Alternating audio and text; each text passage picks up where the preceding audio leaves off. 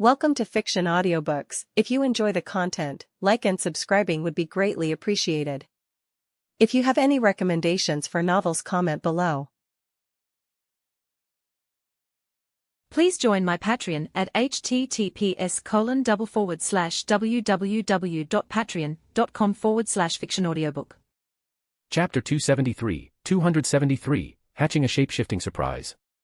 Erwin stared in shock as the magical fluctuation rippled through the air, a mere dissipation of magical energy that already rivaled a third-level spell. What could be inside this egg? Had he accidentally hatched a powerful magical creature? He rubbed his hands together, eyes fixed on the egg with growing anticipation. Cracks spiderwebbed across its surface, widening as more magic seeped out, almost tangible, like a shimmering veil wrapping the shell. Then came a series of sharp snaps. The eggshell split open completely. A dark, round head poked out. It twisted, swallowing the entire shell in a few gulps, crunching loudly. Finished, the creature let out a satisfied burp, then blinked its large eyes at Erwin with open curiosity. Erwin blinked back, bewildered. He leaned in for a closer look. This looks like a black dog pup.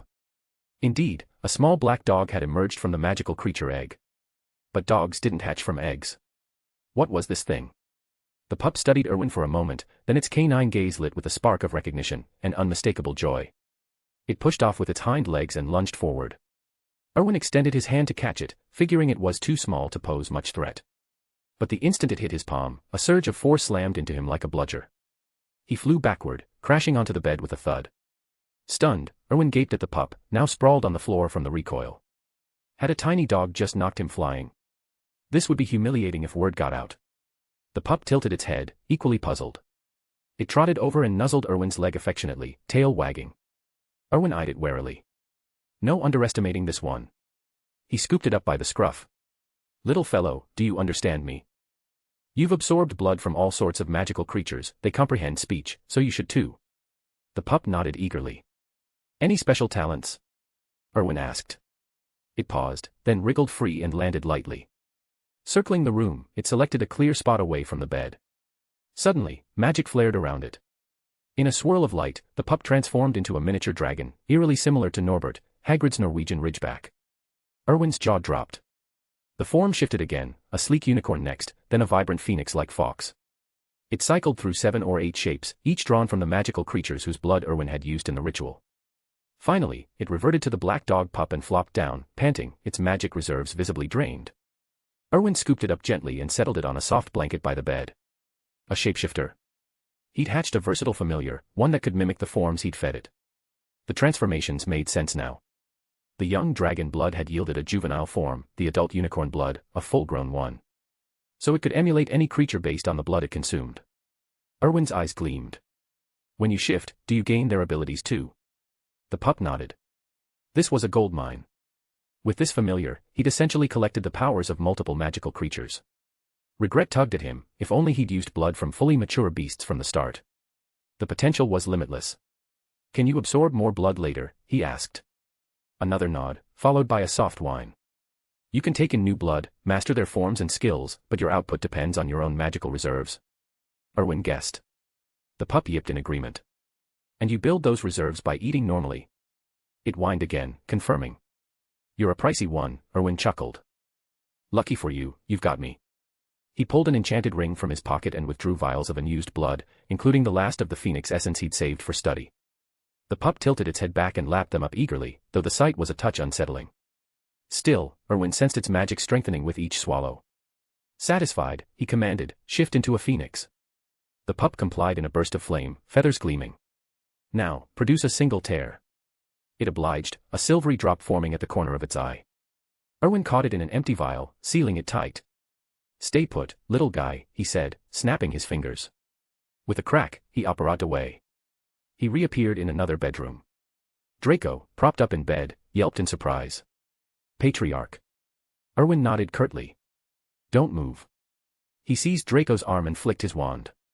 A shallow cut opened, drawing a sharp gasp from the boy. Ignoring the protest, Erwin dripped the phoenix tear onto the wound. White smoke curled up as the gash sealed flawlessly, leaving smooth skin behind. Draco's eyes widened, tears of relief pricking at the corners. It worked. Erwin smirked. Real magic, straight from the source. This familiar was already paying off. Want 15 bonus chapters? Enjoy the read, and let's get started on the next goal immediately. Power Stones, 20, / 5-star reviews, 6, / Mr. Grimm. Chapter 274, The Godfather's Sinister Sidekick, a Black Cat. Erwin clapped Draco on the arm. Enough sulking. Get some rest. With that, he turned and headed back to his room, leaving Draco utterly baffled. No one to back him up. What was his boss playing at? Just a quick slap on the wrist, followed by a hasty heel. Since when did Erwin pick up such odd habits? Draco rubbed his stinging arm, fighting back tears. It bloody hurt.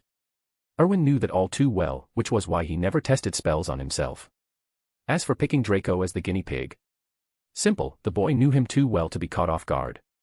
A young tree needed pruning to grow straight, and kids learned best through tough lessons. Regardless of what anyone else thought, that's how Erwin saw it. Back in his room, Ebony lay quietly by the bed, tail thumping softly as Erwin entered. It bounded over, nuzzling his legs with eager affection. Erwin scratched behind its ears. What a prize. This creature had inherited every trait of a flawless magical beast, a real stroke of luck. Suddenly, all his hard work felt worth it. Can you shift into other animals? Erwin asked. The dog barked twice, conveying the limits, no magical creatures without a blood bond, but ordinary ones were fair game. Try a black cat, then, Erwin suggested. Dogs were loyal, sure, but a sleek black cat had that cinematic edge, mysterious and cool. In an instant, the dog morphed into a glossy black cat, stretching languidly before leaping onto Erwin's lap with feather-like grace. No jolt at all. Erwin grinned. Perfect. From now on, you're Ebony. The newly named creature purred contentedly, unperturbed by the hasty moniker. Erwin ran his fingers through its silky fur, then pulled up his status parchment. A new entry glowed in the companion section, Rare Beast, Ebony. Erwin frowned. Rare beast? What kind of lazy sod named a species that? He filled a basin with water and gave Little Black a thorough scrub, the cat bearing it with saintly patience. Once dry and settled on the blanket, Erwin moved to the window. Watch this, Alohomora to open, Coloportus to lock. I'm off to bed. If you fancy a midnight wander, just activate the tracking charm I've set on you. I'll sense it and come running. Little Black nodded wisely. Erwin climbed into bed and drifted off almost immediately. Once his breathing evened out, the cat padded to the sill, hesitated, then pushed the window open with a paw. Mid-leap into the night, it shifted, not into a phoenix's blaze, but a shadowy version, ebony feathers trailing faint, invisible wisps of dark flame. The night sky swallowed it whole. Up in the headmaster's office, Fawkes let out a piercing cry, jolting Dumbledore from his paperwork. Easy there, old friend, Dumbledore murmured, peering at the phoenix. Fawkes paced its perch, feathers ruffled, eyes darting uneasily to the window. Dumbledore followed its gaze but saw only stars. After a tense moment, Fawkes settled, though confusion, and a flicker of wariness, lingered in its gaze. Dumbledore shrugged it off. Even phoenixes had off nights. The next morning, Erwin stirred to find Little Black curled at his feet in cat form, snoring softly. He scooped it up and fetched fresh toiletries from his enchanted ring. First pet for me, but you're a quick study. Watch how I do it, you'll figure out a form that works. Little Black tilted its head, baffled. Hygiene rituals. No one had mentioned those to a magical beast. But it adapted fast, shifting into a nimble golden monkey to mimic Erwin's routine, scrubbing, rinsing, even a mock toothbrush with a twig. Erwin beamed. A clean companion was a happy one. Refreshed, Ebony reverted to cat and nestled in Erwin's arms as he opened the door. A cluster of hidden prefects waited outside, ready to greet him, until they spotted the cat. Expressions soured instantly. In the wizarding world, black cats screamed bad omens, pets of death itself, harbingers of doom. Black dogs weren't much better. Erwin caught their stares and smirked. What's the fuss? Superstition. Remember, misfortune is just code for weakness. A real wizard faces the shadows head-on. I expect you lot to do the same. The prefects shared uneasy glances but straightened. Yes, Patriarch. That day's class was Transfiguration. Erwin set Ebony on the desk. Professor McGonagall arched a brow but said nothing. Top students got leeway, after all. And perhaps the shared feline form sparked a kinship. McGonagall's eyes lingered on the cat throughout the lesson, her animagus instincts humming. Afterward, she detained Erwin. That cat, yours. My pet, he replied simply. She nodded, satisfied, and waved him off. Before long, the weekend rolled around. In Diagon Alley, at Cavendish's magical supplies shop, Cornelius Fudge fidgeted by the counter, nursing a cup of tea poured by old Tom. When's Mr. Cavendish due? Fudge pressed, glancing at the clock. I'm on a tight schedule. Tom smiled placidly. Patience, Minister. I've sent word to the Master. Tea while you wait.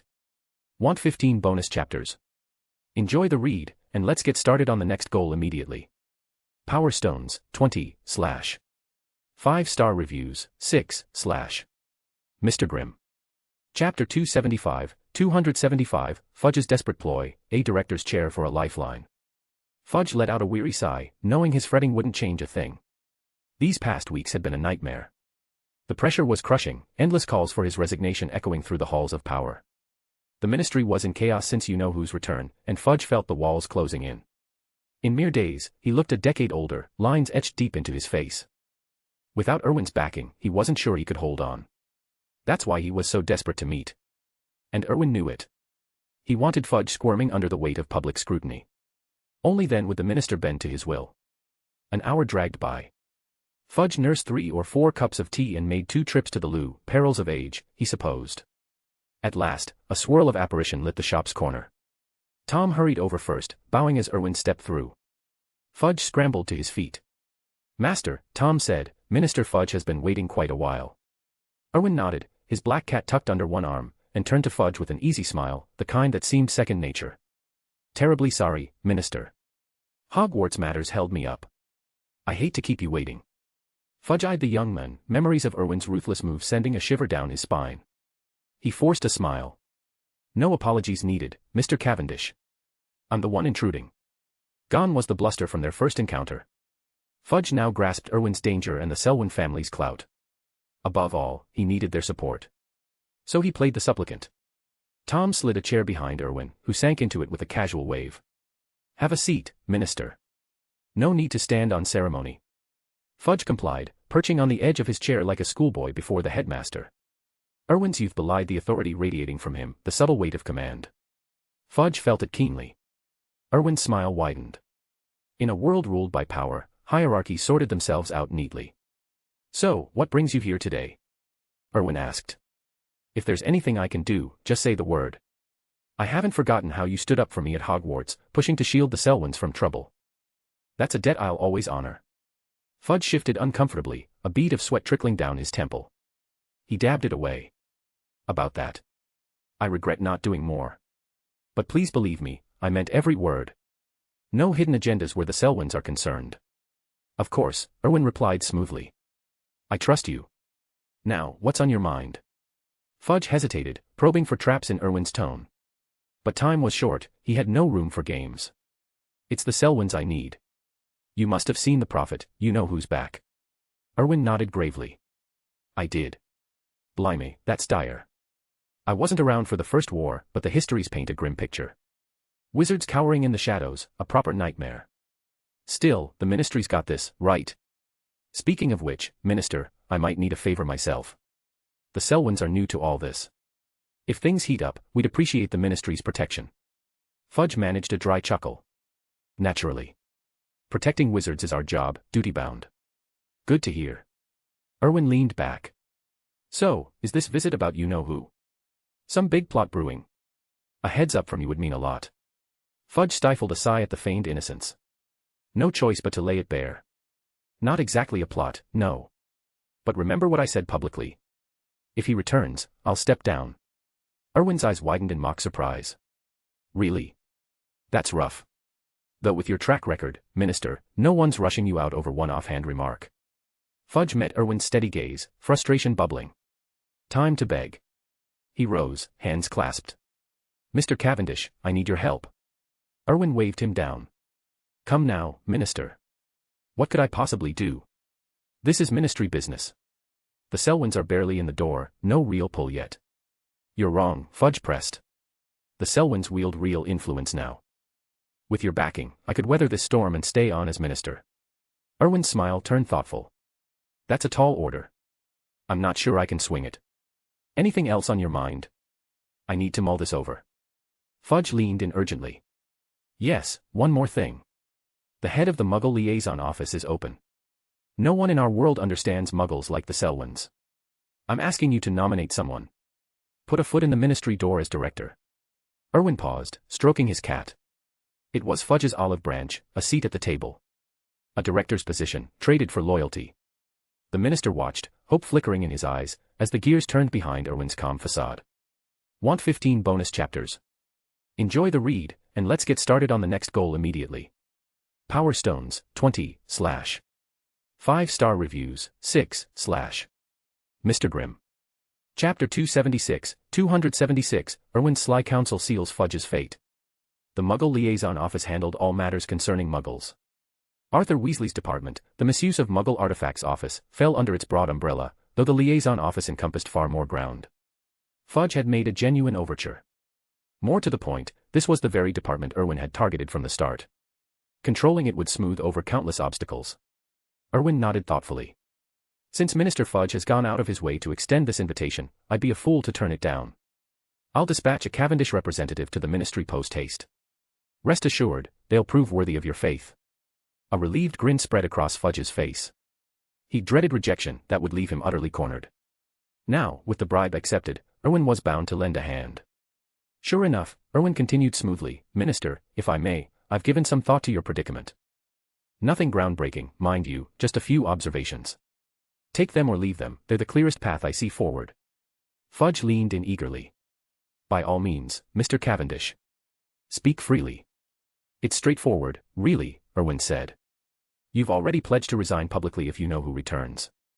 Backing out now would paint you as a liar, and the backlash would be swift. Even if you clung to the post, the vultures would circle soon enough. Fudge's expression darkened, but he held his tongue. Erwin pressed on. The pureblood families, and yes, even rising stars like the Cavendishes, could muscle you back in with a bit of pressure and alliances.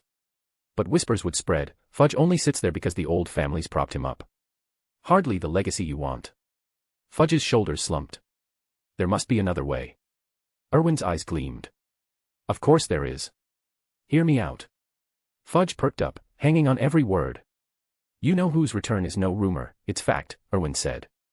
The ministry's in a panic.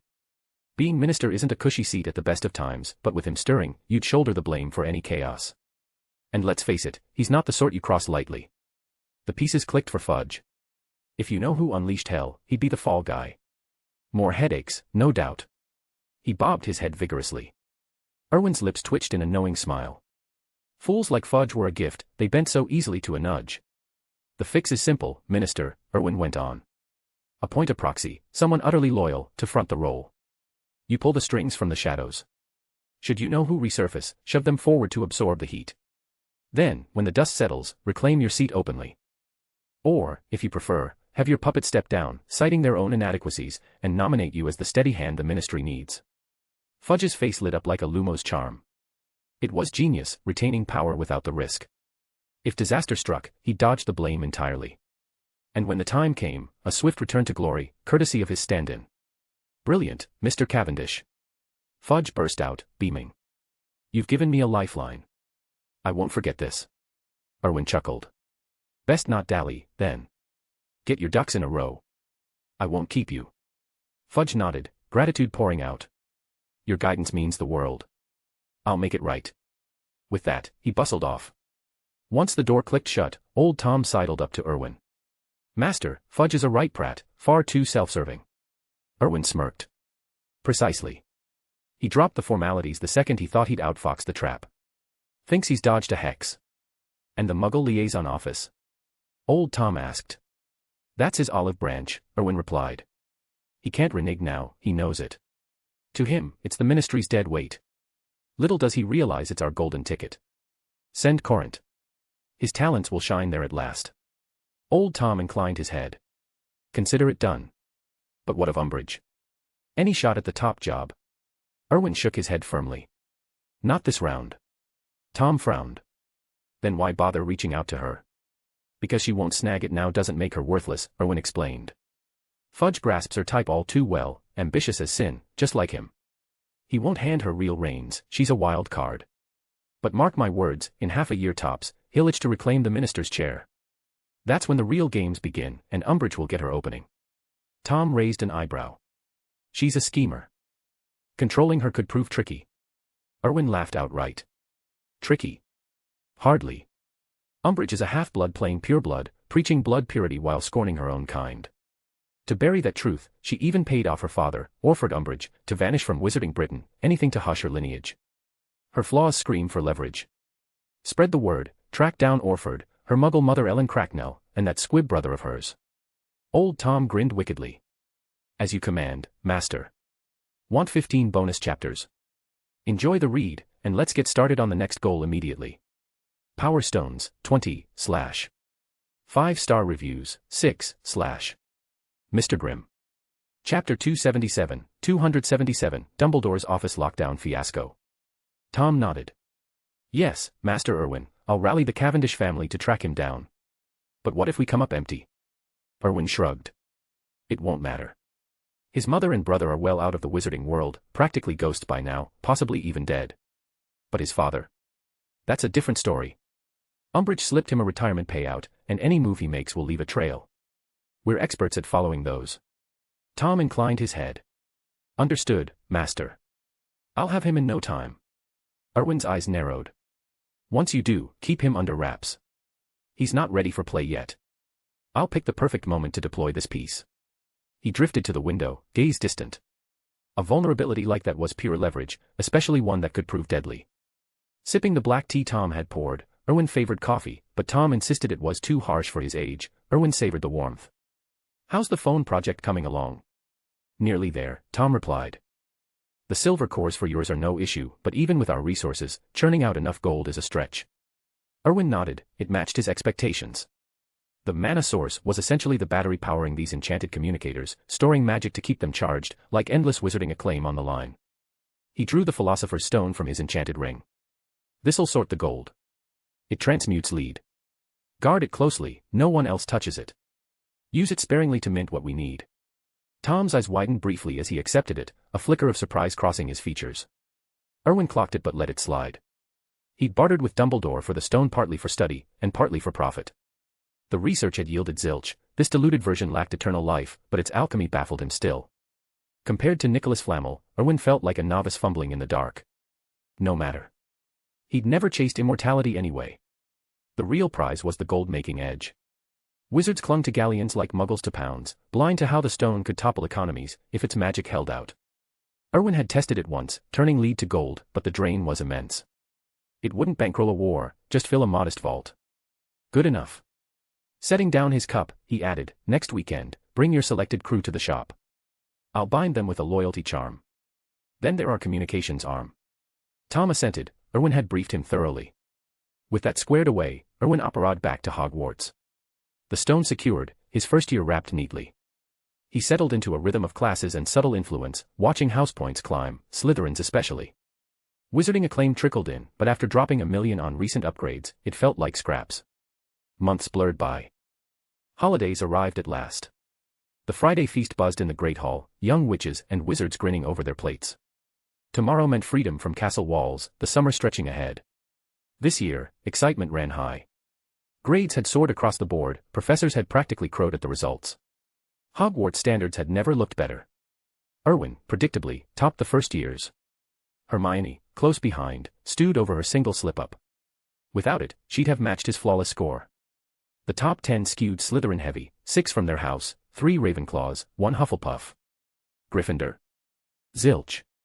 Professor McGonagall's scowl had darkened the common room since the announcements, her mood a storm cloud no one dared approach. Older years mirrored the trend, Slytherins dominating 5+ spots per class, Ravenclaws and Hufflepuff splitting the rest. Gryffindor's lone bright spot, Percy, scraping 9th overall. McGonagall was livid, her tabby form radiating frost. Bells tolled, heralding the end-of-year banquet. Upstairs, in the headmaster's office, Dumbledore donned a fresh robe. It still evoked rumpled nightwear, but the deep blues and silvers lent a touch of dignity. He rubbed his temples, eyeing Gryffindor's dismal house cup tally. 600 points adrift, impossible to bridge without some world-saving miracle. He'd conceded defeat already, scheming only to soften the blow come autumn. Straightening his cuffs, he headed for the door. Strolling to feasts had lost its charm, thanks to Erwin's tight-fisted permissions on the castle wards. The boy promised tweaks over break, but Dumbledore couldn't be bothered to press. Dealing with Erwin lately felt like herding crumplehorned snorkax, exhausting and futile. He grasped the handle and tugged. Nothing. Frowning, he yanked harder. The door stayed shut. Dumbledore blinked, square spectacles slipping. What in Merlin's name? Want 15 bonus chapters? Enjoy the read, and let's get started on the next goal immediately. Power Stones, 20, / 5-star reviews, 6, / Mr. Grimm. Chapter 278, Slytherin's Stunning House Cup Triumph. Meanwhile, in the Great Hall, Professor McGonagall wrapped up her annual summary. Normally, this would cue Dumbledore's announcement of the House Cup winner. But after a long wait, the headmaster was nowhere to be seen. The young witches and wizards exchanged puzzled looks. Why the delay this year? Erwin lounged at his seat, methodically slicing into the lamb chops on his plate, a dish he'd specially requested, grilled with authentic British flair. The flavor was spot on. As for Dumbledore's absence from his office, that was Erwin's handiwork too. Knowing the old man's penchant for meddling, especially with Slytherin's massive lead, Erwin had revoked his access privileges. To be thorough, he'd layered on double wards against apparition. Even Erwin himself couldn't pop in now without lifting them, and he had no intention of handing Dumbledore an opening. Dumbledore might be a sly old fox, but Erwin trusted nothing when it came to him. The score gap was insurmountable, yet the headmaster's reputation for bending rules loomed large. Better safe than sorry, lock him out, and no chaos could ensue. Up in the office, Dumbledore's expression soured. He saw the trap now. Erwin's insistence on delaying privilege restoration until the holidays was all for this. Yes, the headmaster had toyed with awarding last-minute points to sway the cup, but snatching victory outright. That would be absurd. Still, Erwin's paranoia stung. Dumbledore exhaled heavily. Trust between them had eroded, especially after he'd peeled back the boy's Slytherin mask. Regret gnawed at him, not for the first time. A voice crackled from the wall portrait. Last feast of the term, and you're holed up here, Dumbledore. The headmaster stayed silent. Phineas Nigellus Black's painted eyes gleamed. Ah, Erwin's locked you in, hasn't he? Laughter echoed through the frame. Brilliant. I always knew that lad had potential. True Slytherin through and through, better than Salazar himself. Dumbledore flicked his wand, draping a cloth over the portrait. But Black's image shifted to the adjacent frame. Touchy, are we? Someone's finally called out your sanctimony. You deserve this, old man. Haven't felt this delighted in ages. Head pounding, Dumbledore silenced the next frame with a wave. Black's barbs were legendary, loyal only to Slytherin, venomous to all else. Back in the Great Hall, Professor McGonagall's face tightened. Erwin could tell she was seething, no doubt the Transfiguration Professor was fuming at the disruption. With a reluctant sigh, she announced the House Cup winner, Slytherin, of course. But without Dumbledore present, she couldn't alter the hall's enchantments. Erwin's mind whirred. In an instant, emerald banners unfurled overhead, serpents coiling triumphantly across the walls and ceiling. McGonagall gave him a subtle nod of acknowledgement, and Erwin flashed a quick smile. The other heads of house knew Erwin had seized partial control of Hogwarts. It wasn't exactly hushed, but the full extent remained under wraps. The Slytherins erupted in cheers, and Erwin let them. Why curb the joy? They'd earned it. As the decorations shifted, the wards on the headmaster's door clicked open. Dumbledore stepped into the hall, drawing sharp glances. McGonagall rounded on him immediately. Headmaster Dumbledore, you owe us an explanation. Absent from the most pivotal moment of the year? Do you realize the mess this could have caused without Erwin's intervention? Her tone bordered on sharp, and Dumbledore's mouth parted in surprise. He knew she was right. Erwin's setup had averted disaster, even if he'd engineered it. But admitting that aloud? Impossible. He murmured an apology instead. McGonagall, ever the professional, let it drop with a curt nod. Dumbledore took his seat, jaw set. Erwin lifted his goblet of pumpkin juice in salute. Dumbledore ignored it, his eyes stormy. But a whisper slithered into the headmaster's ear, courtesy of one of Erwin's subtle charms. Professor, Erwin's toasting you. Got an issue with my godson? Or has he offended you somehow? Dumbledore froze. Hogwarts had changed, he was the interloper now. Erwin held the reins. The meal dragged on, unappetizing for the headmaster. Even the treacle tart and Yorkshire pudding he'd requested from the house elves that morning tasted like ash. Bitterness welled up at the sight of Slytherin's fluttering banners. The feast stretched late, filled with chatter and goodbyes. Professors turned a blind eye to the relaxed vibe. It was the term's end, after all. Seventh years bid farewell to underclassmen, a melancholy hush settling over the tables. Hogwarts felt like home to many, not a place to escape. Harry Potter embodied that reluctance. He lingered, dreading the return to Privet Drive. He'd even pleaded with Dumbledore to stay over the holidays, but rules were rules. Yet the headmaster had hinted at changes this summer, something unusual. Intrigue sparked in Harry's chest, chasing away the gloom. As plates cleared and students rose, the great hall buzzed with a mix of triumph and wistfulness. Slytherin's victory sealed the year on a high note, but farewells loomed. For Erwin, though, it was just another step forward. Want 15 bonus chapters? Enjoy the read, and let's get started on the next goal immediately. Power Stones, 20, / 5-star reviews, 6, / Mr. Grimm. Chapter 279, Slytherin Honors Ignite Rivalries. In the Slytherin common room, despite the lack of formal classes that day, a crowd had gathered, the house's boys, a handful of Hufflepuff students, and even Hermione Granger and Harry Potter. They buzzed with anticipation for a major event, the awarding of the Slytherin Order of Honor, an initiative Erwin had proposed to fuel healthy competition among the houses. Erwin arrived fashionably late, a sly smile tugging at his lips as he noted the eager faces. He strode to the front without preamble and produced 8 ornate boxes. Right, today marks the end of term at Hogwarts, he began, his voice carrying authority. You've got farewells to make and trunks to pack, so I'll keep this brief.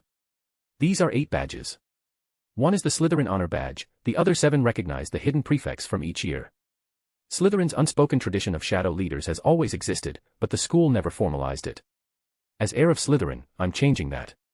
These hidden prefect badges will symbolize your roles, from now on, they're official. Graduates can keep them as proof of their status. He paused for effect. And as a personal touch, you'll all know about the magical mobiles from the Daily Prophet by now.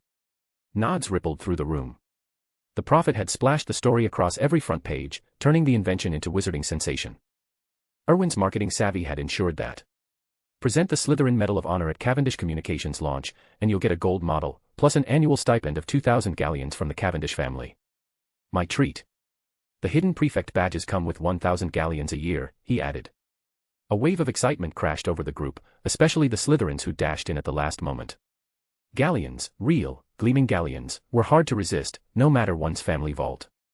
Erwin's eyes gleamed with satisfaction. Money wasn't the point for everyone, but free gold. Irresistible. His real aim was simple, stoke the fire of competition. Hogwarts was his proving ground, forging an army of capable witches and wizards. Stronger allies meant greater leverage down the line.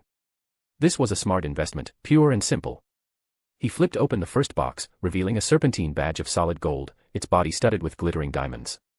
Commissioned from a top Muggle jeweler, it had cost a fortune, but the impact would be worth it. The pendant caught the firelight, sparkling like a coiled viper. You all know who earns the Slytherin Honor Badge, Erwin said, glancing at the blackboard where the leaderboard still blazed. His name's been up there for weeks.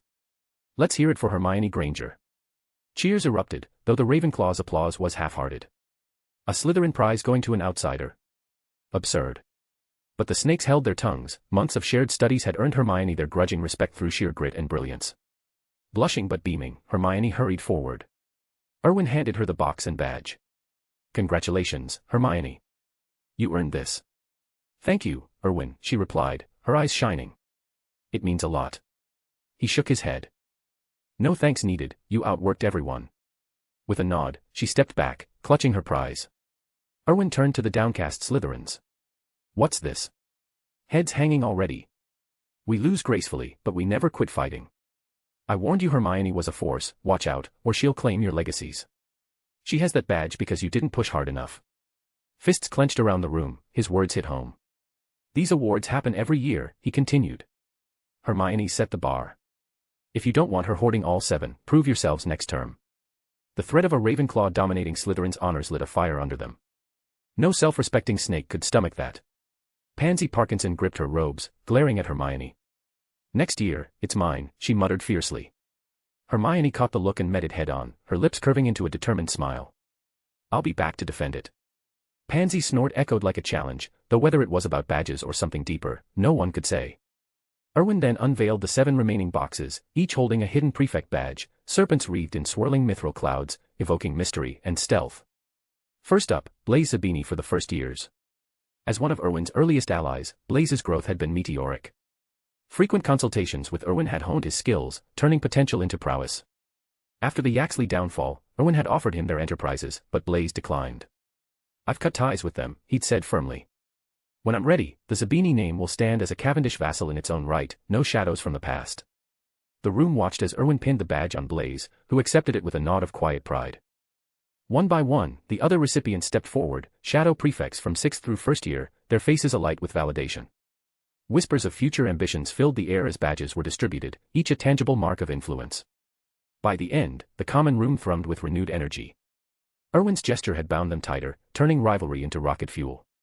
As the group dispersed into the fading afternoon light, one thing was clear: Slytherin's ambitions had only just begun to uncoil. Want 15 bonus chapters? Enjoy the read, and let's get started on the next goal immediately. Power Stones, 20, / 5-star reviews, 6, / Mr. Grimm. Chapter 280, Quirrell's hidden talents uncovered. Erwin didn't intervene. He'd originally planned to use Blaise Zabini as bait to settle scores with the Yaxley family. After all, Zabini made for a perfect pretext. Erwin had every reason to seek justice for one of his own. But the Yaxleys had handed him an even better opening on a silver platter, derailing his scheme entirely. It was a stark reminder: no plan survives contact with reality. Blaise Zabini approached Erwin then. Erwin passed him the box. Zabini dipped his head in a slight bow before stepping down from the podium. Erwin lifted the second box. Miles Burke. Charlotte Teresa. Marcus Flint. Cassius Selwyn. In moments, only one box remained. Erwin glanced at Grodia, waiting off to the side. Grodia Selwyn, he said with a chuckle. Grodia stepped forward. This time, Erwin didn't simply hand over the badge. He drew it from the box and pinned it to Grodia's collar himself, then smoothed the fabric. Grodia, congratulations on your graduation today. Grodia's eyes misted over. A few seventh years in the crowd wiped at their own damp eyes. 7 years at Hogwarts had woven a profound loyalty into their hearts. They'd poured countless hours into these halls. Grodia bowed. Thank you, sir. Erwin clapped his shoulder. Then he rapped the podium lightly. A crystal goblet materialized before him. He raised it high. Enjoy your holidays, everyone. We'll see you in the wizarding world, 7th years. To Slytherin. Goblets appeared at every table. The young witches and wizards lifted them in unison. To Slytherin. Their cheers reverberated through the castle, carrying even to the staff offices. Snape set aside the potion he'd been stirring, a faint smile tugging at his lips. In Professor McGonagall's office, she adjusted the enchanted amulet Erwin had gifted her. Her gaze seemed to pierce the walls toward the common room. Erwin, she murmured, you've made Hogwarts feel truly alive. I can't wait for next year. She drained her black tea in one go. That night, Hogwarts lay hushed. The students had retired, leaving only house elves to scurry about their duties. They'd already loaded the packed trunks onto the train at Hogsmeade Station. Erwin, meanwhile, slipped into Professor Quirrell's office. The professor's belongings were neatly packed, his desk cleared save for his turban resting beside him. Quirrell's face lit up at the sight of him. Erwin. You've come. Erwin nodded and stepped inside. Professor, are you absolutely sure? You could stay on for next term. With the Dark Lord defeated, you'd teach even better without that shadow. Haven't you enjoyed these past few months? Quirrell shook his head. No, I think it's time. Honestly, I've felt my limitations here. And the salary you're offering beats Hogwarts by a mile. Erwin pressed on. I know money's not what drives you. Quirrell chuckled. Don't try to change my mind, Erwin. I want to join the Selwyn family, to do something meaningful for you. You don't owe me anything, Erwin insisted. I'm serious. It's more than repayment. Quirrell's tone grew earnest. You might not get it, but I have this gut feeling I need to leave Hogwarts and align with the Selwyns. An inner voice is urging me on, clear as day. It's like the warning I ignored before heading into the Forbidden Forest. This time, I'm listening. I sense it'll lead to real opportunities, ones I can't find here. Erwin had no clue what Quirrell was on about, but the man's resolve was ironclad. Persuasion seemed pointless. Fine, Erwin said. Once you're settled, head straight to Diagon Alley. I'll meet you there. Quirrell nodded. Agreed. Thank you. Erwin waved it off. No thanks needed, I mean it. Quirrell's smile widened. One favor, then. Could you brand me with your mark? And help purge the lingering poison from my system. That stuff festers if left too long. Erwin's expression tightened. Quirrell grinned. I know Snape's brewing inside out, we're colleagues, after all, and I served the Dark Lord, so his habits weren't lost on me. Truth is, I was a Star Potions student back in the day. He rolled up his sleeve, offering his arm. Erwin wasted no time. He wove a thread of Quirrell's magic with his own, etching the dark mark into the skin. Then he uncorked a crystal vial, the antidote Snape had prepared. Quirrell downed it without a flinch. Erwin couldn't hold back. Professor, when did you realize the potion was tainted? Quirrell smacked his lips. Tastes foul, doesn't it? I knew the instant you handed it over. Erwin blinked in surprise. Most don't realize, Quirrell explained, but potions was my second best subject after defense against the dark arts. At my peak, I could have brewed Felix Felicis myself. Erwin stared. Was Quirrell truly this underestimated? If you knew, Erwin asked, why drink it? Because you're the first to treat me with real respect. Quirrell's voice softened. You can't fathom what that means, Erwin. So if you'd offered poison straight up, I'd have taken it without question. I trust you, like you trust me, despite my condition. Now, it's late. Off to bed with you, my lord. Want 15 bonus chapters? Enjoy the read, and let's get started on the next goal immediately. Power Stones, 20, / 5-star reviews, 6, / Mr. Grimm. Chapter 281, Reflections in the Shadows and a Bittersweet Dawn. Back in his dormitory, Erwin couldn't shake off the unease. He had to admit it, even he had underestimated Professor Quirrell. No one else stood a chance against that deception. Quirrell had hidden his depths masterfully. So well, in fact, that Erwin had overlooked a key detail. Quirrell was a standout Ravenclaw alumnus, brilliant even among that house's roster of geniuses. How could Dumbledore select someone like that for a professorship and expect anyone to dismiss him as ordinary?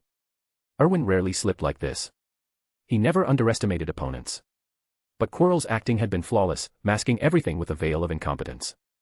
Beyond that, what truly unsettled Erwin was the man's unwavering loyalty. Erwin knew he was sentimental at heart, though few earned his trust these days. The rest, Slytherins, even Hermione, were mere tools to him, to be discarded once spent. Yet Quirrell had accepted the controlling potion without a second thought, pledging himself fully. He didn't care about Erwin's endgame or moral compass, only the sliver of respect Erwin offered publicly. That alone had secured his devotion to the end. Erwin shook his head, a wry smile tugging at his lips. Were these wizards fools or just hopelessly trusting? Perhaps he'd overthought it all. His Selwyn upbringing had twisted his view, no one was truly good, everyone schemed. But Quirrell's faith challenged that cynicism. For the first time in ages, Erwin felt a flicker of relief. He sprawled on his bed, staring at the canopy. It wasn't so bad, this rare warmth. In a drowsy haze, sleep claimed him. As Erwin slumbered, a spectral form emerged from his brow, Rowena Ravenclaw's spirit. She gazed at his peaceful, smiling face and felt a sharp ache. Gently, from afar, she reached out as if to ease the mask he wore, even in dreams. But she withdrew, sighing softly. It's nearly time, child. All this burden is for our final triumph. You can do it, I've never doubted you. They've pinned their hopes on you. Succeed for them, and for yourself. Wings fluttered outside the window.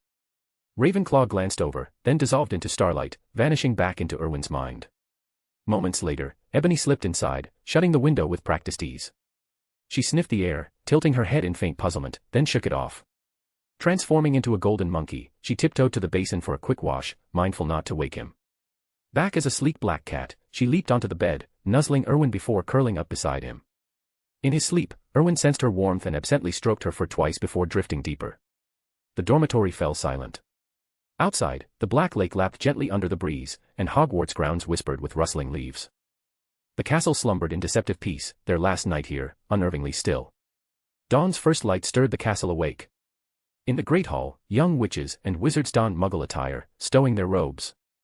Erwin's purple suit gleamed against his silver-white hair, giving him the air of a storybook noble. Entering with his cluster of Slytherins, he drew every eye. Witches whispered and giggled, heads together, their topic clear. At the staff table, the other professors had departed overnight, leaving only the heads of house to bid farewell. Professor McGonagall's eyes sparkled at the sight. Well, isn't he dashing, she murmured. Professor Flitwick beamed. My word, the lad's a vision.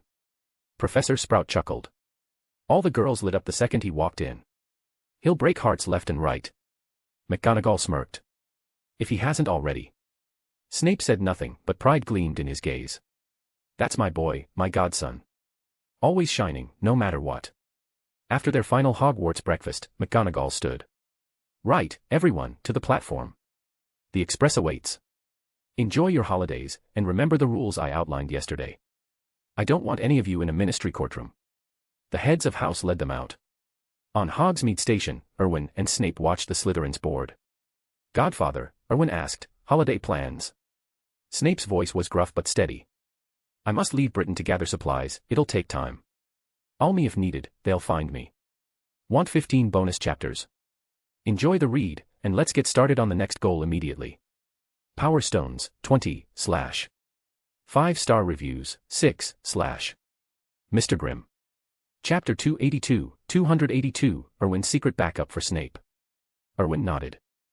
He wasn't entirely sure how owls pinpointed their targets in the wizarding world. It always struck him as a bit magical in the truest sense.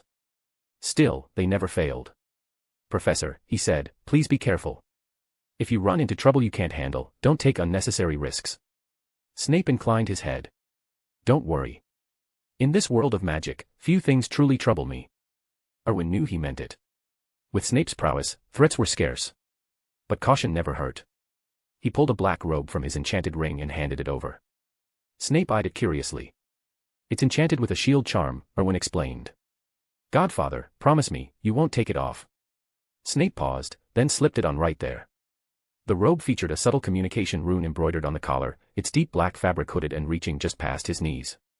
It shrouded half his face without clashing with his usual somber air. If anything, it lent him an air of quiet authority. Erwin smiled, satisfied. Even Snape could use a fresh wardrobe now and then. Then Erwin produced a pistol from the ring. Take this too. I've left instructions in your office, details on how it works. You're powerful, but keep it close. Promise me. Snape nodded, accepting without protest. His godson's concern warmed him more than he'd admit. He tucked the firearm away securely. The train's whistle pierced the air. Right, Godfather, Erwin said. I need to say goodbye to the other heads of house. I'll see you soon, visit when you're back. Snape gave a final nod.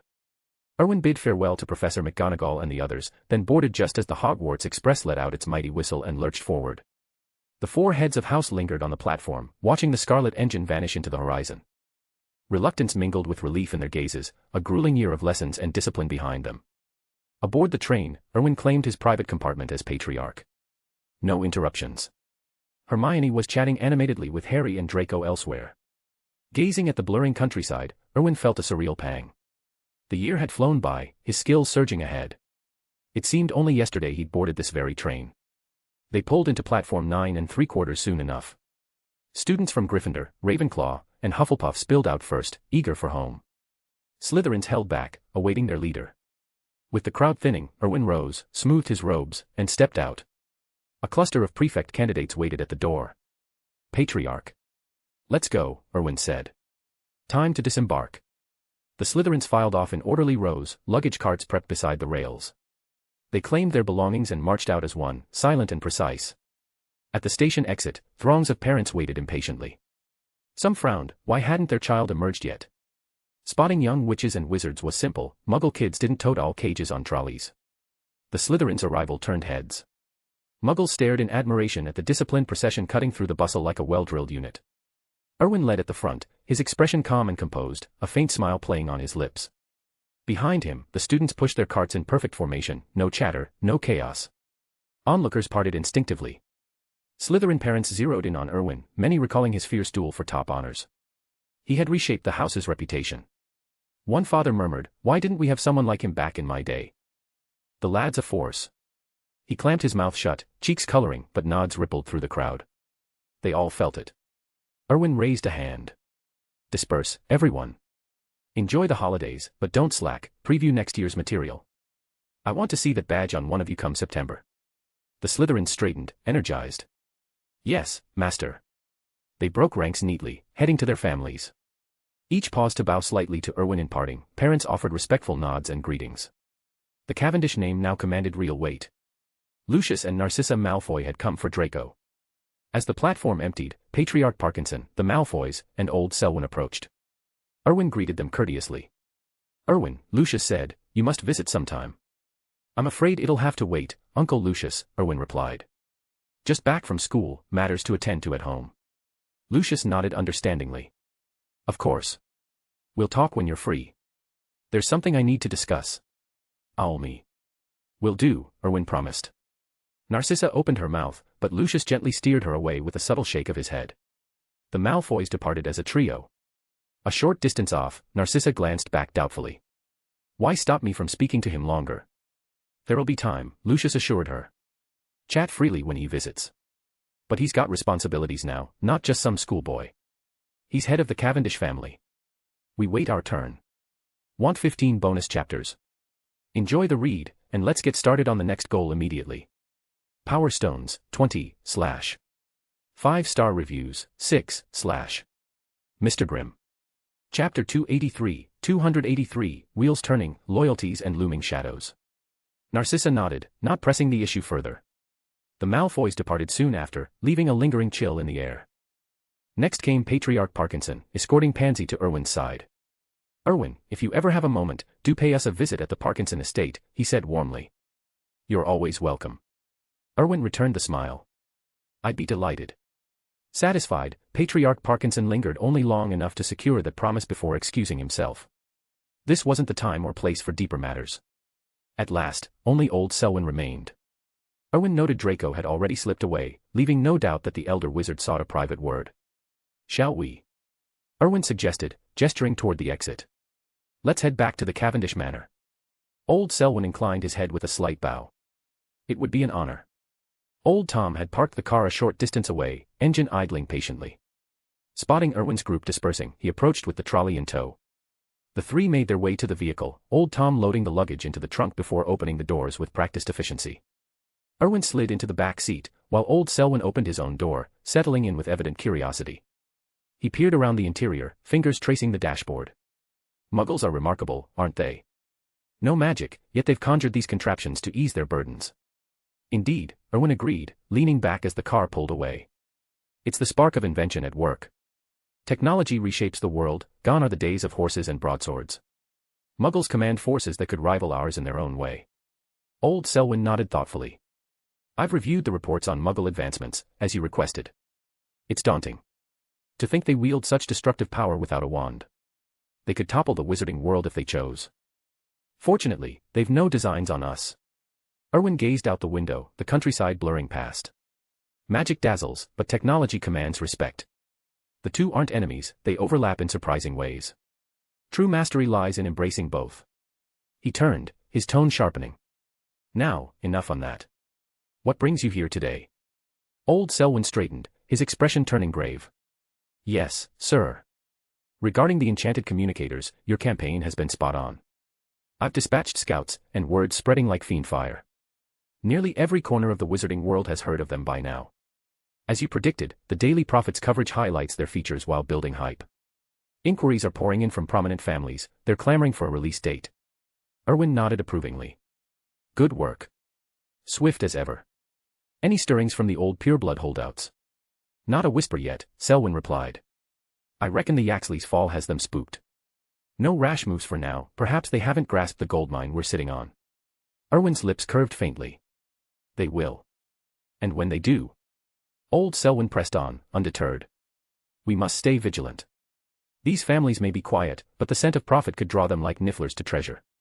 The Cavendishes are strong, bolstered by my house's loyalty and alliances with the Malfoys and Parkinsons. Still, facing the full weight of the Sacred 28. That's a storm we might not weather alone. Even lesser wizarding clans will circle if the galleons start flowing." "You're right," Erwin conceded. "Envy's a powerful brew. It'll stir the pot sooner or later. Should we preempt them, then?" Selwyn urged. "Spark a feud with one family, demonstrate our might, and cow the rest into submission." Erwin shook his head. "A bold stroke, but short-sighted. The Yaxleys forced our hand, putting us on the side of righteousness, we hold the high ground. The others respect our power without feeling cornered. Strike first, though, and they'll band together like a pack of wolves." Selwyn absorbed this, nodding slowly. "Wise counsel, sir. So, we wait." Erwin's smile returned, sly and knowing. "Patience is our wand. We're merchants, after all, under the ministry's watchful eye. We pay our taxes, follow the rules. Let them protect their golden goose." Comprehension dawned in Selwyn's eyes. "Brilliant. The ministry is our shield, they'll think twice before crossing us." Erwin didn't elaborate, Selwyn wasn't dim, merely bound by old habits. The wizarding world's ways were blunt as a troll's club, direct confrontations, no subtlety. Erwin had long seen the flaws, cunning existed, but it gathered dust. He aimed to polish it, to teach finesse over fury. After all, even the simplest schemes could unravel the proudest houses if wielded right. The car soon glided through the manor gates, tires crunching on gravel. Inside the estate, Erwin's inner circle, those steadfast retainers cleared to stay, gathered at the windows, their faces alight with anticipation. They formed the family's unyielding core, bound by loyalty to him alone. As the vehicle halted, 2 attendants hurried forward to assist. Erwin stepped out first, clapping the door opener on the shoulder. "Richard, you old bear, haven't changed a bit. Still built like a Quidditch beater." Richard beamed, straightening proudly. Erwin then pivoted to the next. "Grot, how many times now? Tuck in that shirt properly, no half measures, or you'll look like you've been wrestling a graphorn." Laughter rippled through the group as Erwin moved down the line, exchanging greetings with over a dozen more. Each one swelled with pride. Their young lord, absent so long, recalled not just names but quirks, the way Richard favored his left arm after a dueling mishap, or Grot's perpetual battle with his uniform. Old Selwyn observed from the sidelines, a spark of insight flickering in his gaze. No wonder Erwin commanded such devotion at his age. To underlings like these, starved for recognition, a few genuine words were worth more than gold. It was effortless allegiance, forged in the quiet forge of respect. The manor doors swung wide, welcoming Erwin home. But as the sun dipped low, casting long shadows across the lawns, the weight of unspoken threats lingered. The wizarding world churned with ambition, and Cavendish's rise had painted a target on its back. For now, though, Erwin savored the familiar embrace of home, knowing the real battles lay ahead. Want 15 bonus chapters? Enjoy the read, and let's get started on the next goal immediately. Power Stones, 20, / 5-star reviews, 6, / Mr. Grimm. Chapter 284, London erupts, the Cavendish Reckoning. At noon, old Selwyn savored a lavish lunch at Cavendish Manor before taking his leave. Erwin personally escorted him to the gates, a gesture that left the elder beaming with approval. Erwin knew exactly how to keep his allies loyal. Once Selwyn was gone, Erwin retreated to his study. Old Tom followed, shutting the door behind them. "Out with it," Erwin said, his voice steady. "You've been holding something back." Tom nodded gravely. "Master, the royal family is stirring. A new outfit has muscled into London, flouting your rules left and right. I sent our boys to sort them out, but it was a bloody scrap, losses on both sides. They slipped in under the radar, too many to count. Only the royals could pull that off without us catching wind." Erwin's eyes narrowed, a chill settling in. "So they've conveniently forgotten our pact. Figured they've ridden out the storm and now want us gone." Tom stood silent, head bowed, awaiting orders. Erwin drummed his fingers on the desk. "Mobilize the manor. It's been too quiet for too long. Folks have forgotten why the Cavendish name strikes fear.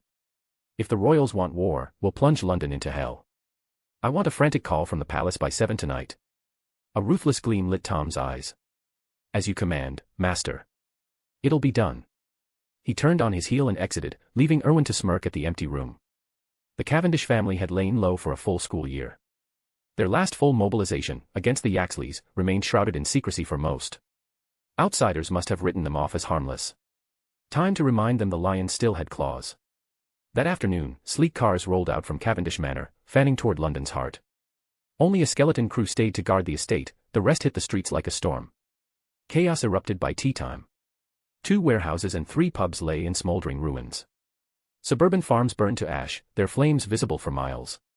Panic rippled through the city. Whispers spread like wildfire, the Cavendish enforcers were out. Everyone knew the score, fresh interlopers, backed by the royals, had been nibbling at the edges, harassing shops and shaking down honest folk. The Cavendishes had quashed the early probes, but resentment festered. These were hard-working people, paying their dues for a stable order they cherished. Now, outsiders threatened it all. Anxiety had built. Some shop owners, with ties to the family, had already reached out, pleading for intervention. It was telling, when trouble brewed, they bypassed the coppers and turned straight to the Cavendishes. No one trusted the law to keep the peace like they did. Today, the family answered. Businesses shuttered in silent solidarity. Ordinary families hunkered down, drawing curtains against the unrest. In a cozy terraced house, a family of 3 huddled on the sofa, eyes glued to the telly. "Daddy, why aren't we going to the amusement park?" the 6-year-old girl whined, clutching her doll. Her father ruffled her hair gently. "Not today, love. We'll go tomorrow. There's a spot of bother on the streets, good folks sorting out the troublemakers. Safer to stay until it's over." "Who's fighting them?" "The police," she asked, wide-eyed. He chuckled. "Nah, the coppers don't handle this sort. Only the Cavendish family does." "What's that?" "Think Robin Hood and his merry men," he said with a grin. Her face lit up. "Robin Hood. The hero who robs the rich." "Spot on. Without them, we'd be back to the bad old days. Now some rotters want to stir things up again, so the Cavendishes are setting it right. She nodded solemnly. Okay, we'll wait for Robin Hood to win. He smiled, his expression warm with pride and quiet relief. Scenes like this played out across London, families placing their faith in the shadowy guardians who'd forged the city's fragile peace. At the Grangers' dental clinic, Hermione perched on the sofa, ears straining toward the distant clamor. Dad, what's all the noise about? She asked. Mr. Granger glanced up from his paper. Word is, some newcomers are challenging the Cavendish rules, trying to drag London back into the muck. The family's cracking down now. Hermione frowned. The Cavendish family? As in Erwin. Aye. Your classmate, right? She nodded. He never mentioned it. Do you think he's in the thick of it? Should I help? Her father shook his head firmly. Don't even think about it, Hermione. The school's letter was clear, no magic outside Hogwarts, or its expulsion. Besides, you couldn't touch this anyway. The Cavendishes built this order from nothing, they've crushed challengers before. They'll do it again. She fell quiet, knowing he was right. Erwin seemed unbreakable to her. Still, as sporadic pops of gunfire echoed faintly, worry gnawed at her. She drifted to the window, staring into the hazy streets. Back at the manor, Erwin lounged by the fireplace, newspaper in hand. He'd been away too long, the Muggle world had surged ahead, innovations blooming everywhere. Events from his past life unfolded right on schedule, tech racing forward like a runaway train. Amid the frenzy, Erwin spotted golden opportunities, ones tailor-made for the wizarding world. Wizards sneered at Muggles, blind to how their gadgets could revolutionize magic. A clever bridge between worlds, and the Cavendishes would be at the forefront.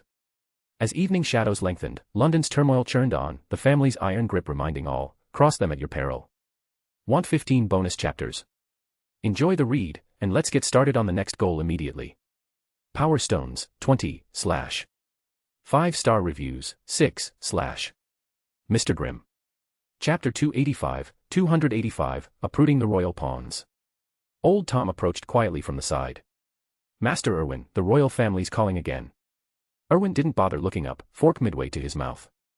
How many times now? The 5th, the butler replied. Erwin nodded thoughtfully. I don't like 5s. Let's make them sweat a bit longer, wait for a number that suits me better. As you wish, sir. Old Tom retreated silently to his post. Time dragged on. Before long, the sun dipped low, signaling dinner time. Erwin settled at the table, savoring the meal his personal chef had prepared. Oddly, it paled against the house elves cooking back at Hogwarts.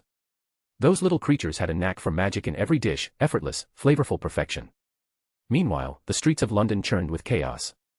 The invading gangs, ruthless upstarts nipping at established turf, were crumbling under the Selwyn family's relentless assault. This rival outfit was the Morgan clan, led by their iron-fisted patriarch, Thor Morgan. The name might evoke the Thunder God, but Thor's life had been no myth of glory. At 60, he'd clawed his way up from nothing, building a sprawling empire of loyal enforcers and shadowy deals. Now, he brooded in the dim study of Morgan Manor, his face drained of color. What in blazes is going on? Why has the Selwyn family flipped into a frenzy, hitting us like this? 2 bandaged underlings shifted uneasily. We don't know, boss, one stammered. Word came down that their patriarch's back from holiday in London today. That's when they struck, hard. Thor's eyes widened. Holiday. He dismissed the whispers about the Selwyn head being just an 11-year-old boy as absurd tavern talk. Rubbish, he'd scoffed before. A kid causing this much storm in London. Pull the other one. But his own digging had uncovered the impossible truth. Erwin Cavendish, current Selwyn patriarch, was indeed only 11. He'd vanished from London last September, no trace. School, the rumors went, but details. None. Thor had seen opportunity in the boy's youth. A child, no matter how cunning, was manageable. London was his for the taking, a fat prize on the block. Still, he played it smart at first, holding back until a discreet nod from the royals greenlit his move. They'd poured everything into the fight, ripping chunks from Selwyn territory. Victory felt close, until Erwin returned. On day 1, the city trembled. A door slammed open then, another henchman bursting in, bloodied and breathless. Boss, it's over. Defenses are gone, Manor's the last holdout. They've reclaimed everything outside. Our lads, they're all dead. No survivors. The Selwyns don't take prisoners, they cut down anyone who surrenders. Cold as butchers, no mercy. Thor's gut twisted. He lurched, collapsing into his chair, the weight of it all crashing down. The newcomer pressed on, voice urgent. What now? They're closing in, we've got to run, or we're done. Despair etched deep lines into Thor's weathered face. He shook his head. Too late for running. I misjudged that boy. Never dreamed he'd be this merciless, gives me the shivers. He won't let us slip away, he's got us boxed. I'll meet my end here, but my sons need to know, the Selwyns are monsters. Survive this, and the Morgans rise again. He wasn't wrong. Erwin had no qualms about crushing the royal family's proxies. He wouldn't challenge the crown outright, not yet, but these lapdogs. They'd learn the Selwyns weren't soft clay to be molded. Thor steeled himself for a defiant last stand. But before he could rally, another subordinate barreled through the door, pale as a ghost. Disaster, boss. The old estate's hit, the eldest and second sons, gone. The daughter's dead too. Thor gasped, clutching his chest. Those damned Selwyns, heartless bastards. Rage surged, then broke him. He retched up blood and slumped unconscious to the floor. Elsewhere, in a dimly lit conference room, a tense cluster of figures huddled. Royal insignia gleamed on several lapels. At the head sat a sharp-featured woman, her poise cracking. Who gave you the nerve to sick your thugs on the Selwyns? Silence hung heavy. She slammed a fist on the table. I made it clear, we have a pact. They keep the midnight shadows in line for us, and we stay out of their way. They don't push boundaries without reason. Now hear those shots outside, this is your mess. Why wasn't I looped in?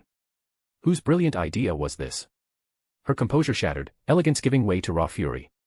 She rubbed her temples, exhaustion plain. These fools had no clue about the old arrangements, the tangled history that made the Selwyns untouchable. That boy, Erwin, wasn't some naive lad, he carried shadows deeper than they knew. The royals had handed London's underbelly to the Selwyns for good reasons, hard-won concessions. And now? Ruined by idiocy. She turned to her secretary. Still no line to Cavendish. The aide shook her head. Afraid not, ma'am. Disgust flickered in the secretary's eyes toward the group. She'd served long enough to grasp the stakes, the fragile balance her boss had nurtured. This blunder. It would cost dearly to fix, and blood would spill on both sides. Guys, today's 20 chapters have officially been uploaded. And now I'm putting a massive challenge on the table for you all. Our weekly target, 500 power stones. If you want those massive bonus drops, here is the deal. Milestone 1, reach 200 power stones, I will drop 15 bonus chapters instantly. Milestone 2, reach 500 power stones, I will drop a staggering 30 bonus chapters. You guys have shown incredible power so far, let's see if we can smash the 200 stone target before the week even gets started. Power stones, 20, /. Smash that power stone button, stay healthy, and keep reading. Mr. Grimm. Chapter 286, Diagon Alley's towering marvel, and Harry's holiday surprise. The woman sighed. Use my private line. Her secretary nodded and handed her the phone. She dialed promptly. At Cavendish Manor, old Tom glanced at the device. Master Erwin, it's her private call. Shall I answer? Erwin dabbed his mouth with a napkin. Pick it up. It's time to wrap this up. Tom placed the phone beside him. Erwin answered with a casual ease. A mature female voice crackled through, laced with weariness. Erwin, you finally picked up. Erwin chuckled lightly. Madam, it's been too long. Apologies, I've been recovering and must have missed your earlier call. My staff only mentioned it after I woke. I've given them an earful for the oversight. She brushed aside the transparent excuse. Erwin, she said flatly, I had no part in this. He lifted his cup of black tea and took a measured sip. I never thought you did. It would take a fool to break an agreement like that on a whim. Name your terms, Erwin. We need this settled. Simple enough, he replied. Hand over the culprit first. And fulfill what I asked for before. The first is doable, I'll track them down and deliver them to you. But the second? No. You know the Duke doesn't dole out fiefdoms lightly. It stirs up endless complications. Erwin's tone sharpened. Haven't you realized how this stands, madam? Her voice turned icy. Earl, if you agree, pull your people back. We end it here. Refuse, and the Cavendish name won't withstand a fight with the crown. Tricks like yours work once or twice, but they lose their edge fast. Erwin paused, considering. London will quiet down within the hour. The authorities can handle the cleanup. I'll have my side soothe the muggles. Consider it done. He ended the call without ceremony. No anger stirred in him. He set the phone aside, content. An earldom was more than he'd bargained for, he'd aimed for baron or viscount at best. Duke, marquis, Earl, Viscount, Baron. Smack in the middle. The title's appeal was straightforward, certain ventures demanded rank, and this one delivered prestige in spades. Erwin turned to Tom. Get moving. Take that mutt's head and bring our lads home. Tom nodded and slipped away to relay the orders. Less than 30 minutes later, it was over. The interloping family, the ones eyeing their turf, had been erased from London, the city they'd coveted for so long. The Cavendish claws were out again, sharp and unyielding. Dark families across the wizarding world watched London with bated breath. News hit like a curse, those itching for a fight went suddenly mute. Terrifying. The Cavendish might in under a day, dismantling an ancient house on two fronts, reducing it to whispers in history books. How could it not chill the blood? They'd struck swift and vanished just as quick. Losses mounted on the Cavendish side too, but Erwin covered them with generous payouts. Pocket change, really, against the spoils they'd claimed. As the old saying went, war fattened the victor's coffers, true in any realm. Time flew. Half a month blurred by. In those weeks, the Cavendishes reshaped London's underbelly, cementing their grip. Erwin's new earldom came straight from the crown, with Cavendish manor and swathes of land sealed as family holdings. Now, Erwin had work ahead. Dawn broke. He dressed sharply, ran a comb through his hair, and set off for Diagon Alley. Today marked the grand launch of Cavendish Communications. After weeks of hype, the enchanted communicators hit the market. Old Tom stood ready. Master, invitations are out. Word from our Diagon Alley contacts, the place is mobbed. Barely room to breathe, half the wizarding world turned up. Erwin grinned. All that build-up pays off. Today, we flood the market. Tom inclined his head. At the manor's threshold, Tom clasped Erwin's wrist. A swirl of apparition engulfed them. They materialized inside the Cavendish Communications Tower in Diagon Alley. The structure gleamed, reborn from 7 merged shops, including the old Cavendish magical supplies. 5 stories tall, it dwarfed its neighbors. Ground floor, the communicator showroom, buzzing with polished displays. Second, top-up and service counters for magical credits. Third, expanded magical sundries, from quills to potion kits. Fourth, a sleek apothecary for brews and elixirs. Top, a bustling cafe, doubling as staff canteen and public eatery, the tallest vantage in the alley. Erwin's vision stretched further, wands, robes, books, all funneling in eventually. Diagon Alley reborn as Cavendish Way. But that was years off. For now, caution ruled. No need to ruffle every feather at once, a lone oak drew the storm. Crowds already thronged the entrance. Hermione, Harry Potter, and their circle wove through, wide-eyed. Harry's presence. Pure Erwin orchestration. He wasn't the heroic sort, but promises held weight. He'd assured Dumbledore of a smoother summer for the boy. So, he'd dispatched a team to the Dursleys. 5 hulking wizards, armed with muggle-repelling charms and a no-nonsense vibe, had parked themselves there. Rivers reported back, all sorted. Erwin could picture Harry's relief. Case in point, today. Harry had strolled into the leaky cauldron with his aunt and uncle, and scored the master suite. No more cupboard under the stairs. Gratitude burned in the boy's eyes toward Erwin, fierce and unspoken. As the doors swung open, the crowd surged. Whispers rippled, Cavendish's got something big. Harry clutched his invite, heart pounding. This holiday, courtesy of a near stranger, felt like freedom at last. Want 15 bonus chapters? Enjoy the read, and let's get started on the next goal immediately. Power Stones, 47, / 5-star reviews, 7, / Mr. Grimm. Chapter 287, Magical Phones Ignite Wizarding Frenzy. In Harry's eyes, Erwin was practically invincible. Befriending him felt like the greatest stroke of luck in his life. Harry didn't dare hope for true friendship with someone so exceptional, but that didn't stop him from wanting to trail in Erwin's wake. Erwin hadn't expected to win over Harry Potter quite so effortlessly. If he'd known it would be this straightforward, he wouldn't have wasted so much effort. Slytherin's potential savior had fallen into place without a fight.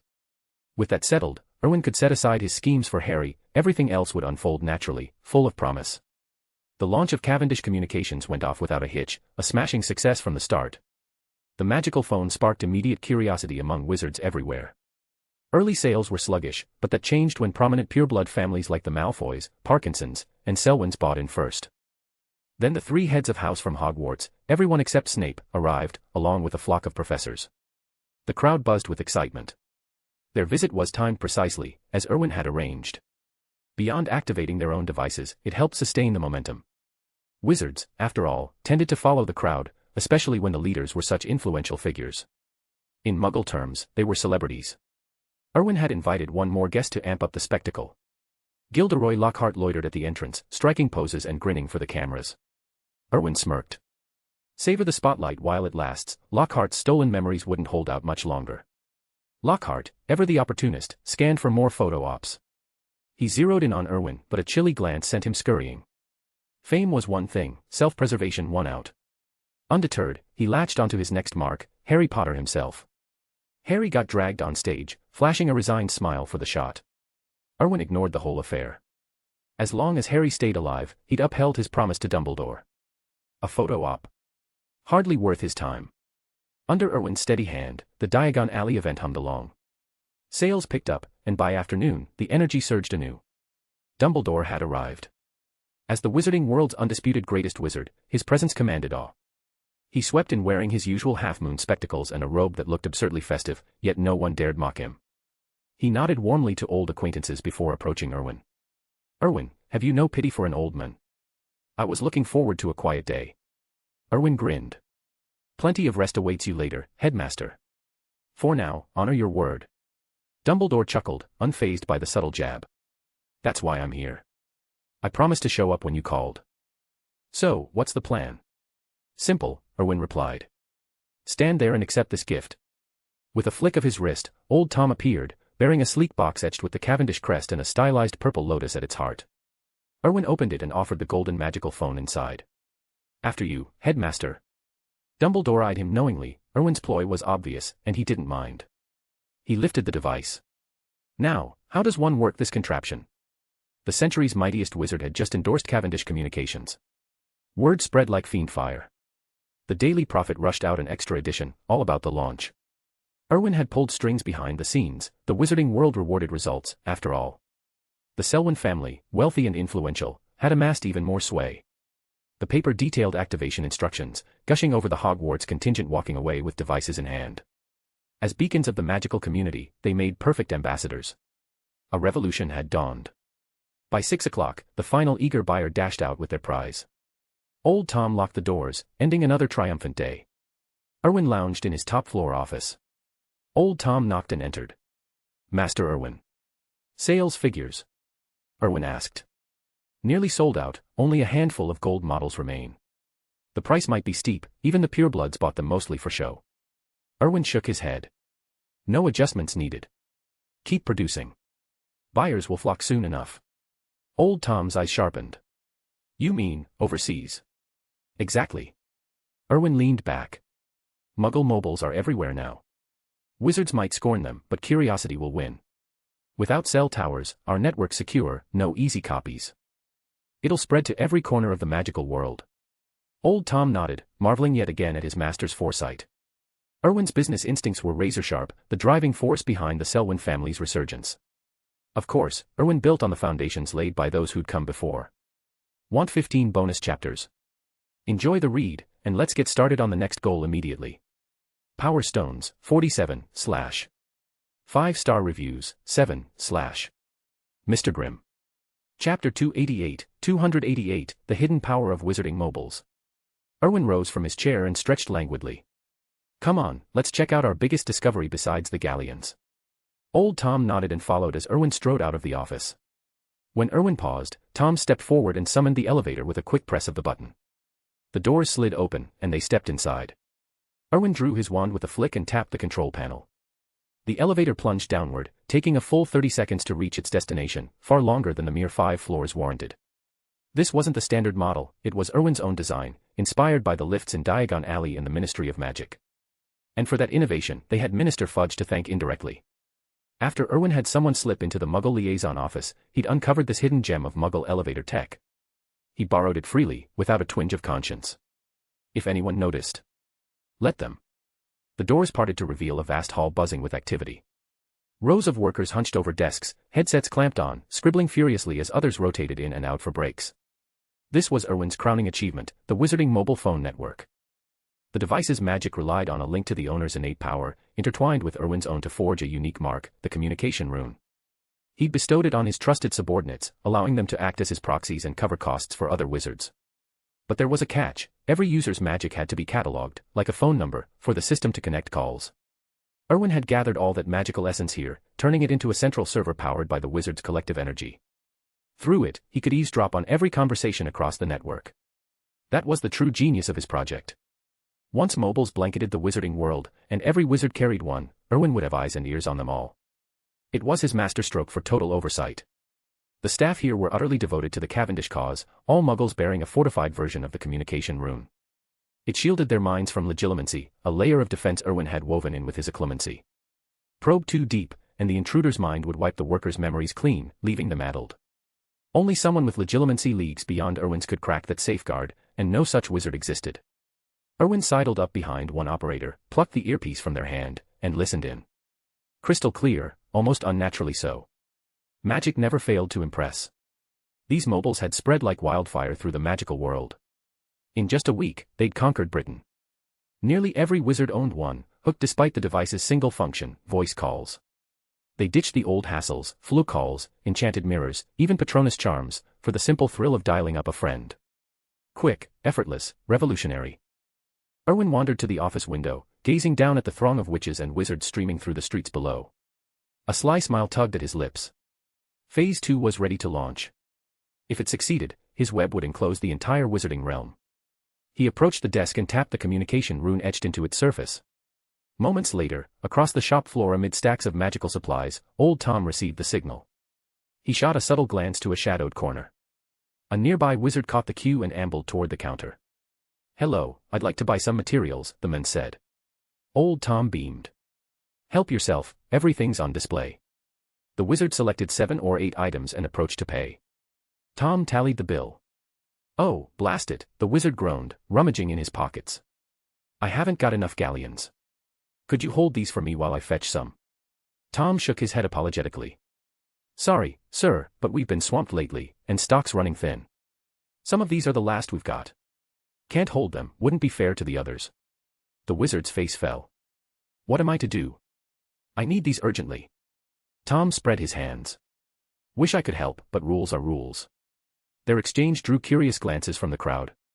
Whispers rippled as other shoppers overheard. "Wait," the wizard pressed. "How about I leave my mobile as collateral?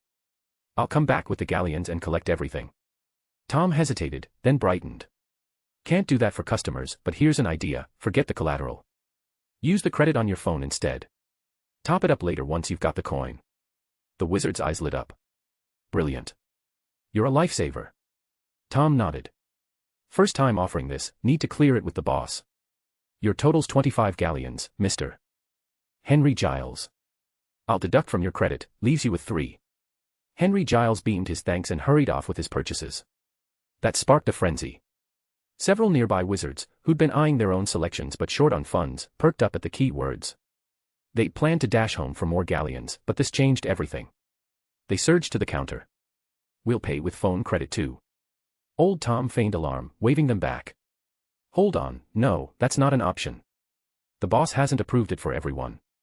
Can't bend the rules like that." The group persisted, voices overlapping in eager protest, the hall alive with the hum of impending chaos. Erwin watched from above, his plan unfolding perfectly. Soon, every mobile would tie wizards deeper into his network, credit by credit, call by call. The wizarding world was his to command. Want 15 bonus chapters? Enjoy the read, and let's get started on the next goal immediately. Power Stones, 47, / 5-star reviews, 7, / Mr. Grimm. Chapter 289, The Cavendish Sting, scolding Tom to hook the wizards. The wizards were growing restless. "You can't single us out like that, Mr. Tom. That bloke got his way just fine. Why not us? We've got phone credit too." "Exactly," another chimed in. "The Cavendish family can't play favorites. If you can't sort this, fetch Mr. Erwin. He'll set it right." Old Tom shifted uncomfortably, clearly at a loss. The growing crowd was drawing attention, and now even wizards with ready galleons in hand were joining the fray, eager to use their phone credit to pay up. Just then, the elevator doors slid open with a soft chime. Erwin stepped out, surveying the scene. "What's all this about?" Old Tom hurried over, whispering the details. "I'm sorry, Master. My mistake, I didn't see it coming." Erwin's expression hardened. "You're right, Tom. This is on you. How could you let this happen? What built the Cavendish name in the wizarding world? What put this building on the map?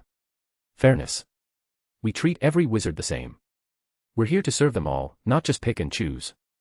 You can't bend the rules for one without extending the courtesy to the rest. Old Tom hung his head, silent. The wizards exchanged glances, a flicker of sympathy crossing their faces.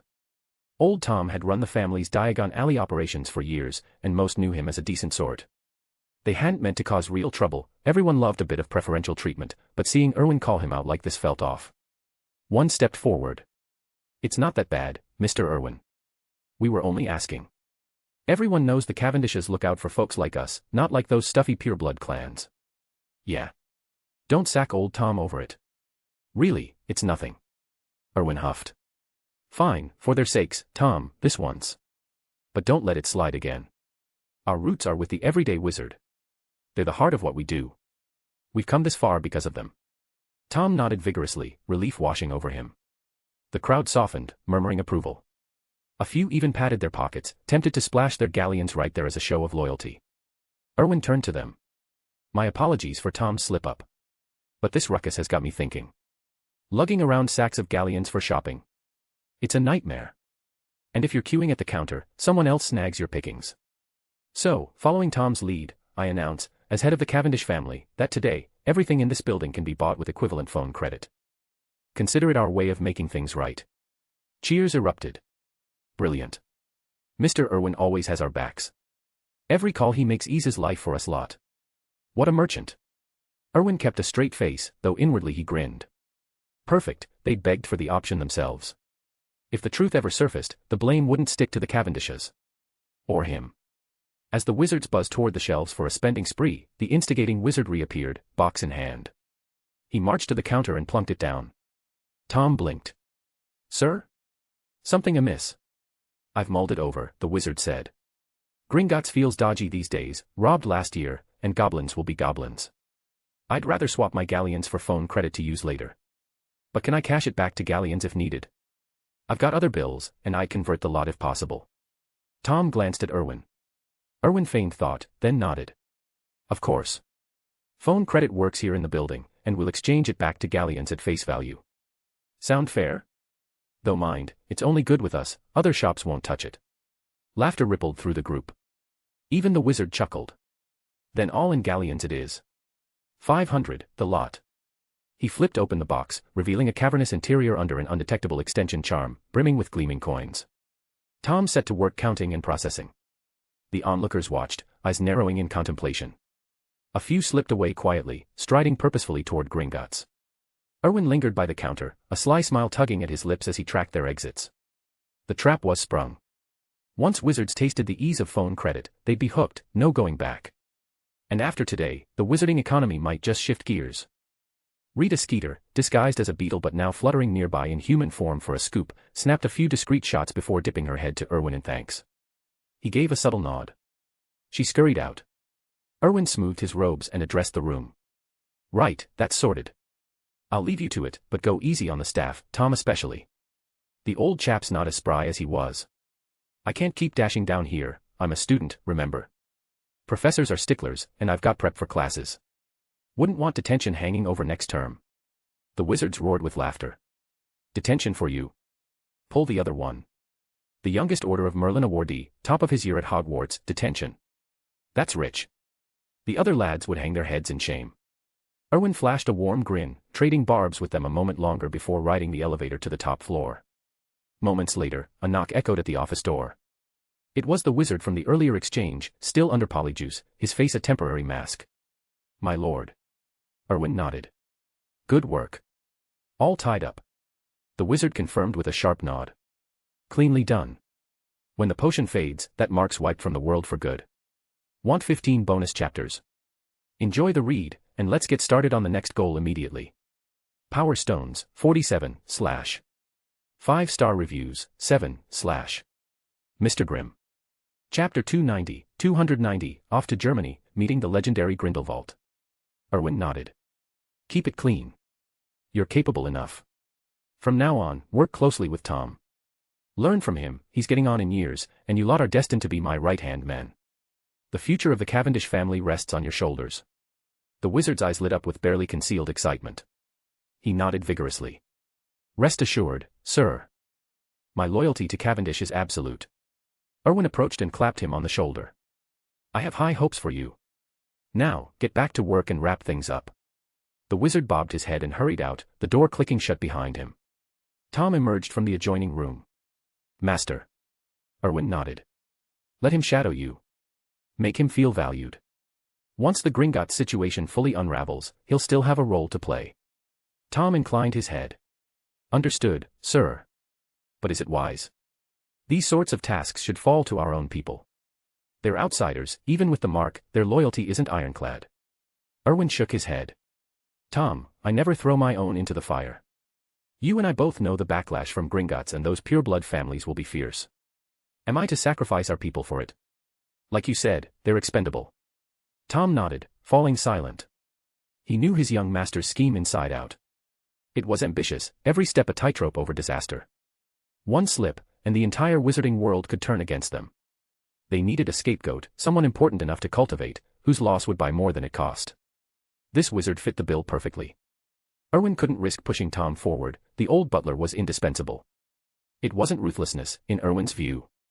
Anyone outside his inner circle was a pawn, as long as the payoff was worth it. He drifted to the window, gazing down at Diagon Alley's bustling streets. This lane's too cramped for all these shops. Tom, you've got 2 years, no more, to execute my plan. I want every storefront under the Cavendish banner, or at least flying our flag. Use whatever means necessary, you've got my full backing.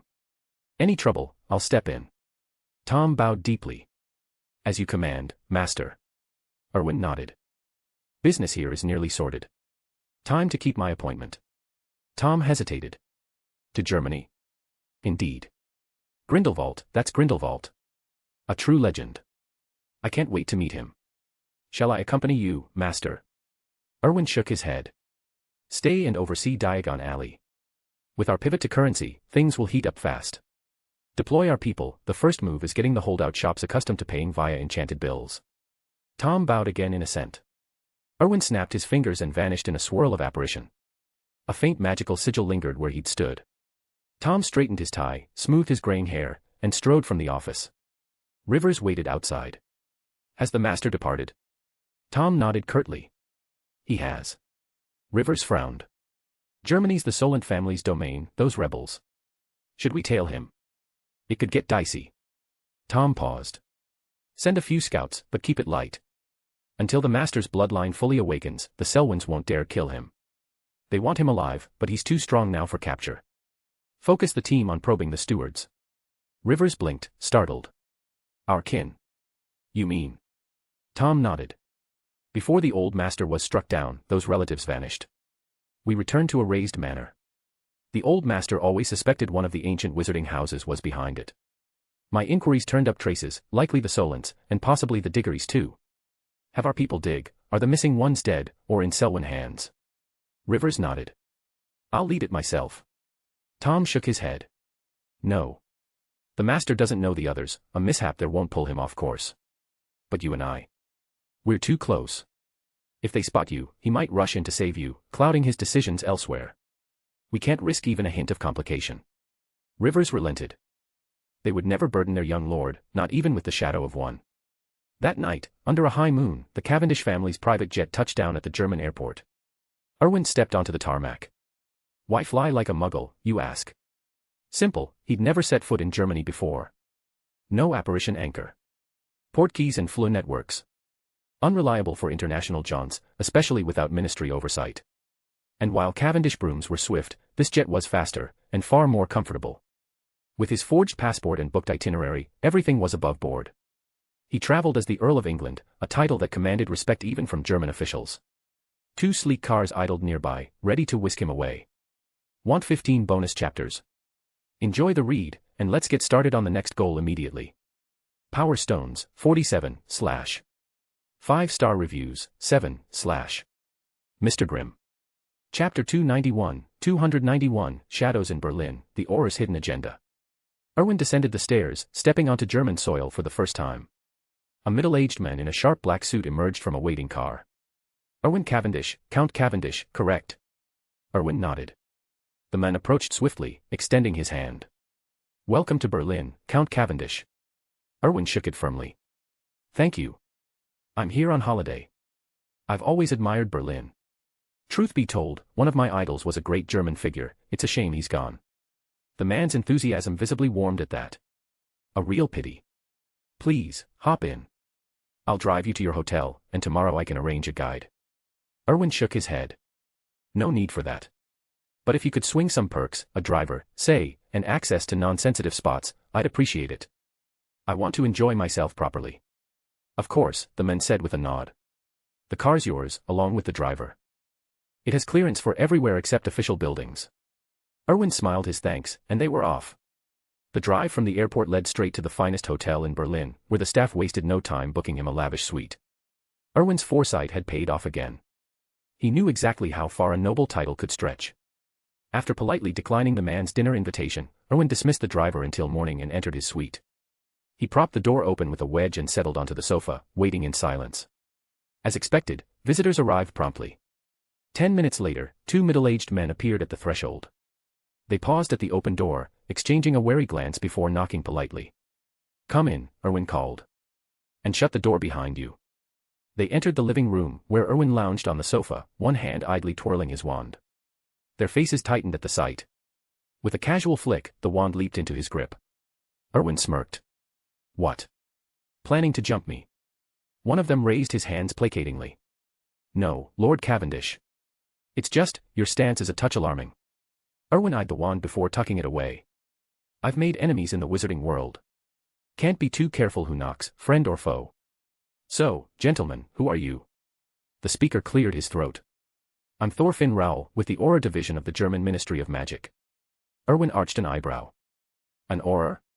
What, have I broken some international statute? First wizard at my door is law enforcement. Raoul shook his head.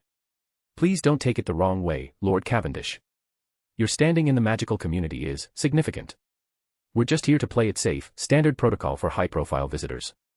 Erwin leaned back. Fair enough. My paperwork's all in order, though. So, what's the real purpose? If you're fishing for my travel plans, I'm here to sightsee. Raoul kept his tone deferential, but his companion bristled.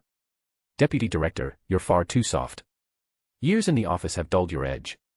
Cavendish, state your business clearly, or I'll haul you in for questioning. The words had scarcely left his mouth when a silent force hurled him backward, slamming him into the wall. He slumped, dazed but breathing. Raoul didn't flinch, making no move to intervene. Erwin tilted his head. Are all German auras this daft? Not at all, Raoul replied evenly. Just a few bad apples. You might not know this, but our aura office director is a hothead himself. This one's his brother, runs in the family, apparently. A sharp glint crossed Erwin's eyes. I get it. Internal rivalries run deep, don't they? My apologies for the display, Raoul said. I hope a fool's bluster won't sour your visit. He watched Erwin closely, a flicker of unease in his gaze. He hadn't even caught the spell, silent, seamless. The tales from the British ministry held water. Erwin Cavendish, head of the Cavendish family, was a force to reckon with. No wonder he'd shaken up wizarding Britain. Erwin waved it off. No offense taken.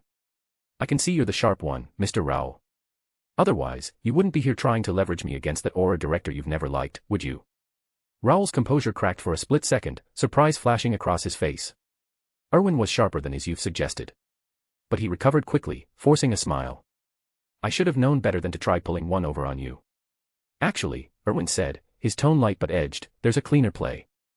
Let that idiot meet with an accident on the way back to the ministry. Pin it on me, say I did it.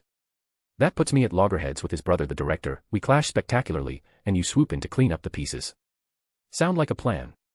Raoul shot to his feet, staring at Erwin in stunned fury. You used legitimacy on me. Erwin laughed softly. What, you think I'd need to probe your mind to spot the obvious? Have a bit more faith in yourself, Mr. Raoul. You look rattled, worried I'll actually go through with it. If you're scheming that far ahead, I'm in deeper trouble than I thought. Imagine this, I shield that snoring fool from whatever fate you've got planned for him, then tip off your aura patriarch to come collect his brother. Oh, and along the way, I mention your little plot. Wouldn't that be a show? Raoul's expression hardened, a chill settling over the room. For the first time, real temptation flickered, to strike first, end this before it spiraled. Erwin met his gaze steadily, unflinching. The air thickened with unspoken threats, the suite suddenly feeling far smaller than before. Want 15 bonus chapters? Enjoy the read, and let's get started on the next goal immediately. Power Stones, 58, / 5-star reviews, 7, / Mr. Grimm. Chapter 292, Tempting the Pawn with Power, Erwin's Daring Offer. Erwin wasn't confident he could take down Thorfinn Raoul outright. The man was no slouch, even if he lacked Erwin's raw edge. But this barely 10-year-old boy radiated an intensity that put even seasoned aurors on edge. The pressure in the room was suffocating. A knock echoed from the door. Erwin rose casually to answer it, turning his back on Raoul without a second thought. To any outsider, he looked utterly exposed. Raoul's hand tightened around his wand, thoughts churning. Now would be the perfect moment for a killing curse. He doubted the boy could react in time. Yet something gnawed at him, a gut instinct screaming that unleashing it would invite disaster. As Raoul wavered, Erwin swung the door open. A hotel waiter stood there, wheeling in a silver cart. "Sir, your tea and coffee, shall I bring them in?" Erwin nodded. The waiter pushed the cart inside, his eyes flicking to the crumpled figure on the floor, the director's addled brother, out cold. The man didn't flinch, his expression as neutral as if he'd spotted a spilled drink. Clearly, such messes were routine in these parts, a testament to how lawless the wizarding fringes could get abroad. The cart bore a steaming pot of coffee and 2 cups of black tea. The waiter inclined his head. "Sir, if you need anything else, just ring for your butler." Erwin nodded with a polite smile, slipping a few notes from his pocket into the man's hand. The waiter pocketed them gratefully. As he turned to leave, he added, "Sir, would you like assistance clearing away the extra rubbish? We offer that service." His gaze darted meaningfully to the floored idiot. Erwin chuckled. "No need, thanks, I'll sort it myself." "It's my pleasure to serve you, sir," the waiter replied, slipping out. Erwin settled back onto the sofa, lifting a small spoon to stir his coffee. He took a sip, then remarked, "I always figured my butler was pulling my leg when he said coffee's flavor hinges on the water, the roast, and the brew. Thought it was all about the beans. But he's spot on, this tastes worlds apart. Mr. Raoul, care for some black tea? You don't strike me as the type to slum it in the muggle world often. Give it a go, see how it stacks up against the stuff back home." Raoul scowled, his earlier underestimation shattered. The boy's composure after that display had shifted to wary respect. Now, it curdled into outright dread. How could Erwin sit there, dissecting beverage subtleties, when he'd just danced inches from death's door?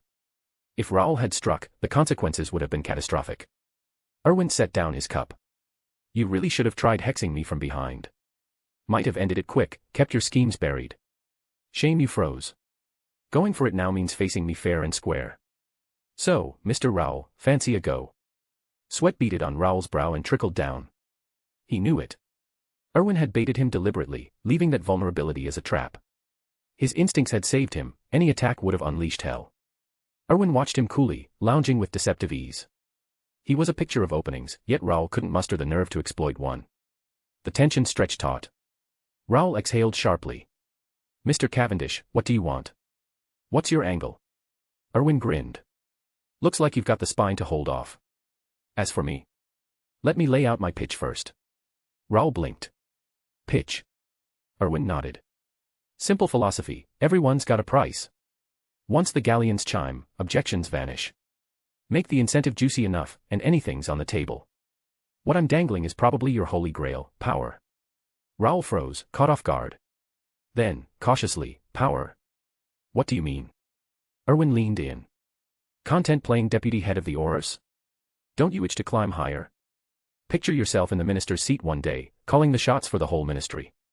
Raoul's eyes gleamed with unguarded hunger. Minister of Magic. He dreamed of it 1,000 times, replaying the fantasy of that throne. But without allies or a power base, he'd clawed just to snag this role. Absent a miracle, he'd rot here until retirement, then fade into dusty paperwork until the end. Now, Erwin dangled that miracle. Temptation clawed at him. Yet Raoul was no fool, he'd survived by playing it safe. He shook his head. "You're having a laugh, Mr. Cavendish. I've no such delusions. This post suits me fine."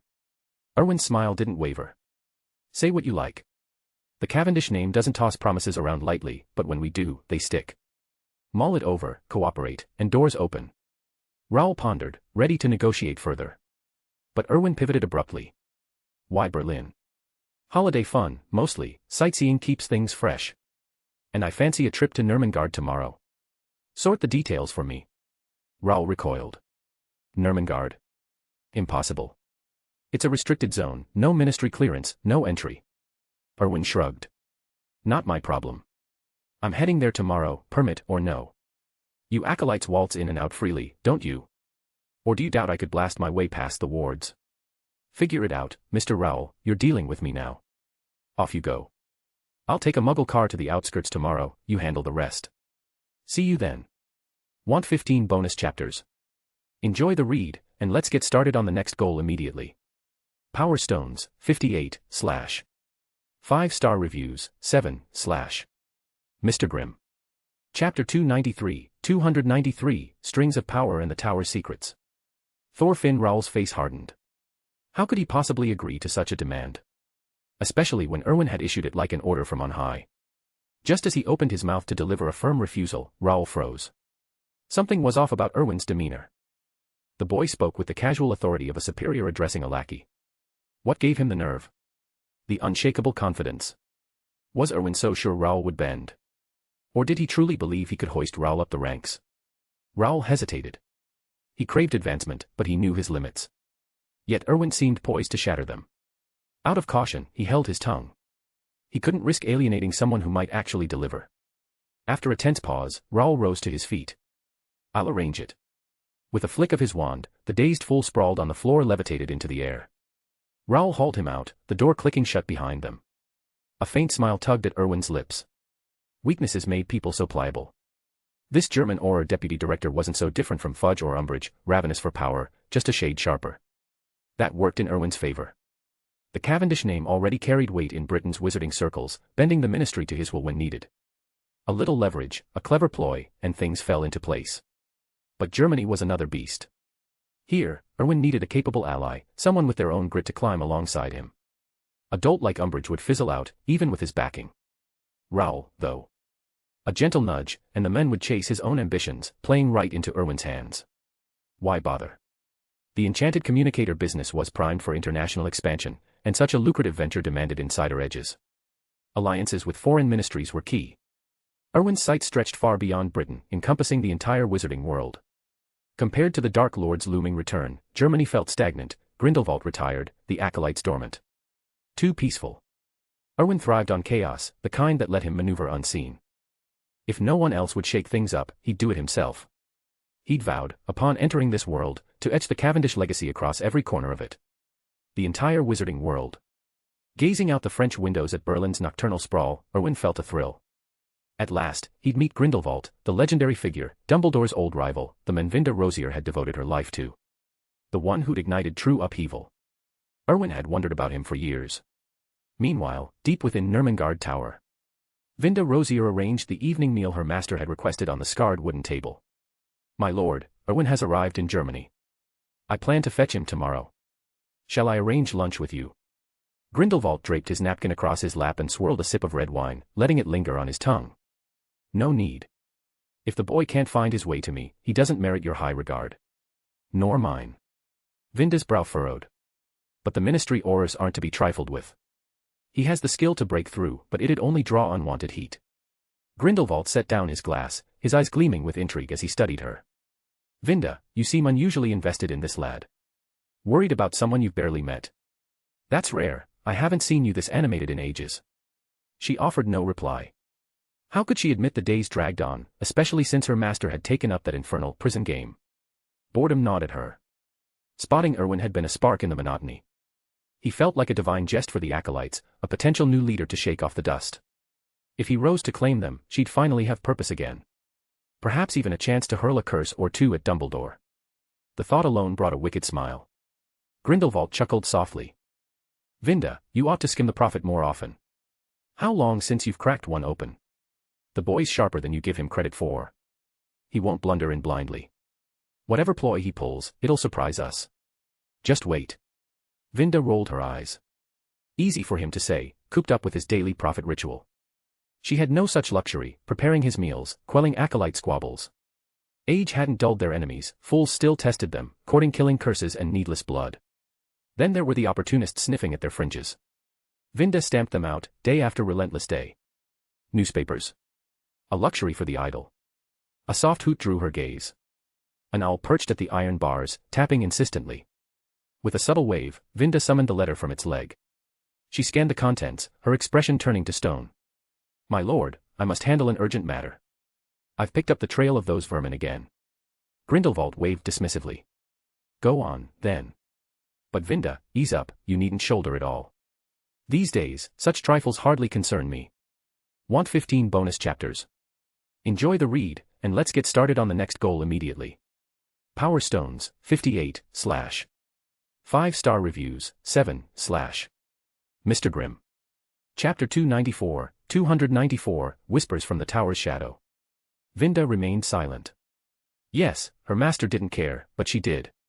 If she could trace the culprits behind the recent threats, she'd storm their gates and end them all. Vinda's figure dissolved into the swirling apparition vortex. She vanished on the spot. Grindelwald watched the fading swirl and shook his head. Still so impatient, aren't you? But you've been silent too long. He turned toward the iron bars, gazing at the bright moon hanging high in the night sky. A brand new path. Fascinating. I can't wait to meet that boy. I wonder if the legends hold true. Dumbledore, you still can't see it all. A long sigh echoed through the tower. Moments later, silence returned. Outside, several Aurors watched owls come and go, making no move to interfere. They'd learned from past attempts, those who'd tried now rested under overgrown graves. Did anyone truly believe the title, Black Rose of France, referred only to Vinda's striking beauty? News of Erwin's arrival in Germany drew swift attention, from the German Ministry of Magic, the Acolytes, and one key family.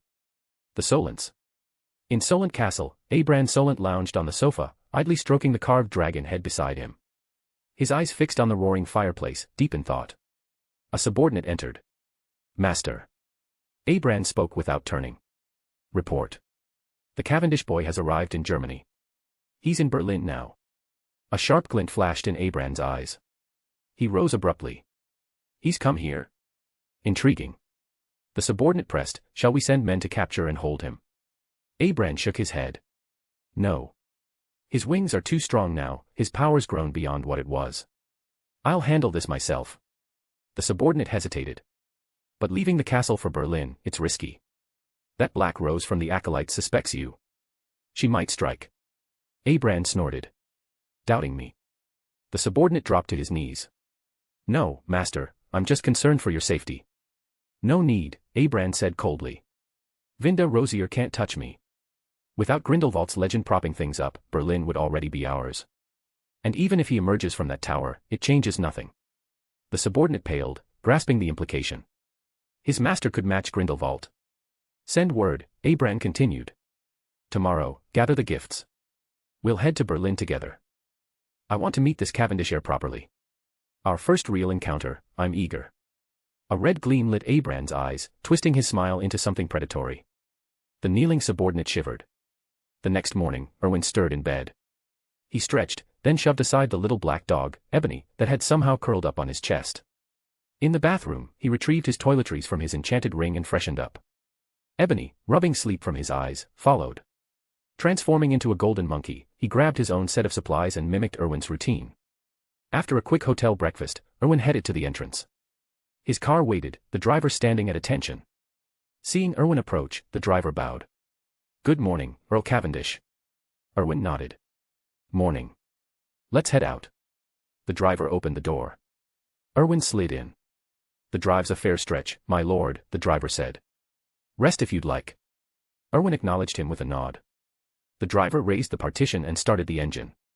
The car rumbled along bumpy roads for 2 hours before halting. The driver emerged and opened the door. We've arrived, Earl Cavendish.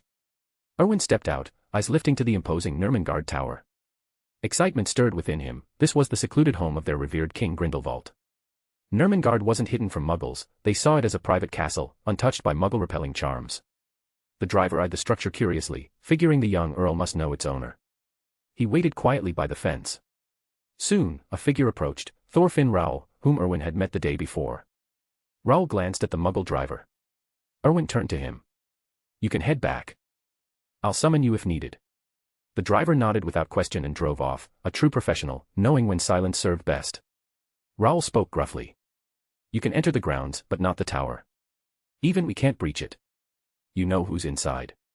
Erwin smiled. I just need the formal entry. As for the tower? I won't need your assistance. Someone will welcome me. Raoul frowned but said nothing, leading the way.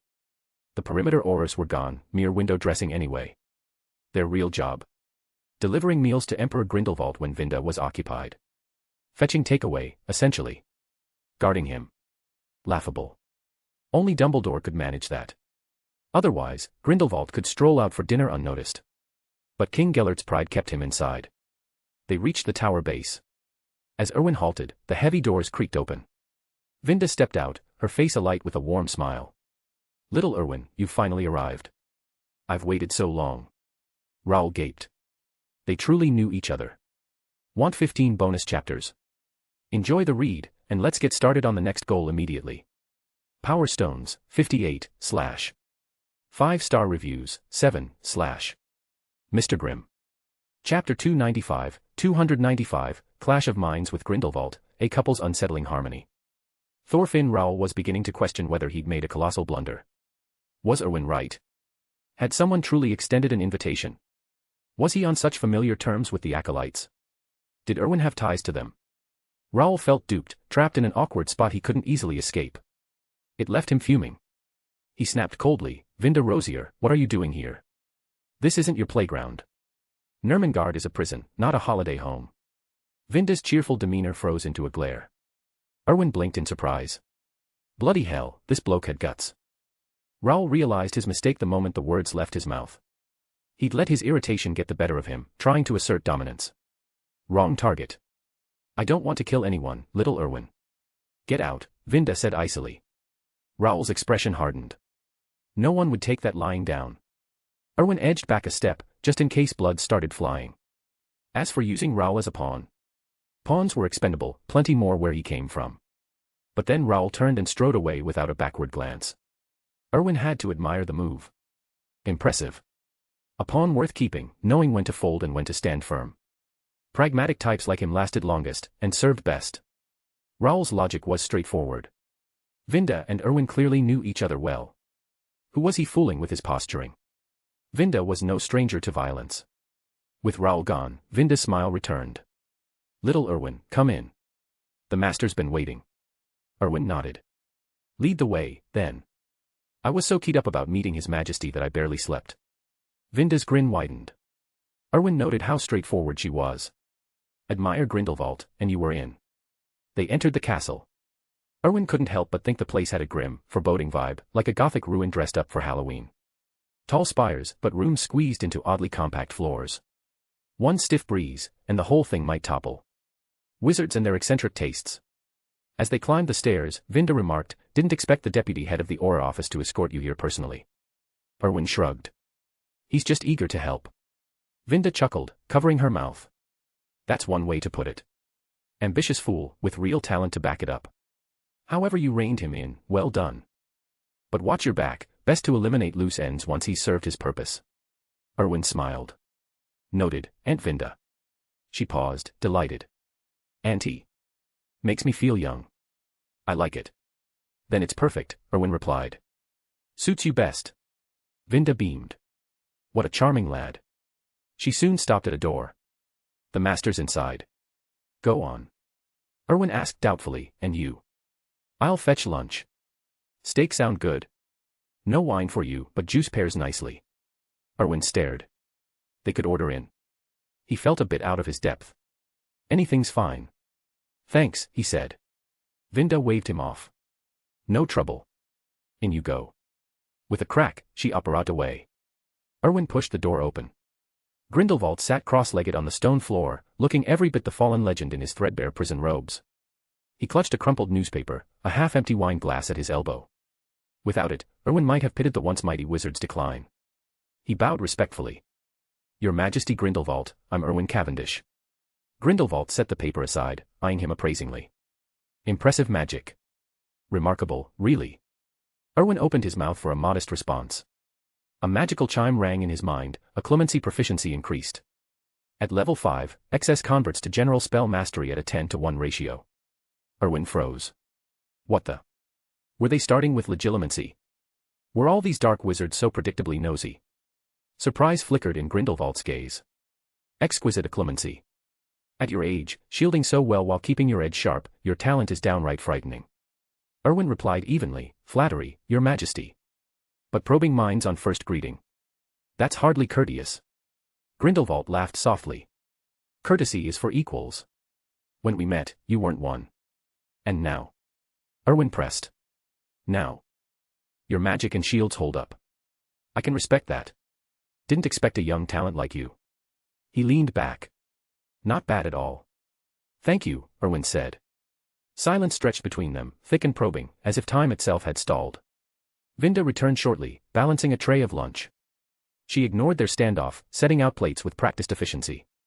Eat up, you two. It'll go cold. Erwin broke into a grin. Thanks, Aunt Vinda. Starving, the inn's breakfast was rubbish. She smiled. Dig in. Grindelwald shot Erwin a glance but said nothing, settling at the table to slice his steak. Vinda slipped out again, leaving them alone. As Erwin cut into his own portion, Grindelwald observed. Smaller bites, boy. Savor it properly. You're too hasty. Want 15 bonus chapters? Enjoy the read, and let's get started on the next goal immediately. Power Stones, 58, / 5-star reviews, 7, / Mr. Grimm. Chapter 296, Secrets of the Fallen Dark Lord. Erwin caught the implication in Grindelwald's words without missing a beat. He continued slicing his steak with deliberate care, then replied casually, I've always believed the steak's flavor is locked in the moment it's cooked. How quickly you cut it doesn't change that. Eating's just about fueling up, no need for all this fuss over taste. We've already wasted enough time on the cooking, why drag it out further? The steak might get impatient. Grindelwald's brow furrowed. Are you so certain the steak was even cooked properly before it reached the table? Erwin speared a piece of beef with his fork and popped it into his mouth, chewing thoughtfully before swallowing. I'm not known for my patience. If this place can't manage a decent steak, I could always take over the kitchen. Though at that point, the restaurant would be mine, Erwin's. Grindelwald's hand froze mid-motion. Strength alone doesn't ensure a legacy. Erwin nodded. I'll keep that in mind, Your Majesty. But true strength demands real power.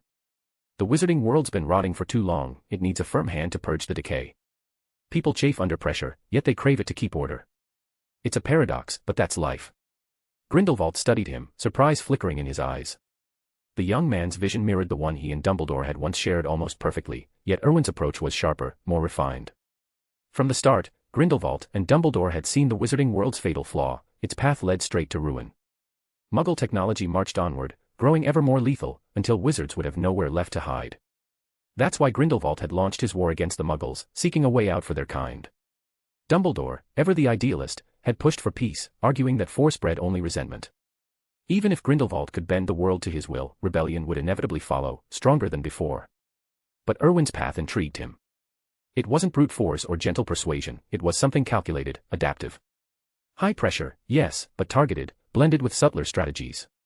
Grindelwald couldn't yet grasp the full plan, but a spark of hope ignited.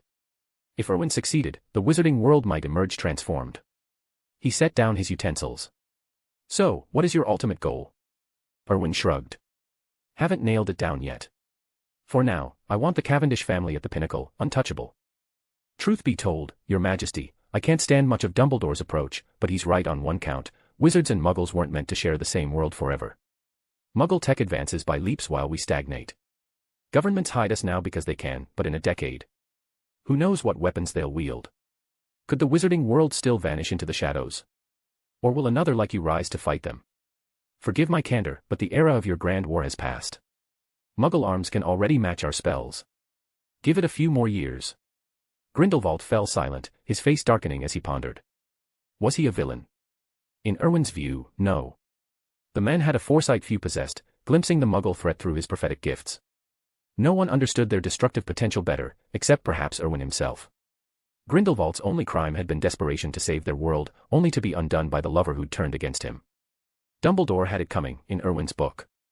At last, Grindelwald rose, clasping his hands behind his back as sunlight slanted through the iron bars. I've strayed from the true path. You might yet find it. I'm eager to see that day. Erwin watched him position himself dramatically in the light beam, lost in thought. If this wasn't a calculated show of gravitas, what was? Your Majesty, he said dryly, you could make that speech from your chair. Grindelwald stiffened, caught out. Erwin smirked inwardly. So the great man shared Dumbledore's flair for theatrics. Like mine's, indeed. Clearing his throat, Grindelwald sat back down. Anything else bringing you to Germany? Two things, Erwin replied. First, I'd like a shot at inheriting your acolytes. Grindelwald blinked. Direct, aren't you? Obviously. You must have suspected as much when I showed up here. The older wizard nodded. Ambitious and able, you wouldn't pass up such a prize. But let's hear the second matter. Why seek counsel from a relic like me on anything else? Erwin leaned forward. The acolytes aren't my top priority. What I really need is information. Rumor has it you once had a close muggle friend, a squib, even, and somehow granted him magic. Not just a spark, but real talent. How? Grindelwald's gaze sharpened. That's accurate. Why seek it out? The Cavendish family started as muggles, Erwin explained. Many of our most loyal retainers still are. Arming them with magic would strengthen us immeasurably. Devoted allies are worth more than gold. Want 15 bonus chapters? Enjoy the read, and let's get started on the next goal immediately. Power Stones, 91, / 5-star reviews, 8, / Mr. Grimm. Chapter 297, Grindelwald's audacious deception of the gods. Grindelwald nodded, conceding Erwin's point. I know the method, but it's impossible to imbue so many people with magic using modern spells or potions. Erwin frowned. Please explain, sir. It's simple, Grindelwald replied. The only way is through ancient magic. Erwin blinked in surprise. Ancient magic. He possessed a talent for it himself. He'd once asked the magical voice about it. Ancient magic involved forging pacts with ancient deities. Such deals required innate talent, as in Merlin's era, when wizards drew power directly from the gods. Even Morgana Le Fay, the Dark Witch, had bargained for might rivaling Merlin's. But for reasons lost to time, the gods had faded from the world, leaving only death as a lingering presence. Ancient magic had all but vanished, surviving only in fragmented records among the 8 ancient pureblood families. Yet even those scraps paled beside the wonders of Merlin's day. Grindelwald pressed on. Ancient magic has been lost for centuries. Only bloodlines from families like yours can tap even a flicker of it, thanks to your heritage. In today's wizarding world, no one knows how to commune with the gods, or if they even exist anymore. Erwin's brow furrowed deeper. Then how did you manage it? Grindelwald's eyes distant, he answered, when I was young, I got lost at sea. The waves carried me to a remote island. The Isle of Avalon. Erwin ventured. Grindelwald shot him a sharp glance. Your family's lore runs deep, doesn't it? Yes, the Isle of Avalon. Erwin said nothing. His knowledge came not from any family secret, but from tales he'd read in wizarding folklore. The Isle of Avalon was the most enigmatic place in the legend of Merlin, a misty sanctuary said to house a high priestess versed in ancient magic. She could whisper to the gods and channel their nascent power. In one famous story, she'd brewed a potion for Merlin that saved King Arthur's life, at the cost of Merlin's own mother. Grindelwald continued, on the island, we discovered a stone altar beside a crystal goblet filled with a shimmering liquid. My instincts, urged by some ancient pull, told me that pouring it onto the altar would summon a god for a pact. You? Erwin prompted. Grindelwald nodded curtly. He offered no further details, but Erwin could guess.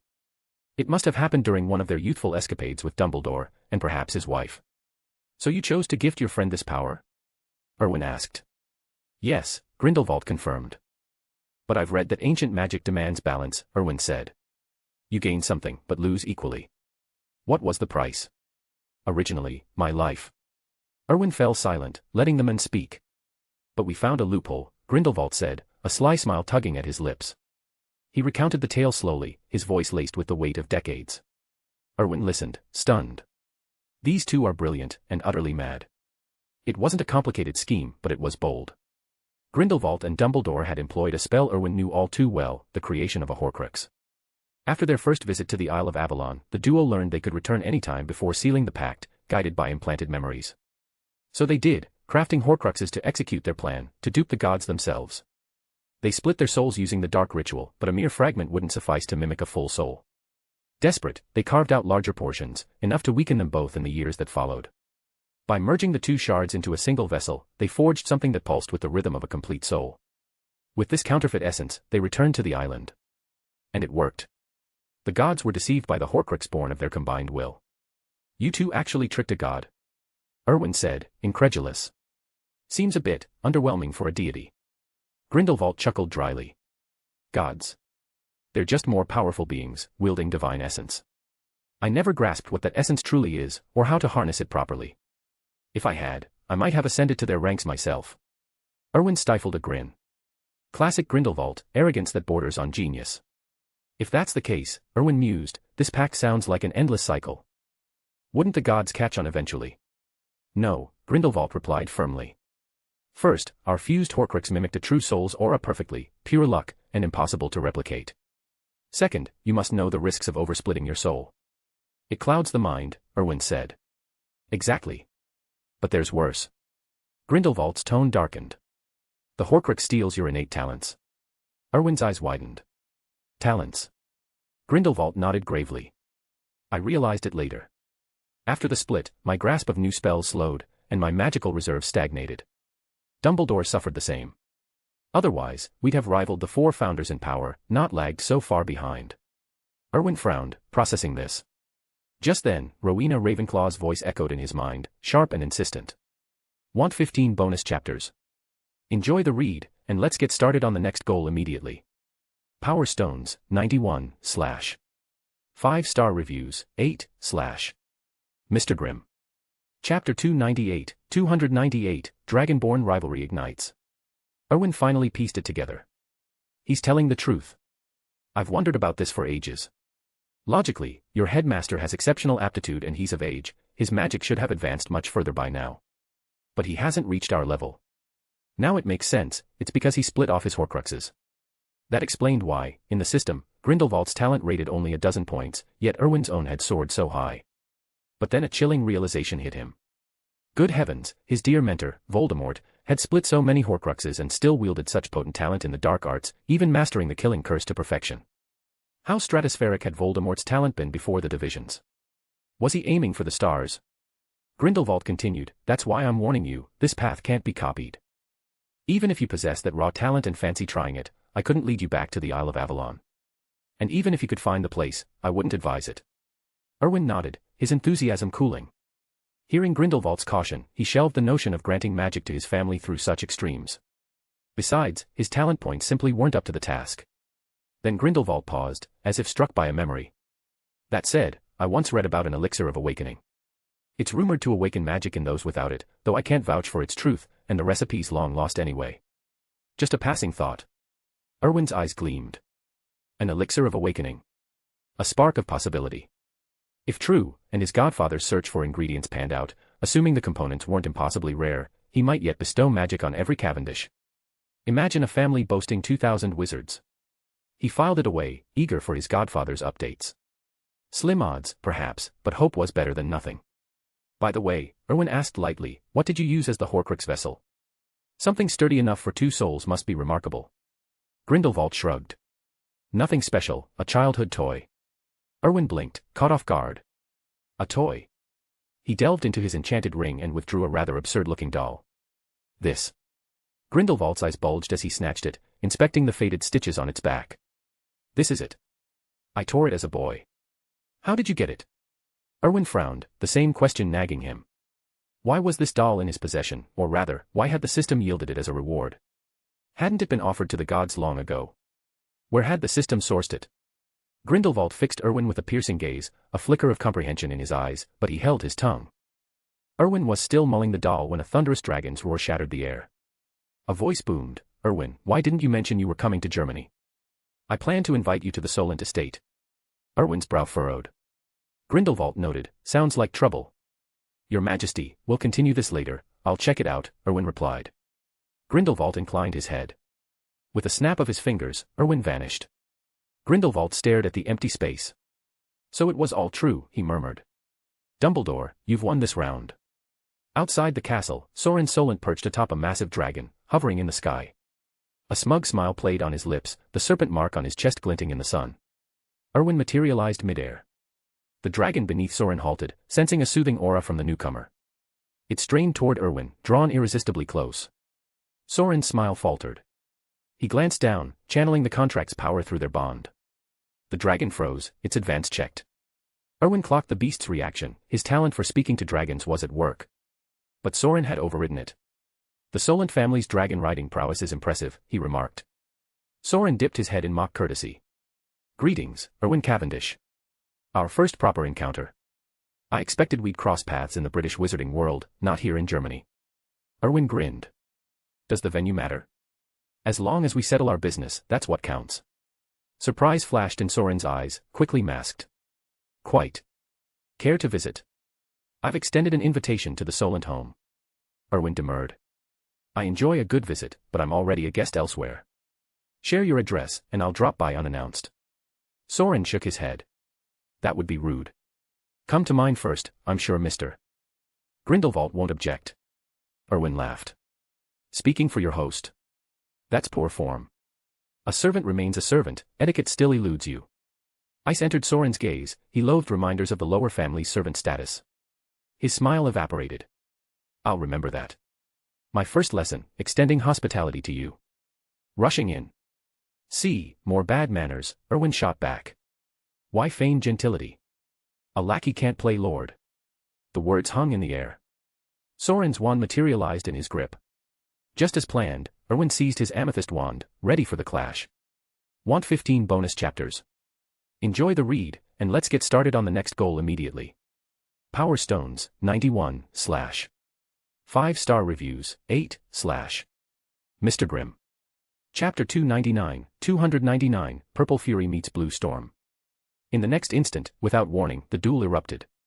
Soren swung his wand, unleashing a barrage of lightning bolts toward Erwin. A shimmering shield of almost tangible armor snapped into place around Erwin, deflecting the strikes without a mark. His own wand whipped through the air, firing rapid beams of purple light at Soren. The dragon beneath Soren's feet twisted with serpentine grace, evading most of the spells.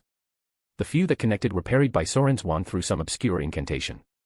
In mere moments, they traded a flurry of blows. High in Nurmengard Tower, Grindelwald observed from the window, impressed by the young wizard's prowess. Just then, Vinda entered. Erwin, can he win? Grindelwald shook his head. Hard to say. Their magical reserves seem evenly matched. This is ancient magic clashing with the modern, raw power from forgotten arts, but much of it lost to time. The Solent heir's arsenal is limited as a result. Erwin's no slouch either, but toppling Soren won't be easy. Still, I suspect both are holding back. This feels like reconnaissance. Vinda's expression hardened. Solent. No solid proof yet, but the signs point to him. I want him dead. Grindelwald waved her off. Don't interfere. Treat this as a trial for the boy. Vinda blinked. A trial. He smiled faintly. You brought him here to groom a successor for the acolytes, didn't you? Let's see if he's up to it. Right now, he's not ready to lead alone, he needs overwhelming strength to keep the old guard in line. Word of this fight spreading, plenty are watching already. He trailed off, eyes fixed on the combatants. Though neither matched his own fated might, Grindelwald sensed hidden edges in both that even he might respect. Experience sharpened his instincts, but age blurred the details. Smoke flickered in his pupils as he peered deeper, then sighed. Can't see it clearly. Growing old, indeed. Meanwhile, Berlin's wizarding world buzzed with alarm. The magical surges from Nurmengard drew crowds, ministry officials, German pureblood families, and remnants of the old acolytes. Wizards poured toward the fortress, patriarchs in their 70s, faces grim with resolve, mobilizing their house's full might. Nurmengard was sacred ground, Grindelwald's self-imposed prison. No upstarts would desecrate it. The chilling waves of magic didn't deter them. Acolytes drew wands without hesitation, foes be damned. Grindelwald turned to Vinda. Go greet our old friends. Keep them at bay, these two are about to escalate. Ward off the ministry fools too. I won't have the next acolyte leader branded a fugitive before he's even graduated. Vinda nodded and operated away. In the skies above, after a torrent of spells, Erwin and Soren paused, hovering opposite each other. Soren smirked. Erwin, if that's your best, you'll be my guest today. Erwin chuckled. Save the taunts. Probing's done, let's get serious. Soren's smile turned predatory. Fascinating. I knew it, we're cut from the same cloth. Equal power, equal arrogance. I'm intrigued, Erwin. Erwin shook his head. You're not on my level. A servant stays a servant, know your place. Rebels don't get to stand with masters. You're out of line. Soren's face twisted in fury, a killing intent radiating from him. I won't kill you, Erwin. I'll bind you until your bloodline matures, then rip it out. As the sole dragon rider, you'll watch your precious heritage abandon you. Erwin sneered. Prove you can back that up. Silently, he invoked his innate gifts, spell multiplication activated, arcane engaged. His amethyst wand hummed, vibrating with enhanced power. Soren frowned at the subtle surge, impressive but not decisive. Soren tapped the dragon's flank with his wand. Magical energy flooded the beast, turning its eyes crimson and bulging its muscles. He raised his wand skyward, summoning a crackling storm of lightning that crashed toward Erwin. Erwin vanished in a swirl, reappearing at Soren's back. A purple beam lanced from his wand, splintering mid-flight into 6 radiant arcs that sped toward his foe. Soren didn't flinch. He murmured an incantation, and a Protego shield bloomed before him, absorbing the assault. By then, onlookers had arrived. Vinda stepped forward, blocking their path. Halt if you value your lives. The acolyte elders bowed respectfully. Vinda's authority as Grindelwald's envoy, and her superior skill, commanded deference. Ministry aurors trailed behind, halting at her command. They were here for order, but the aerial duel looked far beyond their pay grade. What was that violet bloom in the young wizard's spells? Unheard of. Where had he trained? One aura ventured, Miss Rosier, who are those two up there? Vinda's gaze never left the sky, where the true storm was just beginning. Want 15 bonus chapters? Enjoy the read, and let's get started on the next goal immediately. Power Stones, 91, / 5-star reviews, 8, / Mr. Grimm. Chapter 300, Infinite Fury Unleashed, The Shadow of Divine Power. Vinda gazed up at the sky, her voice a low murmur. The new master of the acolytes, and those fated to fall beneath his heel. Her words hung in the air like a curse, freezing everyone in place, ministry officials, pureblood nobles, even the acolytes themselves. The new master of the acolytes. They all knew what that title meant. In Germany, the acolytes weren't just a faction, they embodied an entire era of unchallenged dominance. Real power. Thorfinn Raoul stood at the head of the aura line, staring at Erwin hovering above. He swallowed hard. The new master. He hadn't seen that coming, not on Erwin's first trip to German soil. But if Erwin could truly harness the acolyte's might, those warnings he'd issued might become reality. No one understood the acolyte's legacy like these aurors. They'd been raised on tales of their terror, the raw force that had reshaped wizarding Europe. Raoul's eyes narrowed on the ministry's aura director ahead of him. He hated anyone blocking his path. The acolyte's eyes locked on the aerial duel, uncertainty rippling through their ranks. Who was Vinda calling the new master? Both combatants radiated power. And coming from her lips, that meant Grindelwald's silent endorsement. The more fervent acolytes stirred with anticipation. They'd endured too much silence, this stifling peace. Especially lately, with Grindelwald locked away in his tower, their influence had waned. Lesser families had clambered up the ranks, swelling the pureblood elite. Grindelwald's shadow still deterred outright attacks, but the acolyte's edge had dulled. Many longed for the old days of supremacy. High above, Erwin and Soren clashed without mercy. Erwin's killing curse, amplified by layered spells, shattered into violet streaks like falling stars, hurtling toward Soren. Soren sneered. Ancient magic's shield was impenetrable, no single curse could breach it. But then, the impossible. The violet arc scattered just before impact, skirting the shield to slam into Soren's form. His face twisted in shock. He whipped his wand and a frantic arc black mist erupted from his body, coiling like living smoke. The curses collided with it in a thunderous barrage of explosions. Soren stumbled back, the mist swirling protectively. Erwin eyed the shroud, brow creasing. As it thinned, Soren's voice cut through. Erwin, I never imagined you'd wield such twisted tricks. I underestimated you. Erwin blinked. What was that mist? It had absorbed direct hits from killing curses. That defied every rule he knew. But if that's your best, Soren snarled, raising his wand for a counterstrike, then you're done. Erwin smirked. As if he'd let him regroup in a fight to the death. He flicked his wand faster, channeling arcane without a thought for his draining reserves. Infinite killing curses splintered endlessly, a relentless storm crashing towards Soren. If that mist was his shell, Erwin would hammer it until it cracked. How long could it hold? From below, the onslaught left spectators gaping.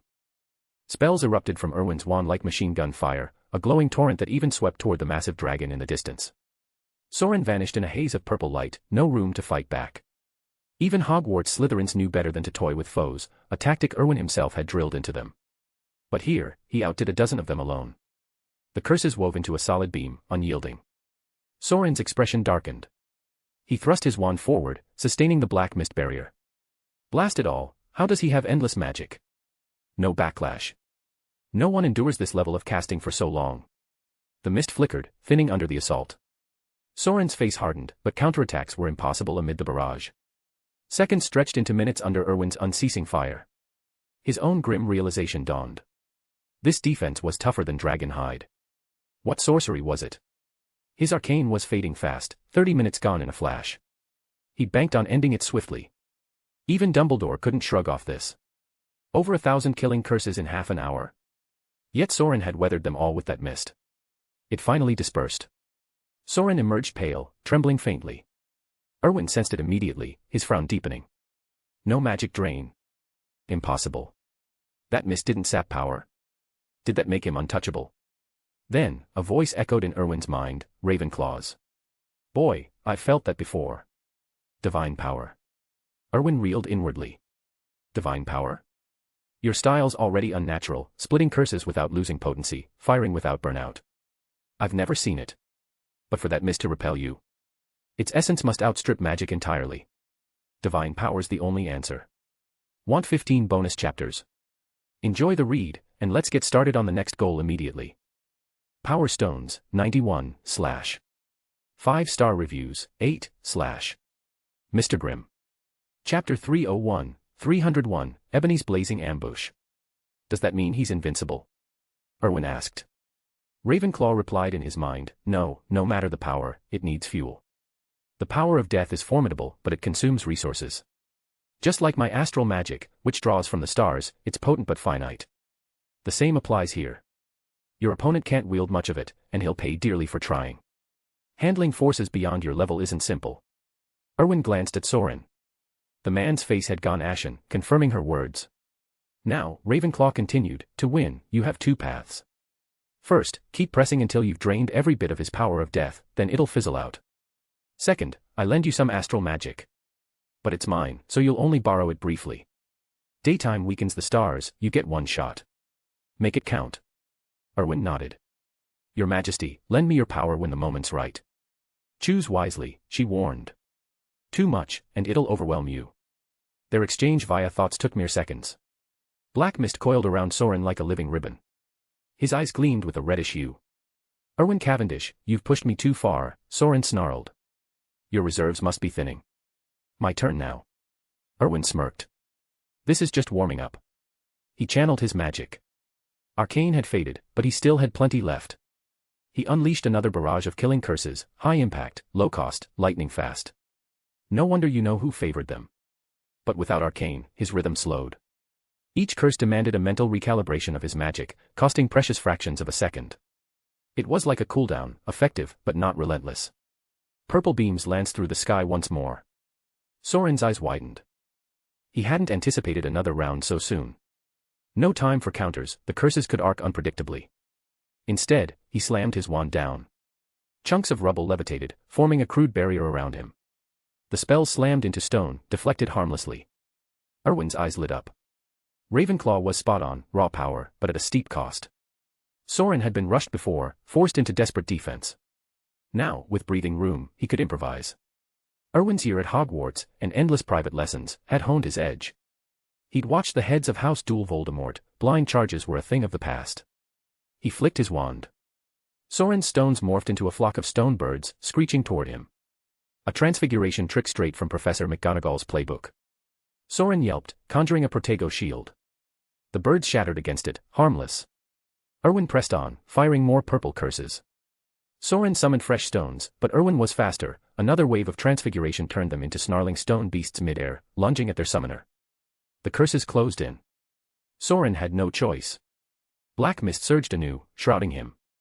Each impact dimmed it slightly, sapping his magic in waves. Erwin tapped his reserve magical source, while enchanted crystals materialized in his free hand. He siphoned their energy, flooding his veins.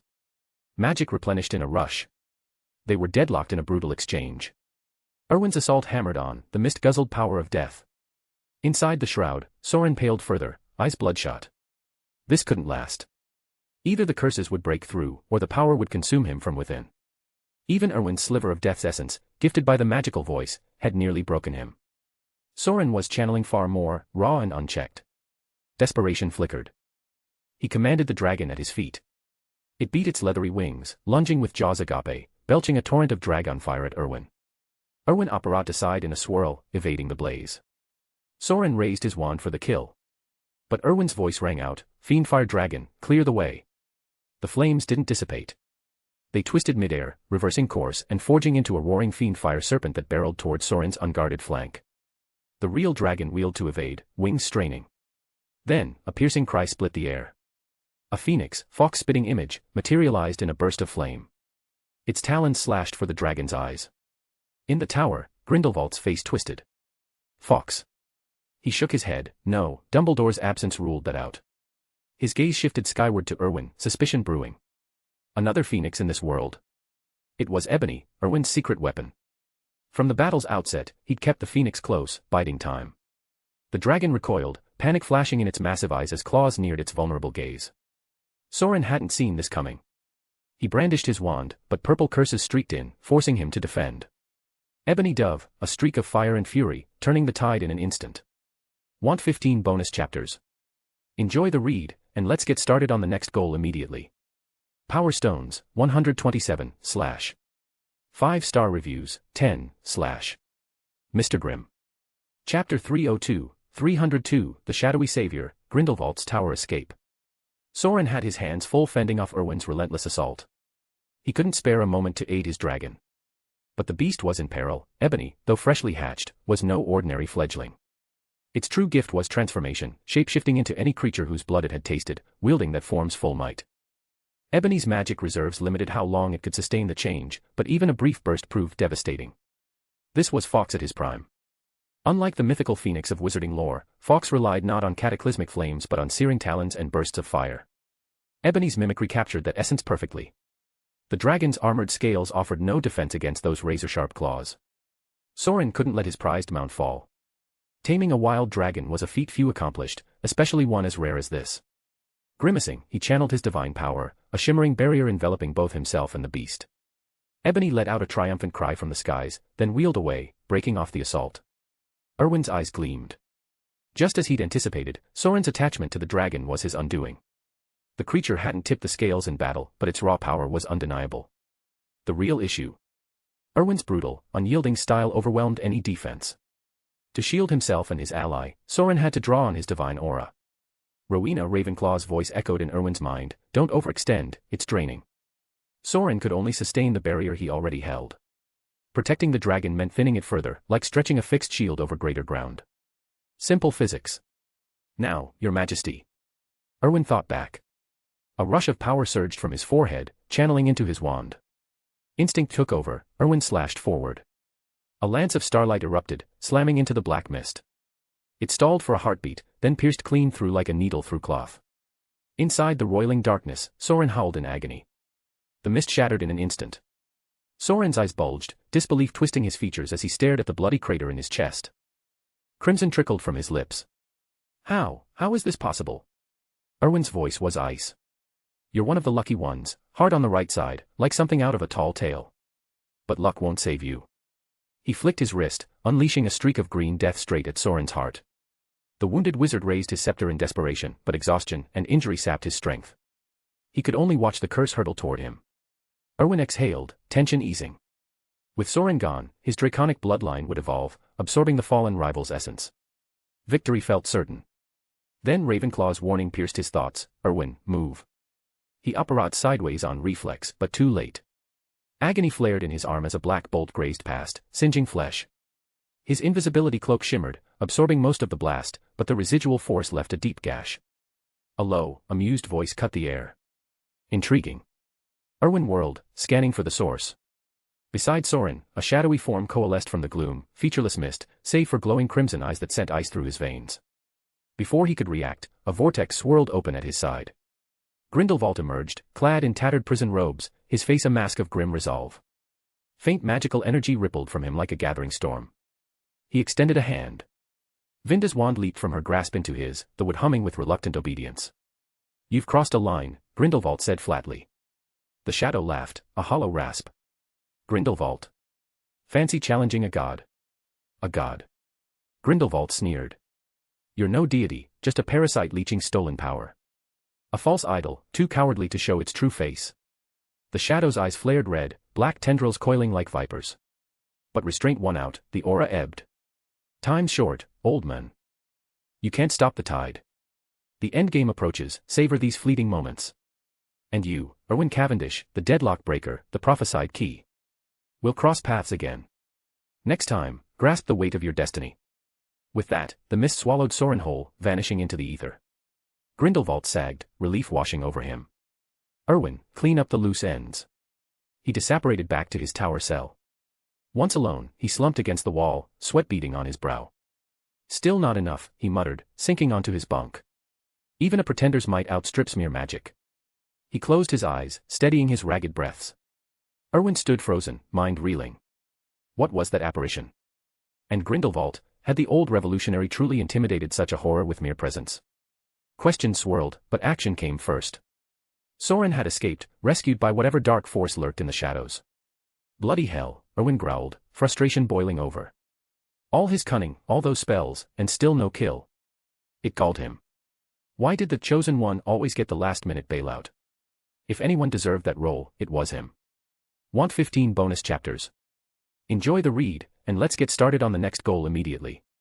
Power Stones, 127, / 5-star reviews, 10, / Mr. Grimm. Chapter 303, 303, The Shadowy Shortcut to False Godhood. Erwin shook his head, forcing down his simmering anger. Soren was done for, in his eyes, utterly doomed. And yet, they'd gone and rescued the fool from who knew what manner of horror, possibly even a greater threat lurking in the shadows. No wonder he was fuming. Still, he hadn't come away empty-handed. Erwin turned toward the massive dragon hovering in the air, its scales glinting under the dim light. Freed from the suppressive pull of any dragon rider's bloodline, the beast blinked in confusion, tilting its head to meet his gaze. Something in Erwin's aura stirred an instinctive pull, the dragon edged closer, almost warily. Come here, Erwin beckoned. The dragon lumbered forward on heavy paws, nuzzling its enormous head against his arm like an oversized hound seeking affection. Erwin scratched under its jaw, earning a low, rumbling purr. Got a name? He asked. A garbled murmur escaped the beast, far too lengthy and guttural to wrangle. Too complicated, Erwin decided. From now on, you're Big Head. The dragon froze, wings twitching in what looked like stunned protest. It was a pinnacle predator among magical creatures, after all, a T0 beast in the wizarding world's brutal hierarchy. Big Head. The name grated against its pride. But one glance at Erwin's steady eyes, coupled with the memory of his effortless dominance in battle, quelled any rebellion. Big Head dipped its head in submission, even rumbling what sounded like approval for its new moniker. Erwin smirked, satisfied. He rested a hand on the dragon's scaled brow. In an instant, the feral haze clouding its gaze lifted, replaced by a clearer, almost scholarly sharpness. The innate savagery that defined its kind. Eradicated, leaving behind a tamed loyalty without diminishing its power. Stay put, I'll be back, Erwin said, eyeing Big Head's now bright eyes. The dragon nodded, launching itself skyward with a powerful flap of leathery wings. It settled atop the tower's spire as if the spot had been carved for it alone, tail curled around the stone, claws gripping firmly, wings folded in repose. The perch suited it perfectly, a natural throne amid the ruins. Erwin shot a nod to Vinda. She returned it with a faint smile. Go on. He strode into the tower without another glance. The ministry officials outside gaped, their authority trampled yet again. First, Grindelwald had waltzed in and out like a guest at a tea party. Now, the enigmatic new leader of the acolyte sauntered past them into the heart of the matter. It was a blatant slap to the ministry's face. But with the ring of acolytes encircling them, wands at the ready, the officials wisely held their tongues. A few sharper minds among them slipped away quietly, recognizing this was far beyond their pay grade. Soon, the ministry contingent dispersed entirely, leaving only the acolytes to stand vigil for their emerging master. Inside the shadowed chamber, Erwin found Grindelwald propped against the wall, idly turning pages in a worn tome. The old wizard looked remarkably composed, as if imprisonment were merely an inconvenience. Your Majesty, Erwin greeted. Grindelwald set the book aside with a nod. Take a seat. I imagine you've got questions.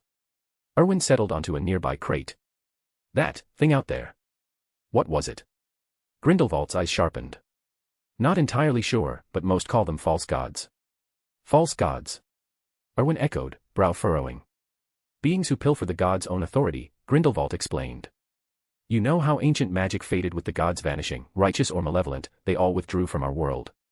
Your duel earlier, if I'm right, you tapped into Founder Rowena Ravenclaw's divine power. Erwin stayed silent, he couldn't divulge Ravenclaw's secrets without permission. But the founder herself materialized in a swirl of ethereal light, her translucent form hovering curiously. Grindelwald rose to bow. Founder Rowena Ravenclaw. She inclined her head. A shame, your potential marred like that. With it intact, you might have wielded divine power yourself. He chuckled dryly. No great loss. Divine power is beyond mortals like me, even a taste wouldn't upend the board. Gods are just wizards writ large, after all. I'm content with what I've got. Ravenclaw turned to Erwin. Child, do you grasp the divide between gods and wizards? Divine power, he ventured. Precisely. Gods are wizards who've transmuted every ounce of their magic into divine essence, a force that eclipses mere spells, as you've now felt. Erwin nodded, recalling the surge he'd borrowed from her, an overwhelming tide, raw and unbound by incantations. The four founders, she continued, earned our title as the era's mightiest because we grasped fragments of it. But true gods? They've forsaken magic entirely, their essence pure divinity. We wielded echoes, but full conversion demands eons, and hidden perils we never uncovered. So no wizard ascends to godhood. Erwin pressed.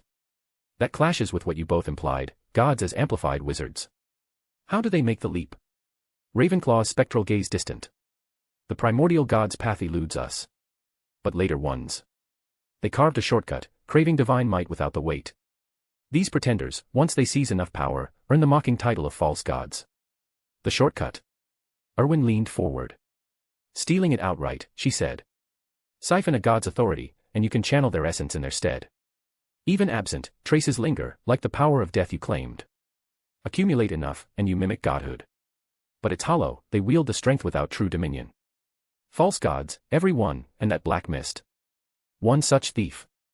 Erwin's mind raced, piecing together the implications. The tower's chill deepened as Ravenclaw faded back into dormancy, leaving him to grapple with the revelation. Outside, Big Head's watchful silhouette loomed against the stars, a loyal sentinel in the gathering storm. Want 15 bonus chapters? Enjoy the read, and let's get started on the next goal immediately. Power Stones, 127, / 5-star reviews, 10, / Mr. Grimm. Chapter 304, 304, Claiming the Acolytes and the Mark over Nurmengard. Then what did that black mist mean? Erwin asked. Ravenclaw shook his head. You'll have to find out yourself. I don't know either. But one thing's certain, you're special to us, Erwin. And now, it seems, to them as well. Erwin frowned. Special? His transmigrator origins. The system. From the mist's words, it sounded like he was on their side. Was he the villain here? He played the hero, but deep down, he knew he wasn't purely good, though hardly evil. Don't overthink it, Ravenclaw advised. Strength will reveal all answers in time. Erwin nodded. Sound advice, but the nagging questions left a bitter taste. Ravenclaw stretched.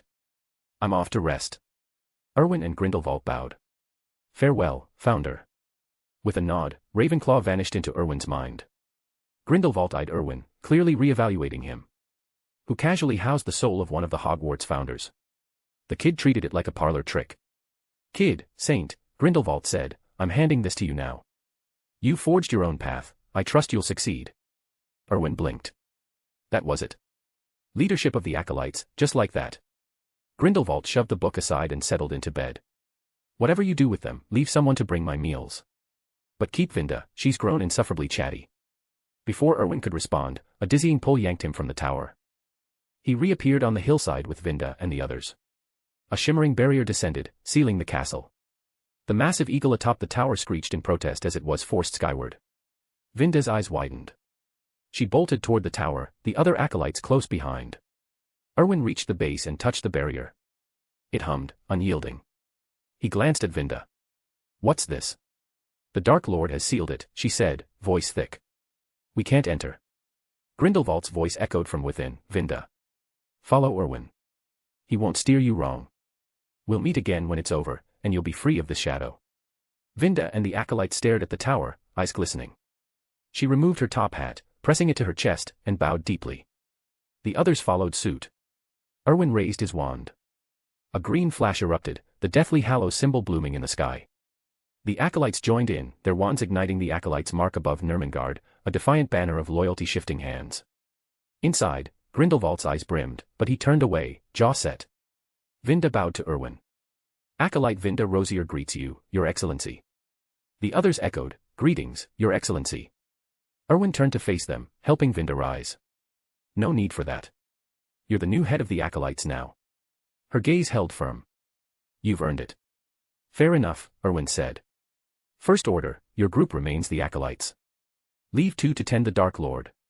If he needs anything, we all answer, no exceptions. Gratitude softened their expressions. A new leader could mean purges, but Erwin honored Grindelwald. How could they not respect that? In truth, Erwin had little choice. Their true allegiance was to Grindelwald, his endorsement alone bound them to Erwin. A conflicting order from the Dark Lord would sway them instantly. Better to show benevolence now, secure loyalty and gain control. Let's head to Berlin, Erwin continued. I'll sort the details there. The Acolytes parted for him. Erwin bowed to the tower. I'll return soon, Your Excellency. He wove through the group and exited the grounds, directing them to his inn before preparing to apparate. A figure emerged from the trees. Erwin smiled. Aunt Vinda, take them ahead. She glanced at the newcomer and nodded. The Acolytes vanished with a series of cracks, heading to Berlin. Erwin waited as the men approached, Thorfinn Raoul. Congratulations on becoming the new Acolyte leader, Raoul said. Erwin smirked. Just well wishes. I prefer straight talk. Raoul hesitated. Do your words from the inn still hold? The Cavendish family keeps its word, Erwin replied. Raoul's eyes sharpened. I want in, that position you mentioned. What will you offer? Erwin asked. My loyalty. I'll join the Acolytes. Erwin shook his head. No. You'll join the Cavendish family. Want 15 bonus chapters? Enjoy the read, and let's get started on the next goal immediately. Power Stones, 127, / 5-star reviews, 10, / Mr. Grimm. Chapter 305, 305, The Acolyte's bold return shakes the wizarding world. A dozen minutes later, Erwin returned to the hotel. In the woods, Thorfinn Raoul stared at the dark mark on his arm. He felt like he'd been played for a fool. But his resolve quickly hardened. He'd witnessed the Cavendish family's power firsthand. The Ministry of Magic was a small pond, so secrets didn't last long. Raoul knew plenty about the Cavendish family. Unlike most purebloods, he was a half-blood wizard. His father still lived in the Muggle world, and Raoul visited often, keeping up with its changes. He understood exactly what Erwin's enchanted communicator meant. Anyone with a grasp of Muggle economics could see the potential. But in the wizarding world, such innovations carried no weight. Even if they suspected Erwin's game, no one spoke up, they pretended ignorance. Wizards craved Muggle comforts, after all. So despite the trickery, Raoul wouldn't refuse. The Cavendish family was ascendant, backed by Erwin's raw strength and now the Acolytes. No family or faction could halt their rise. Aligning with power was just good sense. Inside the hotel, the Acolytes who'd guarded Nurmengard had gathered. When Erwin entered, they rose and bowed deeply. He waved them off. No need for ceremony. Since His Majesty Grindelwald entrusted the Acolytes to me, it's my privilege. You're my nominal subordinates, but truth be told, I'm young and green, I'll need your guidance on plenty. Erwin's tone rang sincere, but no one there was naive. Before his arrival, Vinda had briefed them on their new leader. Believing his humility at face value would be a fatal mistake, it would end in swift retribution. Erwin took his seat, and only then did the others follow. He turned to Vinda.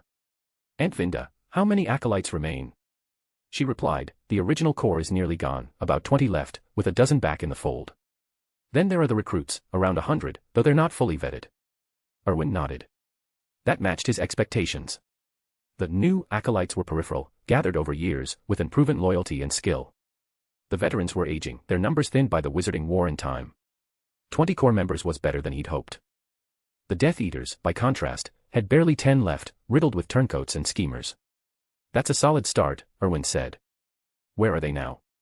Some are here, others haven't gotten word yet, Vinda answered. But if you call, I can summon them at once. Not today. Rest up, nothing more to handle. Aunt Vinda, stay a moment. Tell me about the Acolyte state. The group nodded, understanding this was just an introduction to their new patriarch. They bowed politely to Erwin and apparat away, scattering into the night. Erwin signaled a waiter for 2 coffees, then leaned in. Aunt Vinda, give me the full picture. She sighed. We're in rough shape.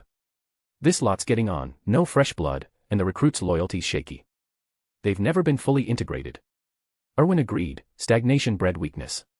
But we old guard can still fight, Vinda added. Our power's only grown with age. The real issue started 3 years back, infiltrators. We can't pinpoint them, but I suspect the Solent family. Most Acolytes are true, but 2 or 3 waver. To revive us, we purge first. Erwin's eyes narrowed. Their elders, moving against them risks backlash. Vinda's face darkened, murder in her gaze. They chose sides, death's their due. I would have handled it myself, but my absence drew too much heat. Now. No restraints. Let's cull them and show the world the acolytes are back. Erwin chuckled softly. You're rushing it, Aunt. Killing traitors. That's the lazy way. Vinda frowned, intrigued. His Majesty Grindelwald meant the acolytes to unite wizards for the greater good, freely, without chains. He disbanded us from that tower himself. Slaying them for shifting allegiances. That's not our way. She pondered, nodding slowly. So we forgive and forget. Hardly. Erwin's smile turned sharp. The best punishment isn't death, it's dread. We'll show the world we're not mindless killers. We offer mercy to rebels, no grudges held. But they won't escape unscathed. Make them kneel at the tower, begging His Majesty's pardon. Vinda's eyes lit with approval. Aunt Vinda, rally every acolyte. It's time the wizarding world knows, the acolytes have returned. With that said, here are the 5 daily chapters for today. But don't go anywhere just yet. The review target has been reached. I am adding 15 bonus chapters to the queue right now. Stay tuned and keep your notifications on, because a massive wave of chapters is headed your way shortly. Want to trigger even more? Keep those power stones and reviews coming, and I'll keep the chapters flowing. Let's keep this momentum alive. Mr. Grimm. Chapter 306, 306, Saints Unleashed, the Selwyn family's fiery end. Vinda's eyes gleamed at the order. She'd been waiting for this moment. A sly smile curved her lips. Yes, sir. I'd be honored to assist. With a sharp crack, she operated away. Erwin lingered by the window, sipping his coffee. He needed a spectacle. The first strike in the German wizarding world would target the Solent family. That's right, Erwin intended to obliterate them. He'd already pinpointed their location. But this wasn't about Soren. If Erwin was right, that rat had fled the Selwyns long ago, vanishing without a trace. Over the years, Soren must have figured out Erwin's nature. He'd guessed Erwin wouldn't spare his old house. No way he'd slink back now. Erwin's visit was pure opportunism, to see if he could stir up real chaos. Even if the Selwyns slipped away under cover of night, he wouldn't lose sleep. He wasn't here for a body count. No, he wanted the downfall of a prominent German wizarding clan to echo through the shadows. Erwin Cavendish had returned, and the acolytes were with him. The next day, on the edge of a dense forest, Erwin perched atop a massive dragon's head, ebony coiled on his shoulder. Below, a cadre of acolytes waited, some eyeing him with open curiosity. They'd never met the legend in person. Before them loomed an ancient castle, the Selwyn stronghold. A few stragglers remained inside, family remnants who hadn't fled in time, plus their loyal wizards. Erwin raised his wand lazily. A bolt of purple light lanced from the tip, shattering the castle's wards in a cascade of sparks. The dragon roared, unleashing a torrent of flames that engulfed the battlements. Vinda's gaze hardened with bloodlust. Kill them all. The acolytes surged forward as one, spells crackling. Agonized screams pierced the air from within the stone walls. Erwin watched from his vantage, the chaos unfolding below. As he predicted, the Selwyns had evacuated most of their kin. These holdouts, were they too slow, or Soren's desperate decoys? It hardly mattered. By day's end, the Solent name would be ash. And Soren? He'd skulk like a sewer rat from now on. If Erwin caught wind of him again, there'd be no escape. The thought ignited a spark of irritation in Erwin. A man with every advantage, and he still couldn't pin down one foe. If the other players in this game saw it, they'd call him soft. The assault on Solent Castle passed without a whisper to the outside world. Outnumbered and caught off guard, the defenders crumbled. The acolytes, starved for action after too long in the shadows, fought with savage glee. Not a single Selwyn survived. The castle burned quietly, without fanfare. Then, Erwin felt it. A prickle at the edge of his senses. He turned south. High in the southern sky, Soren hovered, eyes blazing red with fury. He locked gazes with Erwin, unblinking. Erwin's lips twitched into a grin. Too far for a clean strike, if he lunged, Soren would bolt. Pointless. He raised a mocking hand in salute, like old chums crossing paths. Soren's face drained of color. A black-robed figure at his side murmured, "Master, what now?" Cavendish's forces are formidable. Head to the demos, Soren snapped. They won't tolerate the Cavendishes growing unchecked. The robed man hesitated. But can the demos stop him? With Erwin's power, if he chooses to flee. Soren cut him off with a sneer. He won't flee. I've got leverage. He'll come to me on his own terms, but not yet. His scarlet eyes bored into Erwin, brimming with venom. Just you wait, Erwin. The game's barely started. I underestimated you once. Next time, you'll get a real shock. With a swirl of dark robes, Soren and his companion vanished. Erwin stared at the empty sky, brow furrowed. Leverage, eh? He could guess what it was, an open secret to him. The captives in the dungeon. And their identities. The stewards, a servant line sworn to the Cavendishes, one of the lesser houses. How they'd ended up there, Erwin couldn't say. But it was the only card Soren had left. What Soren never grasped was this: Erwin wasn't like the rest. To him, any subordinate taken alive by enemies was already lost. Rescue depended on value, not sentiment. Gazing at the inferno below, Erwin yawned. A hollow feeling settled in. The only wrinkle that intrigued him now was old Thomas Stewart. And if so, was Rivers tangled in it too? He'd sensed the undercurrents around them for ages. But he trusted the pair. They were family, in all but blood, had pulled him from the brink more than once. Without them, he'd be nowhere. So if they were keeping secrets, there had to be good cause. They hadn't confessed yet, which meant the moment wasn't ripe. Why push? Erwin would let it play out. After torching Solent Castle, he turned to leisure. The trip's main aims were met. Time to unwind. The acolytes, though, stayed busy under Vinda's command, plotting to hoist Thorfinn Raoul up the ranks. No rest for the devoted. Want 15 bonus chapters? Enjoy the read, and let's get started on the next goal immediately. Power Stones, 127, / 5-star reviews, 12, / Mr. Grimm. Chapter 307, 307, Shadows of the Acolytes and a Gilded Return. Even in their weakened state, the Acolytes commanded formidable influence. Thorfinn Raoul had witnessed it firsthand. The head of the Aura office at the German Ministry of Magic met a mysterious end on his own doorstep, plunging the ministry into chaos. Raoul was tasked with the investigation and tracked the culprit within 3 days, earning him a swift promotion to deputy head. This was the Acolyte's handiwork, of course, the assassination itself and the convenient scapegoat.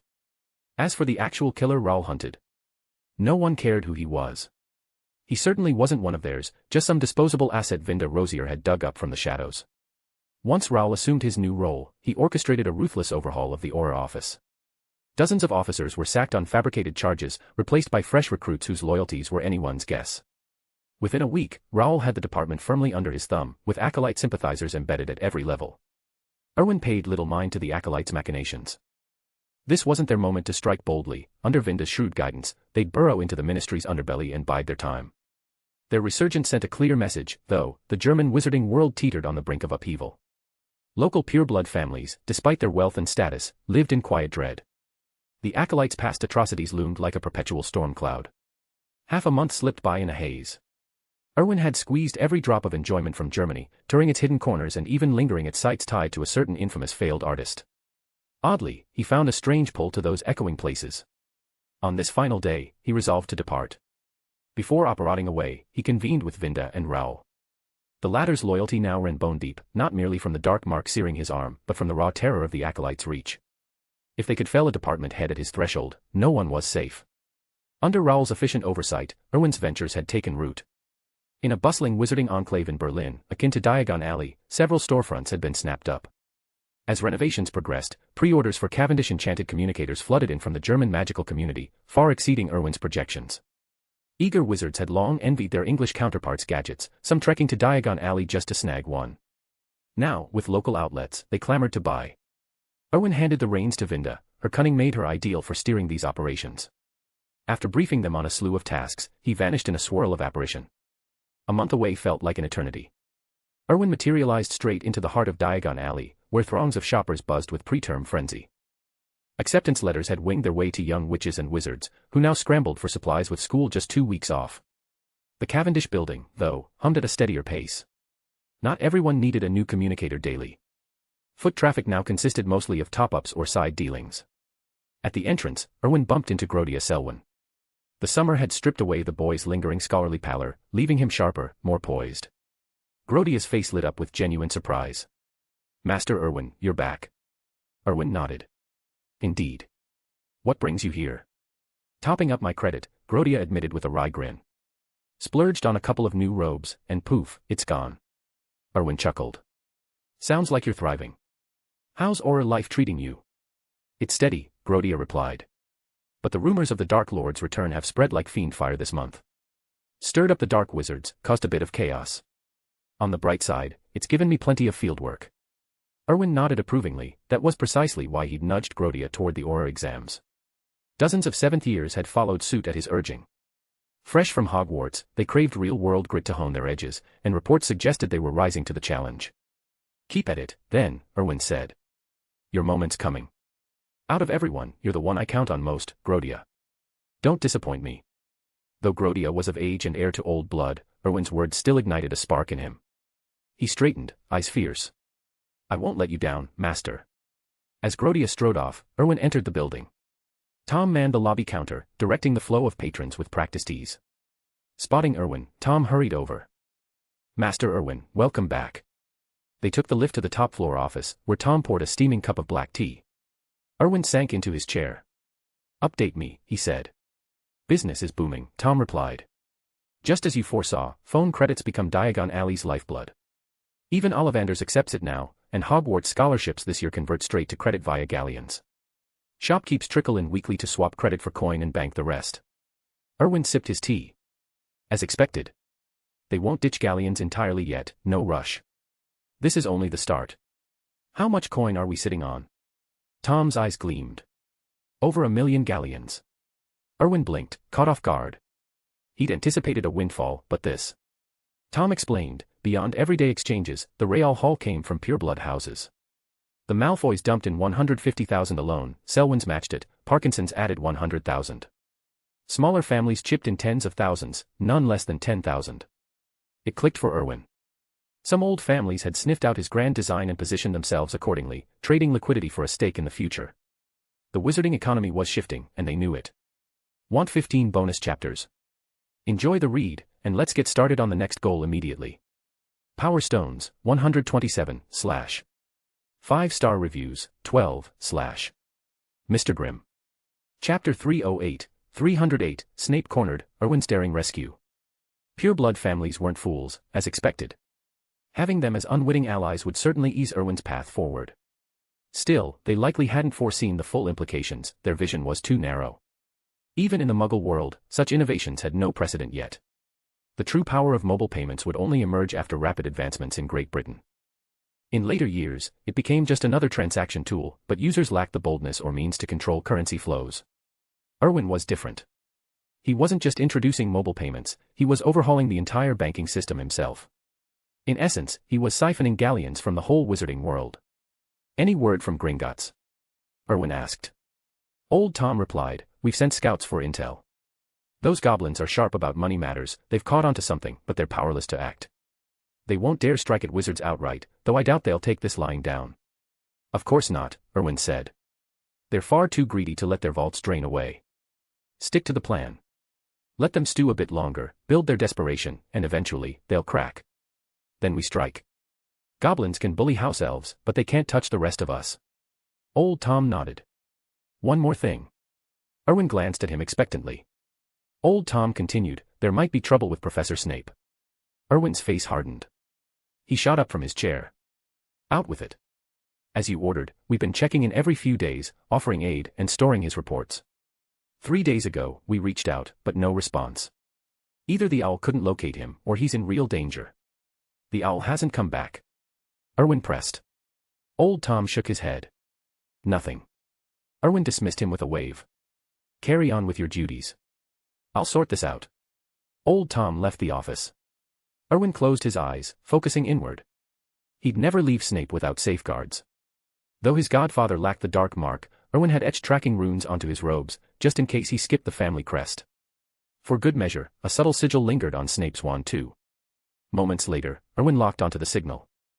Meanwhile, deep in the Forbidden Forest, Snape was hemmed in by a horde of black-robed figures. He slashed his wand, unleashing Sectum Sempra. Deep gashes erupted across one attacker's chest, blood spraying as the men crumpled lifeless to the ground. The others roared in fury and lunged, claws extending from their hands like daggers, glinting in the dim light. Snape vanished in a swirl of robes, reappearing behind them. Another flick of his wand dropped 3 more foes. But for every one he felled, dozens pressed forward, a relentless tide. He scowled. He'd kicked a real hornet's nest this time. A sultry voice cut through the chaos. Severus Snape. The attackers parted like a dark sea. A woman in a flowing black gown, her beauty striking and predatory, stepped forward. She stopped a few paces from Snape. Hand it over, Snape. It's vital to us. We have no desire to cross you, but we can't let you walk away with it. You won't stop me, Snape replied coolly. True enough, she admitted. But we dwell in this forest by pact with your kind's most powerful agreements that keep us bound here. That doesn't mean we sit idle while you pilfer our secrets. Do you really want to spark a war between our worlds over this? Snape's jaw tightened. Open conflict would complicate everything. Then, a vortex swirled behind him. War, you say? Are you certain you gutter dwellers can survive it? Erwin materialized at Snape's side. Godfather, you look like you've been through the ringer. Surprise flickered in Snape's eyes, quickly masked by irritation. Erwin, what in Merlin's name are you doing here? Leave, now.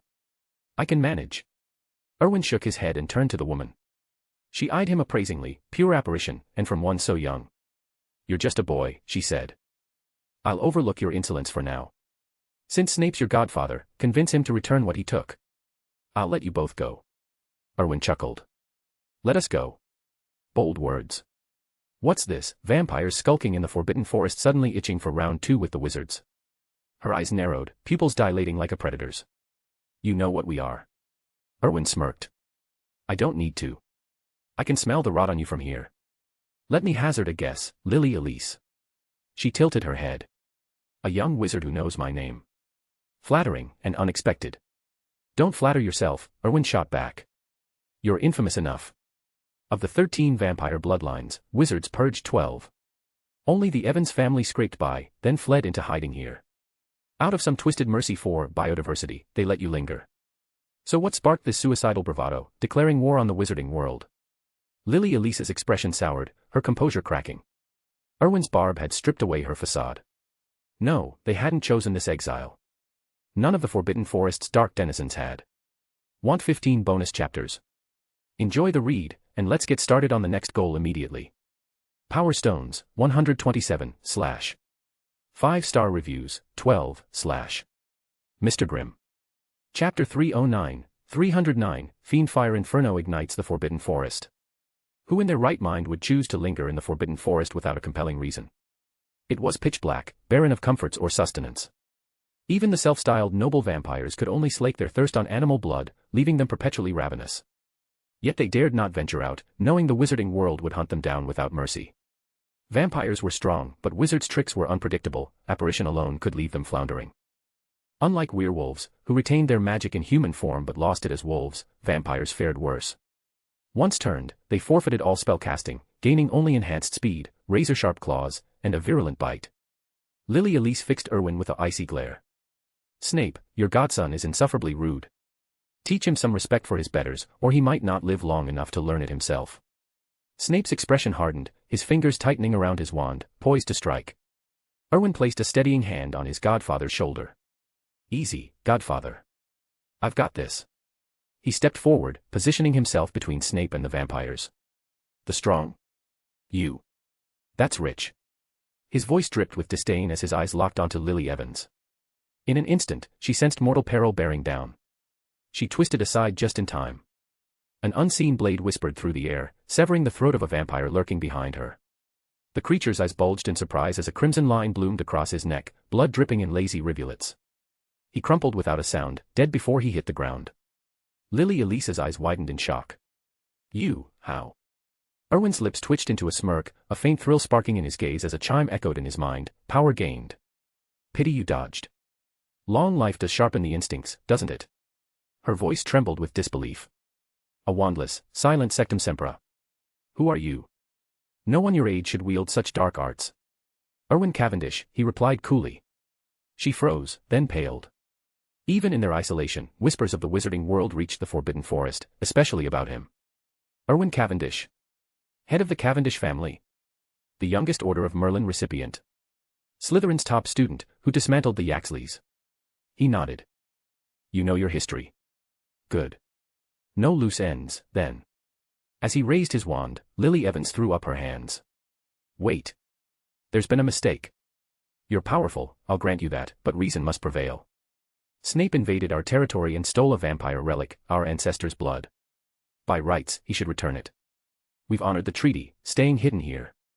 You can't just bully us. Snape muttered under his breath, I only took a drop of what they offered. Ancestral blood, they called it. Might substitute for a rare herb in my brews, or so I thought. Handing it back costs us nothing. Erwin's mind raced. Ancestral blood. Linked to magic-boosting potions, no doubt. No way was he surrendering that. The Snapes have guarded a family heirloom for generations, Erwin countered smoothly. Cavendish records show your kind stole it decades ago. Godfather came to reclaim what's his. Yet you not only refused, but attacked him. Per the treaty, dark creatures who assault wizards forfeit their lives. Lily Elise blinked, caught off guard by the brazen rewrite of events. You're twisting the truth. Don't push us too far. Vampires aren't pushovers. Return the blood and go, spread the word that we're fair game, and you'll regret it. Erwin chuckled. Whether he took it or not, it belongs to him now. As for gossip, you'll never live to spread it. A lethal spark ignited in his eyes. He drew an amethyst crystal from his robes, channeling his will. Arcane. Multiple casting. Avada Kedavra. Green bolts lanced from the crystal, felling several vampires in a flash. Why spare them? In Erwin's view, anything that fueled his growth was fair game. Murder among wizards was taboo, but these creatures. They were expendable. The Elise family's exile to the Forbidden Forest had left them with mere dozens. Now they numbered in the hundreds. Where had the extras come from? Predatory feeds on beasts, and likely more. The forest's wildlife couldn't sustain them forever. Culling the herd earned him power points, it was a no-brainer. His banter with Lily Evans. Mere diversion in an otherwise dull errand. As the first victims fell, her eyes bulged. What sorcery is that? Attack. Kill him. A swarm of fangs and claws surged toward him. Erwin sighed. Voldemort's favorite curse packed a punch, but it was useless against mobs, even amplified. He scanned the shadowed trees. Such a pity for the Forbidden Forest, it wouldn't survive the night. The Albanian ministry would curse the cleanup. With a wry smile, he lifted his wand. Fiend fire, clear the path. Flames erupted in a roaring blaze, serpentine and insatiable, devouring the underbrush and vampires alike. The inferno twisted into monstrous shapes, dragons, serpents, horrors born of fury, racing through the trees with unholy hunger. Screams echoed as the horde recoiled, but the fire was relentless, a god of destruction unleashed. Lily Elise staggered back, horror etching her features. Fiend fire. You're mad. It'll consume everything. Erwin watched impassively, the heat washing over him like a warm breeze. Mad. Perhaps.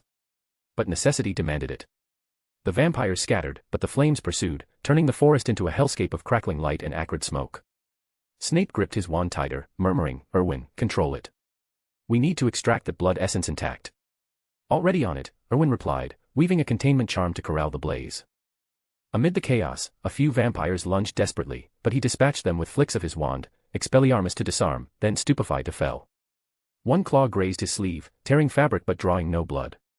Erwin's magical reserve surged, the kills feeding his progression like fuel to a forge. By the time the fire ebbed, leaving charred husks and smoldering earth, the vampire enclave was shattered. Lily Elise, singed and cornered, gasped, Mercy, we yield. Take the blood and go. Erwin approached, wand steady. Too late for that. But for old time's sake. He cast a swift finite incantatum, binding her in ropes of light. From her robes, he extracted a vial of shimmering crimson, the ancestral blood. Snape nodded approval. Well done. This could revolutionize my potions. As they operated out, the Forbidden Forest smoked behind them, a testament to Erwin's unyielding ambition. Power waited for no one, he'd seize it, one blaze at a time. Want 15 bonus chapters? Enjoy the read, and let's get started on the next goal immediately. Power Stones, 127, / 5-star reviews, 12, / Mr. Grimm. Chapter 310, Taming the Serpent in the Flames. Flames erupted from Erwin's wand, surging skyward before twisting into roaring fire dragons. They hurtled toward the vampires with a deafening roar. Lily Elise stared in horror as the beasts plummeted from above. Terror widened her eyes. This is fiend fire. Run. The vampires needed no urging, they scattered like leaves in a gale the instant the cursed flames appeared. Lily bolted after them. The inferno caught the Forbidden Forest ablaze, the blaze spreading relentlessly. The night sky glowed an ominous crimson over the treetops. Erwin pocketed his wand and glanced at Snape. That's enough, Godfather. Let's go. If those bloodsuckers make it out alive, it'll be their lucky day. He had no plans to pursue, chasing them would waste precious time. Under a blaze this fierce, survival was a matter of sheer fortune. If they were that lucky, Erwin saw no harm in letting them slink away. Snape inclined his head.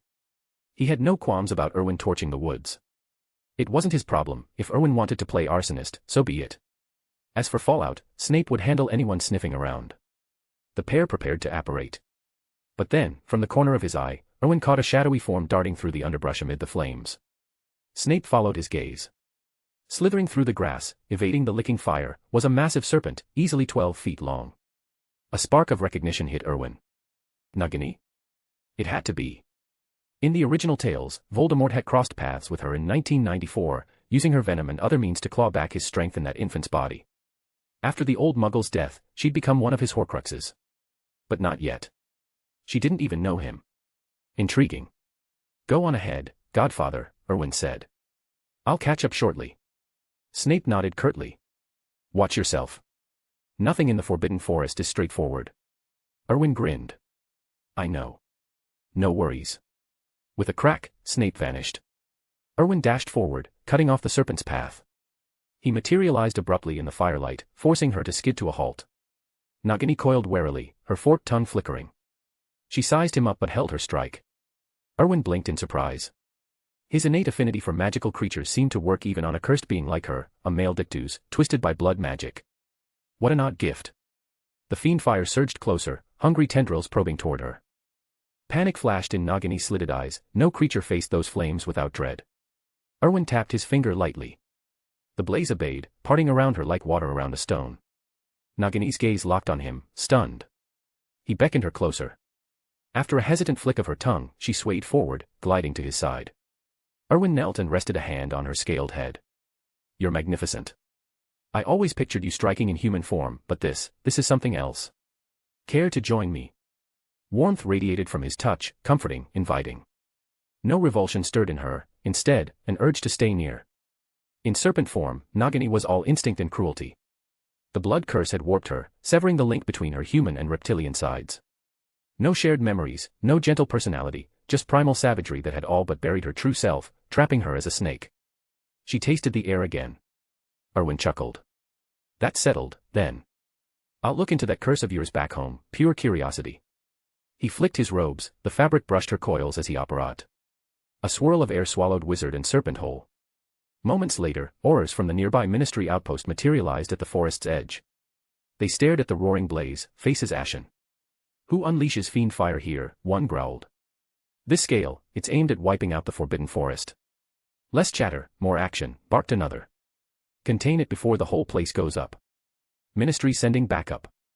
We can't let those dark creatures slip away. The team nodded and scattered, apparating to encircle the inferno. Wands stabbed into the earth. Finite incantatum. Golden barriers erupted from the soil, arching toward the flame's heart. They shattered on contact. The auras paled. Impossible. That's no standard fiend fire. Call for more, now. This isn't normal. Grindelwald couldn't have pulled this off. We're outmatched. Desperate signals flew as reinforcements poured in. By then, half the Forbidden Forest was a sea of fire. Over 20 auras assembled, led by the local aura office head. He scowled at the devastation. Form up for finite incantatum, full spread. They fanned out, wands plunging deep. Finite incantatum. A brilliant golden dome surged skyward, crashing against the blaze. The fiend fire twisted, birthing snarling fire dragons that spiraled upward. As it consolidated, the flames shifted hue, from orange fury to eerie violet. A colossal purple dragon now loomed, its eyes gleaming with unnatural cunning as it scanned the wizards below. The Auror Patriarch recoiled. Purple fiend fire. And it's aware. The beast bellowed, jaws unhinging to spew a wall of violet death. The Patriarch dove aside, but the flames bore down relentlessly. At the last instant, a figure interposed, clad in flowing white robes, silver hair and beard catching the firelight. Dumbledore. He flourished the Elder Wand. Stand down. Want 15 bonus chapters? Enjoy the read, and let's get started on the next goal immediately. Power Stones, 127, / 5-star reviews, 12, / Mr. Grimm. Chapter 311, 311, Harmony's Fiery Reckoning. Dumbledore's magic surged forward. The dragon fire spewing from the Norwegian ridgeback was instantly forced back. A flicker of human-like astonishment flashed in the beast's eyes. Dumbledore's brow furrowed slightly. Gazing up at the dragons wheeling in the sky, he murmured, "Purple flames. Erwin, you've really stirred up a hornet's nest this time." He plunged the elder wand into the ground. A commanding voice rang out, "Finite incantatum." In the next moment, a golden light, brighter and more potent than the combined efforts of 24 auras, erupted into the sky. It bore down on the dragons like an unyielding barrier. The creatures sensed the peril and roared in defiance, unleashing torrents of flame toward Dumbledore. But the golden shield held firm, absorbing every lick of fire. Realizing the futility, the dragons ceased their struggles. The light suppressed them entirely, and soon all the fire dragons were extinguished in bursts of fading embers. Dumbledore pocketed his wand with a quiet sigh of relief, wiping a bead of sweat from his forehead. Erwin's grown this powerful already. If this keeps up for another couple of years, I might not be able to rein him in. The once vast Forbidden Forest had been reduced to half its size, charred and smoldering. The head of the Auror office exhaled sharply. "Thank you, Headmaster Dumbledore." Dumbledore waved it off dismissively. The Auror's expression darkened. "Whoever unleashed fiend fire in the Forbidden Forest won't get away with this, I swear it." "I'd advise against digging into it," Dumbledore replied evenly. "Stay out of this one. It's beyond you." The Auror blinked in surprise. "You know who did it?" Dumbledore offered no answer. "That's the end of it. I'm off." With that, he vanished into a swirl of apparition. The Auror stood there, brow creased in frustration. Moments later, one of his subordinates hurried over. "Sir, I've got something." The head paused. "Out with it." The Auror puffed up a bit with pride. "Purple flames, classic fiend fire signature. It points to one person, Erwin Cavendish. I read about it in the Daily Prophet, his fire's got that distinctive purple hue. And during that Slytherin challenge, he used a fire shield, shows he's a master with fiend fire." The head's eyes widened. "Erwin." He recalled Dumbledore's warning and nodded grimly. That explained everything. The subordinate pressed on. "Should we bring him in?" The head's face hardened. "New to the force this year, aren't you?" The Auror nodded eagerly. "Good work, I'll note it in your file. But this stays between us. Clear?" The Auror beamed and nodded vigorously. "Right, back to your post. I'm heading to the ministry." Straight away, the head returned to the Ministry of Magic and briefed the minister. The minister's face drained of color as he listened. Why was he in the Forbidden Forest? "No idea, sir," the head replied. "But our intel shows the vampires took the worst of it. We even recovered Lily Elise's body, burned beyond recognition, but she had the Elise family patriarch's ring on her finger." The minister steepled his fingers, thinking. "Sounds like the dark creatures poked the wrong bear. Keep this quiet. Act like we found nothing. As for your sharp-eyed Auror, reassign him, somewhere he'll never cross paths with this again." "Understood." The head nodded and departed. Alone, the minister sank into his chair. Theirs was a modest ministry at best, propped up by the Forbidden Forest's strategic importance in this corner of the wizarding world. They lacked the clout to tangle with someone like Erwin Cavendish. Pretending ignorance was the wisest course, they couldn't afford the fallout. Meanwhile, back at Cavendish Manor, Erwin remained blissfully unaware of the chaos he'd unleashed. He hadn't anticipated how profoundly his fiend fire blessing had evolved. A wizard never glances back at his own explosion, after all, which was why he'd missed the shift entirely. In the end, Dumbledore had cleaned up the mess. Without the headmaster's intervention, Erwin might have sparked a true disaster. Now, he eyed Nagini on the desk with keen curiosity. The serpent sat coiled, watching him just as intently. She could sense the soothing aura radiating from him, a rare comfort that even her deep-seated distrust of humans couldn't entirely repel. Erwin's fingers trailed gently along her scales. Magic flowed from his touch, delving into her serpentine form to probe its essence. He pulled back, pondering. So this was the Maledictu's curse, a volatile energy at war with her bloodline, twisting her toward permanence. It echoed the turmoil in his own draconic bloodline somehow. If that was the case, could his harmonizing magic soothe her affliction? Just then, a magical alert chimed in his mind, power gain halted. Erwin raised an eyebrow. That was fast. Pity, nearly had enough to advance. The British ministry's got some spine after all, they shut it down quick. Might need to look into them properly next time. He shook his head, dismissing the thought. No level up this round. Plenty more chances ahead.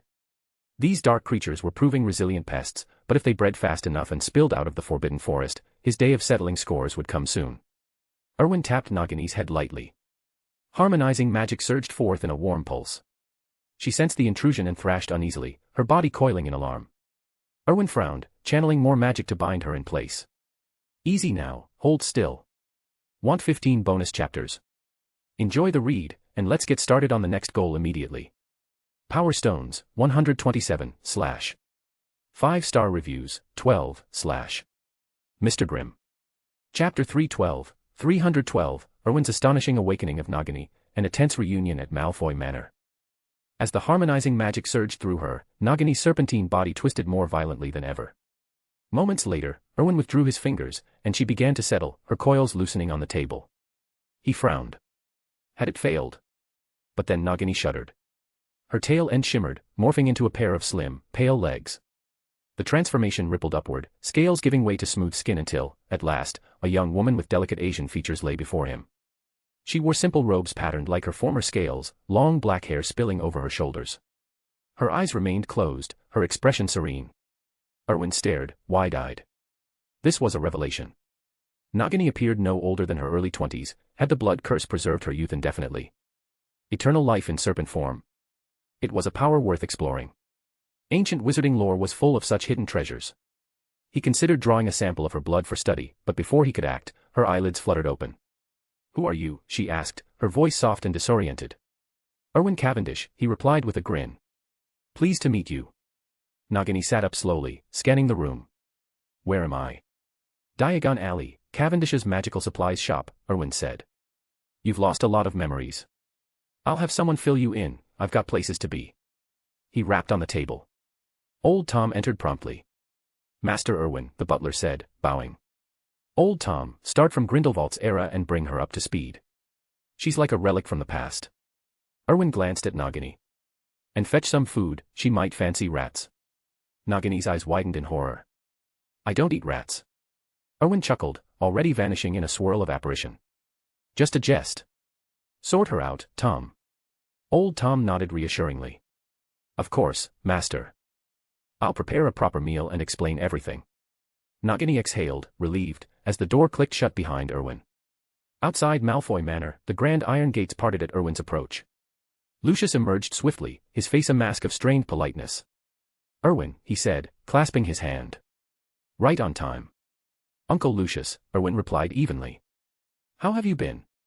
Lucius sighed, leading him through the manicured gardens toward the looming stone manor. "Not well, if I'm honest." "Come inside, we'll talk." Erwin nodded, suppressing a knowing smile. The Dark Lord's return had everyone on edge, but Lucius had more reason than most. As a former Death Eater who'd been unmasked, his survival hinged on timely betrayal. Comfortable exile in Azkaban's shadow, bought with disloyalty, Erwin remembered the details all too well. Narcissa appeared in the foyer just as they entered, her elegant robes swishing. "Lucius, a guest." Spotting Erwin's platinum blonde hair, her face brightened. "Oh, my dear boy. You've come." "Aunt Narcissa," Erwin said warmly, offering a polite bow. She rushed forward, linking her arm through his and nudging Lucius aside with practiced ease. Lucius's mouth tightened in irritation, clearly, this dynamic chafed. Narcissa beamed up at Erwin. "Come, sit by the fire. Dobby. Tea for our guest, and be quick about it, you lazy elf." The house elf Dobby scurried off, ears flapping. Erwin watched him go, intrigued. The elf from the tales, loyal to a fault in some ways, treacherous in others. Erwin respected house elves' devotion, it mirrored the unyielding loyalty he demanded from his own household. Betrayal, even for freedom, was unforgivable. Dobby's heroics with Harry Potter might win hearts in stories, but to Erwin, it was simple disloyalty. No sentimentality there, a family thrived on trust, nothing less. In the drawing room, flames crackled in the marble fireplace as Narcissa fussed over him. "What shall we have for dinner, dear?" "The elves can whip up anything." Before he could answer, she continued, "Draco mentioned you enjoy pureblood cuisine. Our lot aren't the best at it, but I'll borrow a couple of elves from the Blacks, they're wizards at it." Erwin waved her off gently. "No need, Aunt. A simple meal will do." "Where's Draco, anyway?" "Out with Potter and his lot since morning," she said with a fond eye roll. "That boy's been dabbling in the muggle world, brought back the oddest gadgets. Shall I call him?" She reached for her enchanted communicator, its gold casing gleaming. Erwin shook his head. "School's nearly back in session, I'll catch him there. Just hope he hasn't slacked off over the holidays, discipline keeps him sharp." Narcissa laughed. Discipline him as you see fit. He's improved under your guidance, but a firm hand never hurts. Treat him like a little brother, you're the elder here. Erwin smiled. I will, Aunt. As Narcissa launched into animated chatter about family gossip and summer scandals, Lucius paced nearby, his impatience growing. He had urgent matters to discuss, Voldemort's shadow loomed large, and alliances were shifting, but his wife monopolized the conversation, leaving him sidelined once more. Erwin listened patiently, his mind already turning to the undercurrents. The Malfoy household was a powder keg, loyalty frayed by fear. It was time to gauge just how far Uncle Lucius's nerves had unraveled. Want 15 bonus chapters? Enjoy the read, and let's get started on the next goal immediately. Power Stones, 127, / 5-star reviews, 12, / Mr. Grimm. Chapter 313, 313, Lucius's Shadow of Dread and Desperate Gambit. Thankfully, after their chat wound down, dinner time approached. Narcissa, still fretting, insisted on cooking for Erwin herself. Lucius paled at the news. Narcissa, isn't that overkill? She shot him a sharp look. Nonsense. Erwin's come all this way, I'll handle it personally. You keep him company, and if he's not pleased, you'll answer to me. With that, she bustled off to the kitchen. Lucius let out a heavy sigh. What would be, would be. No dodging it now. At least this gave him a moment alone with Erwin. Erwin, he said bluntly, has the Dark Lord truly returned? Erwin nodded. Yes, he's back, but just in spirit form for now. With his talents, though, he'll regain his full power soon enough. Lucius's brow furrowed, a flicker of fear crossing his eyes at the mention of Voldemort. Uncle Lucius, you're worried? Erwin asked. He nodded. No point denying it. You know I was a Death Eater once. And you've heard the rumors about how I slipped away from it all. I know the basics, Erwin replied. That's why the Malfoy name carries such a stain in the wizarding world. Lucius managed a bitter smile. Can't be helped. Reputation means nothing next to survival. I won't let the family crumble on my watch. I'd pay any price for that. Erwin inclined his head. I respect what you've done for them, Uncle. If it were me, I'd likely choose the same path. Lucius leaned forward. Erwin, I'm at a loss now. I can't drag the Malfoys into another mess. Draco and Narcissa, they can't suffer for my mistakes. So what did the Dark Lord ask of you? Erwin pressed. Lucius paused, then retrieved a slim black diary from the nearby bookshelf. I haven't a clue what this truly is, but he handed it to me years ago. Said to deliver it to Hogwarts when the time was right. I'm not sure if now's that moment, but I can't hold onto it any longer. Dark magic radiates from it, chilling, overwhelming. Erwin could read between the lines. This was one of Voldemort's contingencies, not for resurrection, but as a tool to unleash chaos, open the Chamber of Secrets, tarnish Dumbledore's standing, and so panic with a couple of deaths. And with Voldemort's return no longer hushed, the Ministry was already hunting him. This would serve as the perfect diversion, buying time for his comeback. In the original tale, Erwin had puzzled over Lucius's timing for the second year. But now, sensing the man's turmoil, it all clicked. He took the diary, flipping through its blank pages. Voldemort's Horcruxes were nothing if not ingenious. Handing it back, Erwin met Lucius's gaze.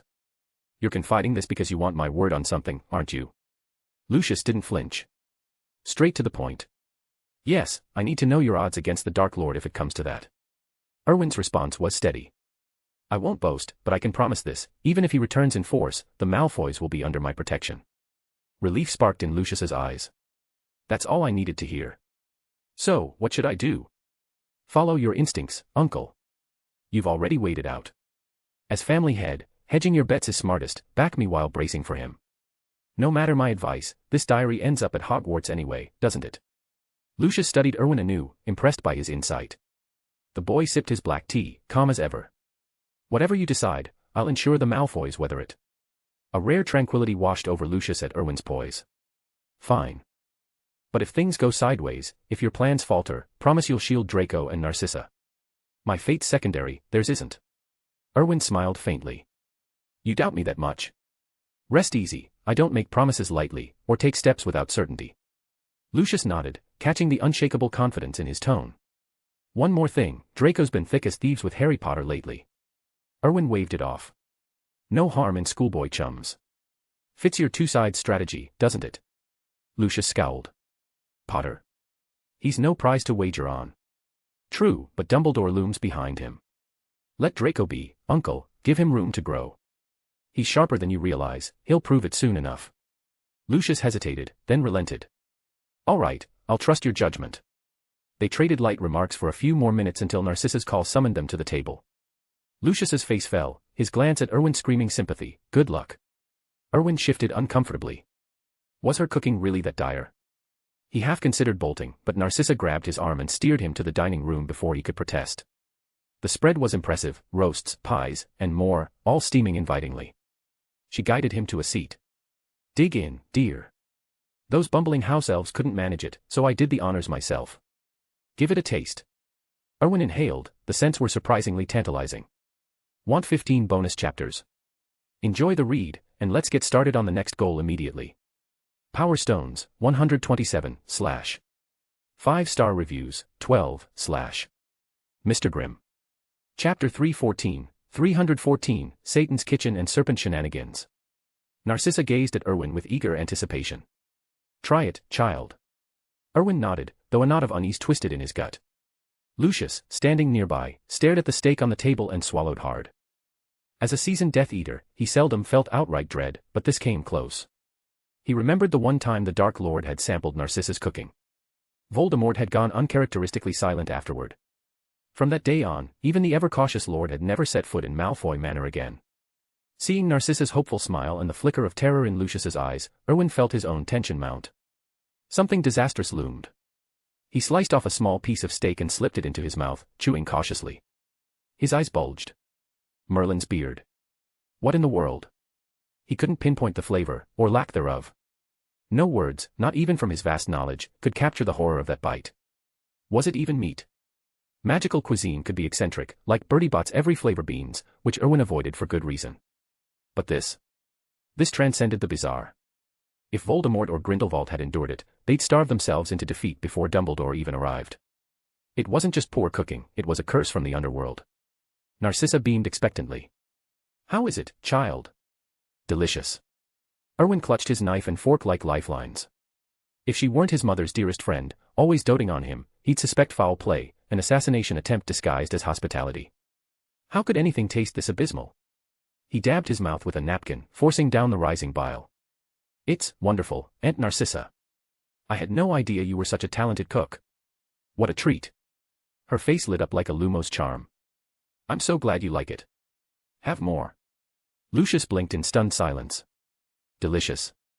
Had Narcissa been holding back all these years? Heart pounding, he carved a tentative sliver and popped it in. His pupils dilated in horror. He gaped at Erwin. How could the boy stomach this? No wonder Erwin excelled, he endured agonies others couldn't fathom. Lucius sighed inwardly, another area where he paled in comparison. Erwin eyed the untouched plate, trapped in a bind. How to escape without offense? Suddenly, a prickle at his arm, the dark mark stirred. Then old Tom's voice echoed in his mind. Erwin's face tightened. Aunt Narcissa, Uncle Lucius, I'll have to take a rain check on the rest. Duty calls back in Diagon Alley, urgent business. He rose swiftly. Lucius's expression darkened. Trouble. Need assistance. Narcissa's concern deepened. Be careful, dear. Erwin shook his head. Just a minor issue, I can manage. Sorry to cut this short, Aunt Narcissa, I'll return soon for a proper meal. She waved it off with a warm smile. Nonsense, come anytime. Draco mentioned you can apparate from Hogwarts. Pop in whenever school's on, I'll whip up something special. Erwin forced a nod, Malfoy Manor for dinner. A nightmare he'd dodge forever. With a crack, he disapparated to Cavendish Mansion in Diagon Alley. Chaos greeted him. Several wizards gripped their wands, magical energy crackling as they pinned down a thrashing Nagini in the center of the foyer. Erwin pushed through the crowd, eyeing the enormous python writhing on the floor. He frowned. When did this happen? Just before I contacted you, old Tom replied. She took ill suddenly and shifted back. Erwin nodded and flicked his wrist, signaling the wizards to ease their suppression spells. He approached cautiously. Nagini's feral glare softened at his sight. She slithered forward, coiling around his leg before climbing to his shoulder. She nuzzled his cheek affectionately. Erwin's mouth quirked. Easy there, you're no lightweight housecat. Acting like a tiny serpent when you're this massive. He shook his head and pressed a finger to her scaled forehead, probing with a thread of magic. The diagnosis clicked, Unlike his own bloodline, which had settled into equilibrium after adjustments, especially post his vampire purge in the Forbidden Forest, where Pendragon heritage briefly overshadowed his dragon speaker lineage, Nagini's case was thornier. The blood curse's surge, fueled by the very magic meant to stabilize her, amplified her serpentine side. Erwin's harmonizing ritual had balanced her dual natures, but the influx tipped the scales, forcing the transformation. Her human form's innate magic couldn't match the serpent's raw power, so permanence eluded them. Repeated treatments were the only path forward. Fascinating, another puzzle from the last male Dictus. He murmured the incantation bound to her finger. Nagini uncoiled and slithered to the floor. To the wizard's awe, her form shimmered and reshaped into human. Erwin dismissed the group with a wave. Moments later, alone, Nagini stirred and blinked awake. What just happened? Want 15 bonus chapters? Enjoy the read, and let's get started on the next goal immediately. Power Stones, 127, / 5-star reviews, 12, / Mr. Grimm. Chapter 315, 315, Lockhart Circus and the Malfoy Weasley Showdown. Erwin nodded. Yeah, you've turned into a rat-eater again. Nagini looked a little embarrassed. Sorry for causing you trouble. Erwin waved it off. It's nothing, but this state won't work. Your snake form might not harm me, but it's brimming with killing intent toward everyone else, bound to stir up trouble. Unless your growing magic can suppress it. Nagini shook her head. I can't. Erwin nodded. I figured. So, 2 options. I get someone to brew a potion to dampen your magic. It'll stall your power in both forms, keeping your strength static. Or you come with me to Hogwarts. You'll mostly be in Python mode since term starts soon, but I can keep an eye on you and ensure no one gets hurt. Nagini's eyes lit up. I don't crave power.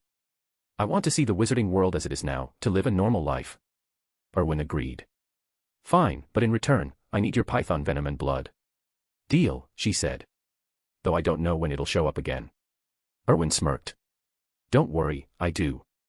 He tapped her forehead, channeling a surge of magic. Nagini went limp, her human form giving way to the enormous python once more. Simple as that. He just sealed off her human-like magic fluctuations. No resistance possible. The python blinked in confusion, its triangular eyes hazy. Some venom? Erwin asked gently. She understood, nodding faintly. Erwin summoned a small vial with a flick of his wrist, no need for theatrics like an oversized bucket after all. 10 minutes later, Nagini was human again. Erwin pocketed 2 crystal vials, one of blood, one of venom. There, he said. I'll have a suppression potion made for you. Once it's ready, head to the Cavendish Tower for quarters. Or use these galleons to find your own place if you prefer. Nagini beamed with gratitude. Thank you so much. Erwin raised an eyebrow. Don't get the wrong idea, this is your salary. You'll be working at the tower. What, did you think it was charity? She scratched her head, unfazed. A job for pay sounded fair enough. Time flew, as it always did in the wizarding world. Another half-month vanished, signaling Hogwarts' return. Diagon Alley buzzed with activity, parents towing wide-eyed first-years, even a few awestruck muggles on their inaugural visits. The sight of enchanted mobiles in every hand only added to the wonder. Up in the Cavendish Tower's top-floor office, Lucius chatted with Draco and Erwin. Draco fidgeted by the window, peering at the throng below. His eyes sparked. Father, headmaster, there's Harry and his lot. I'm off to shop with them for term. Lucius nodded permission. Draco bolted for the lift, tension easing from his shoulders. Alone now, Erwin turned to Lucius. So, any luck smuggling that diary into Hogwarts? Lucius sighed. Nothing solid. It's proving tricky. Erwin joined him at the window, scanning the crowd. Looks like opportunity's knocking. Lucius followed his gaze, spotting a flash of red hair amid the Weasleys. A sly smile tugged at his lips. You're onto something. But we need a plan. You'll think of one, Uncle, Erwin said confidently. Lucius straightened. Right, then. I'll handle it. As he left, old Tom slipped in. Master, all purchases are complete. Good. Hold the fort, I'm off to catch the show. Old Tom nodded without prying. Erwin wasted no time, slipping out to trail Lucius from afar. Sure enough, he watched Lucius and the Weasleys file into Flourish and Blots, one after another. Erwin's grin widened. The real fun was about to start. The bookstore teemed with witches and wizards, all drawn by Gilderoy Lockhart's signing event. The man knew how to sell himself, flashy robes, dazzling smile, and that effortless charisma. Erwin had to admit, the Git's showmanship was his one redeeming quality.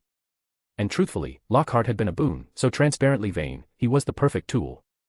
Erwin found a shadowed corner, settling in to watch. Lockhart pranced on stage like a performing peacock, and Erwin suppressed a chuckle. What a patsy. What a waste, he'd be gone by year's end. Pity. One last hurrah, then. The crowd parted moments later, a scuffle breaking out at the center.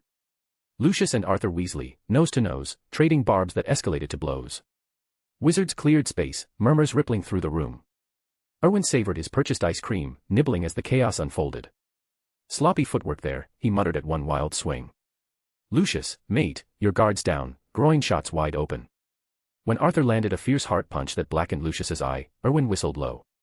Blimey, Weasley's got bite. Who keeps a ponytail in a scrap? Asking for it.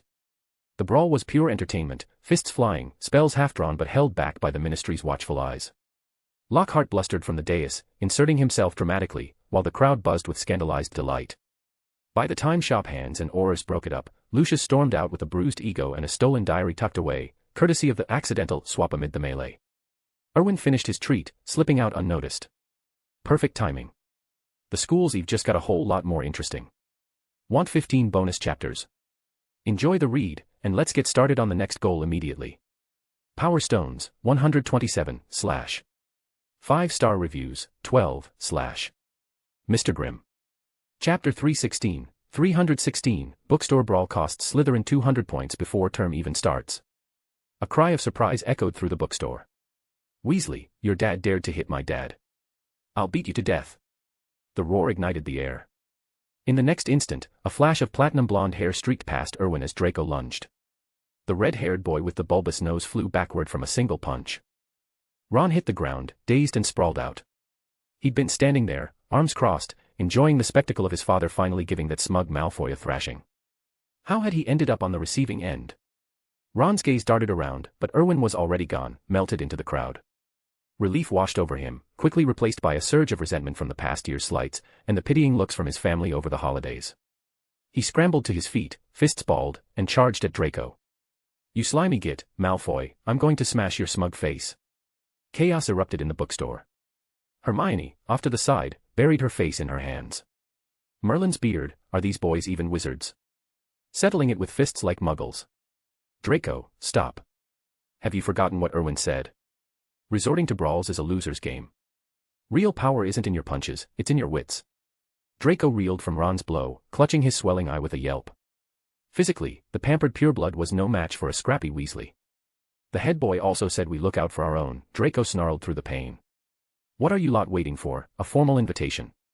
The Slytherins who'd been gawking shifted, eyes hardening. Bloody Gryffindors, ganging up on us. Get him. Take them down. A swarm of green-trimmed robes surged toward Ron.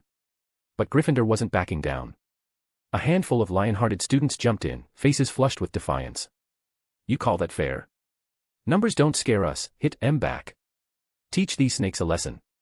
Erwin edged toward the exit, heart pounding. He hadn't seen this coming at all. What started as Lucius's orchestrated grudge match had spiraled into a full-blown house brawl, Gryffindor versus Slytherin, right in flourish and blots. The instigators, Lucius and Arthur, now wrestled to pull their sons apart, shouting over the din. A chill prickled Erwin's neck. Trouble was brewing, and it was heading their way. He glanced back, just in time to spot Professor McGonagall striding in, her face thunderous, a wide-eyed first-year trailing behind her.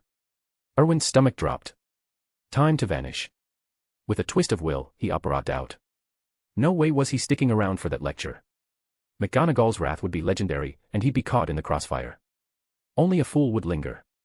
Word of this would spread like fiend fire through the wizarding world.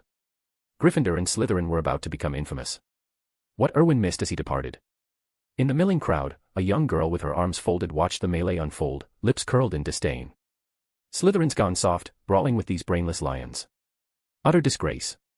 An elderly attendant nearby cleared his throat. Miss, we've got everything we need. The master says you're due home for supper. He's invited Professor Snape over, hopes you might apprentice under him, learn the potion's craft. The girl's eyes lit up.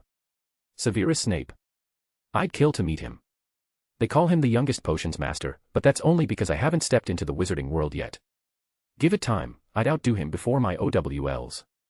The old man inclined his head. Naturally, Mississippi. You'd eclipse them all. She turned to go, then froze as Erwin operated away in a swirl of air. Silver hair. Is that Erwin Cavendish? Her companion nodded gravely. The masters warned that the Cavendish influence is rising fast. If you can, claim the spot as hidden prefect for first years and build ties with him. The girl smirked. We'll see at school. One boy holding down 7 years' worth of trouble. I doubt it. If he can wear that badge, so can I. The old man said nothing. His charge was fiercely proud, untested by the world's sharper edges. School would temper that soon enough. After all, no one knew Erwin's prowess better than their circle. Back in the tower, Erwin retreated to his office, gazing out the window. Soon enough, McGonagall emerged from the bookstore, expression carved from storm clouds. Behind her trudged the sorry lot, bruised Slytherins and Gryffindors, heads down, faces sporting black eyes and split lips.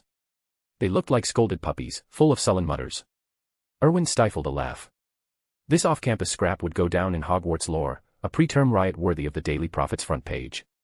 With McGonagall's no-nonsense streak, she'd dock each house 2, maybe 300 points. 200 points gone before welcome feasts were even served. Gryffindor and Slytherin were off to a disastrous start. Then it hit him like a bludger. He was Slytherin's head boy. These were his snakes. Erwin's amusement evaporated. No, if they didn't shape up fast, the House Cup was doomed. Competition was brutal this year. Ravenclaw had dominated last term with sky-high scores. A deficit like this. They'd need iron discipline from day one. He pinched the bridge of his nose. What a disaster. Glaring at the wilted procession of Slytherins, looking every bit the frost-nipped plants they were, Erwin's temper simmered. He'd been grinning like a fool just minutes ago, but now. This was on him to fix. Before he knew it, the Hogwarts term dawned. King's Cross Station buzzed with farewells and excitement. Erwin opted for the express, tradition be damned. How many more rides could he claim before graduation? In the head boy's compartment, solitude reigned. No interruptions, just the rhythmic clatter of wheels. From the first-year carriage drifted bursts of laughter and chatter as new faces mingled. A grin tugged at Erwin's lips unbidden. Fresh crop of students, ripe for the wizarding world's wonders and woes. Back at the castle, with time to spare, Erwin ducked into his dorm to freshen the linens and duvet, small rituals to ease into the routine. He arrived at the Great Hall precisely as the last echoes of arrival faded. Pure chance, really. The benches were filling, returning students mingled with wide-eyed first years, the air humming with anticipation. The sorting ceremony loomed. As Erwin entered, the Slytherin table rose as one. Head boy. Want 15 bonus chapters? Enjoy the read, and let's get started on the next goal immediately. Power Stones, 127, / 5-star reviews, 12, / Mr. Grimm. Chapter 317, 317, The Feast's Uninvited Delivery. The chattering students fell silent, their eyes locking onto Erwin at the entrance to the Great Hall. From the staff table, Professor Snape allowed himself a rare smirk. Professor McGonagall set aside her notes, her face lighting up with a warm smile. Erwin could swear he hadn't meant to steal the spotlight.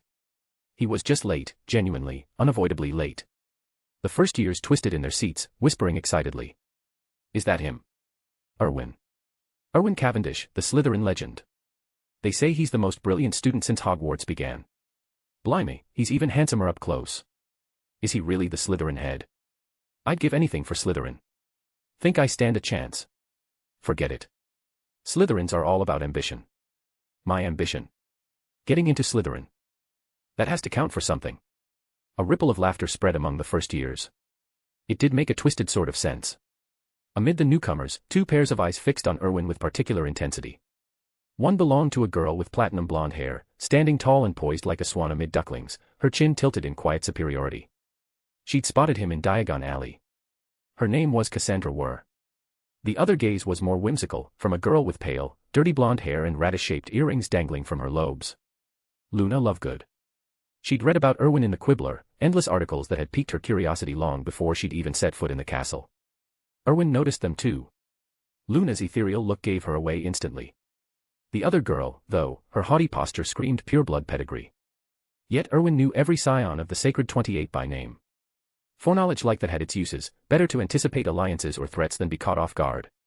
Not that he was scheming, Draco was proof of his prudent side. Erwin was, at heart, a decent sort. He shook off the thought and approached McGonagall. Sorry, Professor. Got held up. She waved it off with a grin. Nonsense, Erwin, you're right on time. Grab a seat. The older students exchanged eye rolls. On time. The feast was moments from starting. Favoritism like that was blatant, but who were they to complain? It was Erwin. He nodded, striding to the Slytherin table and giving a casual wave to his housemates. The younger ones settled quickly, the buzz returning as the sorting ceremony kicked off. The hall hushed under McGonagall's steady voice, a far cry from the pre-Erwin chaos. Sipping pumpkin juice, Erwin watched the new arrivals try on the hat, some beaming, others fidgeting. It took him back to his own sorting, a year that felt like a lifetime ago. Now, he led the snakes. Luna's turn came soon enough. True to form, the hat placed her in Ravenclaw. She drifted to her new table, plopping down beside Hermione with a dreamy smile. Erwin stifled a chuckle. The bossy know-it-all and the eccentric dreamer, roommates. Their clashes could be legendary. In the books, they'd barely crossed paths, but here. He couldn't wait to see the sparks. Next, McGonagall consulted her list. Cassandra were. Erwin's brow furrowed. Cassandra. As in his Cassandra, from the game. A crossover bleeding into reality. And wasn't among the Sacred 28. An alias. Foreign blood. The girl strode forward without a flicker of nerves, her arrogance unshaken. Before McGonagall could even settle the hat, it bellowed, Slytherin. A smug satisfaction crossed her face as she joined the table. The Slytherins offered polite applause, but her eyes locked on Erwin, challenging, almost daring. He met her gaze with a wry smile and shook his head. Pride was Slytherin's lifeblood. But pride could be forged into a blade with the right guidance. The were family, intriguing. Very intriguing. As the last few sortings wrapped up, McGonagall scanned her scroll once more, her expression tightening. She shot Erwin a subtle glance. He frowned. What now? Spotting a ghost from her past. Zoe Alva. Erwin whipped around, a chill-killing intent seeping from him unbidden. At the staff table, Snape set down his goblet, his sharp eyes narrowing on the girl in the chair. Dumbledore cleared his throat pointedly. Snape's gaze flicked to Erwin, a subtle shake of his head urging restraint. Erwin's tension eased into a faint grin. He nodded back at Snape, message received. He wasn't daft enough to cause a scene here, not with witnesses everywhere. Setting his cup aside, he absently rubbed his chin. A threat hand delivered to his door. Or did she fancy her odds? Want 15 bonus chapters? Enjoy the read, and let's get started on the next goal immediately. Power Stones, 127, / 5-star reviews, 12, / Mr. Grimm.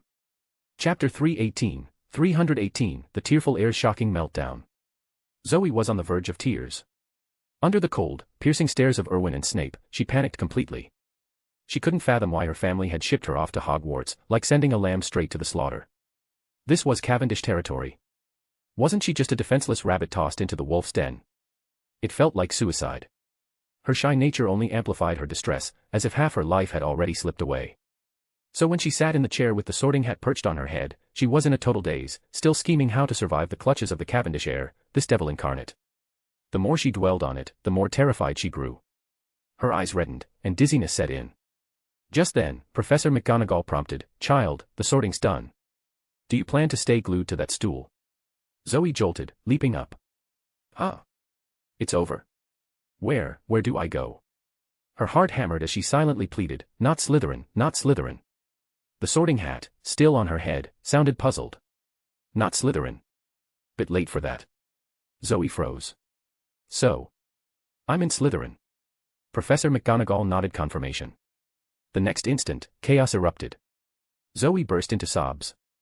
No. I don't want Slytherin. I'm done for, really done. Straight into Cavendish's hands, I'm as good as dead." Every eye swiveled to Erwin.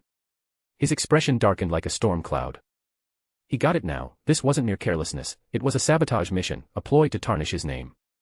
Tonight, he'd ensure this Alva family gift met her ancestors. Professor McGonagall stood stunned. In all her years overseeing sortings, she'd never seen the like. The girl wailed on the floor, "What now?" Glancing at Dumbledore, she sought guidance. Dumbledore rubbed his temples, a headache brewing. Why did everything go sideways when Erwin was involved? He rose with a chuckle. Haha, it seems Erwin's reputation precedes him across the wizarding world. But come now, child, up you get, back to your table. The feast is starting. Erwin's far gentler than the tales suggest, you'll see once you know him. Ignore the gossip. He shot Erwin a knowing wink. Erwin turned to Charlotte beside him. Fetch that embarrassment from the pureblood families, the Alva heir. Charlotte stifled a laugh and nodded, striding over. She clamped a hand over Zoe's mouth and hauled her to the Slytherin table, plopping her down right next to herself, one seat from Erwin. Erwin eyed Zoe coolly, his gaze unreadable. She quivered like a leaf in the wind, eyes brimming anew. His voice cut like ice, "One more tear, and I swear this is your last meal." Zoe slapped a hand over her mouth, staring in wide-eyed terror. "And no. I won't. Please, don't kill me, I don't want to die." Erwin sighed inwardly. Was this girl really an assassin? What sort of fool had they sent? He couldn't deny it, her antics sparked wild suspicions. Some deeper plot at work. The headmaster's familiar speech wrapped up, and the feast materialized in golden platters. Erwin mulled the idiot's arrival, ignoring the spread before him. Then an odd noise caught his ear, like some beast gnawing away, mingled with sniffles. He turned, tracing it to Zoe. She was devouring a chicken leg, tears streaming down her cheeks. The racket was her sobbing feast. The other Slytherins gawked in bewilderment. Erwin was speechless. What in Merlin's name?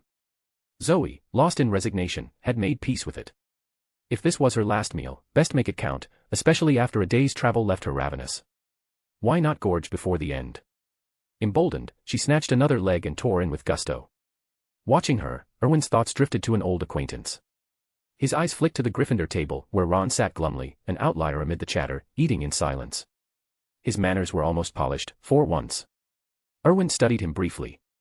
By novel logic, Ron was ripe for a dark turn, wasn't he? The thought amused him. School was dreadfully dull, he craved entertainment. If Ron went rogue, it'd provide endless diversion. As for fallout? Laughable. Ron's skills wouldn't scratch him, villain or not. The feast ended, and prefects herded the first years to the dorms. Erwin led the Slytherin pack. At the common room entrance, the portrait swung open at his approach, no password needed. His serpent ring granted him unrestricted access, a perk of being the heir of Slytherin. He strode in first, claiming the lone armchair. The senior prefects settled on the seats below him, while others formed a ring around the edges, clearing the center for the new Slytherins. Erwin nodded to Charlotte. Let's begin. Want 15 bonus chapters? Enjoy the read, and let's get started on the next goal immediately. Power Stones, 127, / 5-star reviews, 12, / Mr. Grimm. Chapter 319, Cassandra's Audacious Challenge. Charlotte nodded and rose to her feet. Welcome to Slytherin. As tradition demands, let the hidden prefect challenge commence. With Grodia Selwyn now graduated, Erwin had struggled to find a suitable referee. Cassius was meant to step into Charlotte's shoes, but the 5th year was swamped this term. Unlike Draco, he couldn't balance prefect duties with exam prep, so Erwin had given him a pass to focus on his studies. Charlotte, ever reliable, had taken up the role instead. Just like last year, the first year's hidden prefect challenge kicked off. As Erwin anticipated, Cassandra strode forward. She positioned herself in the center of the common room and drew her wand with a flourish. I, Cassandra, claim the title of hidden prefect. Who stands with me? Who dares oppose? Erwin stifled a gasp. Blimey, this girl's got nerve. No surprise she's one of Draco's infamous, arrogant siblings. At this rate, she'll end up with more bruises than he did. The other hidden prefect candidates eyed her warily.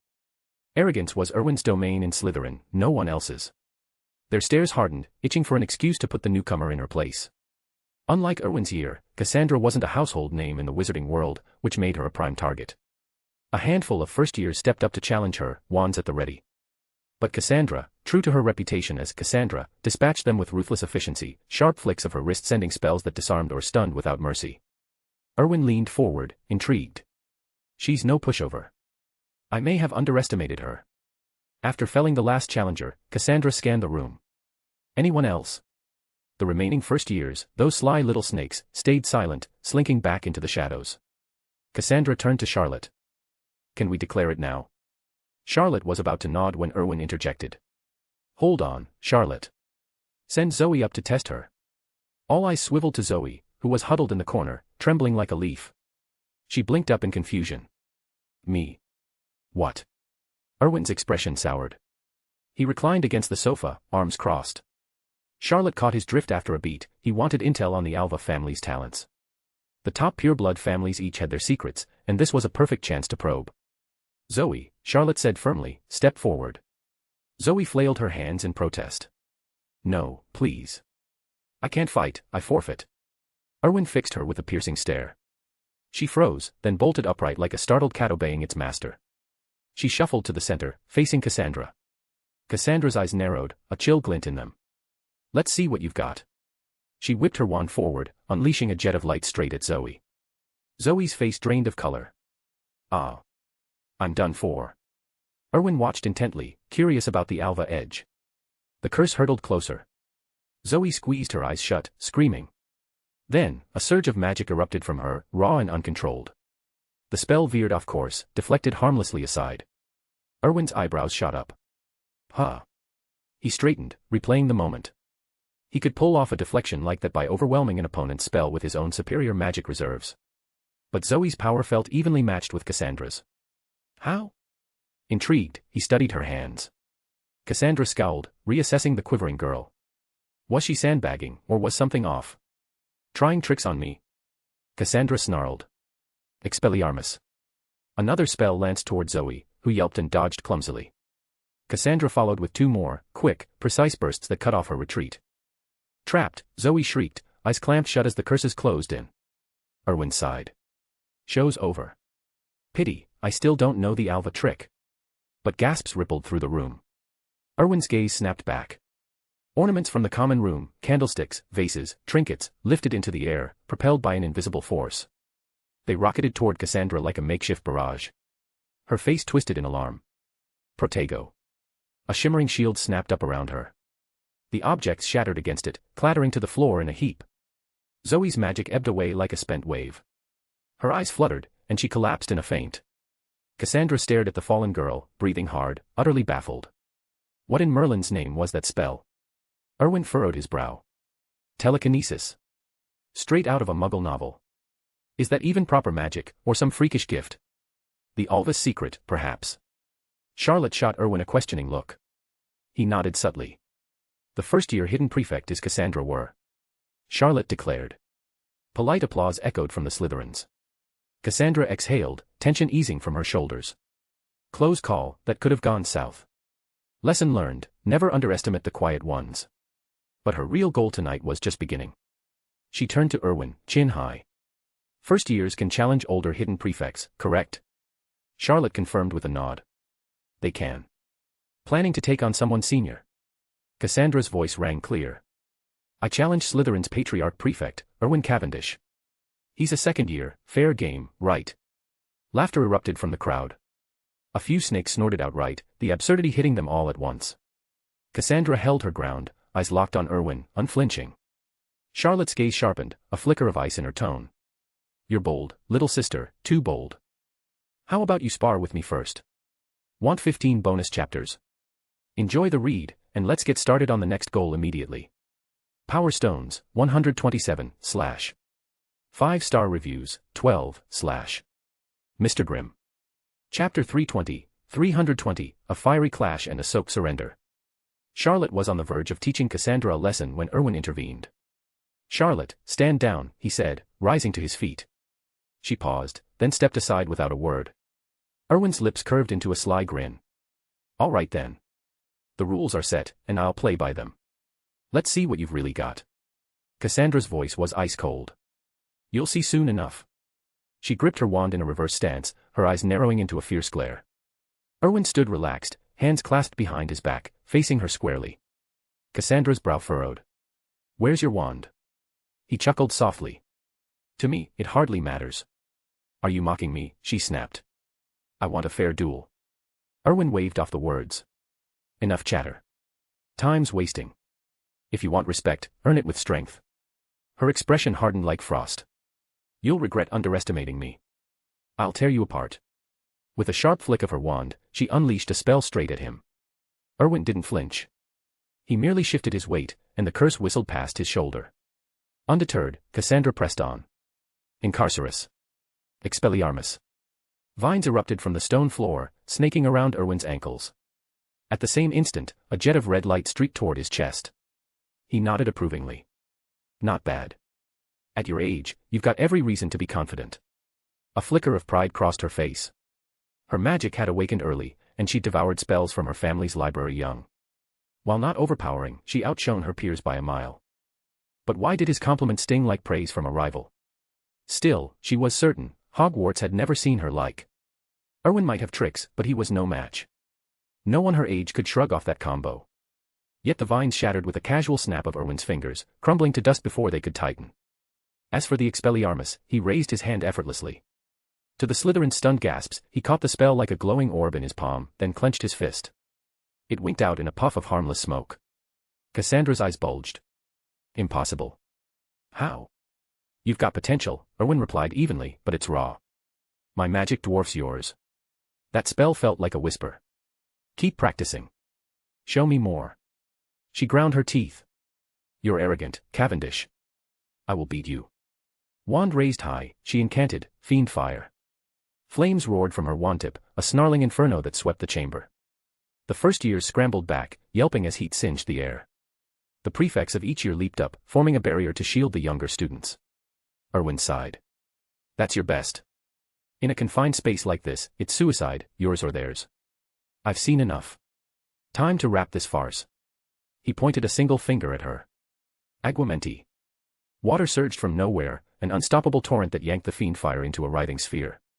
The flames churned inside a shimmering bubble of liquid, oddly mesmerizing. Then, with another snap, Erwin burst the sphere. A deluge crashed down, drenching Cassandra head to toe. She staggered, sodden and stunned, staring at him in numb shock. But fiend fire can't be quenched. How? Plopping to the floor in a puddle, she gaped up at the unmoved Erwin, her mind reeling. It defied everything she knew. He shook his head and vanished in a swirl of air, reappearing right before her. Crouching, he met her gaze. Fiend fire's unquenchable, to the average wizard. Common sense crumbles for the rest. You've got talent for your years, Cassandra were. Shame it's pitted against mine. Want to grow stronger. She lifted her chin slowly, locking eyes with his, sparkling like a starlit night. Stronger. Erwin waited, patient as stone. Finally, resolve ignited in her stare. Yes. I will. A warm smile touched his face. Then you've got your chance. Flames of ambition kindled in her eyes as she watched him extend a hand. She took it, letting him pull her to her feet. Very well, Cassandra were, Slytherin's first-year prefect. Applause erupted from the first years, soon joined by polite claps from the older students. Her display had earned their nods, even in defeat. Erwin turned to Charlotte. The rest is yours. She inclined her head. As you wish, sir. With a nod, he disapparated, heading back to his quarters. Charlotte eyed the dripping Cassandra. Clean yourself up before you catch your death. The girl nodded mutely. The prefect challenges continued without a hitch, wrapping up all formalities. The hidden prefect roles stayed the same. The highlight. Draco challenging Pansy, and taking another thrashing. Charlotte could already picture Erwin's plans for him come morning. Want 15 bonus chapters? Enjoy the read, and let's get started on the next goal immediately. Power Stones, 127, / 5-star reviews, 12, / Mr. Grimm. Chapter 321, 321, Slytherin's hidden rivalries ignite with Pansy. After the Slytherins returned to their dormitories, the group of hidden prefects headed upstairs. Pansy's face was grim as they climbed the stairs. She muttered under her breath, Cassandra, why does she get the heir's favor? Bloody hell. Charlotte, walking ahead, caught the words and glanced back with a sly smile. Not convinced. Pansy shot her a cold look. I just don't get it. She's only just arrived at Hogwarts. She hasn't even breached the heir's fire shield or proven her loyalty. Charlotte's smile widened. Cassandra's strength is impressive, I'll give her that. Pansy frowned. So what? I don't deny it. But I'll become stronger than her. Charlotte nodded. I believe you, Pansy Parkinson. But first, prove your worth. If you're not strong enough, one day you won't even qualify to trail in the heir's shadow. You don't want that, do you? Pansy's expression hardened, though a flicker of worry betrayed her eyes. She clenched her fists. I will. I'll be the strongest at the heir's side, even if it means surpassing you. With that, she quickened her pace and brushed past Charlotte, heading to her dormitory. Charlotte watched her go, unperturbed, a knowing smile playing on her lips. She recalled the task Erwin had assigned her on the train that day, rally the Slytherins to claw back the 150 house points lost in the opening feast brawl with Gryffindor. She hadn't devised a plan yet. Then let's start with Pansy, she murmured. Such a promising girl, just a bit slow on the uptake. Straightening her robes, Charlotte veered away from her own dormitory and climbed to the top floor. At Erwin's door, she knocked softly. My lord. Come in, Erwin's voice replied. She entered to find him by the window, cradling a steaming cup of black tea, his back to her. All settled. Yes, Charlotte said. The Slytherins are back in their dorms. How did Cassandra perform? Excellently. Her power exceeds what's typical for her age, on par with third or fourth years. Erwin nodded. Your hunch was spot on. It's intriguing how someone like her emerges in this era, with magic-enhancing potions long vanished. The Were family, ever heard of them? Charlotte thought for a moment. No such name in England, Germany, or France. Perhaps America. Erwin gazed at the black lake below, its surface like glass. America. The wizarding world there must be full of surprises. Pity the holidays are so short, I should visit sometime. Investigate them. Yes, sir. But I'll need the Cavendish family's resources. Coordinate with old Tom. Charlotte nodded, stepping closer to retrieve the saucer from the table and hold it up respectfully. Erwin set his cup down and turned. What about that Alva girl? She overtaxed her magic and fainted. I had her taken to her dormitory. How much do you know about the Alva family? Almost nothing. They're shrouded in mystery, their abilities, their numbers. All we know is they're powerful. Family records hint their gifts are unusual. Erwin recalled the seemingly helpless Alva girl's display earlier. Strange indeed. Your thoughts on someone throwing herself at our mercy like that? Charlotte frowned. I don't understand it. Anywhere else, I'd have ended her without a second thought and offered her bloodline to you. But at Hogwarts, in Slytherin. She's handed her life to us. That's the baffling part. Erwin stayed silent. He shared her confusion. Outside these walls, the girl wouldn't have lasted an hour. But this direct approach, it gave him pause. Caution was his nature, he wouldn't risk a trap. He tapped the windowsill. Any word on the Conrad family, the Alvis vassals? Charlotte shook her head. I've scoured records all summer, for the Alvis and Conrads alike. Nothing. They vanished without a trace. Erwin's brow furrowed slightly. My lord, Charlotte ventured, should we eliminate Zoe Alva? He paused. Not yet. Has her dormitory been sorted? Yes. No first-year roommates, only older students utterly loyal to you. They'll spot trouble instantly. Good. Keep tabs on her. I want to know everything, who she is, that all she sent off. Intercept the letter if you can, find out its contents and destination. Understood, sir. Erwin waved her off. Rest now. Charlotte set the teacup down, bowed, and left. Erwin leaned against the window. Alva. Intriguing. He'd uncover the secrets of the upper four, the enigmatic Alvis, the vast Demos, the wealthy Teresa's, the cunning Cavendishes. Things were heating up. He settled into bed. The new term at Hogwarts had truly begun. Meanwhile, in the Gryffindor girls' dormitory, Ginny huddled under her covers, staring at the black diary on her bed. Questions swirled in her mind. What was this thing? How had it ended up here? When had she even bought it? Want 15 bonus chapters? Enjoy the read, and let's get started on the next goal immediately. Power Stones, 140, / 5-star reviews, 12, / Mr. Grimm. Chapter 322, 322, Draco's Relentless Study Grind. Ginny barely gave it a second thought. She grabbed a quill and scribbled the first line in her notebook. Today, I saw Erwin Cavendish. Just like Mum said, he's brilliantly talented, and so handsome. How could someone like him ever notice a nobody like me? With that, she snapped the notebook shut, tucked it and the quill under her pillow, and curled up on her side. Erwin's face danced in her mind, keeping sleep at bay for hours. The next morning, a bell tolled sharply through the castle. From the dormitories in the four houses, a wave of groans and muttered curses rose up, mostly from the first years. Freshly arrived, they hadn't yet acclimated to Hogwarts' brutal schedule. Even the Slytherin newcomers grumbled, rubbing sleep from their eyes. It was moments like these that highlighted the wisdom of Slytherin's hidden prefect system. Under the stern guidance of the upper-year hidden prefects, and the subtle threat of a wand's flick, the first years slithered into the common room ahead of schedule. Yawns escaped them, but they were upright and alert. After a quick wash, Erwin scooped up Ebony, freshly groomed and in his sleek black cat form. He stepped out of his room to find the hidden prefects lined up in the corridor, including new first-year recruit Cassandra. As Erwin appeared, they dipped their heads. Patriarch. Cassandra followed suit, her earlier arrogance shattered. Erwin's dominance had etched itself into her memory, she burned to match his strength. Erwin gave a curt nod. No changes this year, same rules as always. But in the next 2 weeks, I want Slytherin's house points back to even, plus that 150 we were short. The Slytherin honor badge criteria stay in place. We've got one target, the House Cup. If we lose it again, trust me, you won't like the fallout.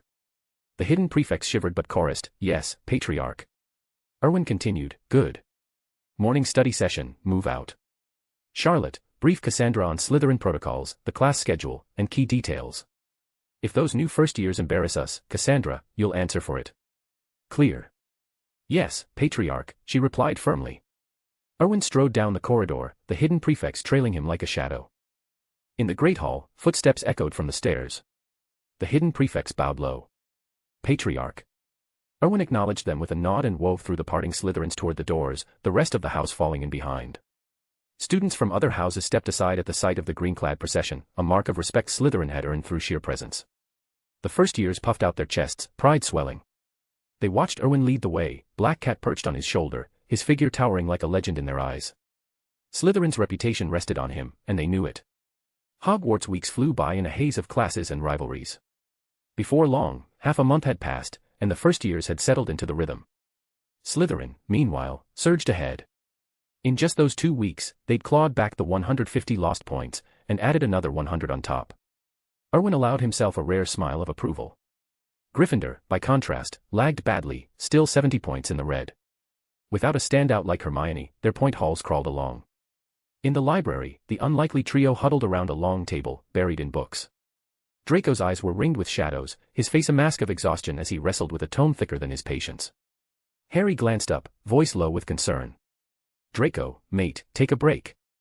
Those bags under your eyes look like you're one all-nighter from keeling over. Draco lifted his head slowly, bloodshot eyes blinking. I wish. You lot have no clue how brutal the Patriarch's punishment is. Hermione shot him a sharp look. Your own fault, really. You couldn't take Pansy in a fair fight, so why issue the challenge? And honestly, what were you doing over the holidays? Not a single page turned. Draco's eyes bugged out. Hang on, Hermione, we were together the whole break. Quidditch, pranks, the lot. So how'd you ace that preterm quiz the Patriarch set? She shrugged. Simple, I skimmed the material. Draco turned to Harry, pleading. You too. Harry chuckled awkwardly. Not quite her level. Borrowed her notes, mostly. Draco slumped, raking fingers through his platinum hair until it stuck up wildly. I'm knackered, properly done in. Can't go on like this, might as well throw in the towel. Harry leaned in, changing tack. Fair enough. Fancy chatting about something less grim? Like that Lockhart bloke. Hermione snorted. What's to discuss? After Erwin trounced him, I knew he was a total fraud. No idea why Dumbledore hired him, man's useless. Harry frowned. Give it time. The headmaster's got reasons. Maybe Lockhart's got hidden talents. Draco yawned hugely. Rubbish. Dad says the git's got 0 skills, rode in on his fame alone. And everyone knows the defense post's jinxed by you-know-who, sane wizards steer clear. He's just chasing headlines. Hermione perked up. Speaking of headlines, get this, he's starting a dueling club. Poster went up today, tomorrow evening. Draco grinned through his fatigue. A dueling club. With him. Tomorrow's bound to be a riot. Can't wait to see the fireworks. Want 15 bonus chapters? Enjoy the read, and let's get started on the next goal immediately. Power Stones, 140, / 5-star reviews, 12, / Mr. Grimm. Chapter 323, 323, People's joys and sorrows aren't shared. Just as the three were chatting, Charlotte entered the library. She spotted them huddled at a table and approached with purpose. Draco, she said briskly, the headmaster wants you in the common room. Your test paper's ready. Draco's face drained of color. He slumped off his chair like a deflated balloon and let out a dramatic groan. No. A thick tome sailed from the shadows, smacking him square on the back of the head. Draco Malfoy, if you dare yell in this library again, I'll fetch Erwin to sort you out. Mrs. Pants materialized from behind the shelves, her expression as icy as a winter gale. Draco clamped his mouth shut, eyes wide. He ducked his head low. I'm sorry, Mrs. Pants. I was wrong. She snorted, jabbing a finger at him in warning. Draco shrank like a scolded quail, accepting his doom without another word. Hermione and Harry exchanged a knowing look. If Draco's marks are as abysmal this time, Harry said, Mr. Erwin might just finish him off. Hermione rolled her eyes. Don't be ridiculous. Erwin wouldn't lay a finger on a Slytherin, his manners are beyond reproach. But he's ahead of the curve on this one. And you can't fault Erwin. Draco's brawl at the bookstore on the first day of term was an utter embarrassment. Harry fell quiet. He'd been there, after all. His silence had earned him whispers among the Gryffindors that he was a snake in lion's clothing. The scuffle had rocked the wizarding world, two houses clashing in Diagon Alley, of all places. Harry could still see Professor McGonagall's thunderous scowl, and the goblet Erwin had nearly shattered in his fury. That rage had sent the Slytherins slinking back to their common room in terror. In all the time since, Harry had never seen Erwin so livid. Hermione waved it off. Enough about him. Back to your books, Harry. Your scores are lagging, you'll be lucky to crack the top 50 by term's end at this rate. Harry nodded firmly. I know. I'll buck up. She gave a satisfied nod and dove back into her reading. Meanwhile, Erwin lounged in Snape's office, idly stroking the silky fur of ebony curled in his lap. Snape hunched over his workbench, grinding herbs with a scowl. After a frustrated toss, he chucked the remnants into the bin. Still no dice. Theory says it should substitute in the recipe, but it falls flat. The potency's just not there. Year of the plant, maybe. Erwin suggested. Snape shook his head. Doubt it. Over the holidays, I visited that family and acquired samples from every vintage. None panned out. Erwin's lips quirked. Acquired. More like swiped. That sounded just like his godfather. Then it's likely some hidden factor we're missing, Erwin said. No hurry, godfather. Take your time. Magic-enhancing potions wouldn't have vanished for centuries if they were simple to crack. Snape grunted agreement and sank into the chair opposite, sipping from a steaming mug. So, to what do I owe the visit? Nothing pressing, just checking in. Oh, and how's that heirloom from the Forbidden Forest treating you? Snape paused, realizing Erwin meant the vampire relic.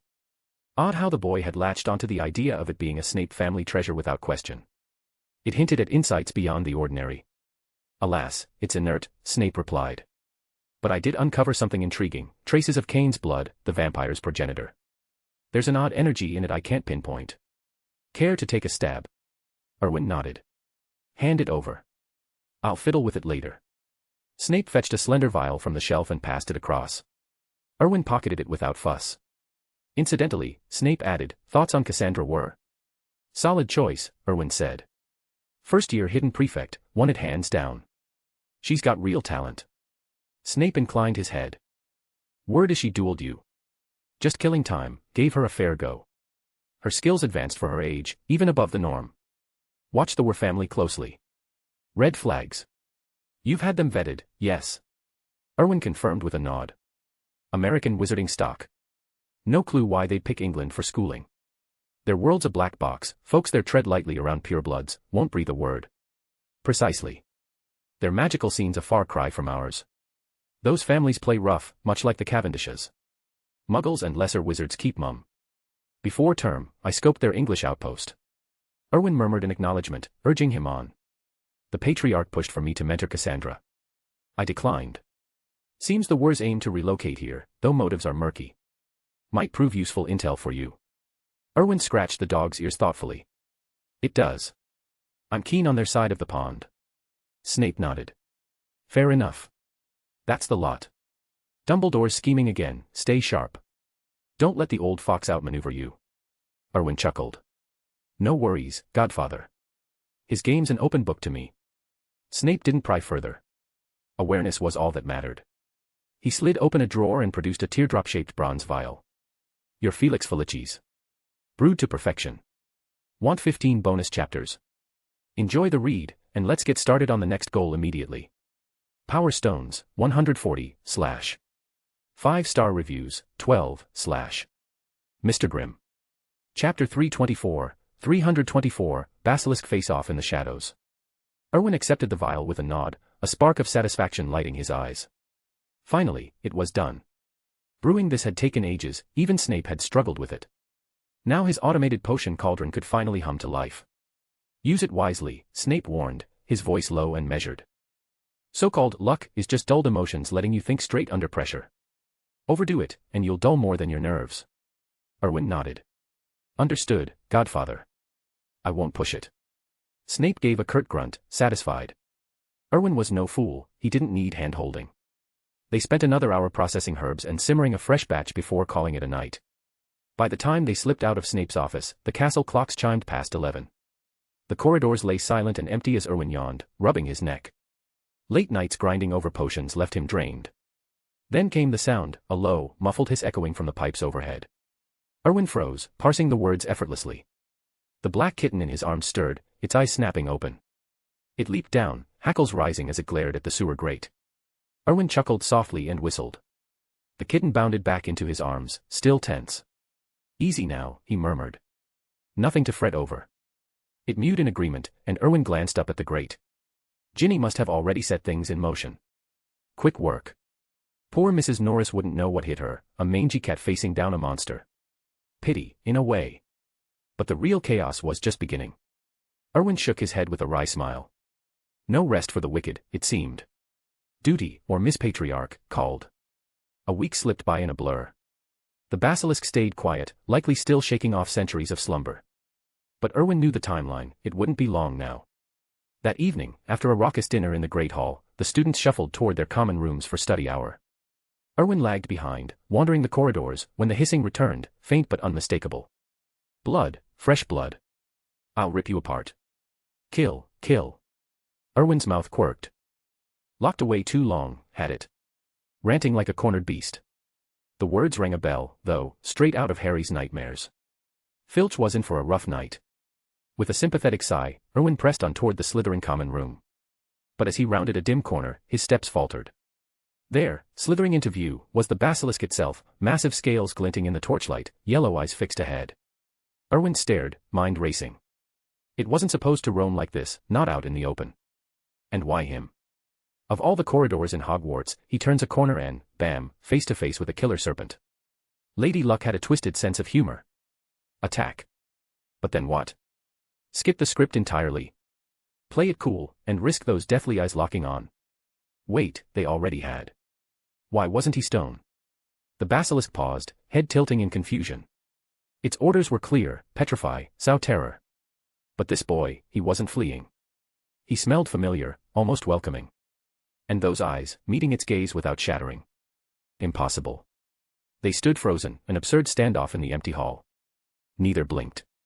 Finally, Erwin broke the silence. Why don't you get on with it, then? Plenty of chaos left to cause. The basilisk hissed, testing him. Erwin nodded. I get you. But you're blocking the way, big fella. One wrong turn, and someone spots you. Even a rooster's crow could end it all. The word rooster sparked a flinch, the beast recoiled, old fears surfacing. Before it could respond, its gaze snagged on the ring gleaming on Erwin's finger. Excitement rippled through its coils. Hiss. Hiss hiss.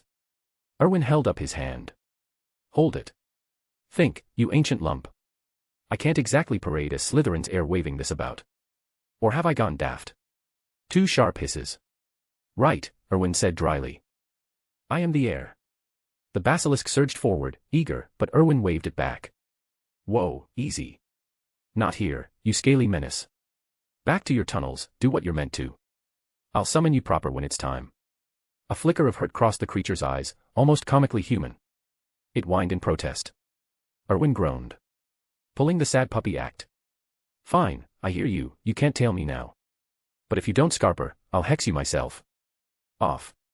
Dejected, the basilisk drooped, slinking away into the shadows. It glanced back every few feet, eyes pleading. Erwin pinched the bridge of his nose. For Merlin's sake. Fine. Sneak a dip in the Black Lake later, I'll toss in some dinner tonight. That perked it up. 2 joyful hisses, and it vanished into a nearby grate with a final, affectionate glance. Erwin massaged his temples, exhaling sharply. Bumping into a basilisk like it was a stray cat. This deviated wildly from the plan. The plot was veering off the rails. He scanned the corner ahead. Headmaster Dumbledore, how long do you plan to lurk? Your robes are peeking out, crimson as a Gryffindor banner. Dumbledore stepped into view, his half-moon spectacles twinkling with amusement.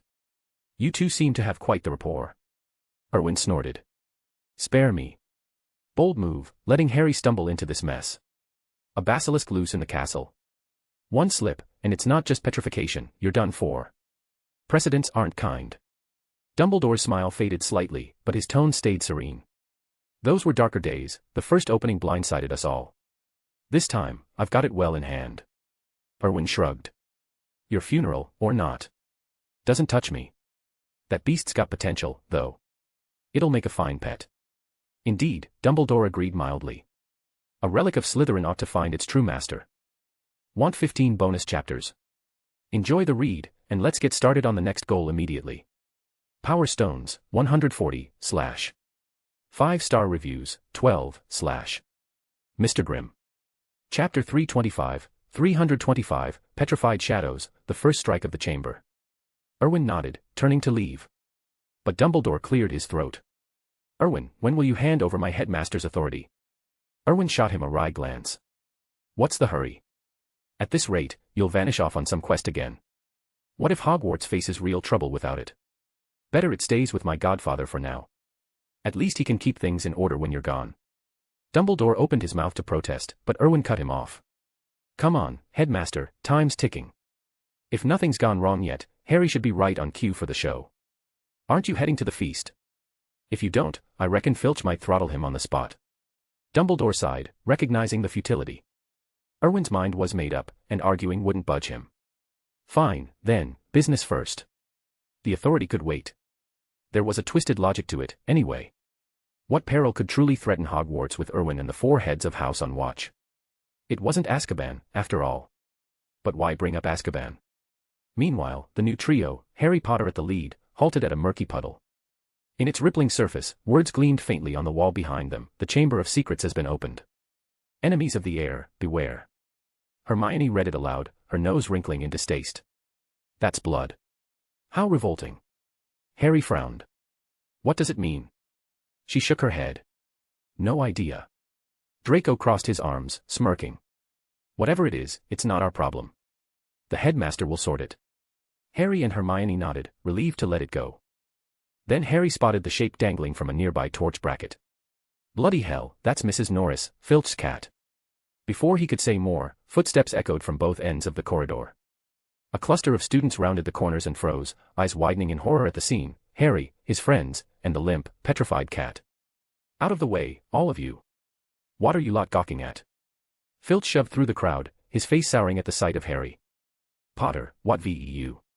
He stopped dead, staring at Mrs. Norris. His eyes bulged, and a strangled gasp escaped him. Mrs. Norris? Rage twisted his features as he rounded on Harry, murder in his gaze. You killed my cat, Potter. Harry backed away, hands up. I didn't. I swear. Filch lunged, seizing Harry's robes in a vice-like grip. I'll have you. I'll see you expelled, or worse. Harry's heart hammered in terror. At that moment, Dumbledore swept in, professors trailing behind him like a stern entourage.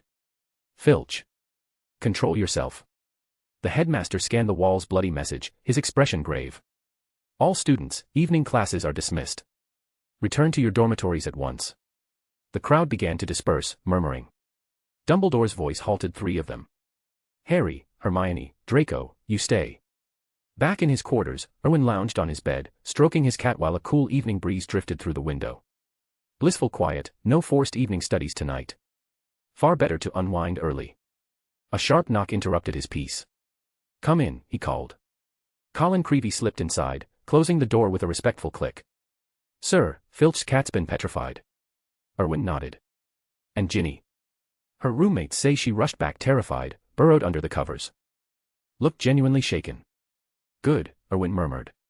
She's primed. Unless something derails it, she'll ditch the diary soon. All we need is a spark, tomorrow's second-year transfiguration, right? Colin confirmed with a nod. The trigger hits then. We'll pass the diary to a new owner. Ginny's too sweet for real chaos, it wouldn't ramp up the stakes enough. No crisis, no unity. Without everyone pulling together, how do we sharpen them? Handle the arrangements, push the pace. By tomorrow, every year's professor needs to brief them on the chamber. Colin dipped his head and exited. Erwin stretched out, gazing at the canopy above. Even delegating the grunt work, his mind never stopped churning. A shimmer of starlight pierced the ceiling, and Rowena Ravenclaw's spectral form materialized, peering down at him. Founder, Erwin greeted. Haven't seen much of you lately.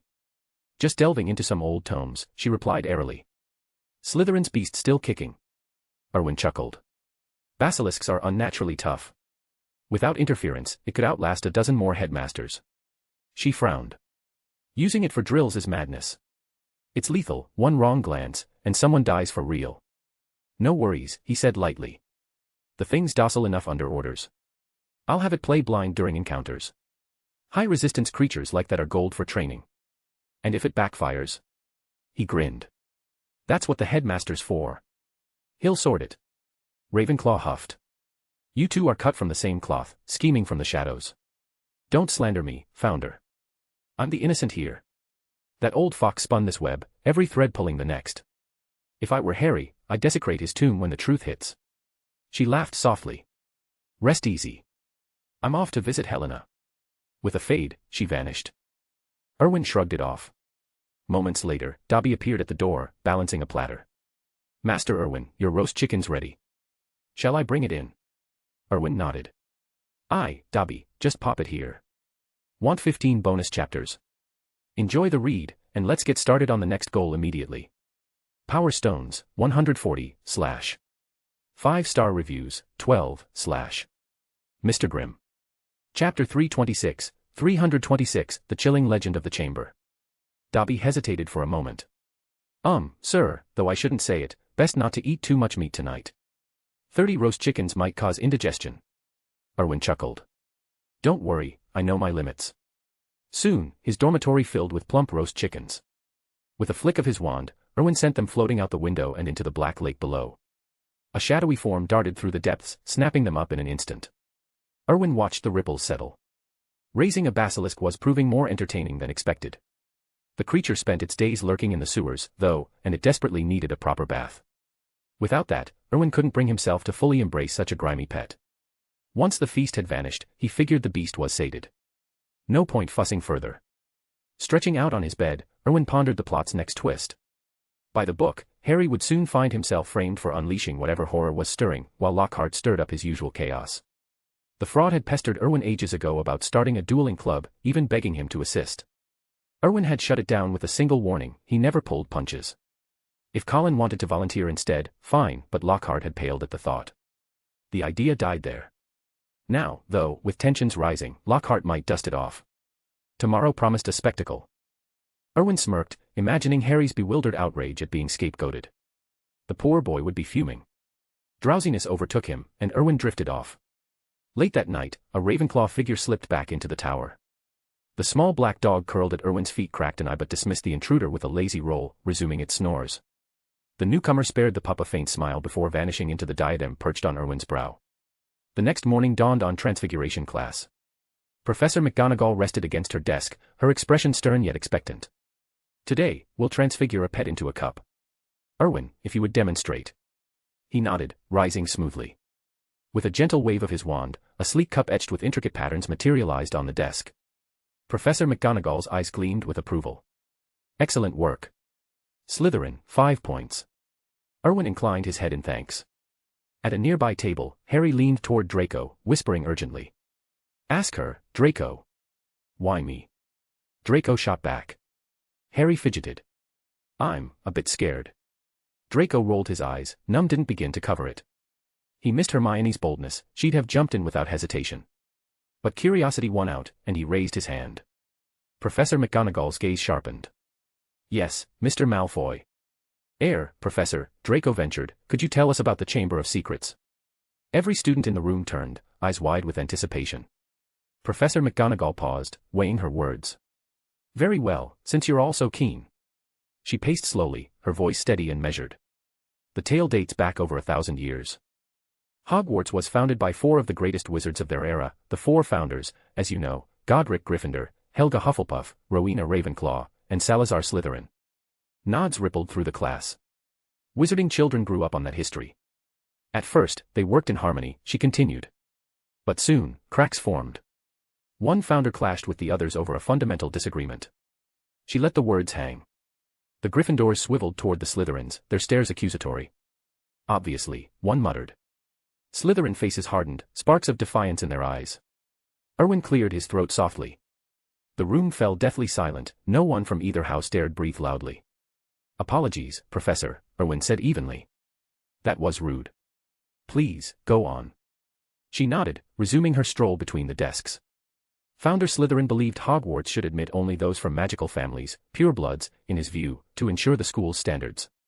He couldn't sway the others, so he stormed out. But legend holds he sealed a hidden chamber within the castle before leaving.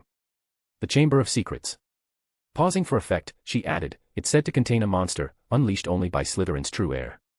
That heir would purge the school of students deemed unfit to study magic, those not of pure blood. The class hung on her every word, gazes drifting inevitably to Erwin, who lounged casually, idly stroking his owl's feathers. He felt the weight of their stares and froze.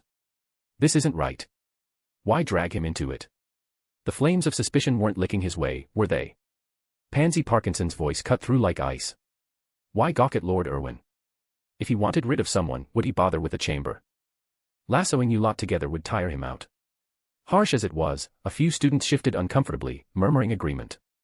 No one wanted to test that theory. Professor McGonagall's tone softened. I trust Erwin implicitly. He didn't open any chamber. He's far too compassionate to harm a soul. Slytherins exchanged subtle grimaces but held their tongues. Gryffindors looked equally cowed. Erwin met the professor's eyes and flashed a warm grin. She approached his desk, ruffling his hair affectionately. Searches have scoured the castle for this chamber over the centuries, but nothing's turned up. It's just a legend now, best left as such. Draco, undeterred, piped up. Does the story say what's inside it, Professor? Want 15 bonus chapters? Enjoy the read, and let's get started on the next goal immediately. Power Stones, 188, / 5-star reviews, 12, / Mr. Grimm. Chapter 327, Whispers of the Air, all eyes on Erwin's Slytherin legacy. Professor McGonagall shook her head. No, but legend has it there's a monster inside that can only be controlled by the Slytherins. Alright, that's the end of the story. Let's continue the lesson. The class wrapped up soon after. Erwin left the Transfiguration classroom alongside the Slytherins, cradling Ebony in his arms. As he walked, Erwin mulled over a nagging oversight. He'd planned to let the Chamber of Secrets leak out, stirring up some chaos to heighten awareness of the threat and give everyone a chance to sharpen their defenses. But he'd forgotten one crucial detail: besides him, no one else at Hogwarts was truly fit to claim Slytherin's legacy. He'd boxed himself in. Draco, meanwhile, had wandered off to join Hermione and Harry Potter. The three huddled together in a quiet corner. Draco leaned in. Hermione, you know about the Chamber of Secrets? She nodded. Of course. I asked Professor Flitwick about it in Charms. Draco pressed on. Who do you reckon opened it? Hermione shrugged. No idea. But whatever's in there sounds extraordinary and dangerous. Harry hesitated. What if it's Mr. Erwin? Hermione rolled her eyes. Don't be daft, Draco. If it were Erwin, he wouldn't bother with the chamber. We all know his character, his pride wouldn't let him stoop to endangering students like that. Honestly, I'm skeptical of the legend itself. Salazar Slytherin might have favored purebloods, but threatening young lives? I doubt it. Harry and Draco exchanged glances and nodded. Hermione had a point. Then who? Draco wondered aloud. I can't see anyone but the headmaster fitting the bill. They all murmured agreement. Draco's logic held up. The trio shared a helpless look. This investigation was turning into a nightmare. Draco waved it off. Never mind that now. Even if someone's cracked it open, Dumbledore will sort it. Hey, I've got news, I'm joining the Slytherin Quidditch team as Seeker. Harry, that makes us rivals. Harry blinked, puzzled. I hadn't heard Slytherin needed a new Seeker. How'd you snag it? Draco grinned smugly. Easy. The old one's exam was coming up, and Prefect Marcus was scouting internally. But I got my father to kit the whole team out with Nimbus 2001s. Boom, I'm the new Seeker. Hermione snorted. So you bought your way in? Draco shrugged unapologetically. What's wrong with that? It's efficient. The headmaster always says no one cares about the method, just the outcome. And now we're all on Nimbus 2001s, Gryffindor won't stand a chance. We'll dominate Quidditch this year. Harry smirked. Brooms don't win matches. It's down to skill, and snatching the snitch. Draco's eyes lit up. I'm plenty skilled, Harry. Can't wait to face you on the pitch. Bring it, Harry shot back with a laugh. Hermione watched the two, brimming with boyish energy, and stifled a sigh. She hated to burst their bubble, but thanks to Erwin's suggestion, Quidditch's quirks had irked him enough to pitch a replacement, the Cavendish family's wizarding duels. The professors were mulling it over, and approval seemed likely. Poor Draco would be gutted when he heard. She cut in gently. Enough. Lunchtime in the Great Hall. I'm knackered, herbology this afternoon with Professor Sprout, and who knows what odd plants she'll unleash on us. Harry and Draco nodded, falling into step beside her. The Great Hall buzzed with chatter as Erwin entered, only to hush abruptly. Whispers about the chamber had swept through Hogwarts like fiend fire, pinning the blame squarely on him. Every professor had vouched for his innocence, insisting he'd never stoop so low. But suspicion lingered. Slytherin's heir had to come from Slytherin House, and among them, only Erwin carried the weight to inherit the chamber. He slid into his seat, stroking Ebony absent-mindedly as house elves served lunch. The wary stares from the other houses bounced off him like reparo spells. As Pansy had pointed out, if he wanted anyone dead, why bother with a monster? His own power could level the school. Students were gullible that way, easy to spook, easy to mislead, and all too often, utterly dim. After the meal, Erwin carried Ebony toward the Black Lake for a leisurely stroll, letting the food settle. Charlotte trailed a step behind. "Sir," she said quietly, words spreading fast. "The other 3 houses are convinced you're behind the chamber." Erwin nodded, unfazed. "Expected as much. It's not something you can talk your way out of. Even if I waved proof under their noses, it wouldn't stick. I'm the only one here who seems heir material. If you didn't know better, you'd think the same, wouldn't you?" Charlotte inclined her head. "Absolutely, sir. Only you qualify." He chuckled. Then it settled. No need to fret. She pressed on. "One more thing, about swapping Quidditch for wizarding duels, Professor McGonagall wanted me to relay that she'll raise it at tomorrow's dinner. Full student vote to decide." Erwin waved a hand. "Fine. You sort the details."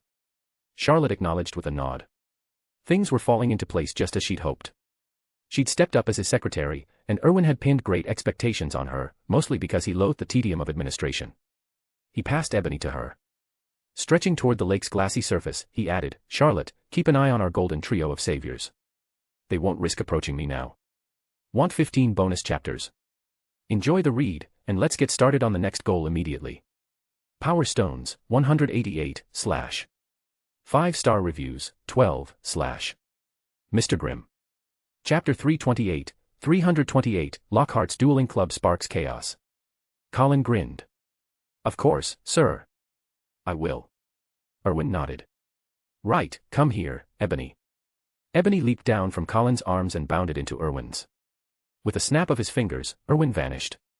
Colin bowed, then straightened and headed back toward the castle. Time flew by, and soon it was the weekend. In the Great Hall, Malfoy slumped at the Slytherin table, looking utterly downcast. Harry Potter approached him. "Malfoy, you've been moping for days." Malfoy sighed. "I just don't get why they banned Quidditch for wizarding duels. I voted against it." Harry shrugged. "Me too. Shows how many more people fancy dueling over broom games. But it's fine by me, I like wizarding duels. Wonder if I'll make the house team, though." Malfoy perked up slightly. "Hard to say. Headmaster's rules pick a 5-man team per house each term. They'll compete, tally scores, and rank the houses overall. With our skills, we've got a shot. Shame the headmaster's sitting it out, he'd wipe the floor with everyone." Harry chuckled. "You're lucky he's not playing. Matches would be dull otherwise. That's what the professors reckon." Malfoy shrugged. "Whatever. I'm off to practice spells. I want on Slytherin's second-year squad." "You're right, Harry, wizarding duels are brilliant. I'll thrash you fair and square." Harry smirked. "We'll see. I didn't study with Hermione for nothing." Malfoy snorted. "Bring it. First, I need 2 enchanted robes for the trials." He dashed off.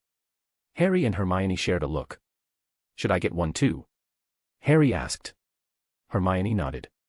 "For anything else, no need. But enchanted robes?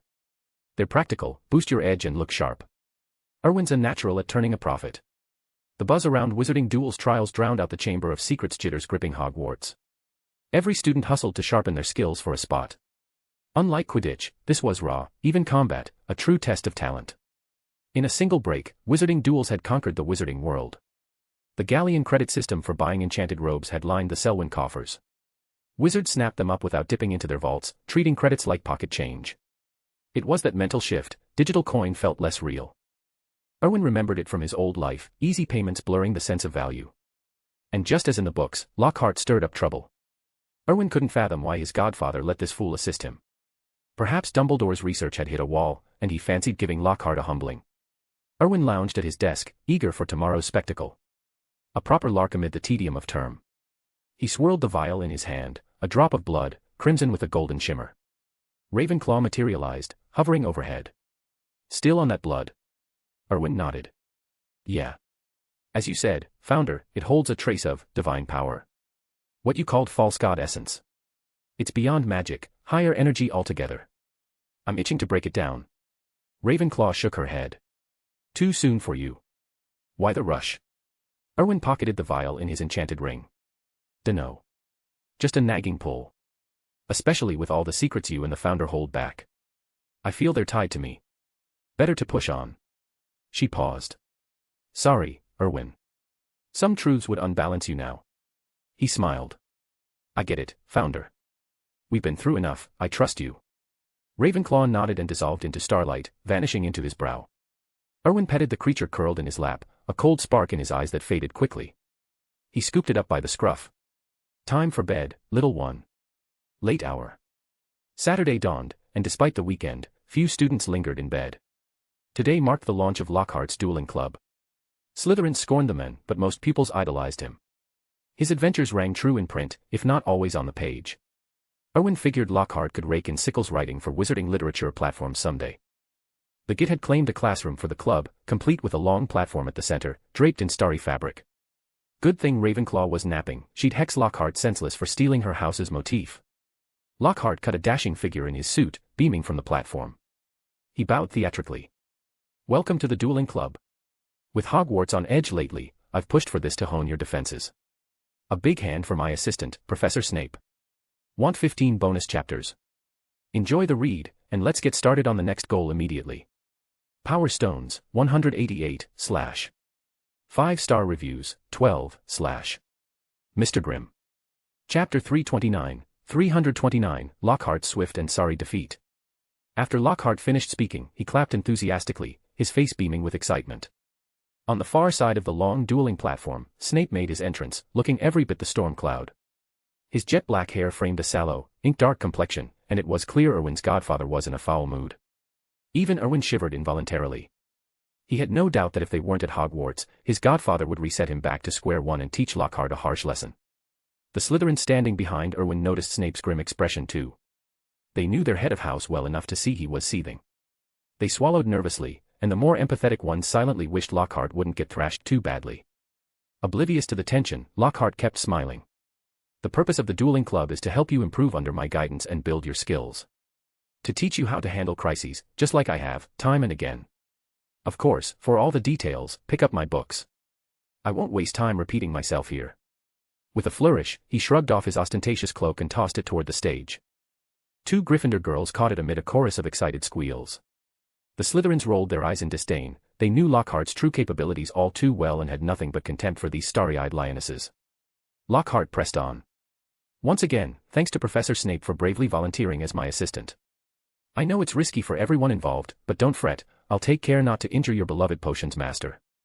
He actually lingered on the words, potions master. Erwin shot a glance at his godfather, whose face darkened further. Erwin couldn't help but offer a silent prayer for Lockhart, hoping the years had mellowed Snape's temper. Otherwise, some of Erwin's future plans might go up in smoke. Still clueless, Lockhart drew his wand and gave Snape a theatrical bow. The two took positions at opposite ends of the platform, creating distance between them. Lockhart fixed his gaze on Snape. 1, 2, 3. Before he could even twitch his wand, Snape fired first. Expelliarmus. The next instant, Lockhart soared backward through the air. Gasps echoed from the crowd of young witches and wizards. Erwin exhaled in relief, his godfather was holding back, treating this like an adult wizard toying with a first year. Otherwise, why bother chanting a simple disarming charm? Snape wouldn't have needed a wand at all. Lockhart hit the ground hard, his smug expression shattering. He hadn't anticipated Snape's speed, he hadn't even had time to react. It had to be said, Lockhart had an eye for trouble. If he'd picked an assistant from the lesser professors, he might have kept some dignity. But challenging one of the heads of house. Bold move, Erwin had to admit. Propping himself up on his elbows, Lockhart sat dazed for a moment, eyes flicking around. Then, as expected, he latched onto a way to spin this. He scrambled to his feet and approached Snape. Professor Snape, I hope you won't take this the wrong way, but your intent was plain as day. I saw it coming from a mile off, and if I'd wanted, blocking you would have been child's play. Erwin sighed, rubbing his forehead. There was always someone asking for trouble. Snape's eyes narrowed to slits. Perhaps we should demonstrate how to counter more vicious spells first. That might actually prove useful to the students, Professor Lockhart. Lockhart's face twitched. Forcing a grin, he replied, "Excellent idea, Professor Snape. But why not have a student step up? Peers learn best from each other." Not waiting for a response, he called out, "Harry, come on up. I'll pair you with an opponent." Snape's lip curled in contempt. Just then, Erwin interjected. "Professor Lockhart, I don't see how this will sharpen our skills much. With the Chamber of Secrets threat looming, peer duels feel pointless. If you truly want us to advance, why not spar with us yourself? We progress far quicker that way."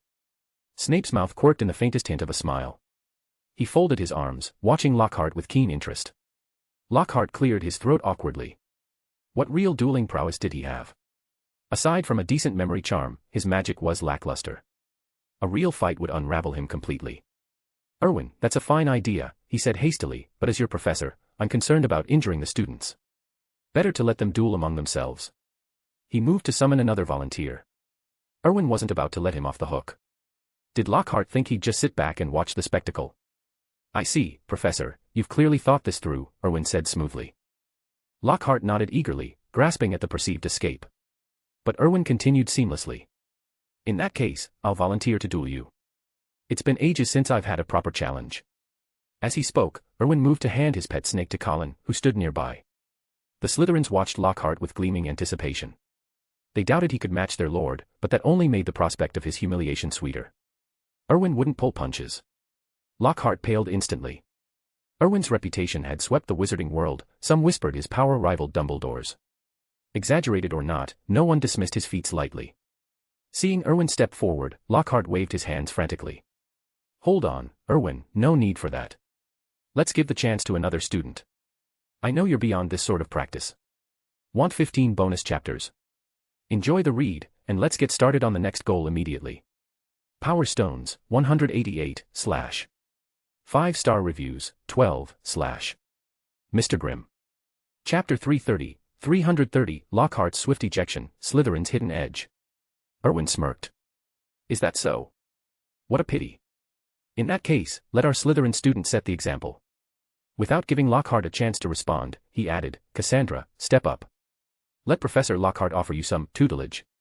Cassandra nodded and strode onto the dueling platform. Lockhart exhaled in relief as she approached. Though he knew she was Slytherin's new hidden prefect among the first years, he dismissed her as just a 10-year-old girl. Not everyone could match Erwin Cavendish's prowess. Unseen by most, Snape had already slipped beside Erwin. "Godfather, got time for a show?" Erwin asked. Snape's lips twitched faintly. "I rather enjoy these spectacles." Erwin grinned, and the other Slytherins watched Cassandra with eager anticipation. Across the platform, Harry Potter, Hermione, and Draco clustered together. "Why send a first-year up there?" Harry whispered. Draco leaned in, voice low. "Don't underestimate her. She's fierce, the headmaster says she's on par with 3rd and 4th years. Watch, Lockhart's about to regret this." Hermione nodded. "I've heard Slytherins talking. She earned her spot as hidden prefect by winning over a dozen challenges, no connections, just raw skill." Harry's eyes widened. "A dozen. And she took them all?" Hermione rolled her eyes. "Obviously. How else does a first-year claim that title in Slytherin?" As they spoke, Cassandra and Lockhart faced off. "Relax, child," Lockhart said with a wink. "I won't harm a hair on your head." Cassandra's eyes gleamed with contempt. "Then thanks, Professor." Pleased by her deference, Lockhart beamed. "No thanks needed, it's my duty. Now, bow." They bowed, then stepped back. Lockhart struck a dramatic pose. 1, 2, 3. The scene unfolded predictably. Cassandra flicked her wand. Expelliarmus. Lockhart soared backward in a perfect arc, slamming into the platform with a thud. Erwin sked. That had to sting. Lockhart lay dazed. How could a first-year girl disarm him so effortlessly? His back throbbed as if it'd shatter. This was his second tumble in minutes. He winced, struggling to rise. "Cassandra," Erwin called, "Professor Lockhart was going easy on you. Thank him properly." She dipped a slight bow toward the groaning professor. "Thank you, Professor Lockhart." Lockhart's mouth twitched. Forcing a grin, he rasped, "You're welcome." "Not bad at all, Cassandra, a sharp disarming charm. Impressive for your age. I took it on purpose, of course, to let you shine." Cassandra snorted softly and exited the platform. Lockhart hauled himself up, about to speak, when Erwin cut in. "Pansy, your turn. Give Professor Lockhart a go." Pansy's eyes lit with Miss Patriarch as she advanced. Panic flashed across Lockhart's face. If every Slytherin hidden prefect got a shot, he'd be pummeled senseless. Cassandra alone hinted at their caliber, outrageous for students. "Wait, Erwin," he blurted. "Your hidden prefects are already formidable. Why not let someone else have a turn?" Erwin's smile widened. He'd expected a few more flights before Lockhart folded, but one sufficed. The quicker this ended, the better. "Fair point, Professor. So, who wants to volunteer against him?" The Slytherins surged forward, wands at the ready. Beating a hapless professor wasn't an everyday thrill. Lockhart gulped. Choosing. He scanned the crowd, weighing options. 6th or 7th years.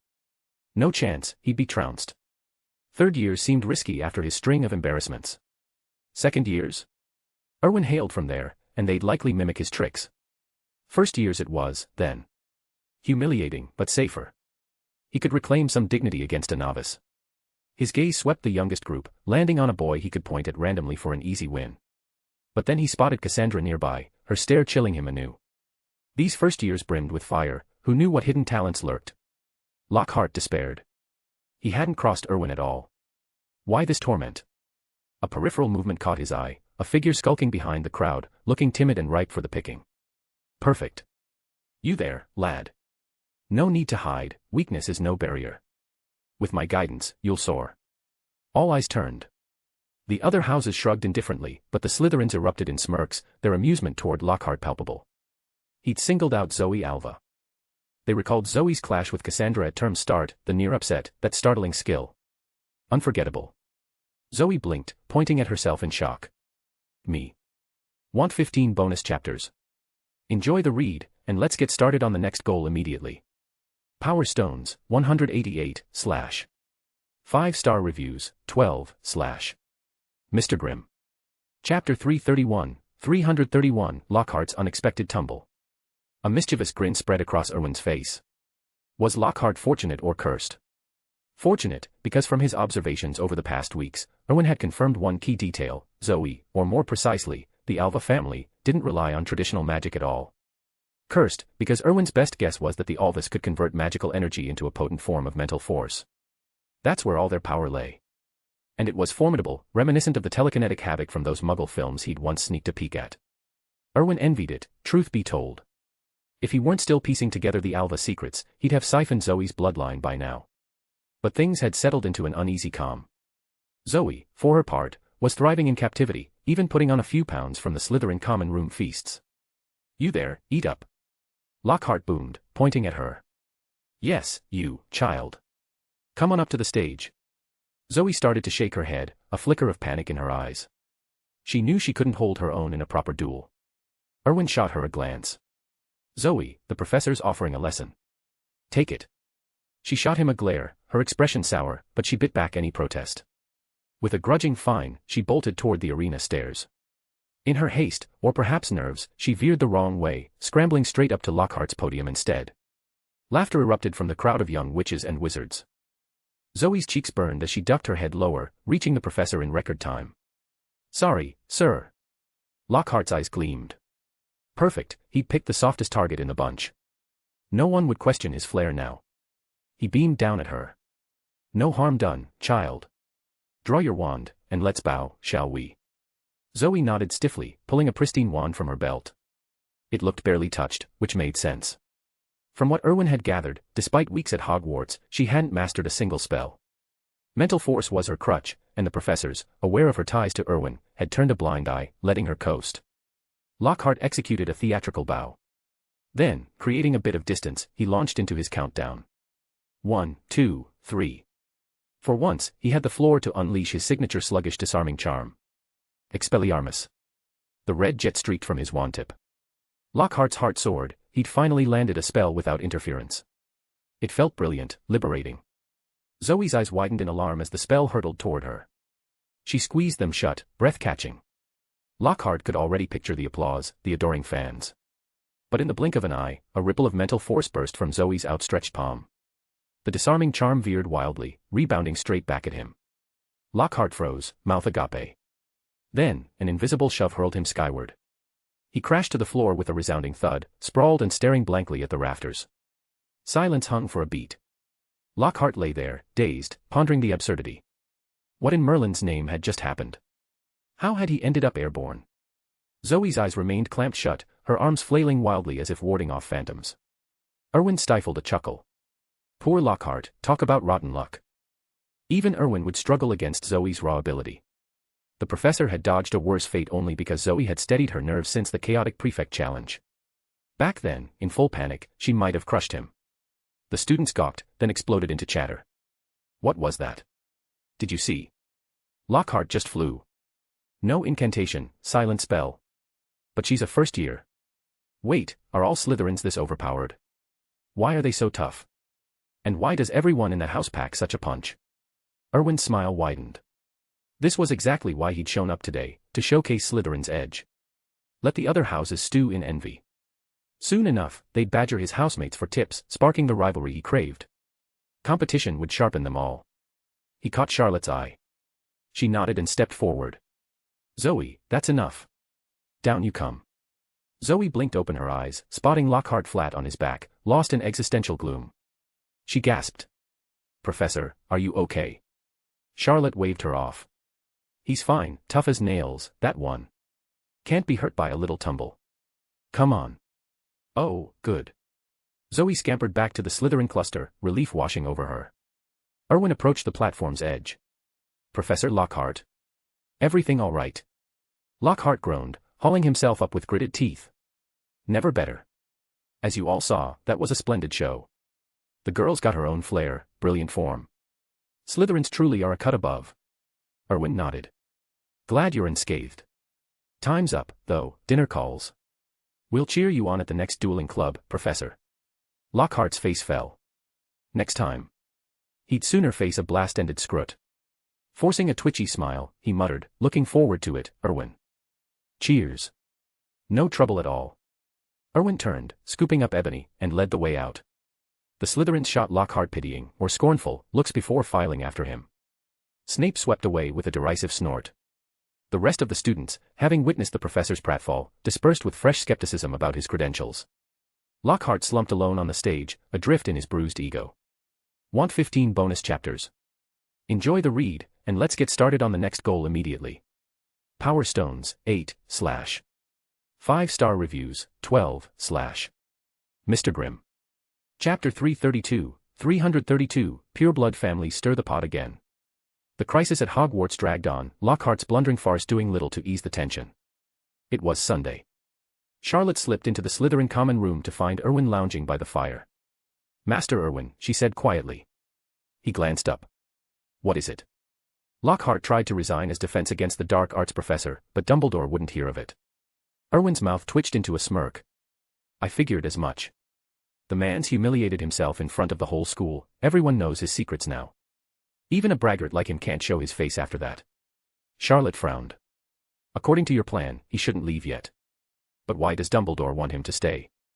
Isn't it obvious? Lockhart's useful to him. Don't ask daft questions like that again, you're sharp enough to work it out yourself. You're just fishing for my take. She dipped her head. Sorry, sir. Erwin waved it off. No harm done. I get it, with your family out of the picture, you're leaning on me. I'll look after you, so long as you pull your weight. I understand. He stretched. How's the Golden Trio faring? I haven't seen Hermione in days, but I bumped into Draco in the common room yesterday. Had to drop him a hint.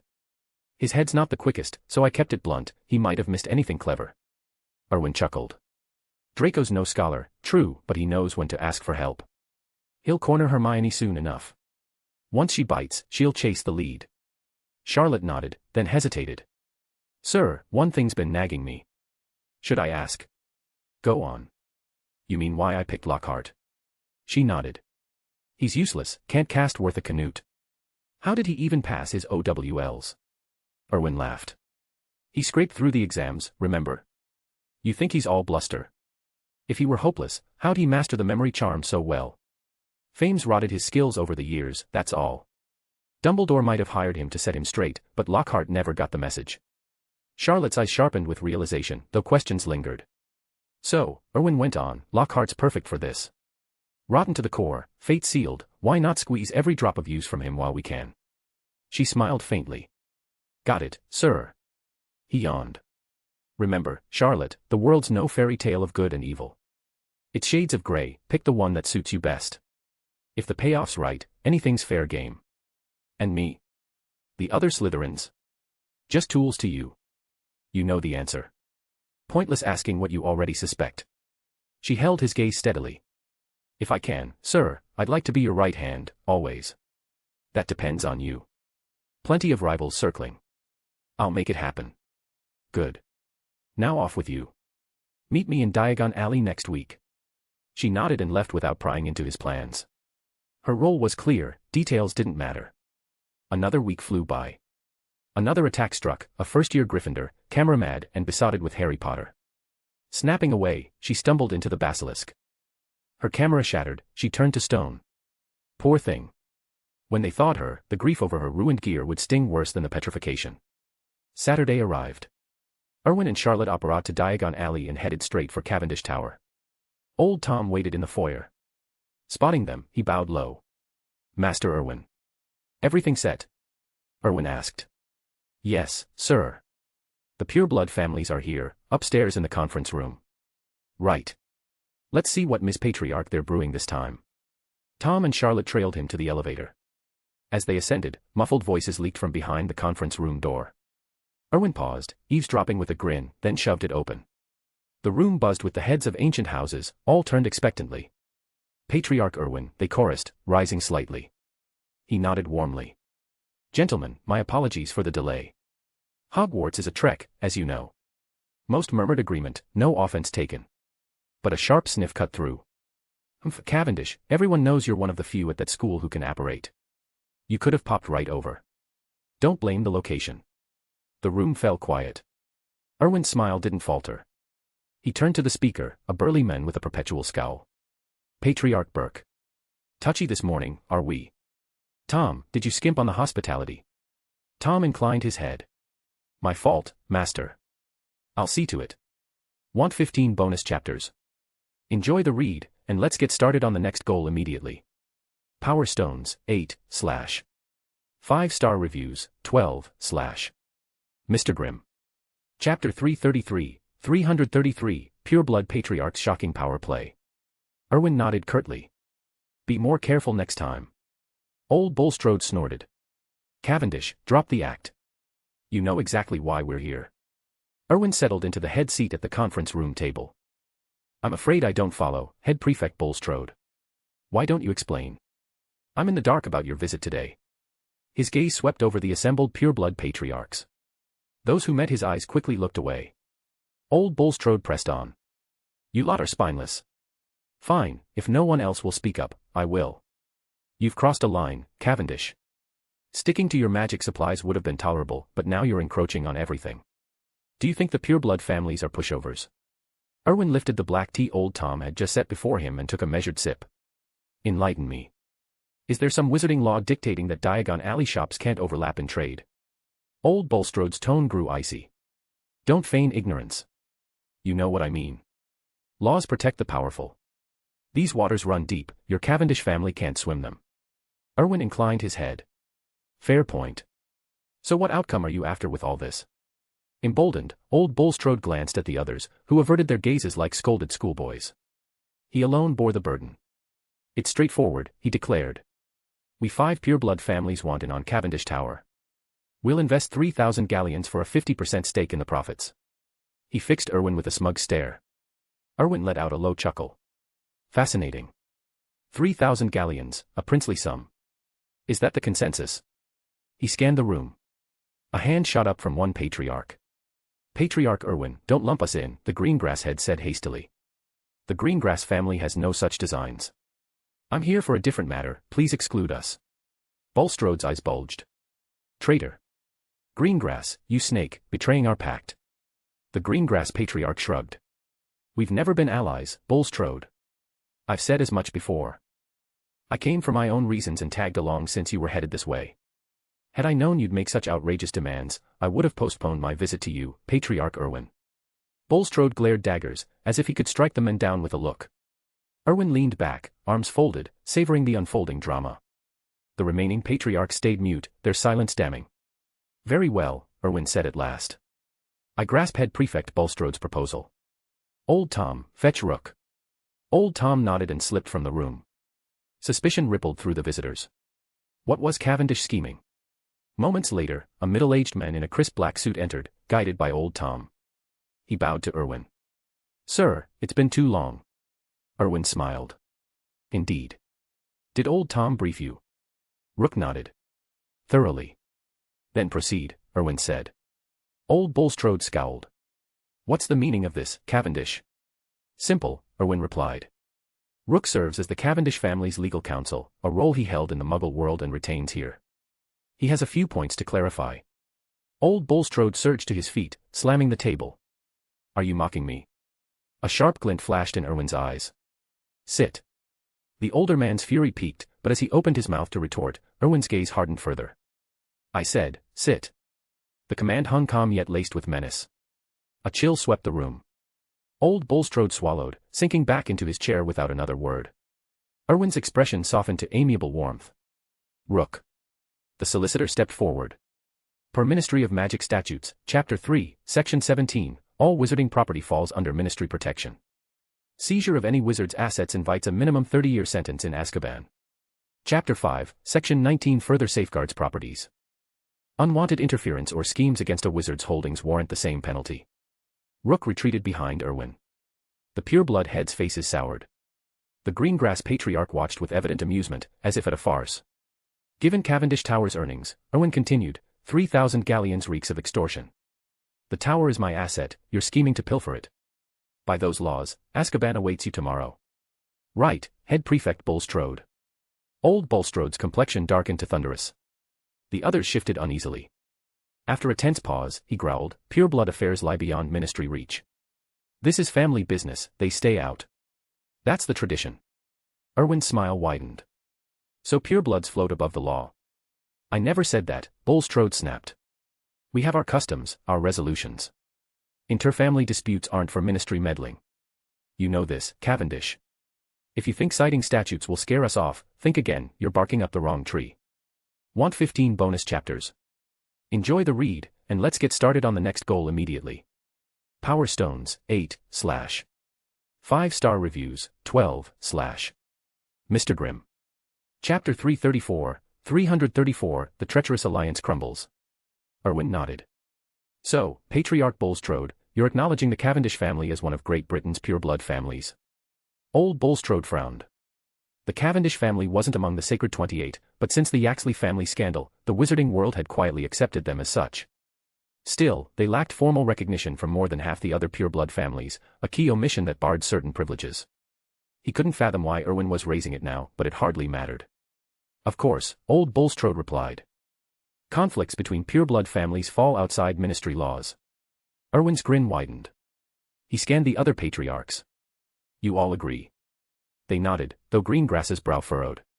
Something felt off about Erwin's angle, but he couldn't pinpoint it. In any case, agreement was safest. Erwin clapped his hands. Rita, got everything. Rita Skeeter, the Beetle reporter, slipped into the conference room. She fired off a few quick shots with her camera, then nodded. All recorded, sir. Publish it immediately, Erwin said. As of today, the Cavendish family stands as pureblood. Rita hurried out. Old Bulstrode's scowl deepened. Cavendish, what's your game? We're here about Cavendish Tower. Erwin chuckled. No need to discuss it. What? Old Bulstrode barked. Literally, Erwin replied. I have no interest in negotiating. Old Bulstrode's eyes narrowed. Think carefully, Erwin Cavendish. Ministry laws don't bind purebloods, this is family business. Your schemes are finished. Erwin inclined his head. Precisely why I won't bother with legal channels. Prepare yourselves, Patriarch Bulstrode. Prepare for what? Old Bulstrode demanded. A pureblood war, naturally. The room fell silent, shock rippling through the group. Greengrass's mind raced, the pieces clicking into place. The Cavendish family enjoyed de facto pureblood status, but without majority endorsement, they couldn't invoke ancient rights, like declaring war. The Yaxley affair had been a farce, the Cavendishes weren't recognized then, so it was just Yaxley overreaching.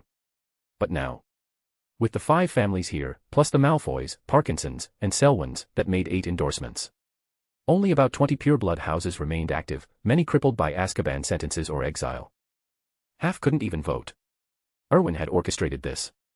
By drawing their acknowledgement, he'd unlocked the war clause.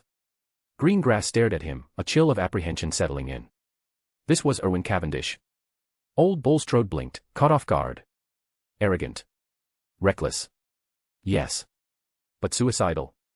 No. He'd come because the Cavendishes couldn't strike 5 houses at once, even with Greengrass's wavering loyalty leaving 4 solid opponents.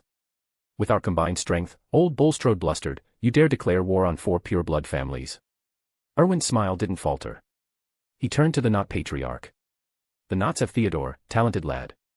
Gets on brilliantly with Draco, shines in Slytherin. Strong learner, I admire that. Hogwarts has been chaotic lately, you know the risks, Patriarch Knot. Remind him to stay vigilant. Knot's face paled. He shot to his feet. Patriarch Erwin, the Knots want no part in war. Today's blunder was mine, spare us, please. Erwin's expression softened. Nonsense, Patriarch. No need for mercy. Your magical timber trade is impressive. Perhaps we could collaborate. I'm keen on it myself. Not forced a bitter smile, reading the threat, Erwin would muscle into their business, effortlessly. No choice. An honor to partner with the Cavendishes. Erwin nodded approvingly, then shifted to the Macmillan Patriarch. And your boy, Ernie? Apologies, Hufflepuff isn't my house, so details escape me. But he's top-notch, with a wide circle of friends there. Rare for a pureblood. If luck holds, he'll outshine you as the next great Macmillan. Macmillan's composure cracked. He rose hastily. Erwin, the Macmillans aren't aligned with Bulstrode. We're here for alliance with you, with the Cavendishes. Old Bulstrode's face twisted in fury. Macmillan, you. But Macmillan cut him off, voice rising. I never took you for this, Bulstrode. The Cavendishes have transformed the wizarding world, made real strides for Britain. You deserve what's coming. The betrayal landed like a stunner.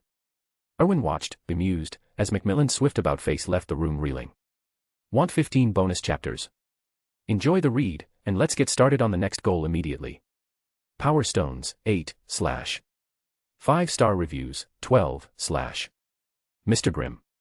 Chapter 335, 335, Betrayals Unraveled, the pureblood purge begins.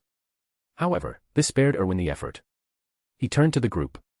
Then I'll leave it to you, Patriarch Macmillan, to liaise with Tom later. I'm looking forward to a fruitful partnership with your family. Old Bulstrode slumped back in his chair, his face drained of color. He knew his time was up. 5 families had attended the meeting, and now 3 had turned against him. Only the Bulstrode and Folly families remained loyal. Old Bulstrode glanced at Patriarch Folly, seeking reassurance. Folly met his eyes with a steady nod. He had no children at Hogwarts to worry about, what could Erwin possibly hold over him? Folly fixed his gaze on Erwin, waiting for the inevitable threat. Erwin met it squarely, noting the man's defiant expression. He chuckled. You must be Patriarch Folly. Indeed, Folly replied coolly. But don't think you can bully me, Cavendish. Your family may be riding high now, but no one's untouchable. I'm the last of the Follies. I've got nothing left to lose. If you come for me, expect my parting shot to sting. Erwin laughed outright. No threats here, Patriarch Folly. Just an old friend eager to catch up with you. Folly eyed him suspiciously as the conference room door creaked open. Vinda Rosier stepped inside. Folly's eyes widened in shock. Vinda Rosier. Vinda gave him a measured look. Hector, you've aged. Folly's face flushed with emotion. Is your brother still with us? Vinda asked. Hector shook his head. He died 2 years back. Vinda sighed. A shame. I'm here to see if the Folly family still honors our history. Why side against the Acolyte's new master? Hector froze, his gaze snapping to Erwin in disbelief. The Acolyte's new master? Though Erwin had held the title for months, the Acolytes and the German ministry had kept it under wraps. This was its first whisper into British wizarding circles. Vinda continued, when your brother was minister, Lord Grindelwald showed mercy. He spared your family despite calls to make an example of you, all because of our old ties. And now you repay that with betrayal. Hector stammered, I had no idea Mr. Erwin was the new master. Without Grindelwald, we'd have been erased. Even during the Dark Lord's reign, the acolytes shielded us. We owe you everything, I swear it. Vinda nodded curtly. Good to hear. She fell silent then, taking her place behind Erwin like a sentinel. Hector's expression twisted with conflict. He turned to Bulstrode. I'm sorry. I can't stand with you anymore. Then, to Erwin, Patriarch Erwin, my apologies. I'll make this right. Good day. Erwin inclined his head. Take care, Patriarch Folly. Hector approached Vinda, offering a respectful bow before exiting. Vinda glanced at Erwin, who gave a subtle nod.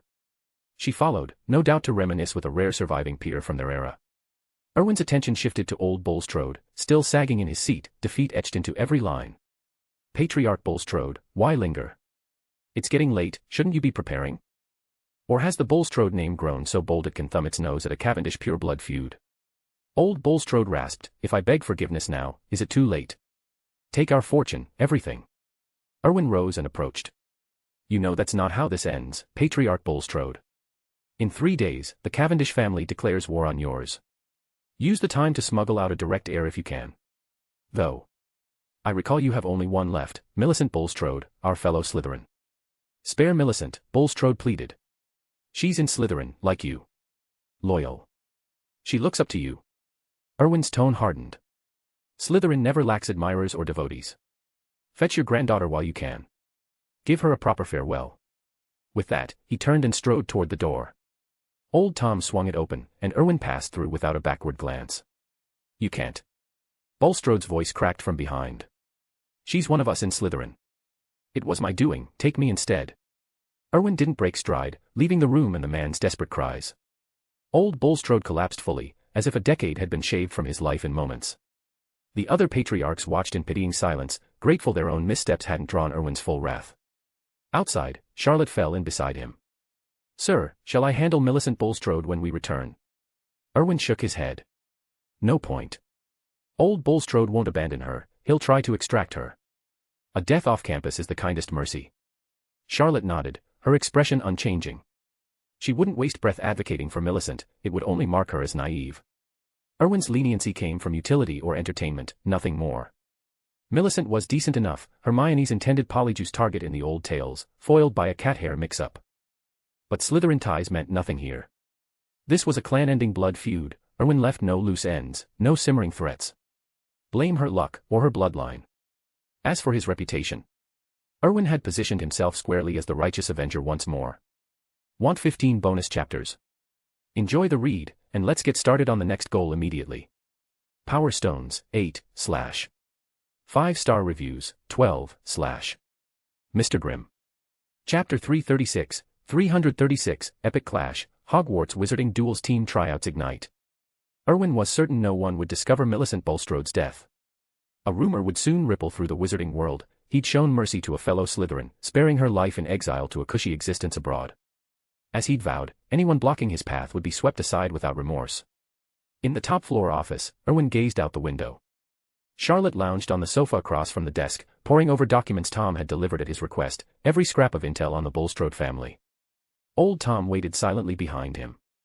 After a moment, Charlotte snapped the folder shut. Done? Erwin asked. She nodded and jumped in before he could probe further. It's odd, the Bulstrodes stirring up trouble out of nowhere. Their businesses overlap with plenty of pureblood families, but they've got loyal clients locked in. Even if the Cavendish family edged into their territory, they wouldn't blow up like this. And they're not the greedy type usually. Something's off. Erwin smiled. What do you reckon the issue is? I'd bet someone's pulling strings behind them. He nodded. Who? Charlotte pondered. To sway a family like that, it'd take someone with far more clout, and an offer too good to refuse. Only one of the ancient pureblood families fits. Spot on, Erwin said. Your fieldwork's sharpening you up nicely. Tom, fill her in. Old Tom inclined his head. Our acolytes report the Conrad family's surfaced in Germany, moving toward England. Cavendish scouts have spotted unfamiliar visitors at the Bulstrode Manor lately. Charlotte's eyes widened. Conrads. The Alvis vassals. But Zoe Alva's in Slytherin. They'd risk the Dark Lord's wrath. Zoe's got potent dragon speaker bloodline, she's the alpha heir this generation. Erwin sipped his black tea. That's the puzzle. Zoe's hiding something, or the Alvas are. Charlotte, dig into it. I want the full picture on them, why Zoe's at Hogwarts, any secrets we're missing. Got it, sir. She's warmed up to her roommate, I can pry some details loose. Erwin handed his cup to Tom. Make it quick. I hate loose ends. She nodded. Right, back to it, Erwin said. I'm itching for this afternoon's tryouts. Charlotte grinned. Since Lockhart's dueling club last week, kids from other houses have been crowding our common room. They've leveled up fast, should make for a cracking selection. Erwin agreed, then turned to Tom. Handle the pureblood fallout. No loose ends in the Counter-Strike, wipe them out. Once the dust settles, the rest should fall in line. Then we push forward. Tom bowed. Consider it done, master. Another family's fall will rally the holdouts to Cavendish. Erwin nodded as Charlotte gripped his wrist. A swirl of apparition swallowed them whole. Tom exited to orchestrate the purge. Afternoon arrived in Hogwarts' vast great hall, cleared of benches and tables. Only the Wizarding Duels activators dotted the flagstone floor, humming faintly. First years and older students clustered in pre-picked teams, wands at the ready. Professors mingled at the edges, drawn by the buzz. Professor Flitwick eyed the activators. Fancy how Erwin dreamed these up. Pure genius. McGonagall nodded.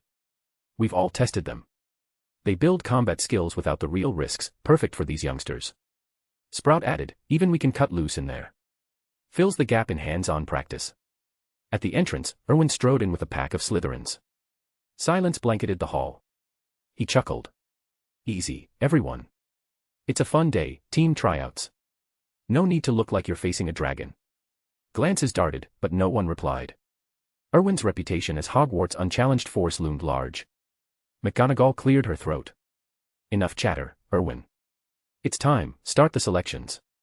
He shrugged, bemused. He saw himself as laid back, even kind. Why the fear? Professor's word is law, Erwin announced. But Wizarding Duels is a Cavendish creation, so here's some incentive. Eager eyes turned his way. Sure, he ruled with an iron fist, but his generosity was legendary. Erwin capitalized on the hook. As Cavendish head, I'm unveiling 4 new skins, 1 for each house. They'll double as official school team uniforms, personalized with each member's signature. All sales profits go straight to you.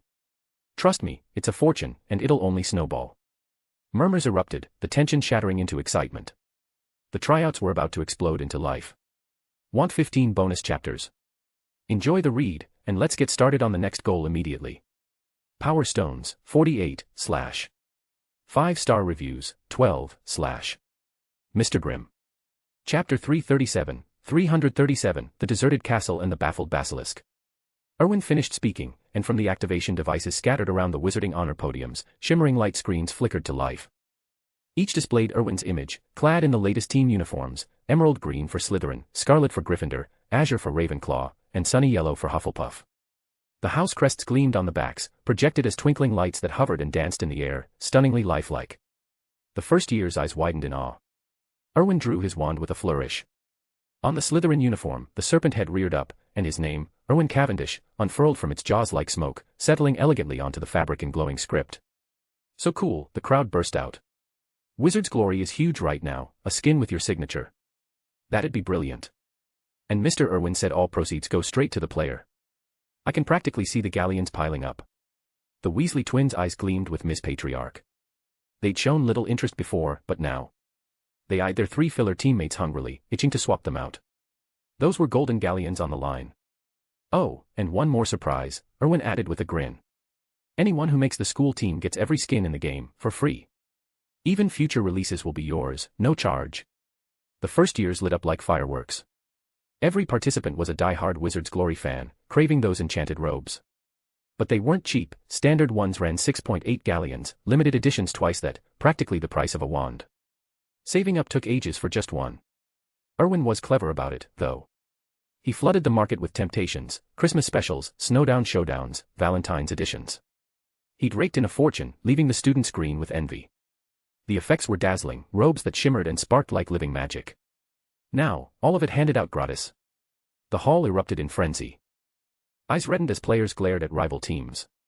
Even the casual joiners balled their fists, ready to scrap. Erwin's lips twitched into a satisfied smile.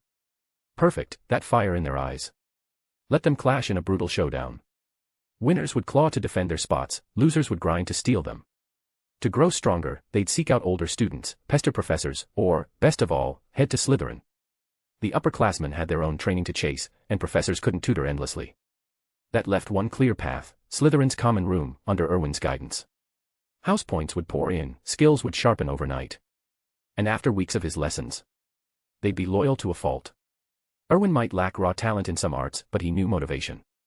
Galleons hooked 9 in 10 first years. For the rest, the well-off ones, a signature skin's prestige would seal the deal. He knew his audience. Seeing their eager faces, Erwin laughed. Enough talk, Hogwarts' first Wizard's Glory team trials start now. House elves scurried from behind the staff table, arranging chairs. Dobby beamed as he fetched one for Erwin, setting it just so. Erwin settled in without fuss. Charlotte, ever quick, pressed a steaming cup of black tea into his hand. Pansy, hovering nearby, scowled. She'd missed her shot to impress. Note to self, beat Charlotte to it next time. As Erwin rose to join the professors, she edged closer, ready to offer a drink of her own. Professor McGonagall waved him over. Erwin, sit with us. He obliged, and Charlotte trailed, dragging a spare chair to the professor's side. Erwin dropped into it, right beside McGonagall. You daft boy, she chided fondly, gifting all those robes, you'll bankrupt yourself. It's fine, Professor, Erwin assured her. Why not tally the cost? Hogwarts can reimburse you. The other professors murmured agreement. From the shadows, Dumbledore watched, fists tight. Cavendish's vaults were bottomless, but McGonagall footing Erwin's bill. The old Minerva, ever the penny pincher, seemed lost. He dreaded Erwin saying yes. Luckily, Erwin knew Hogwarts' coffers were lean. He shook his head. No need, these are all Cavendish products. Mass-producing them is simple. No real loss. McGonagall relaxed, though puzzled.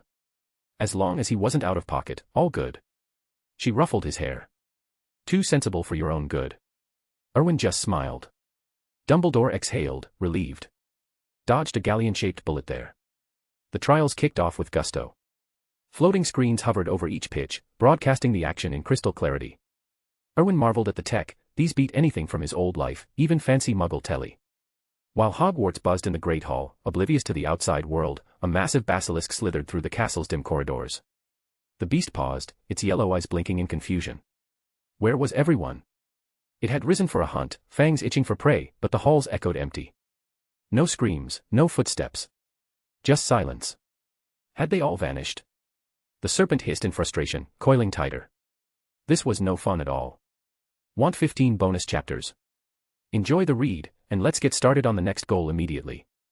Power Stones, 48, / 5-star reviews, 12, / Mr. Grimm. Chapter 338, Erwin's tactical takedown in wizarding duels. Erwin ignored the dazed basilisk and turned his attention to the Slytherin House team trials for wizarding duels, open to students from 1st through 7th year. Normally, the older students sat out, exams loomed large, and entering the wizarding world demanded focus. But after Professor McGonagall witnessed the game's brutal intensity firsthand, she'd insisted on including them. The boost to practical spell work was too valuable to pass up. Slytherin's trials were predictably straightforward, thanks to the hidden prefect system. The teams handpicked by those prefects dominated without fail, their raw power left no room for upsets. Wizarding duels wasn't about flashy maneuvers or precision plays, not like the versions Erwin remembered from his old life. Here, it stripped everything down to pure magical might. No unforgivable curses, but beyond that, the floodgates opened, any spell, any tactic, so long as it crushed your opponent. Erwin observed for a while before shaking his head. The individual Slytherins shone, after a year and a half under his guidance, their spells crackled with newfound potency. But as a unit, they were a disappointment. No tactical sense, just a relentless barrage of hexes. No coordination, no synergy. They bulldozed minions without thought, ignoring how to funnel them effectively against foes. It was all brute force, no brains. Erwin needed thinkers on his squad, not cannon fodder. He had plenty of those already. As the trials wrapped up, the victorious teams, assembled by the hidden prefects, stood assembled, eyeing Erwin expectantly. He rose, a faint smile playing on his lips. Feeling pretty pleased with yourselves, are you? The Slytherins exchanged uneasy glances. No one spoke. Professor McGonagall and the other professors shot Erwin puzzled looks. In their view, the students had performed admirably. Erwin ignored the silence. The other houses are still at it. But let's see what you've got. Charlotte, bring your fifth-year team forward. No wandless magic from me, no silent spells, and no area of effect blasts. Just the basics. Charlotte and her teammates shared wary nods before slipping on their dueling enchantments. Erwin crossed to the opposite side of the arena, donning his own. Charlotte hesitated. Sir, do you want us to pull in a few extras to even the odds? No need, Erwin replied coolly. Come at me. Her team ignited with determination. This was a rare chance to impress their leader. Curious Slytherins from the other trials, along with onlookers from rival houses, crowded closer. The professors leaned in, intrigued. The progress bar filled, and the match ignited. Erwin charged the central lane, colliding with Charlotte head-on. He flicked his wand, unleashing a flurry of simple jinxes. She dodged fluidly and countered with a stinging hex of her own. Charlotte didn't expect it to land. Erwin's prowess was legendary. He could sidestep it effortlessly. But he didn't. He planted his feet and conjured a shield charm, absorbing the hit with a shimmering barrier. In that split second, as her spell dissipated against his shield, the lane's minions surged forward, swarming her position. Charlotte twisted away, but they hemmed her in, their coordinated strikes forcing her on the defensive. Erwin spared her a quick glance before pushing toward the top lane. He repeated the ploy across all three paths. Minions pinned his opponents, drawing their fire while he slipped through the chaos, peppering them with low-level spells from the flanks. Charlotte was the first to falter. As she blasted through a wave of minions, a trip jinx caught her mid-stride, sending her sprawling. The soldiers capitalized instantly, their attacks hammering down. Panic flashed in her eyes. She threw up a hasty shield charm, but Erwin's relentless basic spells chipped away at it until it shattered like glass. On the viewing platform, the professors exchanged grim nods. They'd glimpsed Erwin's strategy. Professor Flitwick murmured, "We've been short-sighted about this game. It sharpens dueling skills, sure, but those minions, they're the real key. We thought they were just set dressing for fun." McGonagall agreed. Exactly.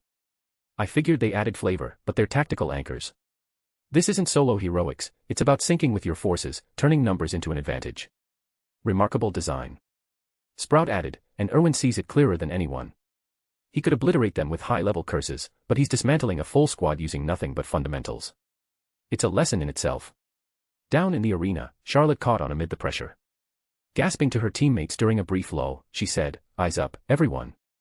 The master's not just testing our power, he's highlighting the minions. He can't go silent or wandless, and no big spells. We've got the numbers, but he's using those bots to neutralize them. Shift tactics, clear lanes together, don't scatter." Her squad wasn't dim, they adapted swiftly.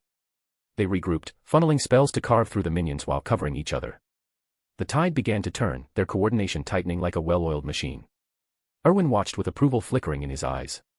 Finally, some spark.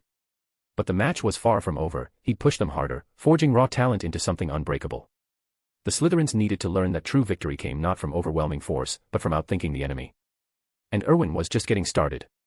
Want 15 bonus chapters? Enjoy the read, and let's get started on the next goal immediately. Power Stones, 48, / 5-star reviews, 12, / Mr. Grimm. Chapter 339, 339, Slytherin's Battle Wisdom Unleashed. Erwin nodded approvingly at the group. They'd made progress, but it was modest at best. There was still plenty of room to grow. The outcome was predictable. Charlotte and the others fell to Erwin, just as he'd anticipated. As he predicted, they had improved, but their mindset remained narrow. They charged in as individuals, ignoring teamwork, and failed to leverage the environment or external forces. Erwin deactivated the dueling enchantment. "Got it?" he asked. Charlotte nodded. "Sorry, sir. I overlooked the basics." The selections for the other houses wrapped up soon after. Curious students clustered around Erwin. Wizarding duels serve two purposes, Erwin explained. They sharpen your skills and teach a vital lesson.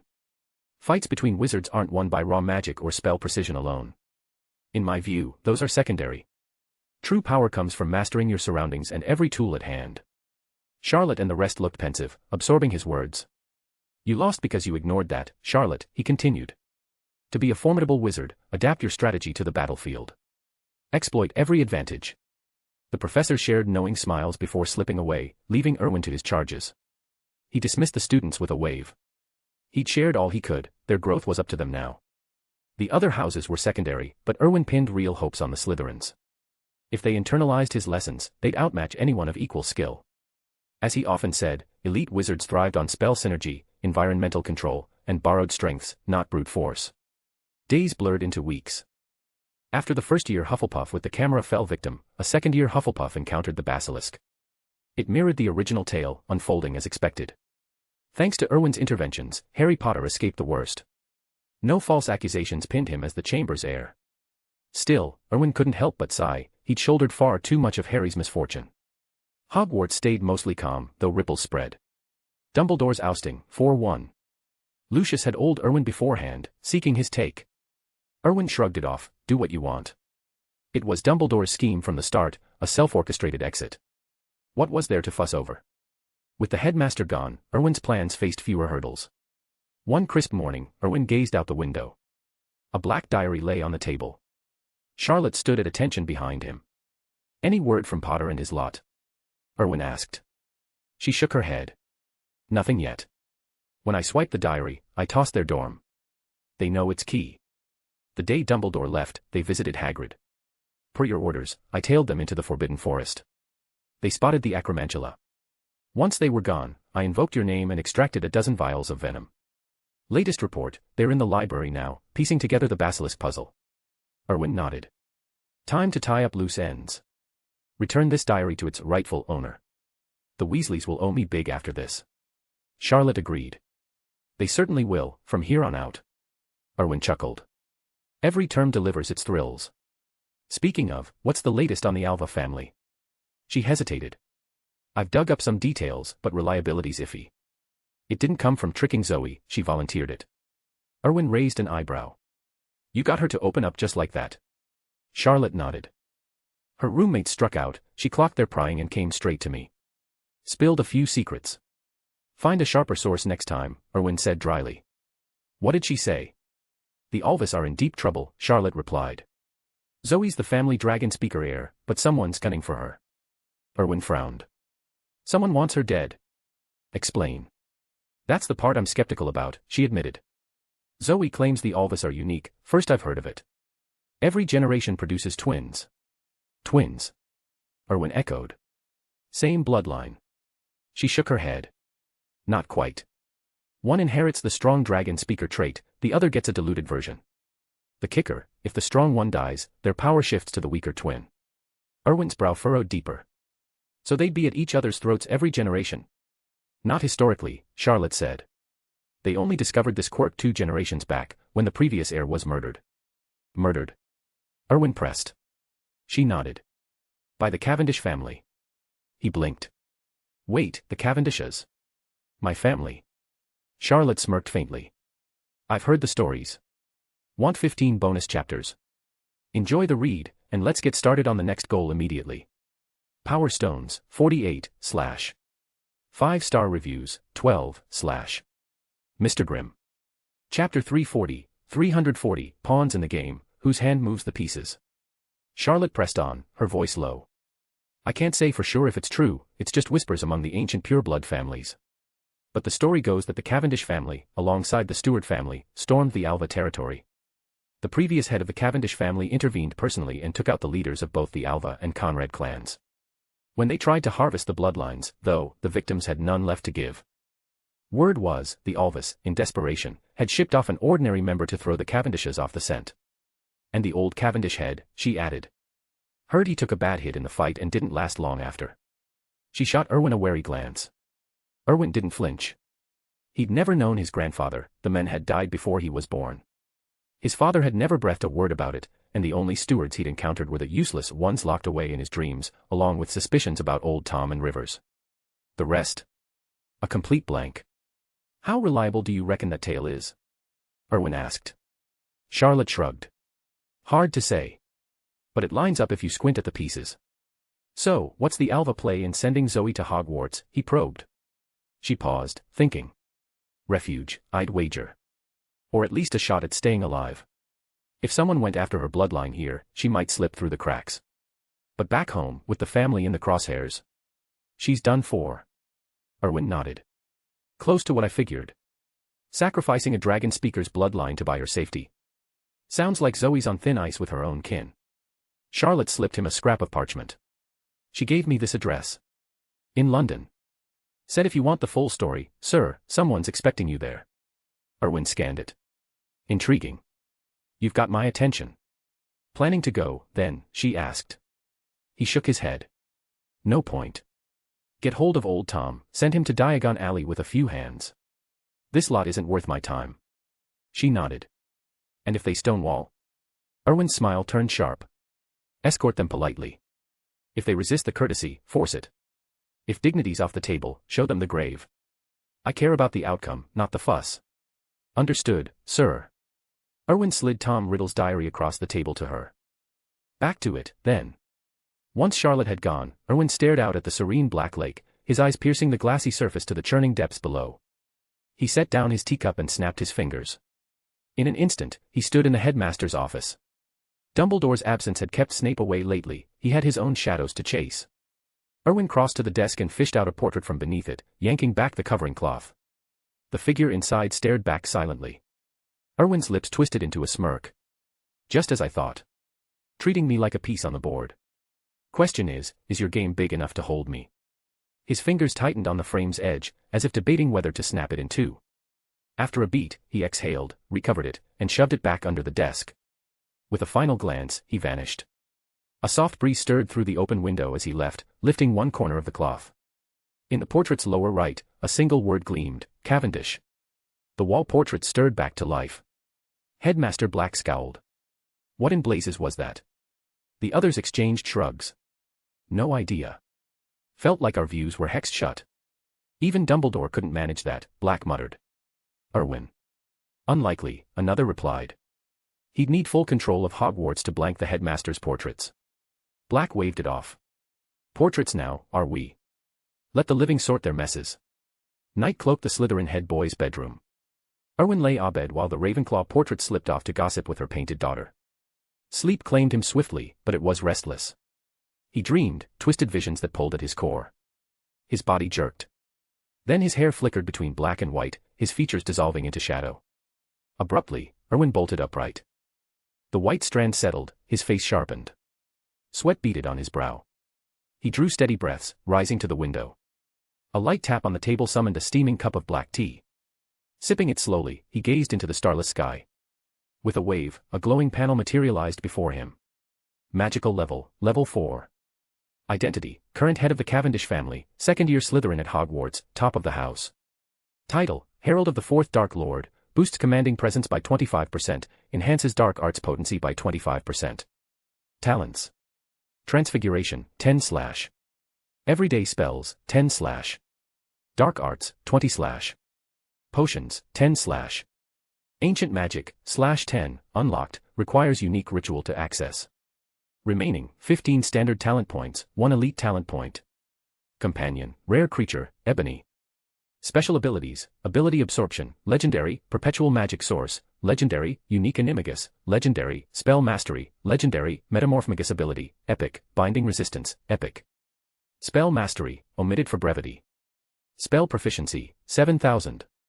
Inventory, Enchanted Citadel Blueprint, Grindelwald's Marionette X1, Ever-Changing Suit X1, Wand of Unknown Origin, Space Ring X1, Automated Potion Cauldron X1, Decoy Doll, 1/1, Death's Token, 1/1. Wizarding Acclaim, 830,000. Erwin studied the display, his mind racing through the shadows of alliances and betrayals.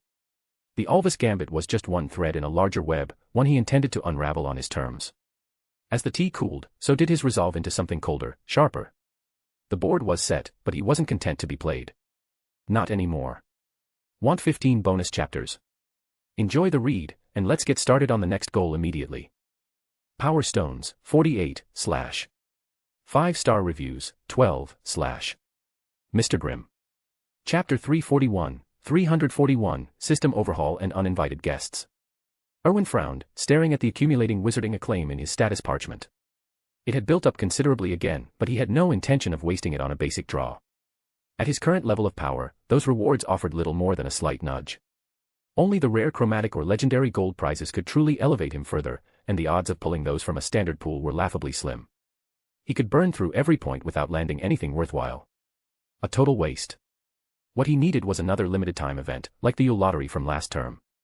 System, he said aloud, is there a limited time you'll draw this year? Ding. The limited time Yule lottery appears only once and will not reappear. Erwin wasn't surprised. He'd half expected that. Was the pool exhausted, or had the system simply run dry on surprises? Either way, it didn't matter. And the conditions for other limited time pools, he pressed. The conditions for limited time prize pools are randomized. Explore to discover them. The rewards you're offering now are starting to feel outdated, Erwin muttered. A pause followed, then the chime returned. Ding.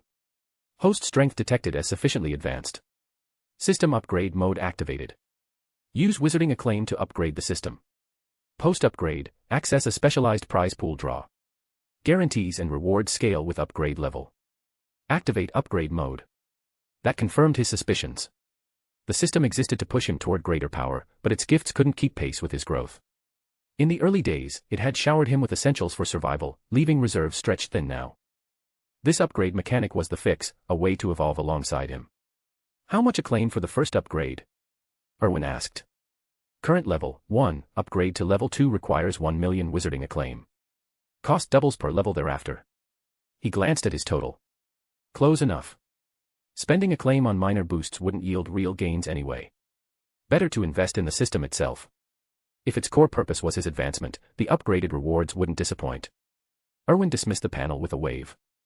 At his current rate of acclaim growth, he'd hit the mark by the holidays without strain. No pressing threats demanded an immediate power spike, so why rush? As for the turmoil rippling through the other ancient pureblood families, it barely registered as a crisis to him. He'd already neutralized 2 besides the demo's lot. The Solent estate lay in ruins after his visit, they'd be licking their wounds for months. And the Alva family? Best not dwell on them.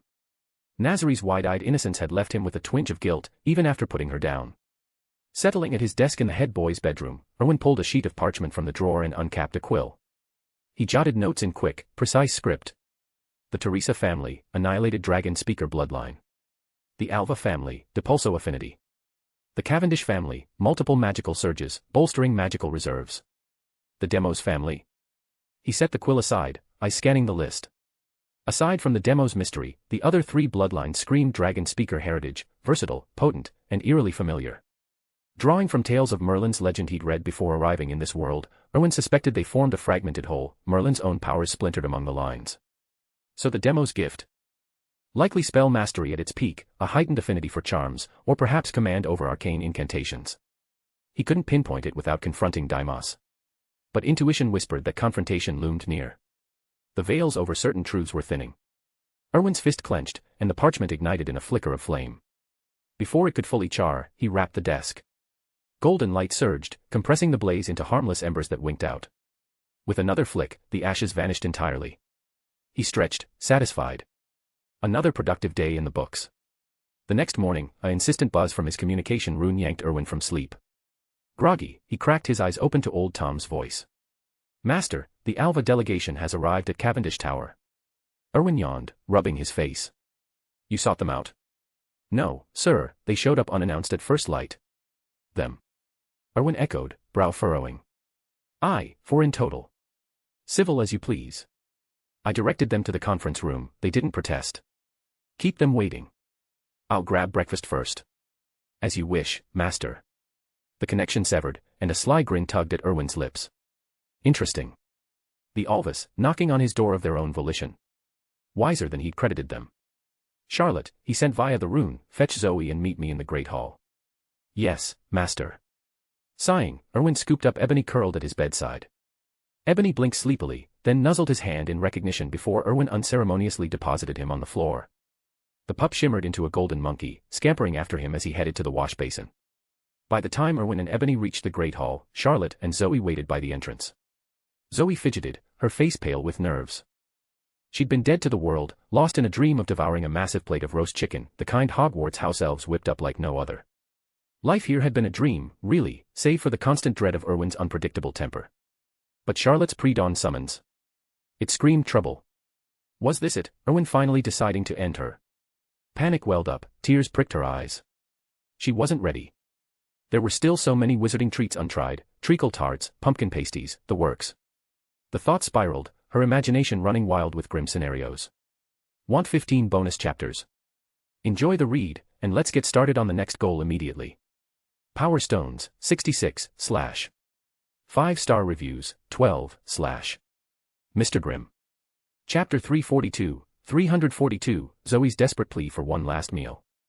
Erwin arrived at the Great Hall entranced to an odd sight. Charlotte stood there, bowing respectfully as she waited for him. Behind her, Zoe was sobbing uncontrollably. He glanced at Charlotte in bewilderment. What's got her in a state this time? Charlotte turned, eyeing the weeping girl with a shake of her head. My lord, I've no idea. She's been off since I fetched her. You know how she can be, simple-minded at times. Erwin nodded. Fair point. So, Zoe, what's the matter? Zoe jolted at the sound of her name, her tears halting midstream. She wiped her face frantically. Can you kill me later? Please? I ordered roast chicken for lunch. I just want to try it once. Let me finish eating first. Her voice cracked as fresh sobs escaped. The idea that this might be her final meal hit her hard. Erwin blinked, utterly baffled. You actually want to die? She shook her head vigorously. No. He let out a dry chuckle, rubbing his temples. Was she truly this naive, or was it all an act? Her antics since starting at Hogwarts had always leaned toward the clueless, but she had a sharp instinct for spotting deception, like when she'd confessed everything to Charlotte without prompting. Truth be told, Erwin couldn't quite figure her out. And for someone who prided himself on reading people, that was rare. Zoe peered up at him through watery eyes, pleading silently for permission to savor her roast chicken. The disturbance had drawn stares from passing students. Erwin sighed. Go on, grab some breakfast. When you're done, we'll head to Diagon Alley. Zoe's eyes widened. Huh? You're taking me outside Hogwarts to do it? Erwin's fist tightened. She was lucky his patience had grown lately, otherwise, he'd have lost it. Ignoring her, he strode into the Great Hall. Charlotte fell in step behind him, and after a beat, Zoe scurried after them. The Slytherins rose as Erwin entered, dipping their heads in respect. He took his seat at the long table and waved them down. Then, with a light tap of his fingers on the wood, a steaming bowl of soup materialized before him. He scooped up a spoonful, savoring the warmth. Nothing beat a hot bowl to start the day, though if there was something better, he'd have two. Zoe inhaled deeply, the rich aroma hitting her like a spell. Her stomach growled audibly. Emboldened, she rapped the table just like him. Nothing. Undeterred, she tried again, harder this time. The nearby Slytherin smirked at her efforts. Only Dumbledore or Erwin could summon food with a mere knock, a fact etched into Hogwarts lore through endless failed experiments. Erwin rolled his eyes and obliged with another tap. A second bowl appeared before Zoe. Her face lit up like a Lumos charm. She dove in without a word, slurping eagerly. He shook his head. The Alva family had drawn a short straw with this one as their heir. As Erwin enjoyed his soup, hurried footsteps echoed from the entrance. He turned to see Hermione barreling toward him. A Slytherin across the table shifted aside, and she dropped into the spot without hesitation. Something up? Erwin asked casually. She leaned in, voice hushed. I think I know what's in the Chamber of Secrets.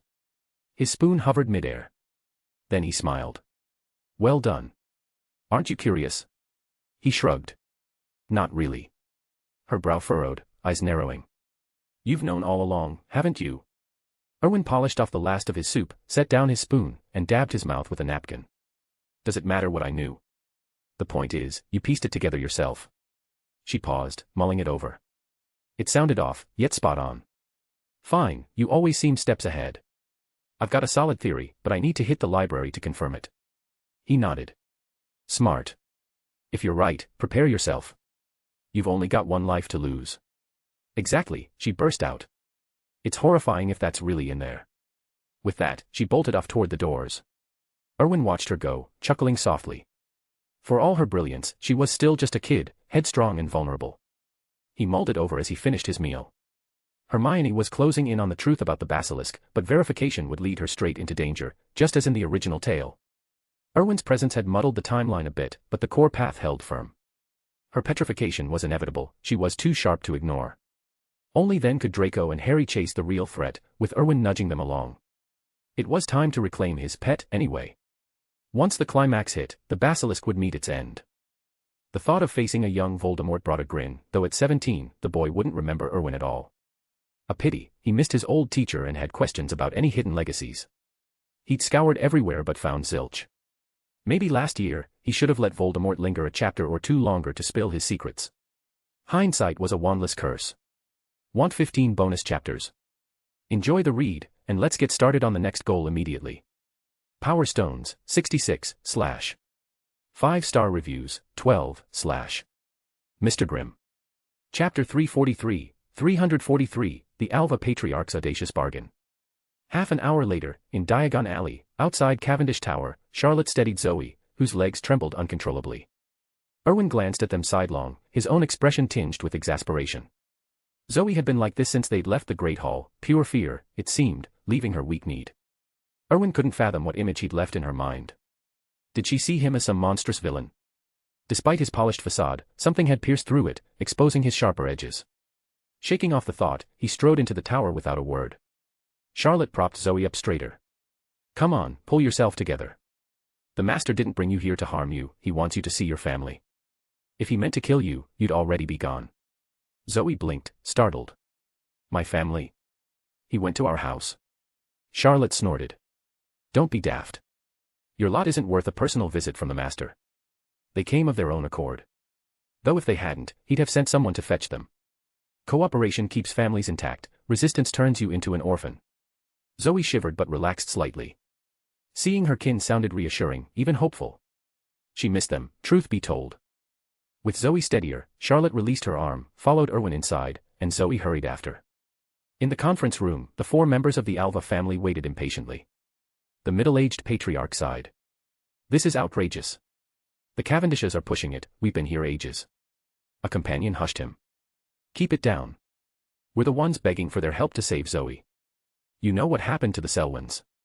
We endure their arrogance. Just wait.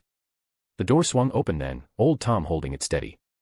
Erwin entered, settling onto the sofa with casual authority. Charlotte and Zoe followed, her face lit up at the sight of her relatives. Father. Uncle Rick. You're here. The Alva head nodded curtly. The 2 women drew her into a quick huddle, fussing over her. You daft girl, I fretted you'd struggle at Hogwarts. What's this, you've put on weight. Zoe glanced at her midriff and huffed. Mom, I haven't. The Alva patriarch rose. Greetings, Head Cavendish. I'm Laurent Alva, current head of the Alva family. Erwin inclined his head. Mr. Alva. Please, sit. Laurent complied, then turned to Zoe. Go take your mother for a stroll, you've been apart too long. Zoe shot her mother a look, received a nod, and they slipped out with the other men. Old Tom sealed the door behind them, leaving Erwin, Laurent, and Charlotte alone. Laurent eyed Charlotte. I remember you as a child. My condolences for the Teresa family's fate, but at least had Erwin avenged them. Charlotte bowed slightly. Your concern is appreciated, Mr. Alva. Laurent smiled, shifting to Erwin. Forgive the intrusion, Head Erwin. Erwin returned the smile. No matter. Had you not come, I'd have summoned you myself. Laurent chuckled. You're nothing like your father. You're not the first to say so, Erwin replied evenly. But I differ from him in one key way, I value directness. State the Alva family's intentions plainly. Laurent's expression remained composed. You've likely gleaned some from Zoe. Before Hogwarts, I instructed her, if anyone pries for secrets, spill everything. Honesty disarms. Erwin nodded. Clever. You anticipated interrogation and coached her to cooperate fully.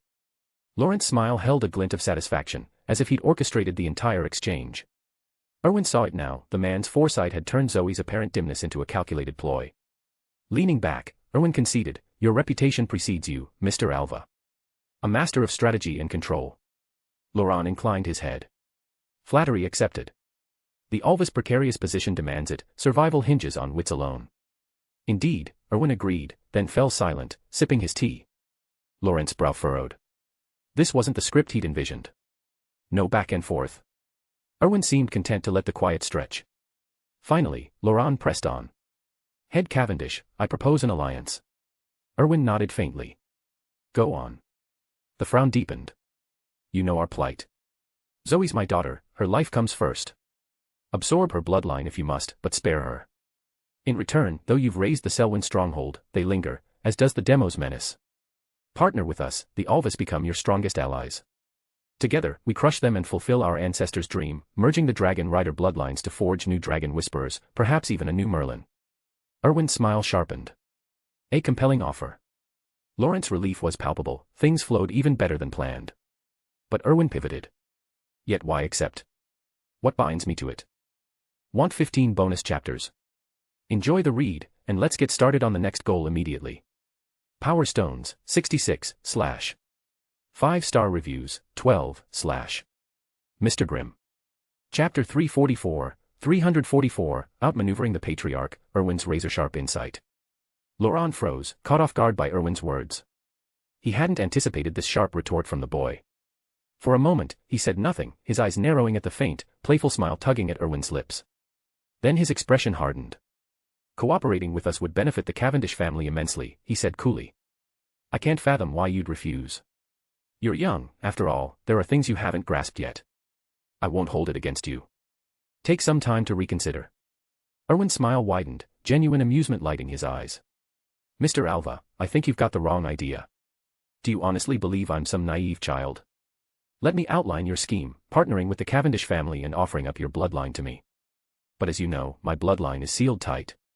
No one can extract it from me, and I can't absorb anyone else's. That's no secret among the noble houses. And if I'm right, the crack in that seal. That's your handiwork, the other houses meddling. Laurent's face paled, his gaze sharpening with alarm. The conversation had veered far from his script.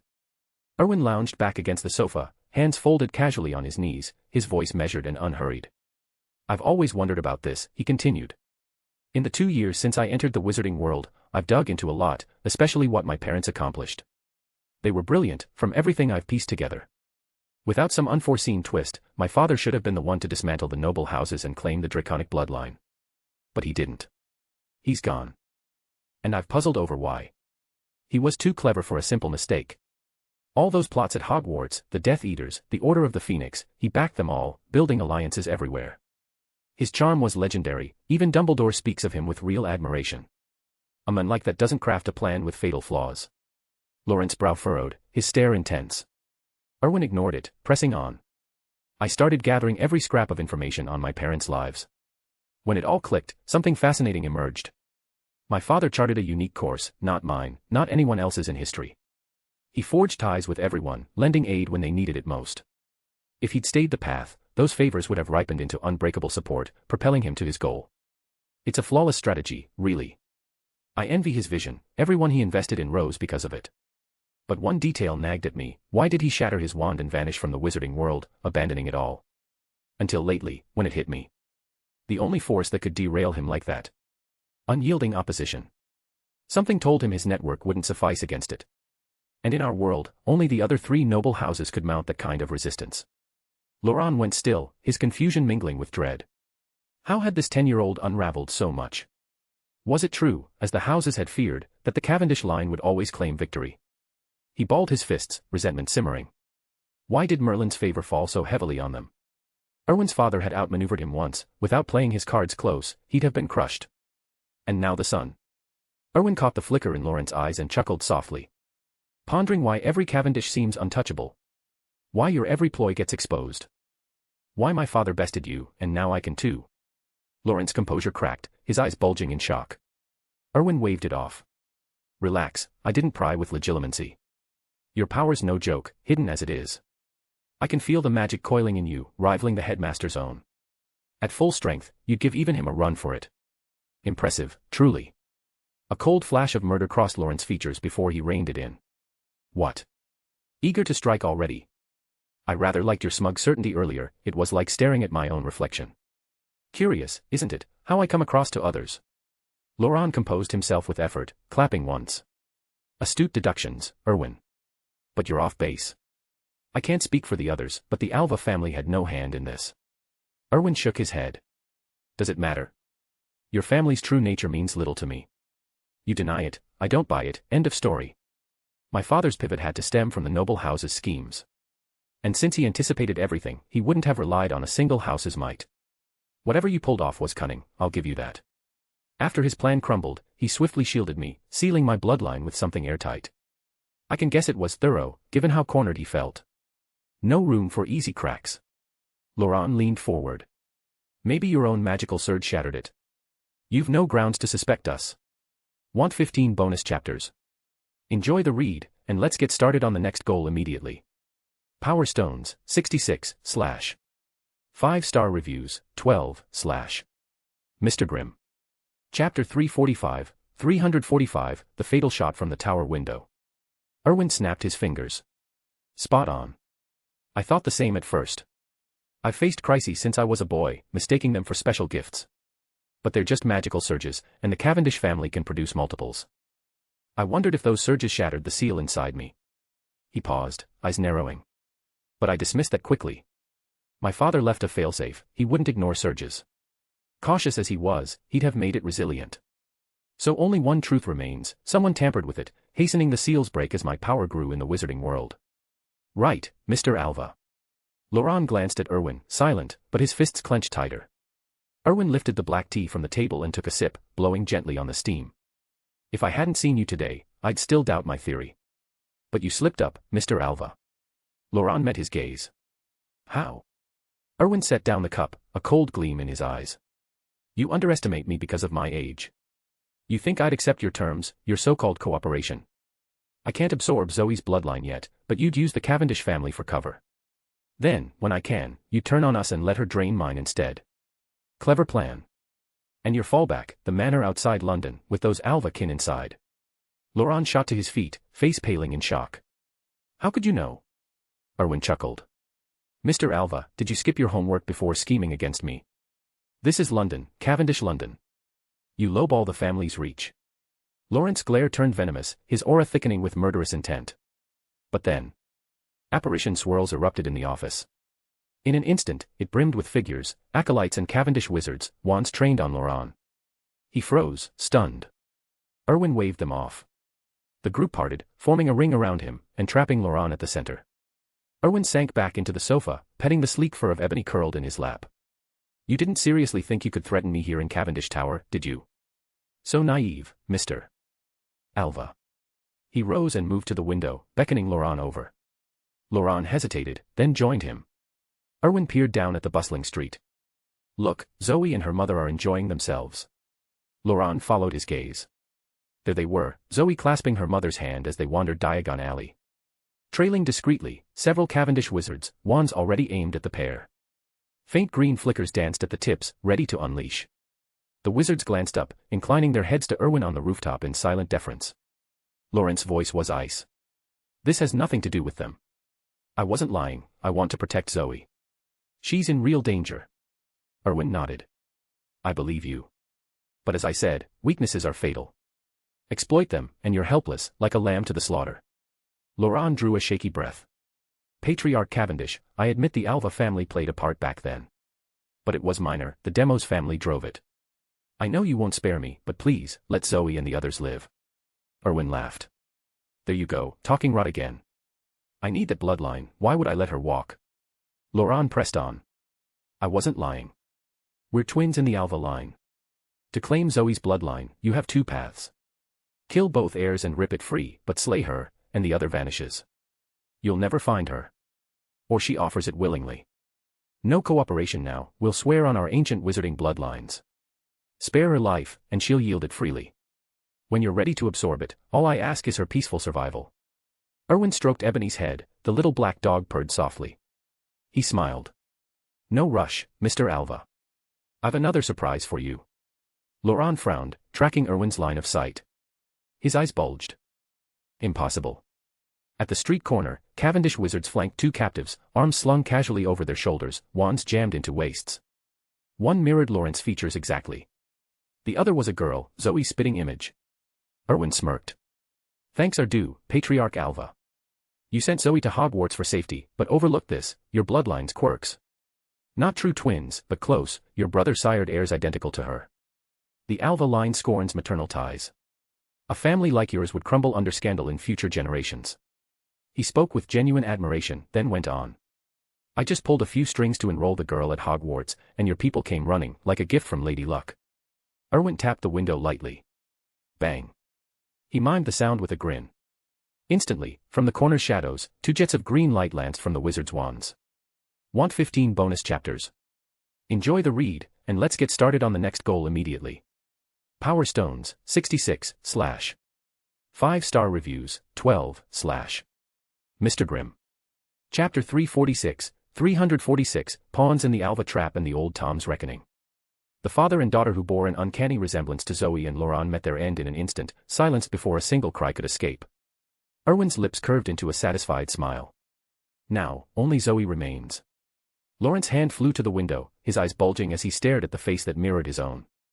His complexion drained to a ghostly pallor.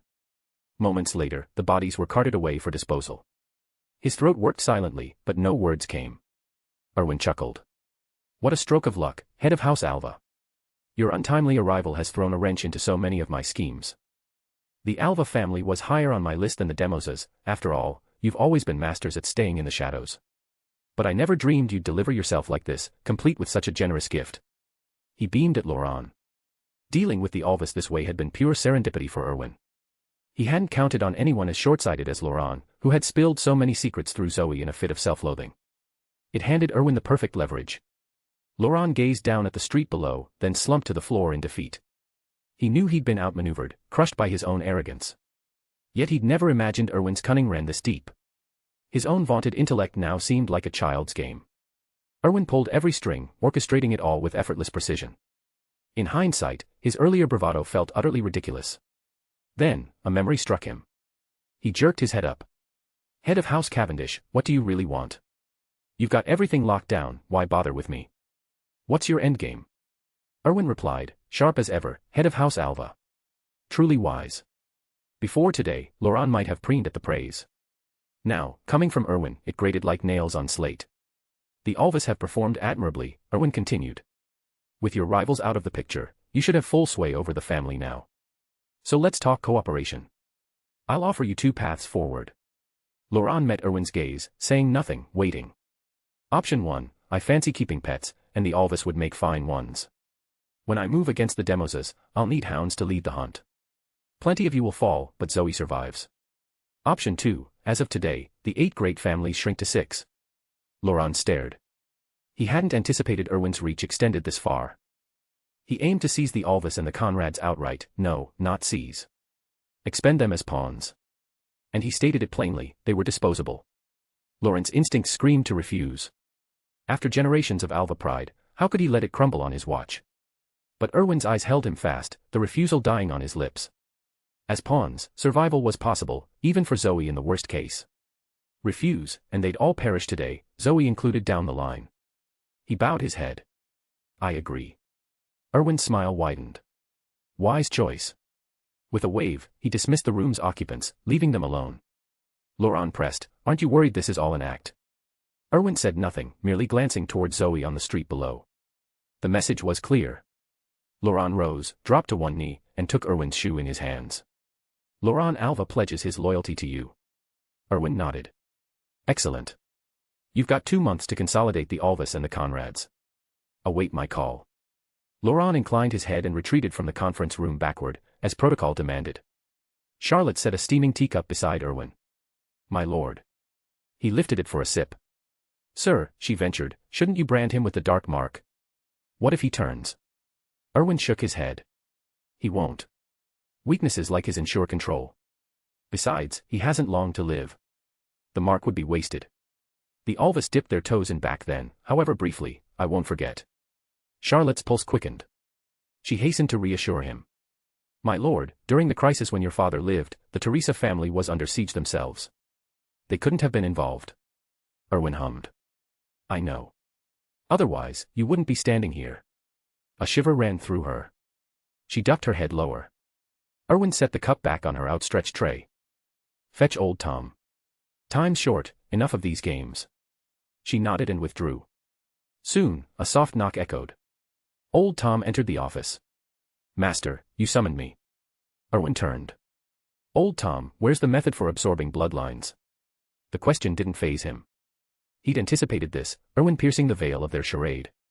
Though unspoken, the signal was plain, the pretense ended now. Old Tom bowed deeply. In the Cavendish manor, there's a concealed chamber where the late master stored it. It holds fragments of our family history, a few curses, and the ritual for absorbing bloodlines. Erwin's brow furrowed. So you and Rivers are both steward's men? Old Tom nodded. Yes, master. When the old master devised his plan, he dispatched Rivers and me from England on errands. We were abroad and missed the events here. What errands? The rest of the stewards scattered into hiding after the old master vanished from the wizarding world. They aided him by gathering intelligence. But before your birth, Steward Manor fell under attack. Rivers and I were the only ones the old master left in the Muggle world, the others vanished. Over the years, we've pieced together that Solent likely captured them. Want 15 bonus chapters? Enjoy the read, and let's get started on the next goal immediately. Power Stones, 98, / 5-star reviews, 12, / Mr. Grimm. Chapter 347, Shadows of the Ancestors. Erwin frowned, piecing together the fragments in his mind after a moment's silence. His parents had been killed by the upper four families, with the Solent, Alva, and Demos houses likely at the heart of it. Since their target was the Cavendish line, eliminating allies made perfect sense. The stewards must have been next on the list.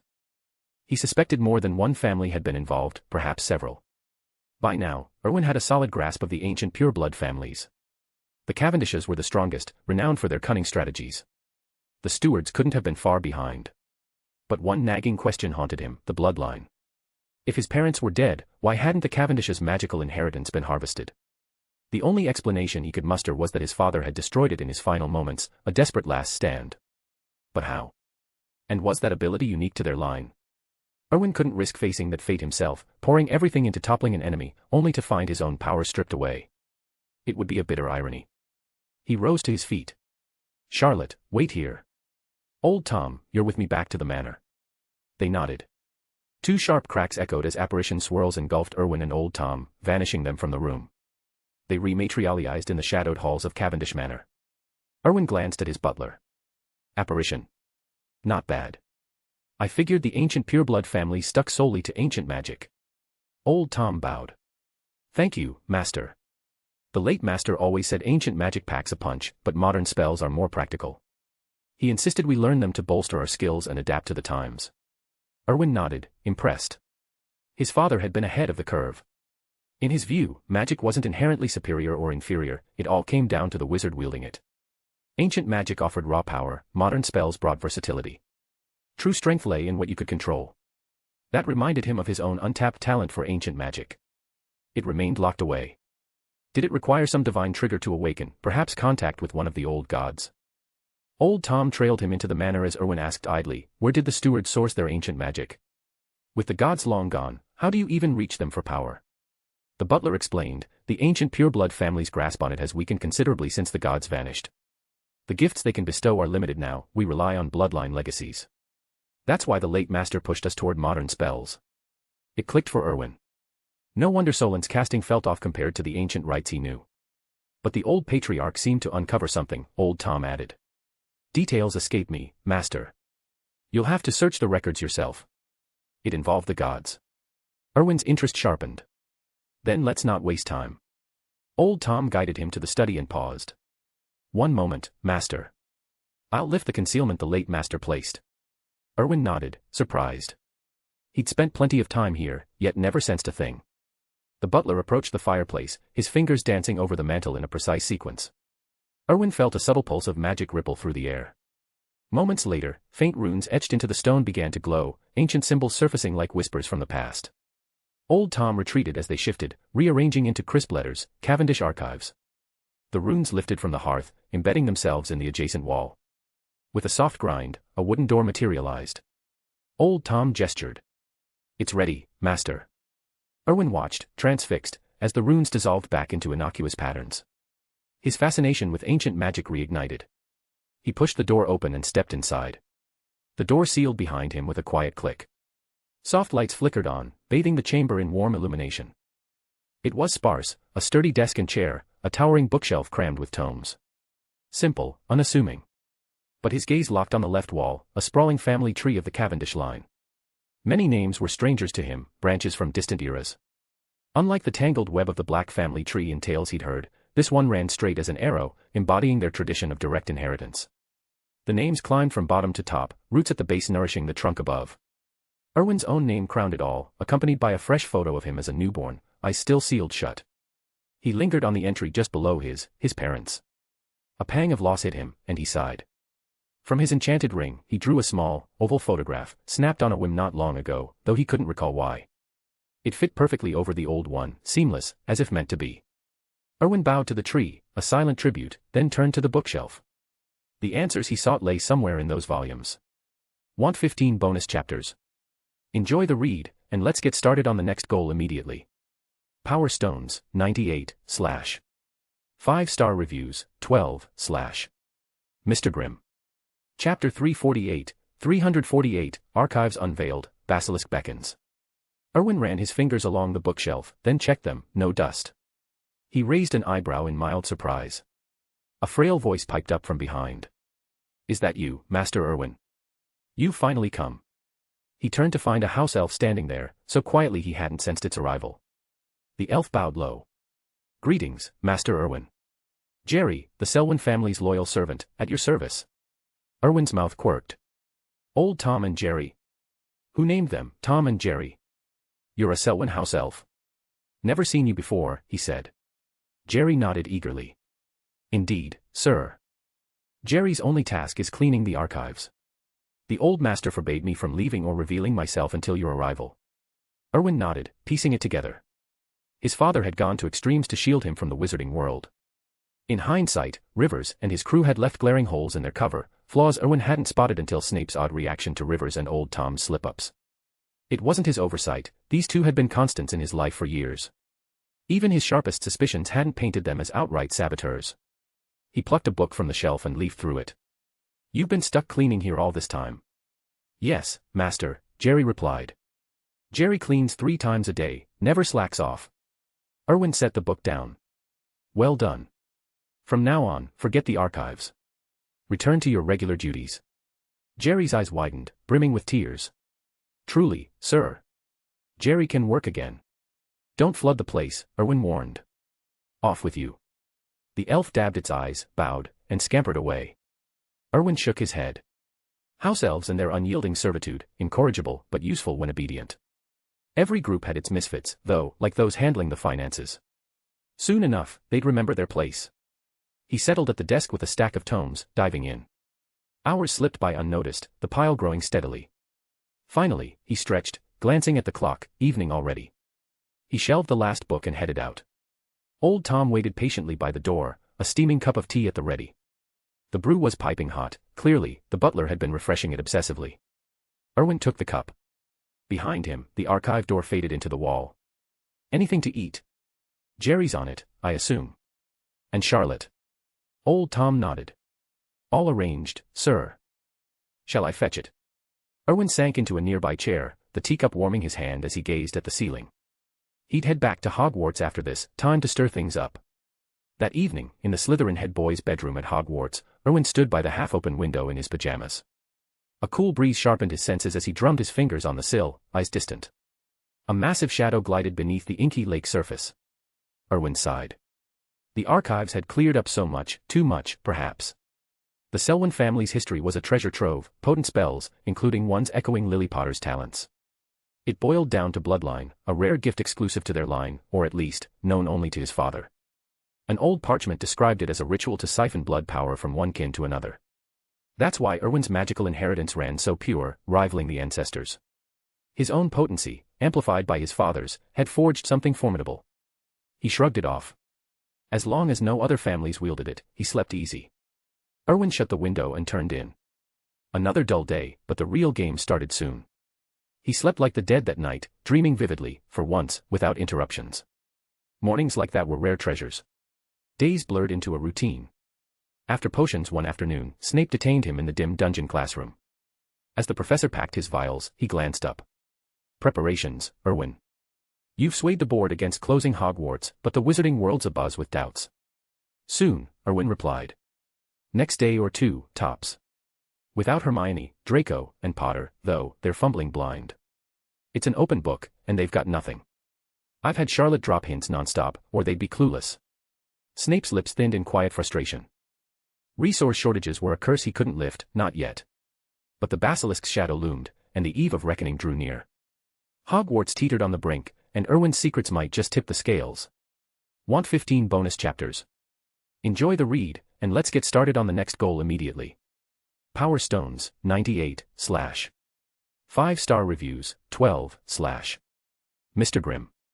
Chapter 349, 349, actors assembled, the basilisk spectacle unfolds. A sly smile tugged at Erwin's lips. Professor, fancy watching the show? Snape paused, his eyes narrowing. You mean? Erwin nodded. Exactly. Harry Potter and his friends are off to find Professor McGonagall, but I tipped her off earlier to dodge them. If things go to plan, Draco should be summoning you any minute now. Snape's voice was dry. They won't find me. Erwin shrugged. Of course not. So they'll have to settle for the next best thing, idiots. A flicker of anticipation crossed Snape's face, lightening his usual scowl. He seemed almost eager for the chaos ahead. Shall we head over? Erwin suggested. Snape inclined his head. Lead on. I'm curious about this Chamber of Secrets myself. Erwin nodded, and Snape gripped his wrist. With a twist, Erwin operated them straight into the chamber's dim depths. Snape scanned the vast, shadowy space, his expression a mix of awe and disdain. Incredible that Slytherin managed to conceal something like this. Erwin chuckled. Hogwarts is enormous, less than half of it's even mapped out properly. Secrets lurk everywhere, and even I've only scratched the surface. Lucky for us, this one's smack in Slytherin territory, or I might have missed it entirely. Snape's gaze sharpened. Where's the basilisk? Erwin jerked his chin toward a shadowed alcove. In there. I kept it contained, its petrifying stare is no joke. But I've instructed it to avert its eyes when the students arrive. Charlotte's got goggles ready for them too. Worst case, a glance means petrification, not death. Snape nodded curtly, satisfied. Godfather, Erwin continued, pointing to a nearby ledge, I've enchanted some chairs up there, prime viewing spot. I'll fetch Professor McGonagall and the others. Soon enough, we'll see the young witches and wizards take on the beast. Snape's mouth twitched, as if suppressing a smirk. He wasn't entirely sure about teaming up with Erwin like this. The boy's motives felt less like noble guidance and more like gleeful entertainment.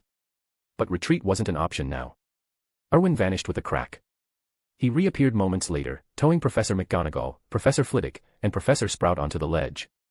Four cushioned chairs awaited, arranged on a perfectly leveled slab of stone, spacious, unobstructed, and angled for the best sight lines. The professors, all first-timers in the chamber, gazed around in wonder. Flitwick squeaked in delight. Merlin's beard. I had no idea Hogwarts had something this grand. McGonagall nodded, her lips pursed. I always pictured the chamber as a mere cubbyhole. This is vast. Sprout beamed. Erwin's sharp eye turned up this gem ahead of time, perfect for hands-on training. After last year's scrapes, the student's spell work has sharpened noticeably. Erwin waved off the praise. Professors, enough chatter. Take a seat. The house elves stock some refreshments, fire whiskey for the grown-ups, butterbeer for the rest. We can sip and score their performance. I'll just pop over to brief the other star of the show. The heads of house exchanged glances but settled in. Erwin's pitch had hooked them. Real combat observation meant pinpointing weaknesses, refining lessons, and boosting house points. Practical magic demanded practice, after all. Erwin slipped away to the basilisk's lair. The massive serpent stirred at his approach, slithering forward to nudge his hand affectionately. Erwin scratched its scaled head. Good to see you too. Play nice out there. Once this wraps, you'll ship out of Hogwarts, I'll line up a cozy spot for you. The basilisk dipped its head in a serpentine nod, hissing softly. Erwin shook his head. No can do. You're enormous now, I can't have you coiled around me like a scarf. Space is tight. Relax, I'll arrange a keeper. But watch those eyes in the future. One direct look, and it's lights out for someone. It hissed again, a plaintive rumble, scales drooping in mock sulkiness. I get it, it's your nature, Erwin soothed. This is just a breather. You'll stretch your coils soon enough. And ease up on the feasting, you've bulked up more than you've lengthened. The basilisk hung its head, abashed. Fine, Erwin relented. I'll layer on some shield charms to keep you safe. Wouldn't want you lashing out in pain and biting off more than you can chew, literally. He extended his wandless hand, murmuring incantations. Shimmering protego barriers flickered across the basilisk's hide, vanishing seamlessly into its scales. Upgraded charms made the concealment effortless, otherwise, the glow would have given them away. Erwin exhaled, satisfied. He clapped once. Got it. No fatalities. The basilisk nodded solemnly. Showtime's nearing, Erwin said. They'll burst in any second. Strike a pose. With that, he operated back to the ledge and sank into his chair beside Snape. All set. Snape murmured. Erwin grinned. Flawlessly. No worries. His eyes drifted to the entrance tunnel. A thrill built in his chest, he couldn't wait to see 17-year-old Tom Riddle's ghost face a full assault from the four houses. Last year had been a skirmish, this promised an all-out brawl, with students from every house pitching in. Not quite a war, but the sheer numbers were daunting. That's why the shield charms on the basilisk, its innate magical resistance might not hold against a horde. As the old saying went, enough determined foes could topple even a giant. Meanwhile, in the girls' bathroom, the cramped space brimmed with young witches and wizards, wands at the ready. Moaning Myrtle hovered overhead, her translucent form quivering with indignation. Heavens above, she wailed. Are you lot mad? Storming the girls' loo like this, trying to muscle in on my haunt. I might be dead, but you still think you can push me around. Want 15 bonus chapters? Enjoy the read, and let's get started on the next goal immediately. Power Stones, 98, / 5-star reviews, 12, / Mr. Grimm. Chapter 350, 350, Colin's NPC stint in the Basilisk Hunt. Moaning Myrtle's shrill wails echoed through the bathroom, scolding the reckless group of students. But the young witches and wizards ignored her, having tuned out her endless moaning after nearly half an hour. Their attention fixed on the sink at the room's center. Harry Potter and Draco Malfoy stood nearby, eyeing Professor Lockhart with clear suspicion as he flailed his wand about aimlessly. Draco couldn't hold back. Professor, are you even any good at this? Why not let Harry have a go? Lockhart cleared his throat awkwardly. He'd only meant to put on a show, not actually deliver. Facing the students' doubtful stares, he thought fast, true to his reputation as a quick-talking fraud. It's got nothing to do with me, Lockhart insisted breezily. I reckon this isn't the entrance to the Chamber of Secrets after all. Harry, you've got the wrong spot. Best head back. He spun on his heel to leave, but only managed 2 steps before a wand jabbed into his chest. Colin Creevey fixed Lockhart with a polite smile. Professor, he said evenly, I think you should stick with us. What if we run into trouble without you? Lockhart glanced down at the wand, swallowing hard. His mouth quirked into a forced grin. Ah, Colin, spot on. But this clearly isn't the way in. Let Harry take another look. I'll join once we find it proper-like. In truth, Lockhart was already plotting his escape, eager to pack his bags and vanish. Colin ignored him and turned to Harry. Harry, check that faucet, looks like a snake carved into it. Why not try speaking Parseltongue? Harry peered closer and nodded, a faint serpentine outline was etched there. But I don't know how to speak Parseltongue, he protested. That's simple enough, Colin replied. Just picture the carving as a real snake. Harry nodded, encouraged. He stared hard at the pattern, willing it to life in his mind. Colin shook his head with a sigh. He finally got why his parents had pushed him into this. Erwin needed an NPC to guide the group, and here he was, playing the part. What a rotten gig. Harry muttered under his breath, a low hiss emerging. The snake engraving twisted and writhed in response. The sink slid aside with a grind, revealing a gaping black tunnel below. Harry's face broke into a grin. It's here, the entrance. The group peered into the shadowy void, a thrill of fear and excitement rippling through them. Harry glanced at Colin, with Erwin away, everyone deferred to him as the stand-in leader. The professors and other adults aren't around, Colin warned, so we're on our own down there. Think hard, this is deadly serious. We're up against a basilisk that's slithered around for 1,000 years. If you're not up to it, back out now. Stepping in means you might not step out. Panic flickered across their faces at the mention of death. No one stays cool under that shadow. Colin scanned the room, noting the reactions. The Slytherins flinched but steadied quickly, he approved. As Erwin always said, strength could be drilled in, but true grit in the face of peril. That was rarer than a flawless potion. The Gryffindors, despite their house rivalry, had shown up at Harry's call, including the Weasley twins. Percy, the stickler prefect, had been deliberately left in the dark, he'd only fuss over rules and his precious prefect position. Colin let the silence stretch, giving them time to decide. A few moments later, some mumbled excuses. Nah, we're not ready for this. Let's bail. Colin nodded without judgment. A handful from Hufflepuff and Ravenclaw, exactly as Erwin had predicted. Not everyone could stare down mortality. It wasn't cowardice, just sense. If Colin hadn't known the professors were watching from the shadows, he'd have bolted too. Basilisks were nightmare fuel. Fair enough, he said. Your call, I respect it. The dropouts shifted awkwardly. Sorry, we're just scared. Colin smiled reassuringly. Who wouldn't be? Facing a millennium-old monster. Choosing life over heroics is the smart play. That eased a few more waverers, and about a dozen slipped out in total. The rest stood firm, eyes resolute. Colin mentally filed away the names of those who'd left. Sensible, sure, but not the sort Erwin sought for his inner circle. Right, then, Colin said to the holdouts. No more backing out. Let's go. They nodded and descended the slick stone tunnel one by one, feet sliding on the damp incline. Colin brought up the rear, with a reluctant Lockhart at his side. Once the others were ahead, Colin prodded him with his wand. Your turn, Professor. Lockhart's expression hardened. You have any idea what you're dragging us into? A basilisk. You're asking for trouble. Colin chuckled. No more pretending, then. Lockhart froze. You know. Want 15 bonus chapters? Enjoy the read, and let's get started on the next goal immediately. Power Stones, 98, / 5-star reviews, 12, / Mr. Grimm.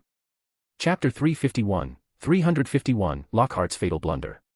Charlotte smirked. The master called you a fool, and he wasn't wrong. I'm amazed you even graduated from Hogwarts. What were you thinking? Did it never occur to you how suspicious it was to find a diary by the Black Lake, one tied to the Chamber of Secrets? Lockhart's eyes widened in shock. It was you. She shook her head. No, the master. Every move you've made fell right into his plans. He knew a coward like you, once you got the diary and learned its secrets, would dream of fleeing to pen some fame-making novel. But you'd need proof, so you'd come here. Now you've chickened out, but it's too late for that. Lockhart's voice trembled. What do you really want? Charlotte's laugh echoed coldly. Someone has to take the fall for this mess. Only then can the innocent kids be safe. And you're the perfect scapegoat. Terror flashed across his face. You can't. I'll tell everyone, expose your schemes. Suit yourself, she said dismissively. But first, go inside. I won't, he snapped. What can you do about it? See. Predictable as ever. You've just shown me exactly how to deal with you. Lockhart eyed her warily, unease twisting in his gut. The next instant, Charlotte flicked her wand. The Imperious curse struck swift and silent, seizing control before he could blink. She pocketed her wand with a scoff. Pathetic. In you go. His eyes glazed over, vacant and obedient, as he shuffled into the dark passage. Deeper inside, the young witches and wizards stumbled upon the basilisk's massive shed skin, glinting faintly in the gloom. Draco gasped. Blimey, look at the size of that. How enormous must the snake be? Harry swallowed hard, his throat dry. The scale was horrifying, far beyond what he'd imagined. Under Charlotte's influence, Lockhart followed her in. The Slytherin stepped aside, clearing a path. She paused by the skin, peering at its serpentine length. Her eyes narrowed. Merlin, it was bigger than she'd expected. The adults hadn't warned her about this. Could they even handle it? Doubt crept in, was this, practical training, a mad gamble? She shook it off, trusting the grown-ups to pull through as always. If that beast lunged, her slight build wouldn't stand a chance. The group pressed on, the air growing thicker with tension. Meanwhile, atop a nearby stone ledge, Erwin chatted idly with the heads of house. Professor McGonagall frowned. Erwin, are you certain this will go smoothly? A basilisk is no trifling matter. What if someone gets hurt? That's why I gathered you all, he replied. I can't shield everyone alone. The professors are itching to test their mettle, this is a golden opportunity. I've already spoken to the basilisk, it won't rampage full force. McGonagall nodded, glancing at the others. Stay sharp, then. No harm comes to the students. The heads murmured agreement. Professor Flitwick piped up. And the Weasley twins? How are they faring? Sent them back to safety, Erwin said. McGonagall sighed in relief. Those boys were under the Imperious curse. Lucky you spotted it early and smoothed things over, otherwise, their futures would be in tatters. It's the least I could do, Erwin said modestly. They're Hogwarts students, my classmates after all. You showed real grace, helping Ron despite his history with you, she added. He'd have been in deep water otherwise. Erwin waved it off. Nothing to it, Professor.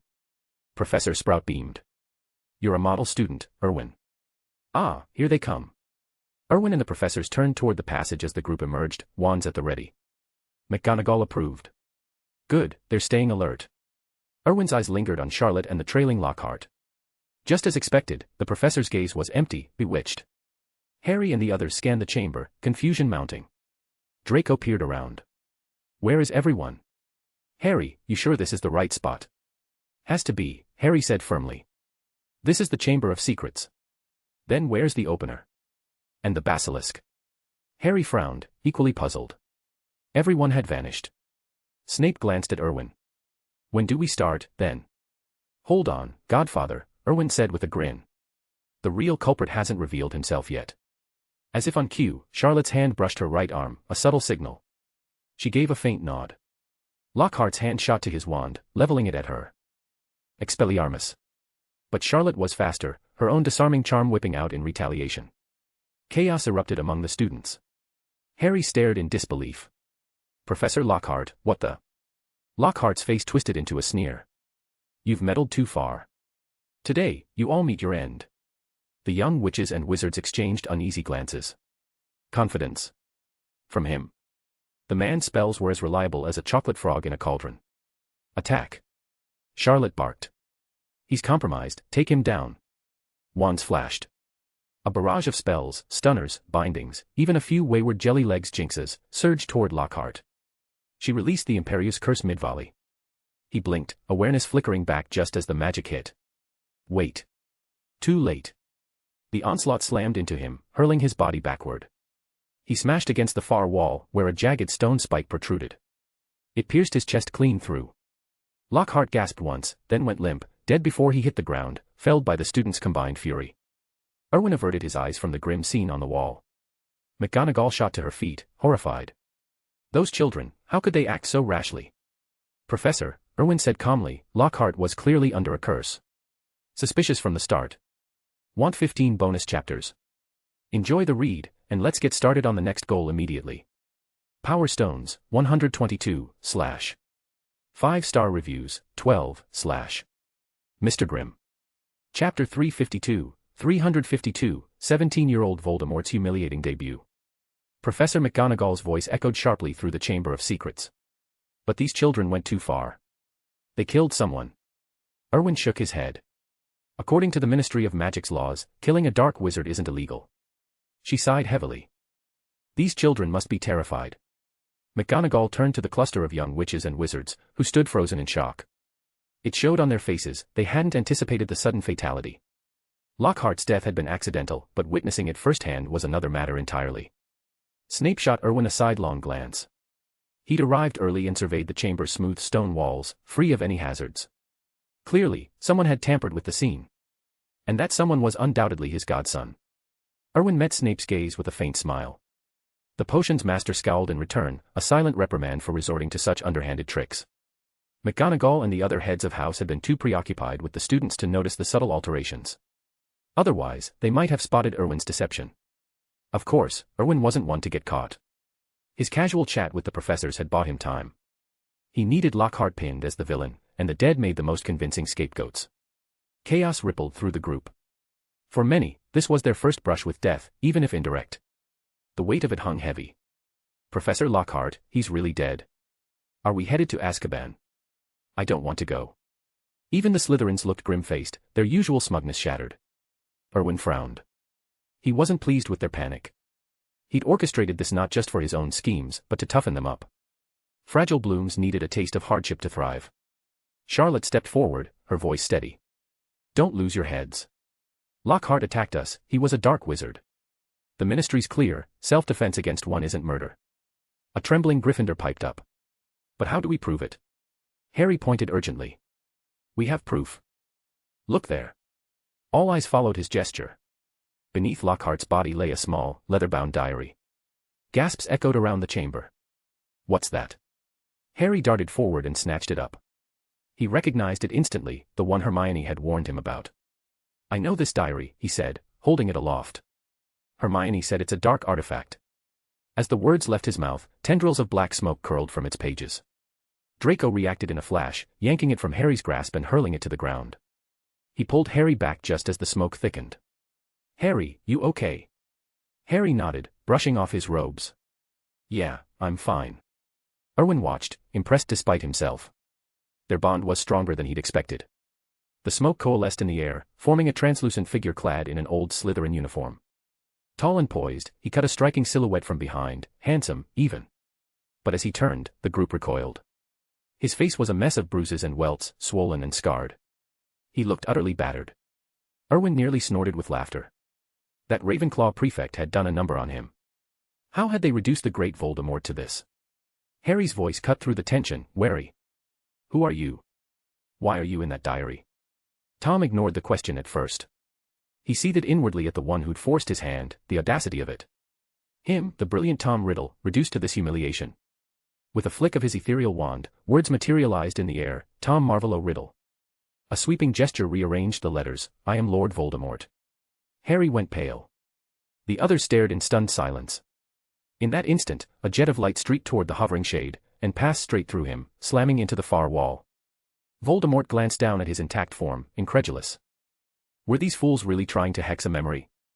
The young wizards whipped around to face the culprit, a flushed Hufflepuff boy, stammering apologies. I got nervous.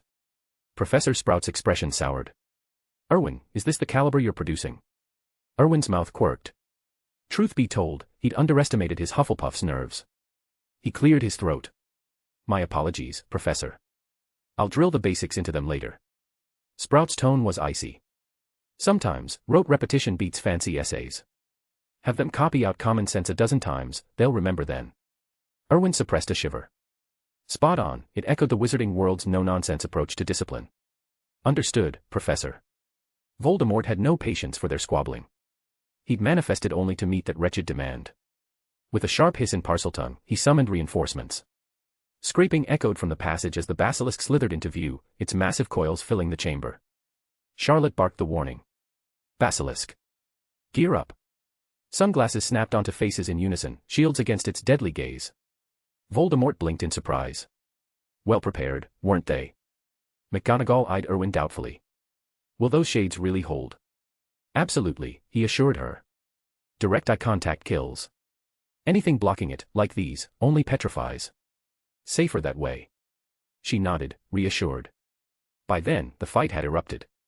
The basilisk, bound by its new orders not to kill but unable to restrain its fury, whipped its tail in a crushing arc. Several students too slow to evade flew backward, crashing hard against the stones with pained yelps. The rest fired back, a volley of spells that splashed harmlessly off its armored hide. Undeterred, the beast lunged, jaws gaping toward a cluster of frozen first years. Panic surged, but they rallied as one. Impedimenta. The incantation boomed, and ropes of light snaked from their wands, binding the serpent's limbs. It thrashed wildly, slowed but far from subdued.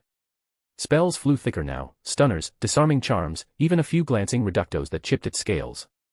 The basilisk roared, its tail lashing again, but the sunglasses held firm, no petrifications this time. Harry and Draco worked in tandem, their curses precise. Charlotte directed the Hufflepuffs to flank it, while the Slytherins harried from the rear. Voldemort watched from above, his bruised face twisting in frustration. This wasn't how he'd envisioned his return. Erwin observed from the sidelines, arms crossed. The students were adapting, their fear forging into resolve. Blood had indeed watered the garden. Snape murmured beside him, satisfied. Getting there, Erwin replied with a grin. The chamber trembled under the basilisk's fury, but the tide was turning. As the battle raged, Voldemort's shade flickered, his time limited, his plans in tatters. For the first time, the Dark Lord tasted true defeat at the hands of children. Want 15 bonus chapters? Enjoy the read, and let's get started on the next goal immediately. Power Stones, 122, / 5-star reviews, 12, / Mr. Grimm. Chapter 353, 353, Erwin's Vow, the Heart of True Educators. Vines erupted from the ground beneath the basilisk, halting its advance. The Slytherins had struck first, with Colin leading the charge. Their combined efforts disrupted the beast's rhythm, buying precious moments. From atop the boulder, Professor McGonagall nodded approvingly. Well handled. The basilisk is massive and hard to control, but even it slows against layered defenses. Erwin, you've trained them superbly. Snape inclined his head, a rare flicker of satisfaction crossing his features. He was impressed by his house's performance. Erwin demurred. You're too kind, Professor. Charlotte's the one who called the shots. Her instincts in a fight are sharp, she picked up what I taught her and ran with it. McGonagall smiled faintly. She's a gem, that one. You've got a solid right hand, Erwin. He grinned, eyes fixed on the action below. But the basilisk was no ordinary foe. Even restrained, its raw power surged. With a violent twist, it shredded the vines like twine. Then it fixed its gaze on the students. Eyes, watch its eyes. Colin shouted. Her warning came swift, but several Ravenclaws met the basilisk's stare. They froze mid-step, then toppled like statues. Professor Flitwick leaped from his perch, brow furrowed in concern. Those were his students. Don't fret, Professor, Erwin said quickly. Professor Sprout's mandrakes will sort the petrification, no lasting harm. Flitwick shook his head. It's not the cure I'm worried about, Sprout's a wizard at herbology. It's their reflexes. Charlotte's alert saved lives, but if that glare had been a curse. He trailed off, the implication grim. Erwin fell silent. The Ravenclaws were brilliant scholars, no doubt, but their strength skewed toward books, not brawls. In a real scrap, they lagged behind the Hufflepuffs and Gryffindors. Ranking the houses by combat prowess now. Slytherin topped the list, disciplined and cunning. Gryffindor followed, their bold instincts shining through despite the occasional recklessness. Erwin still suspected the sorting hat had been tampered with, he'd half a mind to torch it next time he visited Dumbledore's office. Hufflepuff surprised him most. Labeled average by many, they weren't flashy like Gryffindor or resourced like Slytherin, nor bookish as Ravenclaw. Yet their balanced skills made them formidable. That all-around steadiness. It embodied Helga Hufflepuff's legacy. Ravenclaw, for all their intellect, ranked lowest in a fight. Erwin had poured effort into drilling them, but it barely stuck. Their sharp minds twisted his lessons into untested theories, skipping the basics. Thinking was key, but battles demanded more: instinct, grit, execution. Flitwick's voice cut through his thoughts, grave and urgent. Erwin, I see their flaws all too well. Intelligence is a double-edged wand, brilliant for theory, deadly in practice if unchecked. Help them build real fighting chops. The wizarding world's shadows are closing in, they won't last as they are. The charms master turned, bowing deeply to Erwin. Please. For their sake. Erwin started, dodging the gesture. He knelt to Flitwick's level. Professor, rise, I'm just a student. This is my duty. I'd aid them regardless, and if push came to shove, I'd shield them with everything I've got. They're my classmates, after all. Too short to reach, Flitwick settled for a firm pat on Erwin's lowered shoulder. I trust you, lad. Whatever path you're on, know this, if the worst comes, will professors stand as your bulwark. But should we fall, my one plea, get them out. Keep them safe. Don't let them throw themselves away like you might. They're not built for that fire. Erwin met the professor's gaze, a revelation dawning. He finally grasped why McGonagall, Flitwick, Sprout, even the acerbic Snape, chose Hogwarts. It wasn't prestige or pay. It was the calling, shaping young lives, viewing students as their world. These were educators in the purest sense. Erwin had once seen them as tools to leverage. Now, only profound respect remained. Hogwarts stood as the pinnacle of wizarding education, irreplaceable. He bowed his head, voice steady. You have my word, Professor. If that day dawns, I'll protect them, no matter the cost. The Cavendish name stands behind it. Flitwick's eyes misted. Good lad. The other heads watched Erwin, a subtle shift in the air. For a heartbeat, they glimpsed a spectral figure rising from him, warm, radiant, familiar. It was his father, merging back into the sun, a legacy reignited. Want 15 bonus chapters? Enjoy the read, and let's get started on the next goal immediately. Power Stones, 122, / 5-star reviews, 12, / Mr. Grimm. Chapter 354, Basilisk Takedown, Erwin claims his throne. Erwin's eyes scanned the chaotic battlefield below. Charlotte sprang into action without hesitation. She directed her fellow students to carefully extract the petrified young wizards from harm's way, shielding them from further danger. Then, with a sharp voice that cut through the din, she issued her orders. Slytherins, take the lead in the assault. Gryffindors and Hufflepuffs, back them up, focus on control spells to keep it pinned. Ravenclaws, guard the petrified ones and nip at its heels whenever you spot an opening. Under Charlotte's command, the students' effort sharpened into something resembling a real strategy. Erwin watched from above, a nod of approval tugging at his lips. Not bad at all. She'd proven herself capable. Over the holidays, he'd have her train more with Vinda, she'd sharpen up even further. Guided by her plan, the young witches and wizards began to wear down the basilisk. Its massive bulk, once an advantage, now slowed it fatally. They darted in with hit-and-run strikes, pelting it with jinxes from afar and dodging its lumbering swipes. The layered shield charms Erwin had woven around the beast absorbed the brunt of the spells, but the constant barrage still stung, fraying its temper. The basilisk's eyes gleamed with murderous intent, its sanity slipping as rage built. It coiled to lunge wildly, until it spotted Erwin perched on the stone platform. In an instant, clarity flooded its gaze. It veered sharply, snapping at empty air instead of the boy in front of it, and slammed headfirst into a pillar. Dazed, it shook its head, scales rattling. The young wizard who'd narrowly escaped its fangs stood frozen, heart pounding. Blimey. I thought that was it, he gasped. Charlotte frowned at the beast's odd behavior, her eyes flicking toward the platform. Though the angle hid Erwin from view, she pieced it together quickly. A knowing smile crossed her face. Up on the overlook, the heads of house observed with evident pride. Professor Sprout beamed. Erwin had the right idea, nothing hones these kids like a spot of real practice. Professor McGonagall inclined her head. Agreed. Their spell works tighter, and the teamwork. Worlds better than before. I reckon we've seen enough. Severus. Snape gave a curt nod. Pointless to drag it out. Erwin, end this. Right away, Godfather, Erwin replied. With a flick of his wand, he vanished from sight. McGonagall rose. Come on, then. Seems we've made the trip for naught. Sprout chuckled warmly. Here's hoping every emergency from now on ends the same way. Means these lot are growing up fast. Quite. And tonight, they deserve a proper feast for it. The four heads operate away in unison, a perk Erwin had insisted on granting them as headmaster. Dumbledore, the forgotten figurehead in name only, lingered in the background. If trouble brewed again, Erwin might consult him out of courtesy, but follow through. Hardly. The old man's input meant little anymore. Erwin materialized squarely between the basilisk and the cluster of students. Gasps rippled through the group as the beast halted, its massive head turning toward him with recognition. Well done, all of you, Erwin said with an easy grin. That's enough. Head out, Professor Sprout's got the Mandrake's restorative ready. You should see your friends up and about soon. The students exchanged wide-eyed looks. Charlotte stepped forward at once. Slytherins, with me, withdraw. She didn't press for explanations, obedience came naturally. The others followed suit, relief washing over their faces. With Erwin on the scene, doubt evaporated, they'd seen his prowess too many times to question it. Harry lingered a beat, jabbing a finger toward the seething specter of Voldemort. Mr. Erwin, that's him, Voldemort. Erwin's smile didn't waver. I know, Harry. Go on now.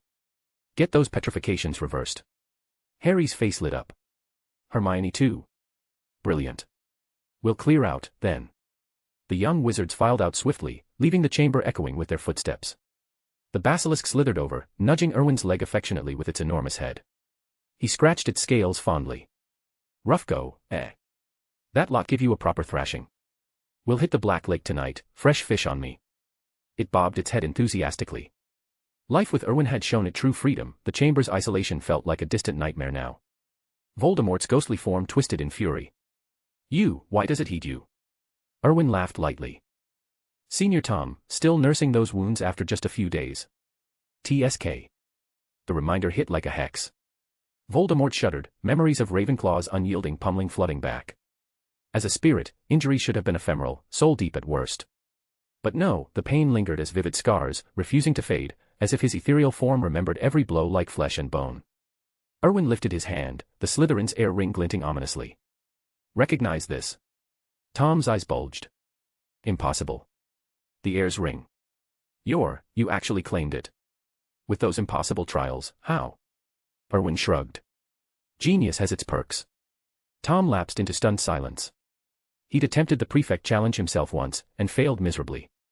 To outsiders, it seemed straightforward, climb the ranks through duels, starting with first years against older students. But the reality? Gap after gap in power, reserves, and skill. A true first-year prodigy. Unheard of. Yet here Erwin stood, the impossible made flesh. Voldemort's mind reeled, grasping for answers in the face of utter defeat. Want 15 bonus chapters? Enjoy the read, and let's get started on the next goal immediately. Power Stones, 122, / 5-star reviews, 12, / Mr. Grimm. Chapter 355, Enlisting the Dark Lord's tutoring scheme. Enough about me, Erwin said with a grin. Let's discuss you, dear Voldemort.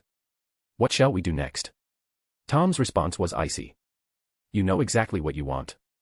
I'm a Horcrux. There's nothing I can give you. He had no intention of trying to possess Erwin again. He'd already attempted it, and failed miserably. At 17, his magic was no match for Erwin's defenses. Useless as he was, Tom couldn't help wondering during their chat if he'd ended up in the professor's clutches instead. Erwin shook his head. No, Mr. Tom, you're underselling yourself. You might be worthless to me personally, but think of the others. I've got just the plan. Ever considered a teaching post? Tom blinked, stunned. What? Had he misheard? A teacher? This fool was joking. I've got an idea, Erwin continued smoothly. We'll place you somewhere secure and link you to a few notebooks via some clever spells. Young wizards can then consult you for advice and homework help. You're one of Slytherin's finest, after all, brilliant mind, top marks. With your guidance, they'll advance by leaps and bounds. Tom's brow furrowed.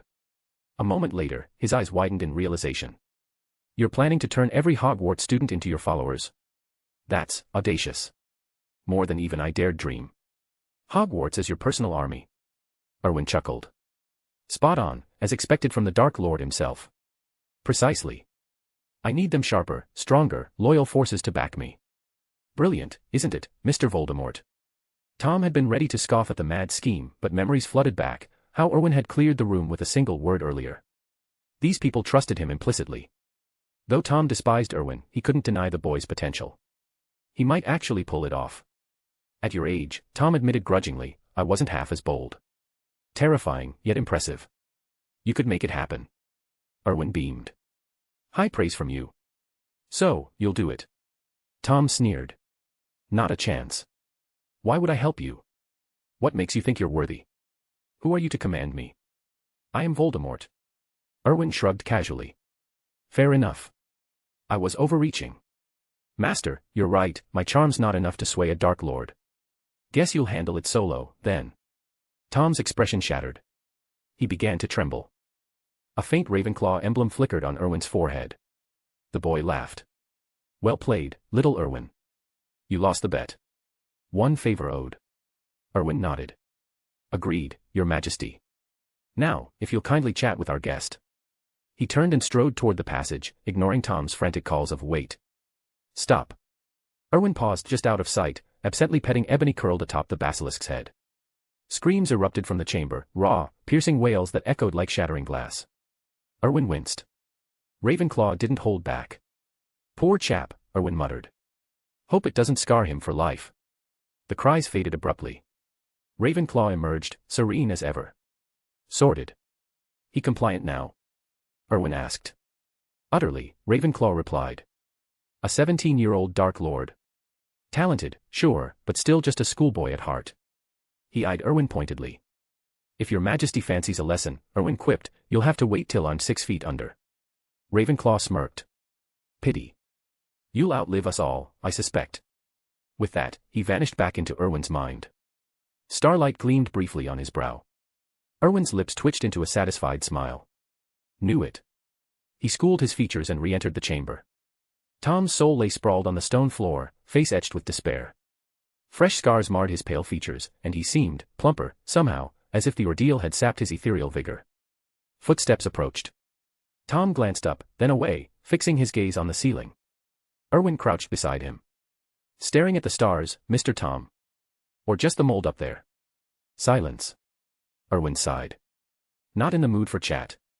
Fine, Lady Ravenclaw would love to continue your discussion. Tom bolted upright. Hold on. What now?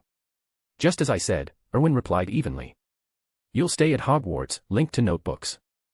We'll duplicate your essence so you can tutor the students, answer queries, boost their skills. Noble work, really. Tom hesitated. I can assist. But duplication. That's Horcrux magic. Unique to me. Unless you track down my other fragments, and trust me, you won't, it's impossible. Erwin waved it off. Simple fix. I've puzzled this out ages ago. Tom stared, skeptical. He couldn't refuse, not after Ravenclaw's persuasion. But the magic. It defied logic. Here's how I see it, Erwin explained. Your ability stems from two things, you're a Horcrux, and you're bound to a diary. To replicate it, we recreate both, a soul anchor in enchanted notebooks. Easy as pie. Tom's eyes narrowed, but defeat lingered in his posture. The Voldemort Tutor Project was underway, whether he liked it or not. Want 15 bonus chapters? Enjoy the read, and let's get started on the next goal immediately. Power Stones, 122, / 5-star reviews, 12, / Mr. Grimm. Chapter 356, Tom's Fiery Trial, Souls on the Edge. Tom fell silent, his fragment of a soul flickering uneasily. He dismissed Erwin's words as pure rubbish. Wasn't it obvious? Erwin pressed on. The second condition is straightforward, just buy some diaries. They don't cost much in galleons. But the first one. That's the real hurdle. After all, it's a Horcrux. These things are notoriously tricky to handle. Since you know that, Tom retorted, I suggest you quit while you're ahead. Erwin smirked. If I quit, I'll have to find another way to be rid of you. Are you truly ready to vanish? A shadow of dread crossed Tom's ethereal form. Of course he wasn't. If death was the goal, why bother clinging to existence as a Horcrux? I can help you, Tom offered quickly. Even at 17, I was Voldemort. I know things, secrets that could aid you. Erwin waved him off. Spare me. Your only real value is your dark magic knowledge and the defenses it brings. But none of that impresses me. So, you've got two paths, I repurpose you into a mass-produced tutor, or you cease to be. Panic seized Tom. This is on you, not me. If you fail, that's your shortcoming, not mine. I won't cooperate just for you to wipe me out anyway. Erwin snapped his fingers. So, Tom, you'll play along then. Tom nodded vigorously. In his mind, Erwin's failures were no fault of his own, so why risk annihilation? He figured Erwin had no grounds to destroy him. He couldn't have been more wrong. Erwin wasn't one for fair play. But luckily, he did have a plan. I've got an idea, Erwin announced. Worth a shot, at least. Tom half listened, skepticism etched into his spectral features. This was a Horcrux, after all. Even he, steeped in the dark arts from a young age, had barely managed one at 17. He doubted this boy wizard had the chops for soul-splitting wizardry. Erwin ignored the doubt. Here's my angle, you're a Horcrux, a soul fragment, sure, but a complete entity in your own right. What if we split you further? Create a subfragment from the fragment. Tom's eyes bulged. Are you mad? Do you have any idea how agonizing it is to cleave a soul? And it requires murder. I can't cast spells or harm a soul in my state. Erwin nodded thoughtfully. I've mulled that over. I've got a theory, untested, mind you, but it feels solid. You're the perfect guinea pig to prove it. Tom scowled. I've studied Horcruxes too. Explain yourself. It's simple, Erwin said. Murder enables soul-splitting for two reasons. First, even the coldest killer's soul ripples during the act, making it fragile, easy to tear. Second, the victim's soul lashes out in terror or rage, amplifying that vulnerability. Together, those forces weaken the caster's essence just enough to sever it. Tom frowned, the logic nagging at him. He'd never dissected it that way before, never even entertained the notion. How can you be certain, he challenged. Erwin shrugged. I'm not. That's why you'll test it. You're a soul shard, impervious to normal death. Ideal for experimentation. His reasoning wasn't baseless. Ever since tapping into the power of death during that last clash, Erwin's grasp on souls had sharpened. In the Forbidden Forest skirmish, slaying those vampires had left his own soul oddly suppressed, like a weight pressing down. Later, peering into this very Horcrux, he'd sensed the same clinging malaise on Tom's fragment. It stuck to him like tar. Erwin had even consulted Headmaster Black on the matter. Piecing it together, he theorized that killing birthed a metaphysical knife, born of killer's detachment and victim's fury, that sliced the soul. That explained the murder prerequisite for Horcruxes. It all fit. So, what's your scheme? Tom asked warily. Erwin grinned. I'll forge that knife myself. Burn your fragment with controlled fiend fire. You'll hate me for it, fear me, and those emotions will shape the blade to carve you anew. Then, we get our tutor. Tom stared, a chill rippling through his form. Unease twisted in him like a curse. He swallowed nothing, ghosts didn't need to, but the gesture came anyway. What exactly do you intend? Erwin's eyes gleamed. Simple, fiend fire, dialed back to a simmer. It'll scorch just enough to stir your resentment and terror. Those will forge the soul knife. Sound brilliant. Tom's form shuddered. Burn him with fiend fire. Soul-devouring flames. Even if it didn't end him, the agony would be exquisite torture. No, he blurted. Absolutely not. Erwin raised his wand. Choices are die or endure. Life's full of trials, you grit your teeth and push through. Tom eyed the wand tip, dread coiling tight. Erwin wasn't bluffing. Moments later, anguished screams echoed through the chamber. Fiend fire kindled slowly around Tom's fragment, blue-black flames licking at the edges. Erwin gripped his wand, sweat beading on his brow as he wrestled for control. This was no easy feat for him either, balancing the curse's wild hunger without letting it consume everything. But if his theory held, it would work. And Tom. He'd just have to bear it. 125 bonus chapters. Enjoy the read, and let's get started on the next goal immediately.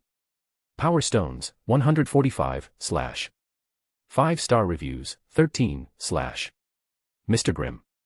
Chapter 357, 357, Voldemort's Torment, Forging a Forbidden Tutor.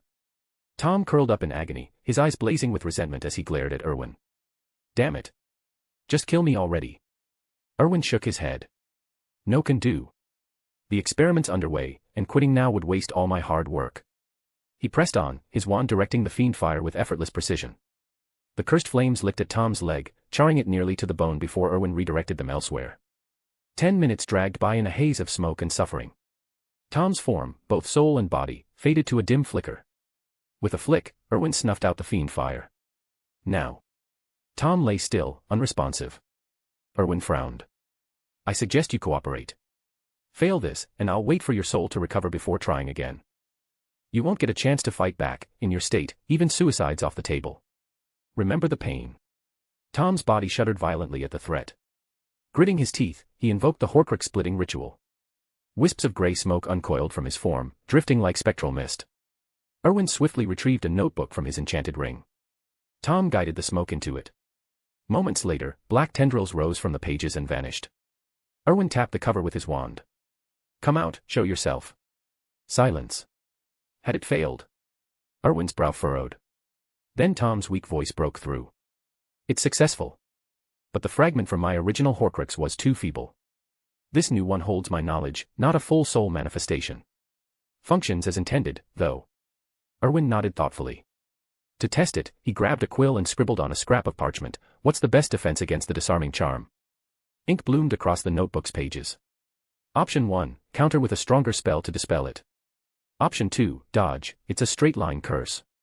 Option 3, shield charm or duck behind cover. A grin spread across Erwin's face. Brilliant, Tom. Exactly what I needed. Tom slumped against the stone floor. That it, then. Spot on. Rest up for a couple of days, we'll craft a second one. But stick to defense against the dark arts knowledge only, no dark arts themselves. You get me? Wouldn't want to repeat this agony, eh? At least you're still kicking. Tom bared his teeth in a snarl. Crystal clear. Erwin chuckled inwardly. Ravenclaw had it right, even the Dark Lord was just a boy at 17. Easy to steer. Aloud, he said, how many do you reckon we can make? 100. Tom sputtered, panic edging his voice. Impossible. My soul can't handle that many splits. Your essence replenishes, Erwin countered smoothly. I know the drill. But the core power doesn't.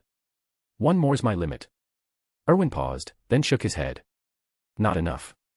3 more, at least 1 per house. No haggling, or I'll force it myself. Bit more hassle, but I can trim the useless bits. Tom weighed his options, then sighed. Fine, 3 it is. Don't welch on the deal. Erwin shrugged. Me.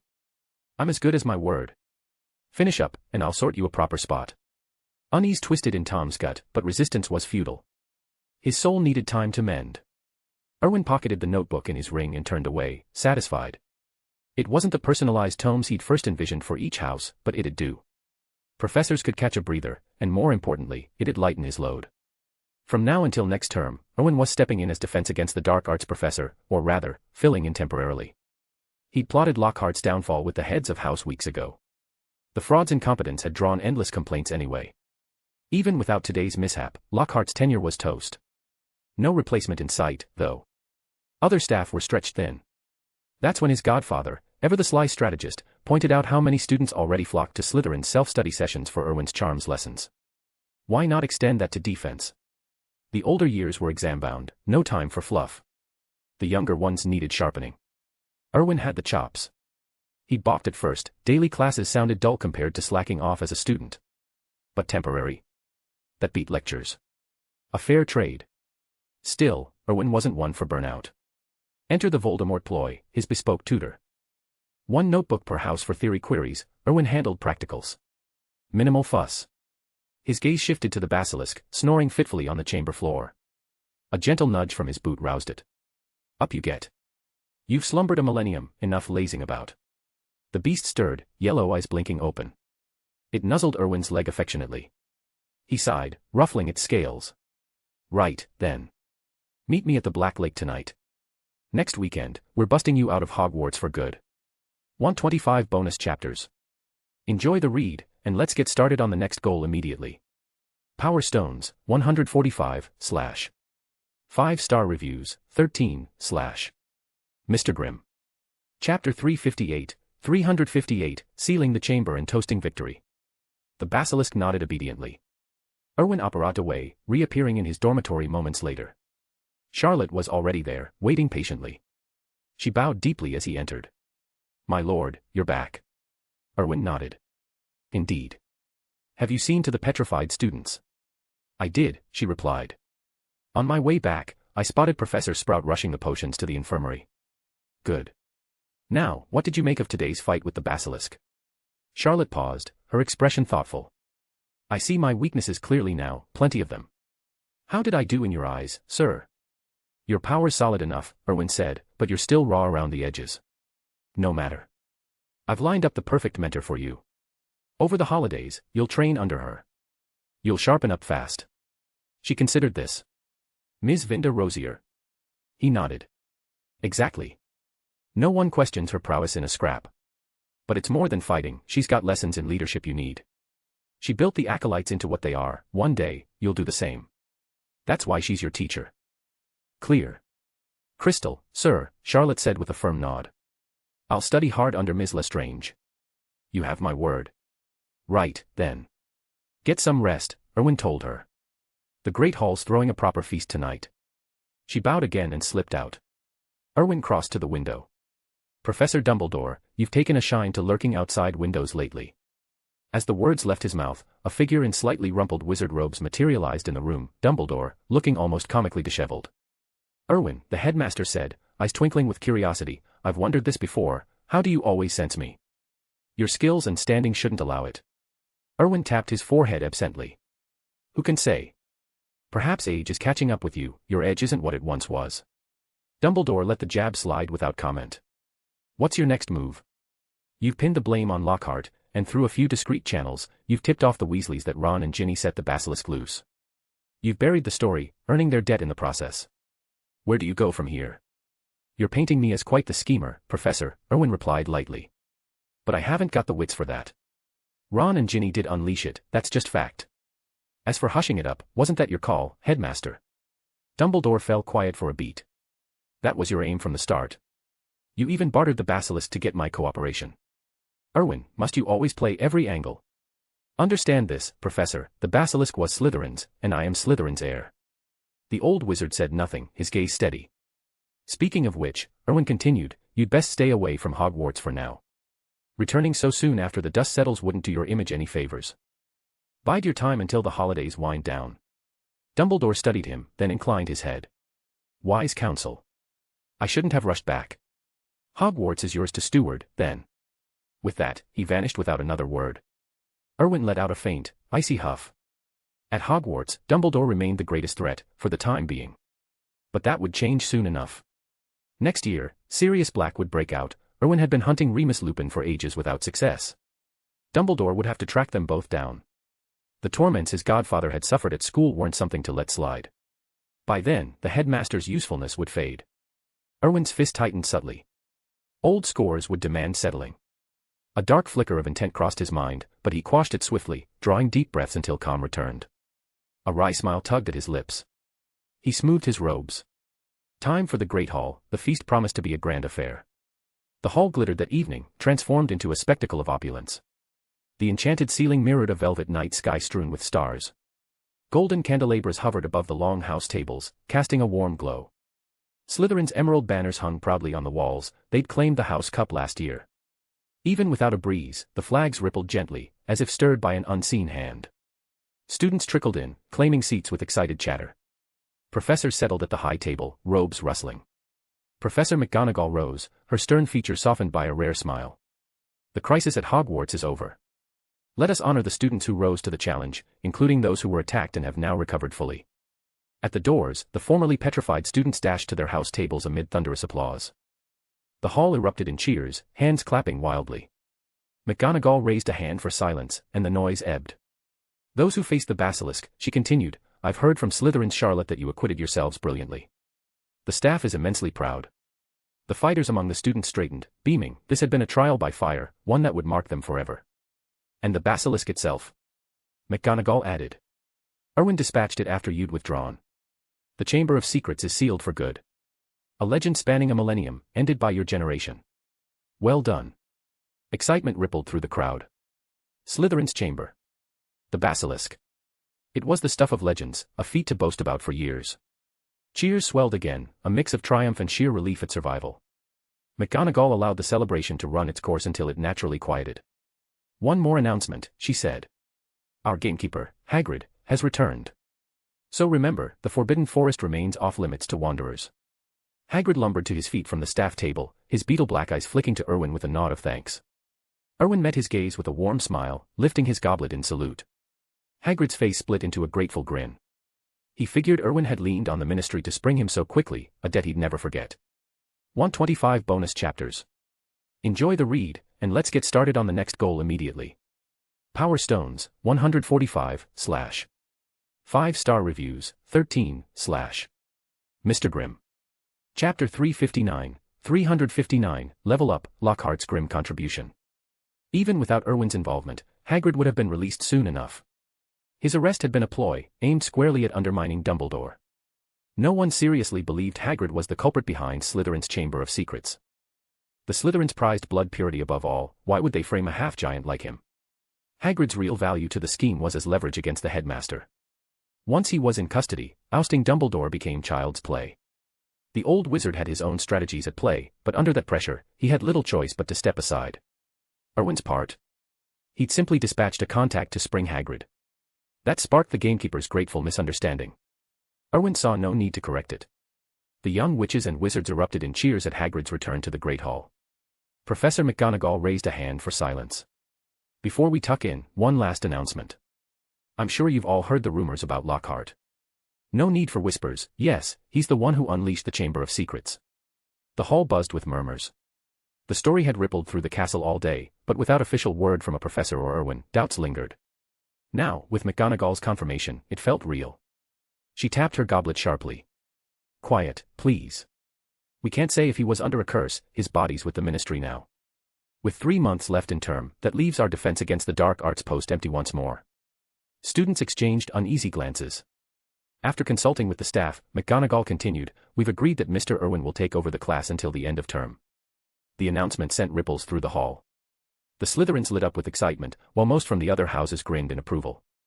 The Gryffindors, predictably, looked sour, but even they stayed silent. Rivals or not, no one could deny Erwin's prowess. McGonagall turned to him. Erwin, any words? He rose with a wry smile. Not really, Professor. Everyone's starving. She nodded. Fair enough. Dig in. Food materialized on the house tables in a lavish spread, even grander than the start-of-term feast. The students dove in without hesitation. From the staff table, the professors watched with fond smiles. Nothing beat seeing the kids happy. Midnight cloaked Hogwarts in silence, the castle's inhabitants deep in slumber. By the Black Lake's edge, Erwin lounged on the grass. The basilisk coiled beside him, eyes half-lidded, savoring the cool breeze. Erwin traced a hand along its scales, mending a deep gash with a soft glow. The wound knit closed, leaving smooth hide. The little black creature, Ebony, licked basilisk blood from its whiskers before leaping to Erwin's shoulder. With a crack, they vanished. Diagon Alley lay hushed under the stars, shops shuttered tight.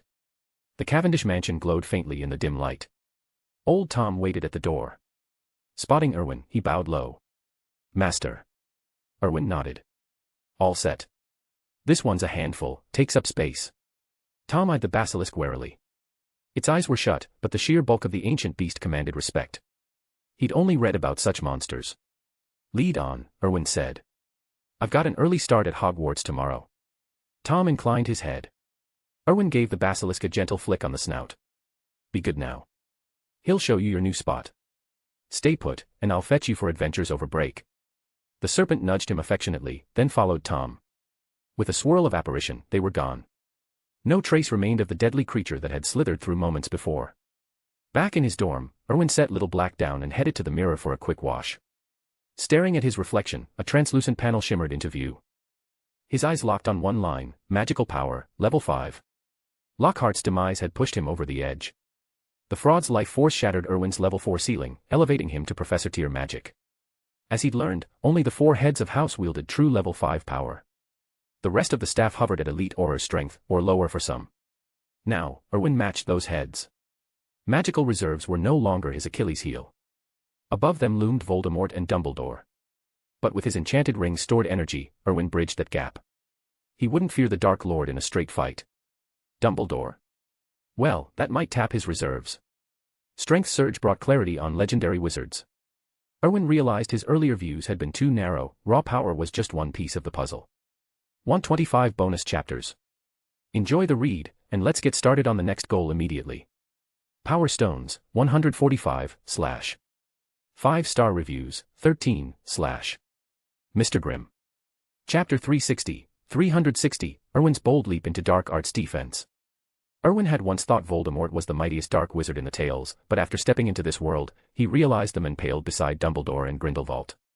It baffled him, why had Dumbledore gone to such extremes to defeat Voldemort, who seemed almost pitiably weak? In the end, it took sacrificing Lily to bring him down. Yet as Erwin delved deeper into this reality, the truth sharpened into focus. Voldemort wasn't weak at all. He was a force of nature. According to the system's framework, Voldemort wielded level 6 magic, legendary tier. Dumbledore and a fully realized Grindelwald, by contrast, operated at level 7, epic in scope. Erwin could sense the chasm between those tiers, vast, unbridgeable without extraordinary means. Voldemort had seemed diminished, but once Erwin grasped the Horcrux's true cost, horror set in. If Grindelwald was right, that Horcruxes mutilated one's innate talent and magical reserves, then both he and Dumbledore had paid a steep price for their pursuits. Even Ravenclaw had implied their unscarred selves would rank among the 4 founders. The soul-splitting ritual wrecked wizards from the inside out. And then there was poor, noseless Tom Riddle. Excluding Nagini, which Erwin had claimed, he'd lost 6 Horcruxes already, the diary, the gaunt ring, Slytherin's locket, Hufflepuff's cup, Ravenclaw's diadem, and Harry Potter himself. That slashed his potential by more than half. Yet even crippled, he'd shattered every ward and shield from Hogwarts staff and students with a single killing curse. In his prime, the wizarding world would have crumbled. So, was Voldemort truly the greatest dark wizard? Heaven help anyone who doubted it now. Erwin shuddered at the realization. A man who couldn't even conquer a school was this formidable. Without his fear of death driving the Horcrux madness, he'd have raised everything long ago. Now. Bald, broken, talentless, brainless. A tragic shell. Erwin almost pitied him, his old teacher. Could he still forge that infant body without Nagini's venom? Probably. Voldemort always found a way. After a quick wash-up, Erwin collapsed into bed and drifted off. A soft breeze slipped through the cracked window, stirring the curtains. He groaned in his sleep, brow creasing in discomfort, face twisting. His hair flickered wildly between black and silver white. An unnatural energy pulsed around him. Little Black, curled at his feet, bolted upright, eyes fixed on Erwin with worry. Starlight shimmered, and the spectral Ravenclaw emerged from Erwin's forehead. She regarded him solemnly. Odd state, isn't it? She murmured. Little Black's fur stood on end, a low growl rumbling as he met her gaze. Ravenclaw raised her hands placatingly. Easy. I'm not here to harm him. Neither are you. He's my heir, after all, carrying our legacy. But the dog didn't budge, claws scraping the sheets, poised to pounce. She sighed. Fine, I'll retreat. Guard him well. With a swirl of light, she vanished back into his mind.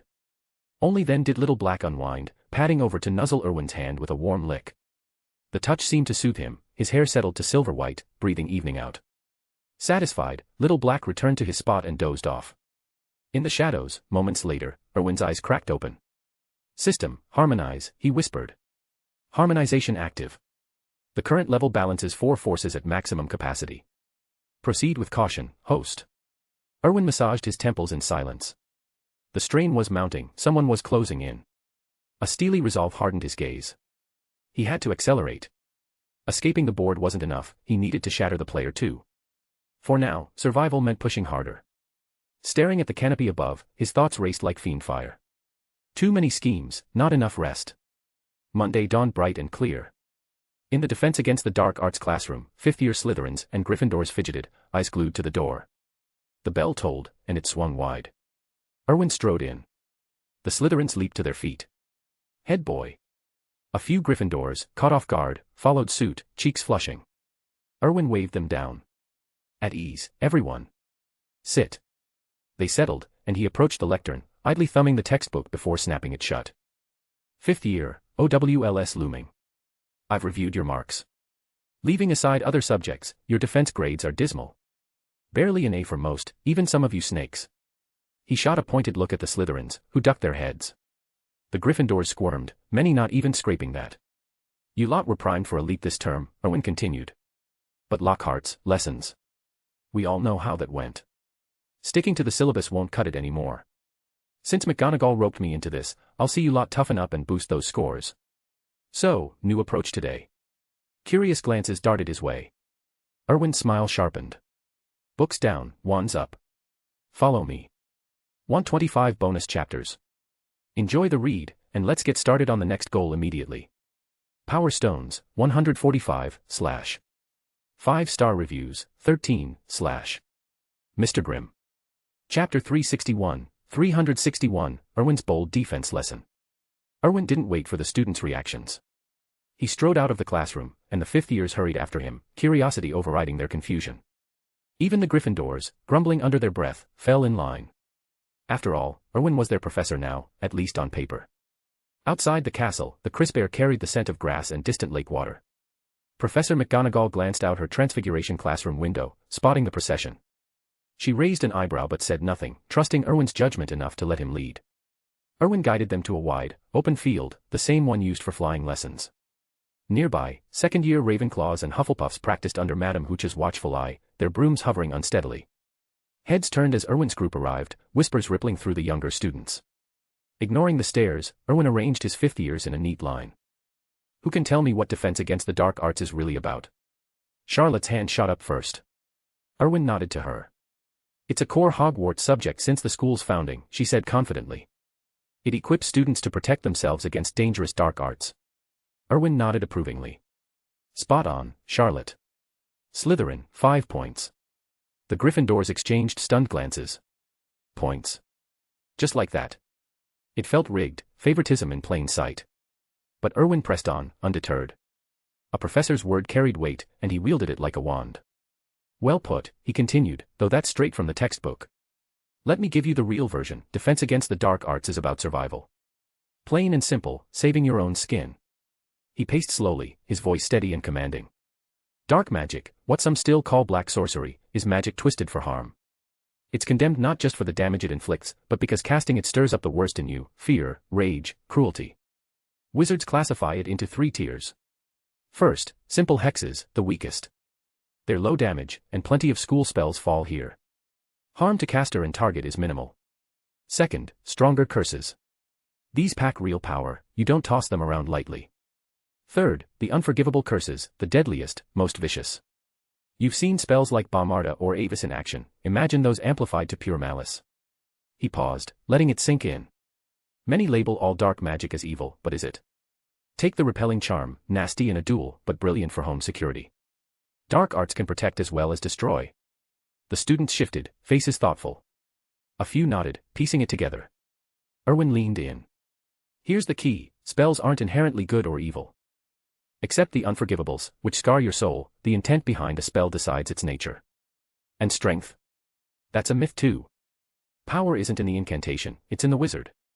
You've watched me disarm an opponent with a basic Expelliarmus that hits harder than your flashiest hex. Why? Magic reserves, spell mastery, and perfect timing. As for defense, if you're skilled enough, the best shield is offense. No more dusty theories or endless note-taking. From now on, we're doing practical drills. Real duels. Only by facing threats head-on do you spot your flaws, build instincts, and learn to counter.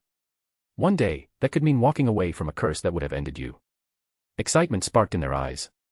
These were teenagers, after all, eager for action over lectures. Spells in the air, wands clashing. It beat diagrams any day. A Slytherin boy piped up, smirking toward the Gryffindors. Professor, how do we train? One-on-one duels. Erwin shook his head. Pair-offs are child's play. They won't push you. No, I've got something better, a proper challenge. With a flick of his wrist, his wand materialized in his hand. He pointed it at the scattered boulders nearby. Stone groaned and reshaped, morphing into hulking stone golems. They weren't as grand as the castle's ancient guardians, but their craggy forms loomed solid and unyielding. From her window, Professor McGonagall caught the display. A faint smile tugged at her lips. She slid the pane open. Impressive transfiguration, Erwin. Slytherin, 10 more points. Erwin bowed with a grin. Much appreciated, Professor. She shut the window and resumed her lesson, leaving the fifth years gaping. These, Erwin said, gesturing to the animated statues, are your sparring partners. Take them down, hit hard, stay sharp. They won't kill, but a stray blow will leave a bruise. Show me what you've got. The students drew their wands, a mix of nerves and thrill buzzing in the air. For the first time, defense felt alive, raw and real, just as Erwin promised. 125 bonus chapters. Enjoy the read, and let's get started on the next goal immediately. Power Stones, 175, / 5-star reviews, 13, / Mr. Grimm. Chapter 362, Stone Golems Unleashed, a brutal lesson in survival. Erwin wasted no time letting the young witches and wizards process his words. With a casual flick of his wand, he set the stone golems in motion. They lumbered forward, closing in on the student step by step. The fifth years recoiled in shock. Merlin's beard, how are we supposed to take these down? One yelped. One solid hit from those fists, and we're done for. Another grumbled, is Erwin training us or trying to finish us off? The prefect's merciless. Charlotte Teresa watched the golems advance with a steely glare. What are you lot gawking at? Get fighting. Keep whining, and you'll have all the time in the world to chat from a hospital bed after those things smash you flat. She drew her wand in a blur, firing off a spell that slammed into the nearest golem. A cluster of girls nearby, her close-knit group, followed suit, wands out and spells flying. A rising tide lifts all boats, as they say. It wasn't just favoritism, Charlotte's influence had sharpened their skills. She tutored them relentlessly, putting them leagues ahead of their peers. As fifth years, they formed Slytherin's top squad for wizarding duels, the best in all of Hogwarts. What Erwin admired most, though, was their seamless teamwork. Years of friendship and joint drills under his watch had forged an unspoken bond, a shared glance was all they needed. They zeroed in on one golem, some cast restraining spells to pin it, while others backed Charlotte's primary assault. Erwin observed from the sidelines, arms folded, and gave a subtle nod. Charlotte was a natural. In his view, her potential outshone even Hermione's, more flexible, less rigid. If he needed a true right hand, it'd be her, hands down. But talent alone wouldn't save her today. Erwin had tucked in a little twist. Charlotte targeted the golem's joints with precision, a mark of her combat savvy. Transfigured from stone, the constructs shrugged off most spells, their joints were the only real vulnerability. Her magic hit true, and the golem stuttered to a halt. Her eyes gleamed. Got it. Then a shimmering shield manifestation flickered over the joint. Charlotte's jaw dropped. My lord, you warded it with a shield charm. That's not fair, who could break through that? Erwin's defenses were legendary, no fifth year could pierce them. The others caught on too, scattering from the golem's swings while muttering curses under their breath. Erwin called out calmly, giving up already. Shield charms aren't unbreakable. Think, what's its flaw? How do you exploit it? Charlotte paused, brow furrowed, then her face lit up. Stupefy. The prefect said last week's study session, no spells flawless, not even Protego. We can't pinpoint the weak spot, but a wide area stupefy will force it. Blanket the area, and it'll crack. The remaining students perked up at her plan. Erwin smirked inwardly. Sharp as ever. The tactic was sound, for adult witches and wizards, at least. These fifth years? One brilliant mind like Charlotte's wasn't enough. They'd learn the hard way. Growth never came easy. He stepped aside as Dobby popped in with a steaming cup of black tea. Master Erwin, the elf chirped. Erwin nodded. Thanks, Dobby. Back to your duties. Dobby beamed. No trouble, sir, I can fetch another. Erwin waved him off, eyes on the fray. A faint smile tugged at his lips. One'll do. More's just waste. No sooner had he spoken than a Gryffindor boy went flying from a golem's punch, slamming into the floor with a pained yelp. Erwin snapped his fingers, the boy floated over, landing gently at his feet. Erwin glanced down. Tough break, lad. Rest up, we'll haul the lot of you to the hospital wing after. The Gryffindor clutched his arm. It's broken, ow. Erwin shrugged. I see that. Hush now, the racket's distracting. Pain's part of it, you'll toughen up. The boy's eyes bulged in disbelief, but Erwin turned away. In the wizarding world, fractures mended in minutes. As the chaos escalated, more students joined the pile at his feet. The Gryffindors fell first, then the Slytherins clung on a bit longer before crumbling. Their efforts weren't wasted, though.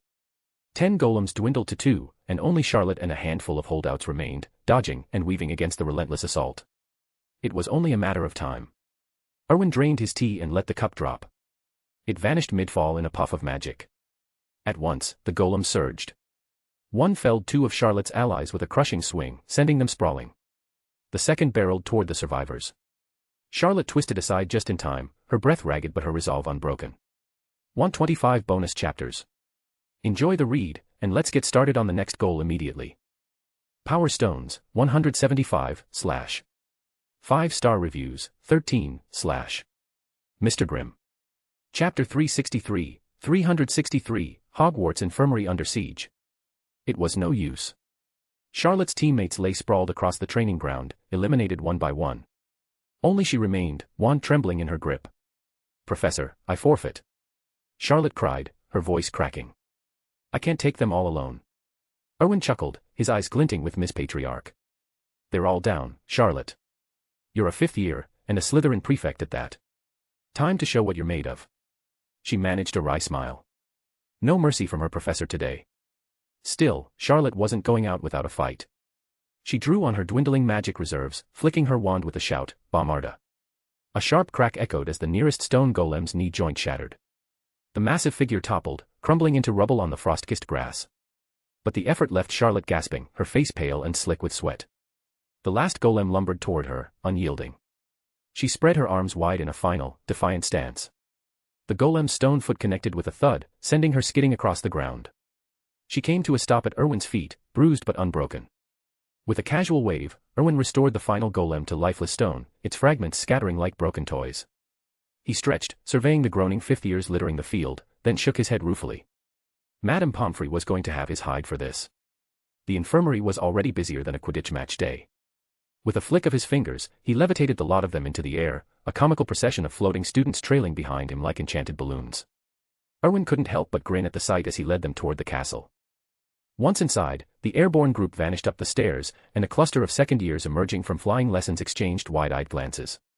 "Blimey, was that Professor Erwin's class?" one whispered, voice hushed in awe. "You saw those golems? Massive bruisers, one swipe and you're paste. Think we'll have to face them too. Makes my skin crawl just looking." "No kidding. And we've got defense against the dark arts this afternoon. Reckon we can feign sick." The spectacle had shaken them. At first, Erwin's appointment as their professor had sparked excitement. He was one of them, after all, not some stuffy adult droning on. But this? It was brutal. They'd take McGonagall's stern lectures or even Snape's icy glares any day over getting pummeled into the hospital wing. In the hospital wing, Madame Pomfrey's expression soured at the influx of battered students dumped unceremoniously onto beds and the floor. But spotting Erwin, she held her tongue, crossing her arms. "Out with it, young man. What fresh chaos have you wrought this time?" Erwin offered an apologetic bow. "Sorry to burden you, Madame Pomfrey. But these 5th years are on the cusp of OWLS, with NEWTS looming after. Time's short, they've squandered enough this year on distractions. Theory alone won't cut it for defense against the dark arts, it's all about the practical. So, I set up a sparring drill with the golems. My apologies for the extra work." Her frown softened into sympathy. "You poor thing, pouring your heart into these troublemakers. Don't fret, I'll patch them up. Off you go, I've got this." Erwin nodded gratefully. "Thanks ever so much."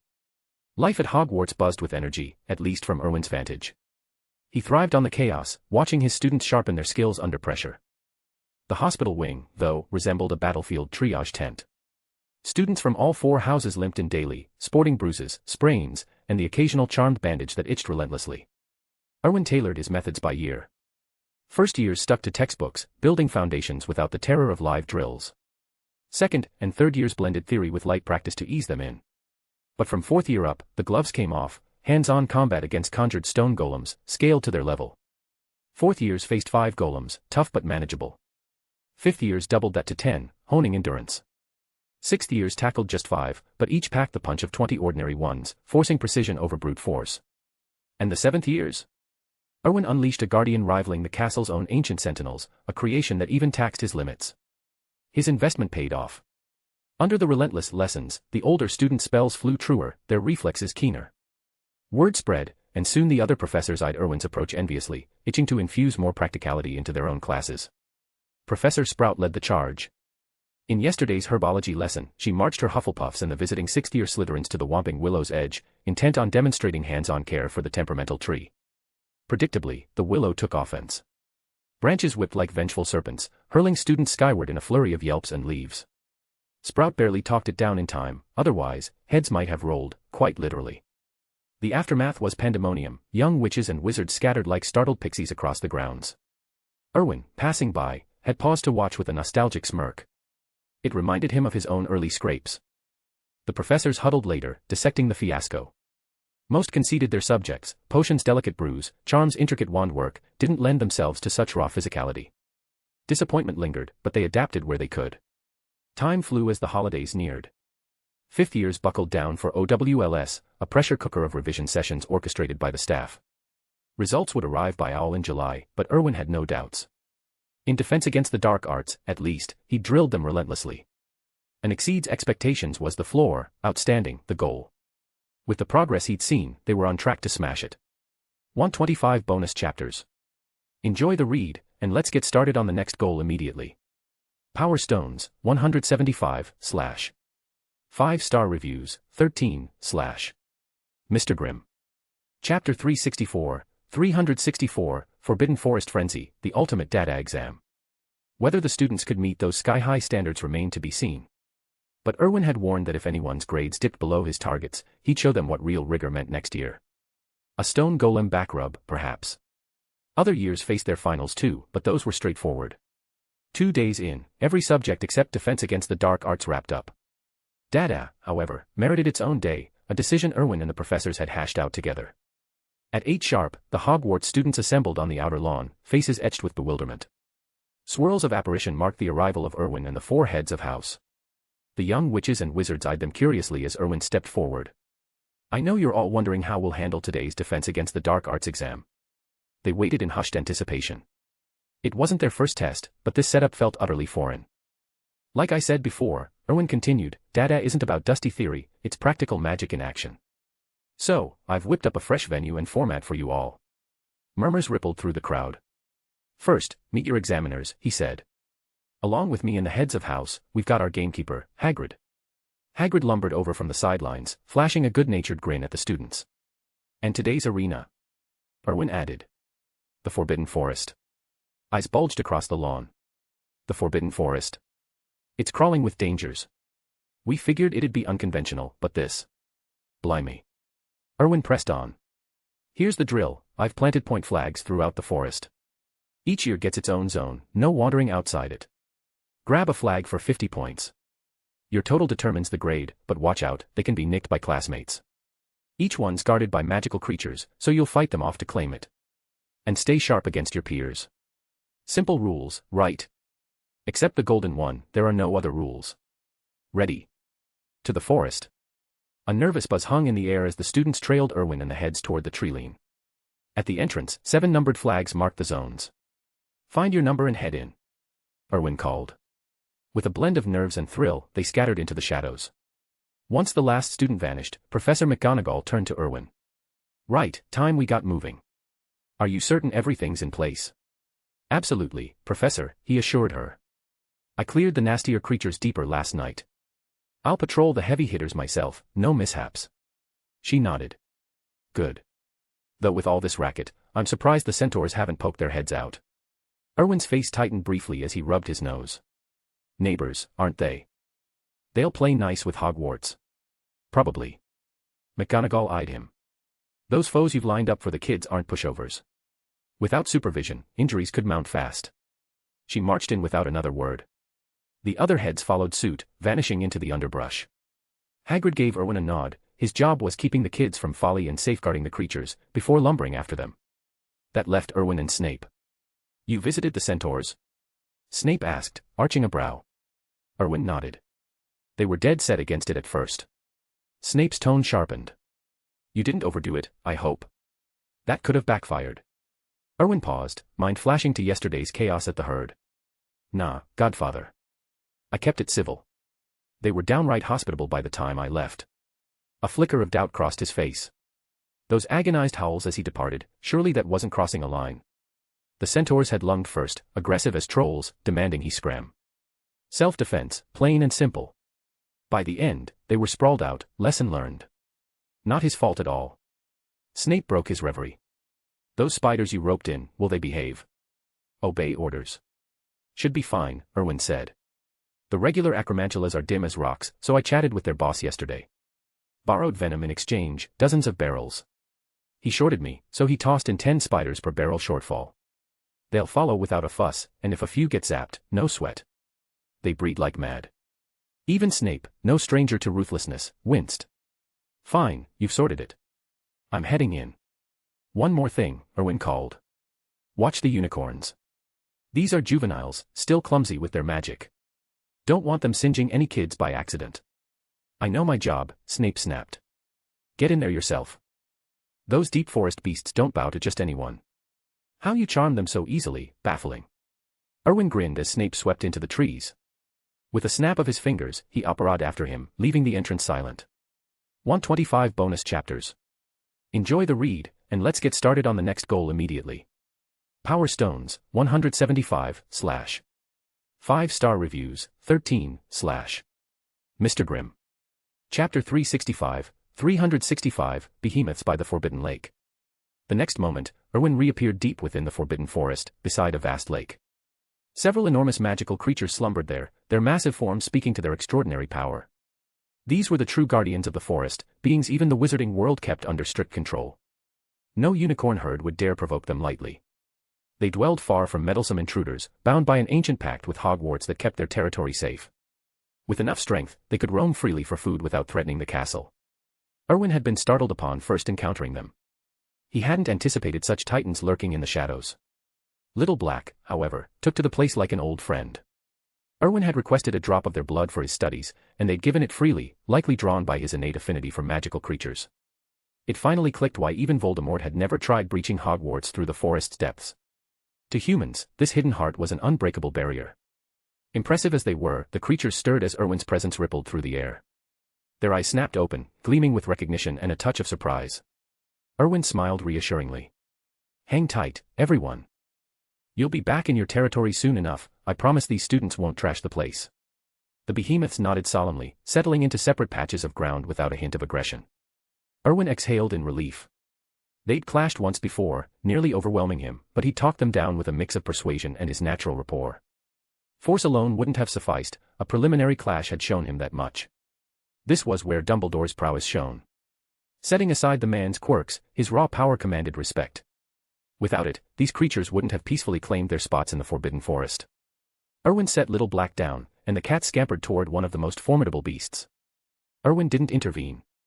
Little Black shared his odd knack for bonding with magical creatures, unicorns even let the black kitten curl up on their flanks. The herd leader had once confided that Little Black felt like an extension of Erwin himself, perhaps due to the unicorn blood in his veins or some deeper affinity. Either way, the giants tolerated the cat's antics, and Little Black was far too shrewd to push his luck by starting a scrap. With a flick of his wand, Erwin summoned a wall of vines that erupted from the earth, encircling the lake and the creatures within. The beasts glanced at the barrier curiously but remained unperturbed. It was fragile enough for them to shred if needed. That was the point, it served as a deterrent for wandering students, who wouldn't dare encroach on such perilous ground anyway. Satisfied, Erwin pocketed his wand and perched on a nearby boulder. He pulled an enchanted ring from his pocket and withdrew a worn notebook, the one he'd acquired from a Hufflepuff alumnus. More journal than tome, he'd pored over it twice already. At first glance, it seemed unremarkable, but cross-referencing it with his lessons revealed layers of profundity. Insights leaped out on every reread, hinting that multiple minds had contributed to its pages. Time slipped by as Erwin delved deeper. An hour vanished before he reached the final entry and snapped the book shut. This can't all be Hufflepuff scribbles, he muttered. What's the real story behind their legacy trial? Even Ravenclaw's got only scraps of intel on it. He tucked the notebook away, resolving to revisit it once he'd gained more knowledge. Sometimes, he marveled at his fortune, a random find turning into a goldmine of wisdom. Stretching, Erwin rose, intending to patrol and gauge the student's progress. But then, a strange sensation bloomed in his mind, as if his soul detached and soared above the forest like a spectral bird. From this vantage, he surveyed the chaos below. Clusters of students battled acromantulas in fierce skirmishes, while others, flushed with victory, clutched flags pilfered from rival houses. To Erwin's satisfaction, none targeted his own, a solid showing of restraint. Still, the allure of points from the first phase, individual prowess in flag capture, worth just 40%, might not tempt everyone to play fair. That led to the exam's true core, character.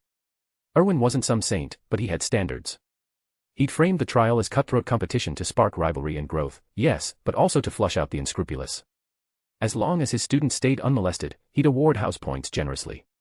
Let the rest prove their mettle. 125 bonus chapters. Enjoy the read, and let's get started on the next goal immediately. Power Stones, 175, / 5-star reviews, 13, / Mr. Grimm. Chapter 366, 366, Hufflepuff's Hidden Legacy Awakens. Erwin had no issue with fierce competition, but betraying fellow housemates crossed a line he wouldn't tolerate. He was building his future cadre of loyal allies. How could he rely on anyone willing to stab their comrades in the back? Some might call it an individual contest, where even housemates were rivals. Fair enough, but that ignored the essence of a house, a shared bond, common interests, and collective goals. These young witches and wizards might compete head-to-head, but the House Cup bound them together as a team. That was the bigger prize, the one they all chased. In Erwin's evaluation, only those who grasped this unity, putting house loyalty above personal gain, earned top marks. It was a test of character from the start, a deliberate snare. The instant anyone turned their wand on a daily companion, they were out. Today's betrayal for exam points. Even a prodigy like Dumbledore would get no second chance from Erwin. Raw power wasn't the issue, it could be honed through trials. A weak student might emerge battle-hardened and elite. What mattered was the heart, the unyielding core that no spell could forge. Erwin scanned the field, pleased with most performances. The Slytherins shone in solidarity, no internal strikes, though solo by rule, they'd shield a housemate under fire. The Hufflepuffs outdid them, though, living up to their reputation as the most cohesive house. They had some subtle signaling method. When one snagged a flag, others rallied to assist, then split the points evenly. No one dominated the scoreboard, but their totals were impressively balanced. True Badgers through and through. Ravenclaw's contingent, heavy on girls with little combat experience, leaned on intellect over brawn. They assessed risks, seeking the safest paths to flags, which Erwin admired for its prudence. But their overcaution cost them chances, letting Slytherin and Hufflepuff surge ahead. For once, the House of Scholars trailed in a Hogwarts trial. The Gryffindors fared worst, predictably. Their older students, 4th years and up, matched Slytherin in prowess, but the younger ones were a disaster, impulsive, underskilled, and uncooperative. Erwin caught Professor McGonagall's scowl as he pulled over 20 lion cubs from Aragog's clutches. She'd rescued her share too, from near-fatal kicks, shocks, and stabs by agitated unicorns. The first and second years dominated the elimination tally, bold but brittle. Erwin sized them up quickly, forming a clear picture. Then a jolt hit him. What was this sensation? His awareness snapped back to his body. He frowned. It echoed the pull of his Slytherin and Ravenclaw privileges, that intuitive link to their domains. But the Forbidden Forest was Hufflepuff territory. He shouldn't feel it. Fishing the notebook from his enchanted ring, Erwin stared at it. Is this truly Hufflepuff's? Their legacy? Confusion gnawed at him. He had no Badger access, yet the thrum was unmistakable, a permissions echo. Baffled, he leafed through the pages. Nothing. A headache brewed. What game was Hufflepuff playing? If it was a trial, just get on with it. Pondering yielded no answers. He stowed the notebook back in the ring. No use dwelling, he'd press on regardless. Hogwarts mastery was non-negotiable, especially for his enchanted citadel. Ownership was everything. Speaking of which, Cavendish Manor had yielded heaps of materials, but key ones eluded old Tom despite exhaustive hunts. Some had vanished from the wizarding world entirely. Erwin had tasked Vinda and the acolytes with scouring noble vaults, trade if possible, or force the issue. The Cavendish way, virtue first, but lives as currency if needed. For the holidays, he'd set a modest aim, probe the Demos family and gauge their mettle. Unlike secretive purebloods, they operated boldly, perhaps from sheer confidence. They were entrenched in America now. That reminded him of Cassandra, the haughty American girl. She'd gone suspiciously quiet, almost model-behaved. But Erwin sensed Miss Patriarch brewing. Pride like hers didn't fade overnight. Her stillness unnerved him. Whatever the Demo's strength, he'd adapt, eradicate them if feasible, seize their heir, and extract the bloodline for his own uses. Raise her as leverage, then harvest later. If they proved too formidable, nurture the threat, strike again, and claim it all. The Demos would fall, one way or another. Want 15 bonus chapters? Enjoy the read, and let's get started on the next goal immediately. Power Stones, 11, / 5-star reviews, 13, / Mr. Grimm. Chapter 367, 367, Exam Aftermath and Tide Triumphs. Time dragged on, and morning finally gave way to noon. The bells tolled through Hogwarts Castle, signaling lunchtime, and the official end of exams. High above the Forbidden Forest, 4 house crests shimmered into view, a serpent, a lion, an eagle, and a badger. Erwin glanced up, then flicked his wand. The surrounding vines retracted and vanished. "Right, everyone," he announced, "head back to your territories. Thanks for clearing out, your spots should be spotless by now."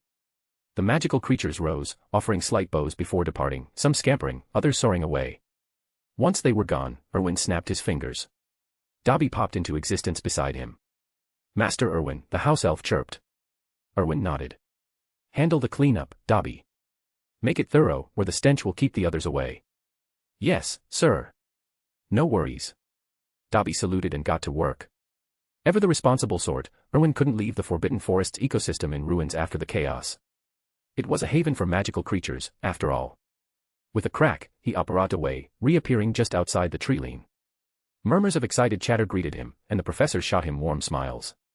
Erwin returned their greetings. Professor McGonagall clapped him on the shoulder. "All yours now, Erwin. We're off to the Great Hall, don't dawdle." He nodded, and the staff filed away. Turning to the students, Erwin scanned the crowd.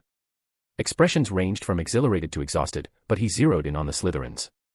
This trial had tested them all, solo or in teams. They'd battled magical creatures, even slain acromantulas. The wide-eyed innocence had sharpened into something fiercer. Erwin smiled inwardly. Blood and battle were the quickest teachers. His gaze swept the other houses. The Gryffindors looked roughed up, their robes torn and faces smudged. Ravenclaws huddled in clusters, dissecting the ordeal like a puzzle. Hufflepuffs beamed with modest grins, but Erwin knew better. These little Hufflepuffs hid steel beneath their cheer. Take Cedric Demos, the picture of boy-next-door charm amid his housemates. Yet Erwin had seen him dispatch over 5 acromantulas single-handedly, his strikes precise and merciless. If not for the evidence of his own eyes, Erwin might have pegged him for just another easygoing badger. "Everyone performed brilliantly," Erwin said. "Results drop tomorrow with the finals. Any issues, come see me." His lips curved into a grin, but the students shivered. "Approach Erwin." Even if he didn't hex them senseless, the Slytherins lurking nearby would. The Hufflepuff's old rep for solidarity had been hijacked by Slytherin unity. Hogwarts whispered it, trashing the house was fine, plenty did, but bad-mouthing Erwin. Good luck navigating the castle unscathed. Even family ties wouldn't save you. Ron's hasty illness and early exit with Ginny proved it. Without that, he might not have survived the forest. Of course, most chalked it up to flu season. But insiders like Erwin and Charlotte knew the truth. "Off to the Great Hall, then," Erwin added. "Holidays loom, savor the feasts while you can." The crowd dispersed, Slytherins bowing to him before prefects herded them toward the castle. Erwin snapped his fingers again. Why trek when you could apparate? The distance was a slog, and he wasn't one for needless misery. He materialized in the Great Hall alongside the professors, already tucking into lunch by the time the students trickled in. Dobby's cooking had reached new heights. Rumor had it the house elf had sought out another from his kin during last year's break, one who'd served a wizarding family in the Far East, and picked up tricks that elevated everything. Erwin never dreamed Dobby could coax such subtle flavors from simple boiled greens, rich broth simmering beneath. He savored the taste, eyes half closing. If Hogwarts held any draw for him anymore, the food was it. The next morning, final results plastered the notice board. Hermione hauled a yawning Draco and Harry there at dawn. "Blimey, Hermione," Draco grumbled, "what's the fire? You'll tie with Erwin for top marks at worst." Harry rubbed his eyes. "Yeah, couldn't wait. Draco and I queued up ranked wizarding duels last night, ran into a Demstrang squad. Went hours, total all-nighter." Hermione huffed. "You two are impossible. Wizarding duels build real skills, but you're treating it like arcade fun. Battling Demstrang that long. Erwin always says it demands tactics, not just brawn, you lot charge in blind." Draco smirked. "They're worse. Enough nagging, results await." Hermione rolled her eyes and elbowed through the throng, eyes locking on the second year's list.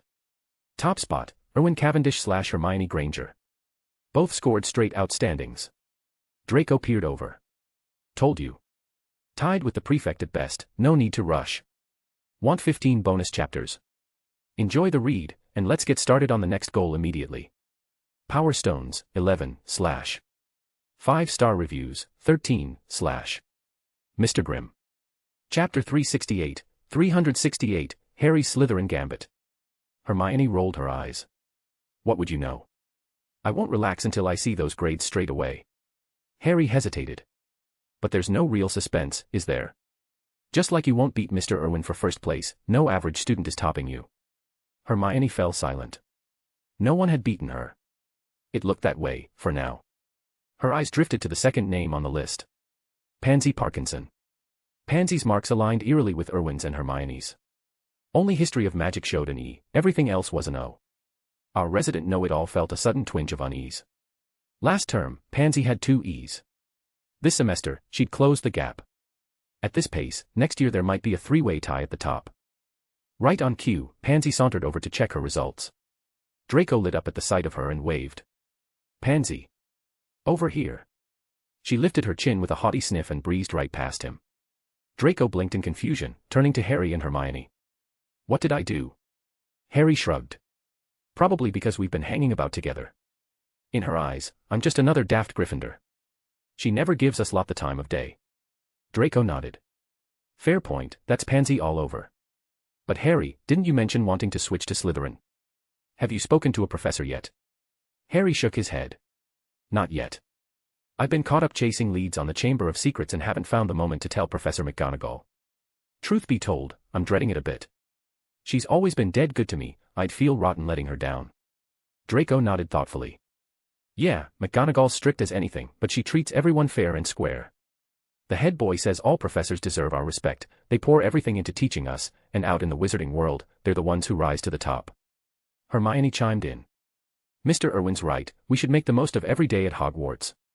The professors we see daily might be the most powerful wizards we'll ever know. Harry agreed.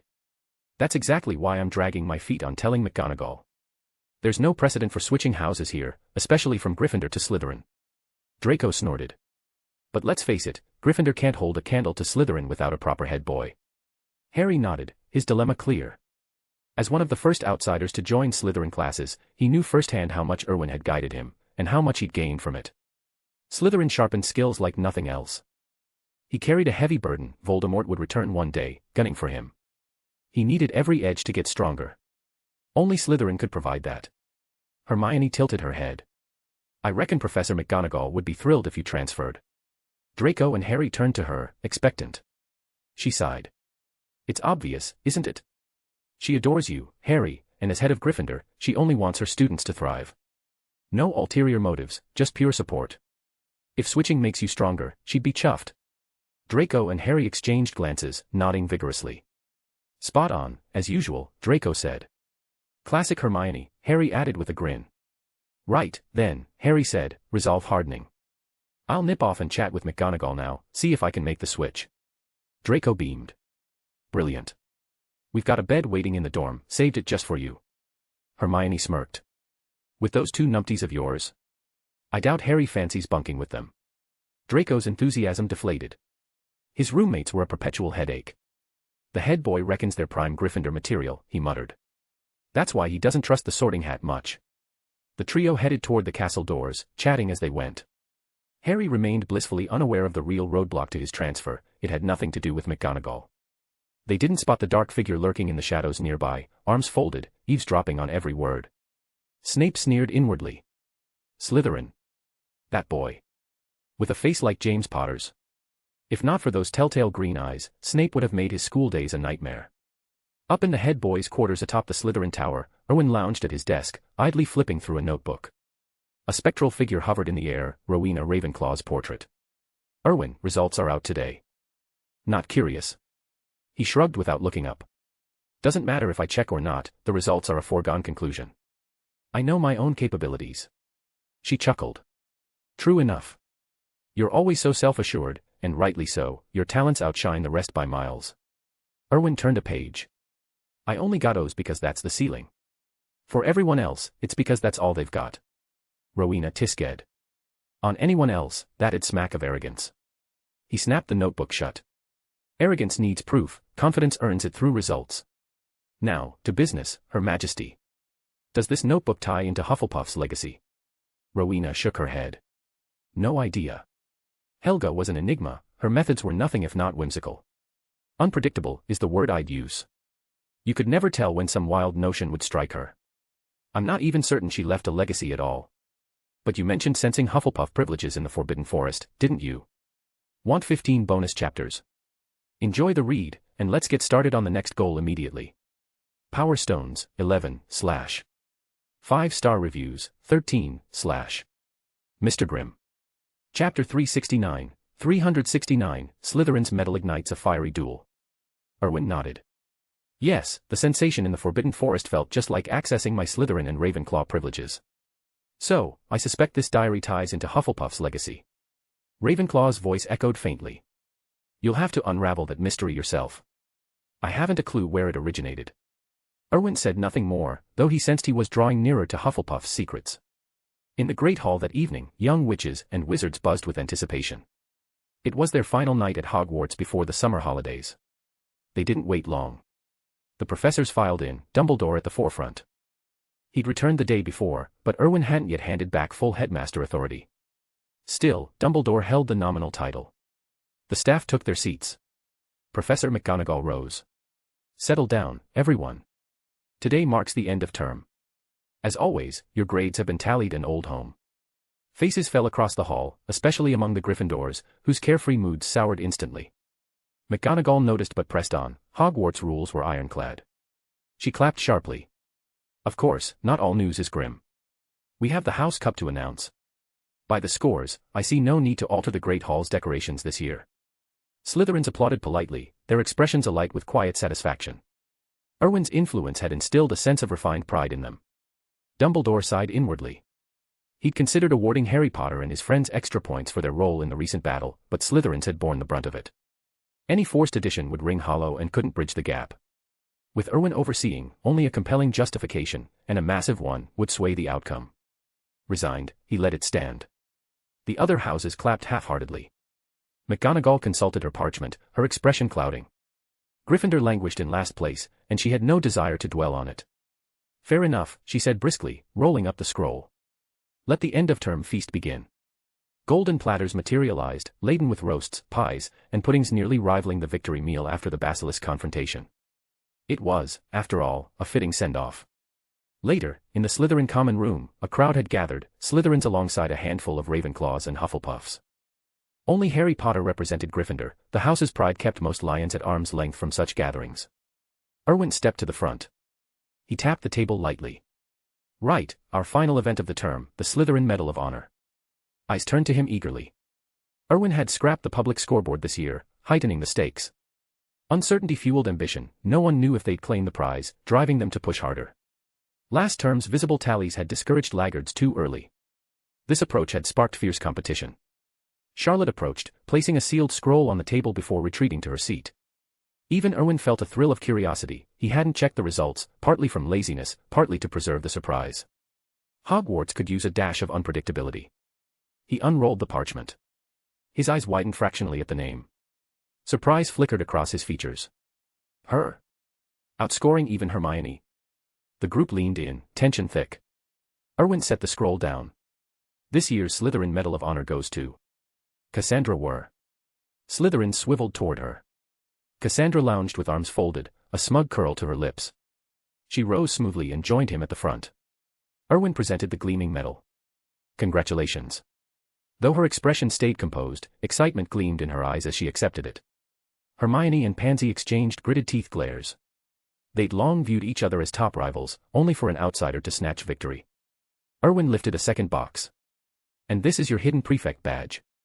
Cassandra affixed both to her robes, where they caught the firelight brilliantly. Not bad at all, Erwin said. You've restored Slytherin's honor after last term's slip-up. The house owes you one. My skill earned it, she replied coolly. Erwin grinned. I like the confidence. Keep that fire burning. She nodded. I will. I hear the medal grants a request to the head of house. Correct. Planning to cash it in now. Remember, it binds not just me, but the Selwyn family. Yes, now, Cassandra said firmly. Erwin inclined his head. Very well. What's your request? She pivoted sharply toward Charlotte. I want a real duel with Charlotte Teresa. Stunned silence fell. Erwin blinked, caught off guard. Charlotte, the poised center of attention, looked equally baffled. What on earth? Had the girl lost her mind? Why target her, and what grudge fueled this? Want 15 bonus chapters? Enjoy the read, and let's get started on the next goal immediately. Power Stones, 11, / 5-star reviews, 13, / Mr. Grimm. Chapter 370, Rivalry ignites for Erwin's right-hand spot. Can you tell me why? Erwin asked, intrigued. Cassandra met his gaze steadily. Beside every king, there's only one spot on his right. I want to claim that position. Erwin blinked, not quite following at first. She pressed on. The Were family once produced a born seer. He left a prophecy: in the darkest hour, a king would rise in the wizarding world. His arrival would shatter the old order, turning crisis into triumph and placing him at the pinnacle of power. You, heir, I believe you're that king. Only by serving as the right hand of a true sovereign can someone truly ascend.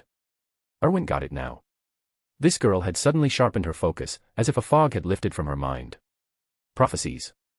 He didn't put stock in them. Fate was a myth to him, he trusted only his own strength. If he grew powerful enough, he'd forge his own path, no strings attached.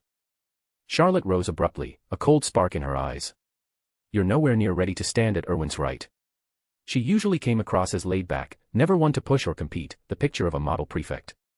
But she had her limits.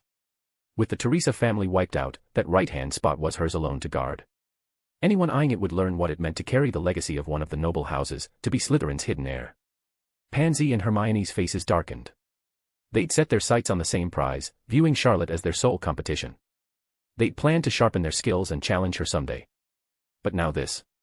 Cassandra held Charlotte's stare without flinching, a spark of defiance lighting her features. Tension crackled between them, like dry tinder waiting for a flame. And Erwin held the match. He considered it for a beat. Cassandra, you're no match for Charlotte yet. She opened her mouth to protest. Erwin raised a hand, silencing her gently. Hear me out. Your skills lag far behind hers right now. Charlotte's one of the strongest at Hogwarts, second only to me. You're not ready. That said, if you're set on this, I could arrange a duel. But it'd burn your shot early. I'd advise waiting through the holidays. Your family's resources are top-notch, use them to train hard. When the prefect challenges kick off next term, take her on then. Cassandra paused, weighing his words. Then she bowed. Turning to Charlotte, she said, September, when term starts, I'll challenge you. Charlotte smirked. You're miles off. But I'll be waiting. Cassandra returned to her seat. Erwin shook his head with a wry smile. What a headache. This girl was bolder than he'd expected. He clapped his hands. All right, that's settled. Enjoy your holidays, everyone. Just remember, I'll have a surprise test waiting when you return. The room's buoyant mood deflated instantly. Why did good news always come laced with bad? The next day, Hogwarts emptied for the break. Erwin skipped the Hogwarts Express this time, operating straight to Diagon Alley. In the top-floor office of the Cavendish Tower, now more fortress than home, Tom stood before the desk. Erwin settled into his chair. Everything set? Tom nodded. Newspapers are distributed as ordered. Keep watch on Azkaban, Erwin instructed.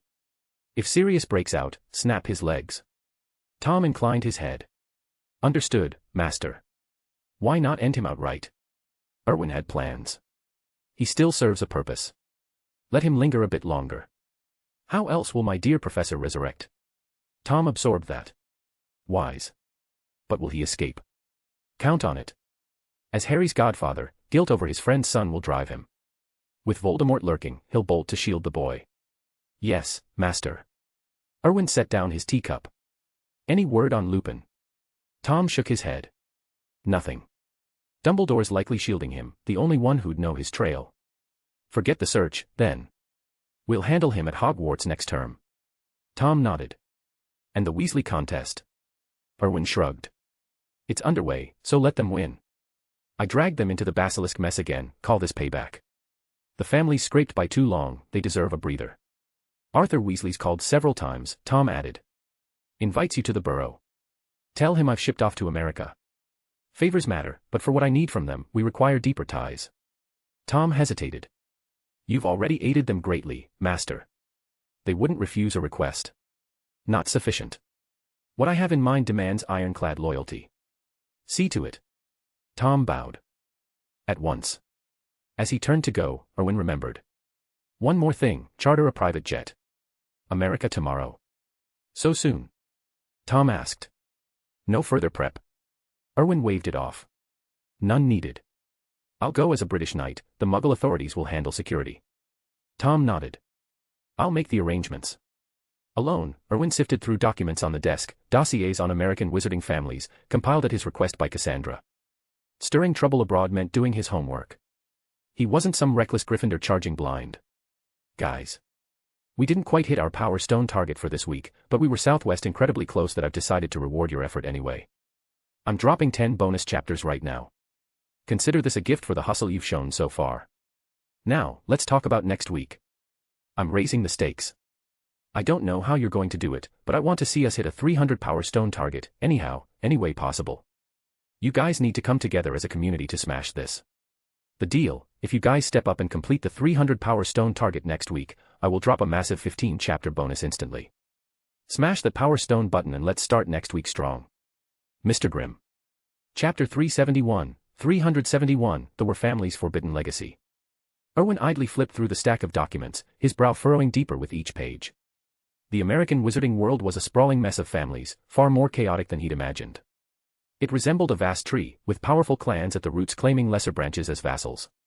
Take the Demos family, perched at the apex. They commanded the Simpson family, one of the 4 lower houses, as loyal followers, along with several others beneath them. And those, in turn, lorded over even smaller lineages.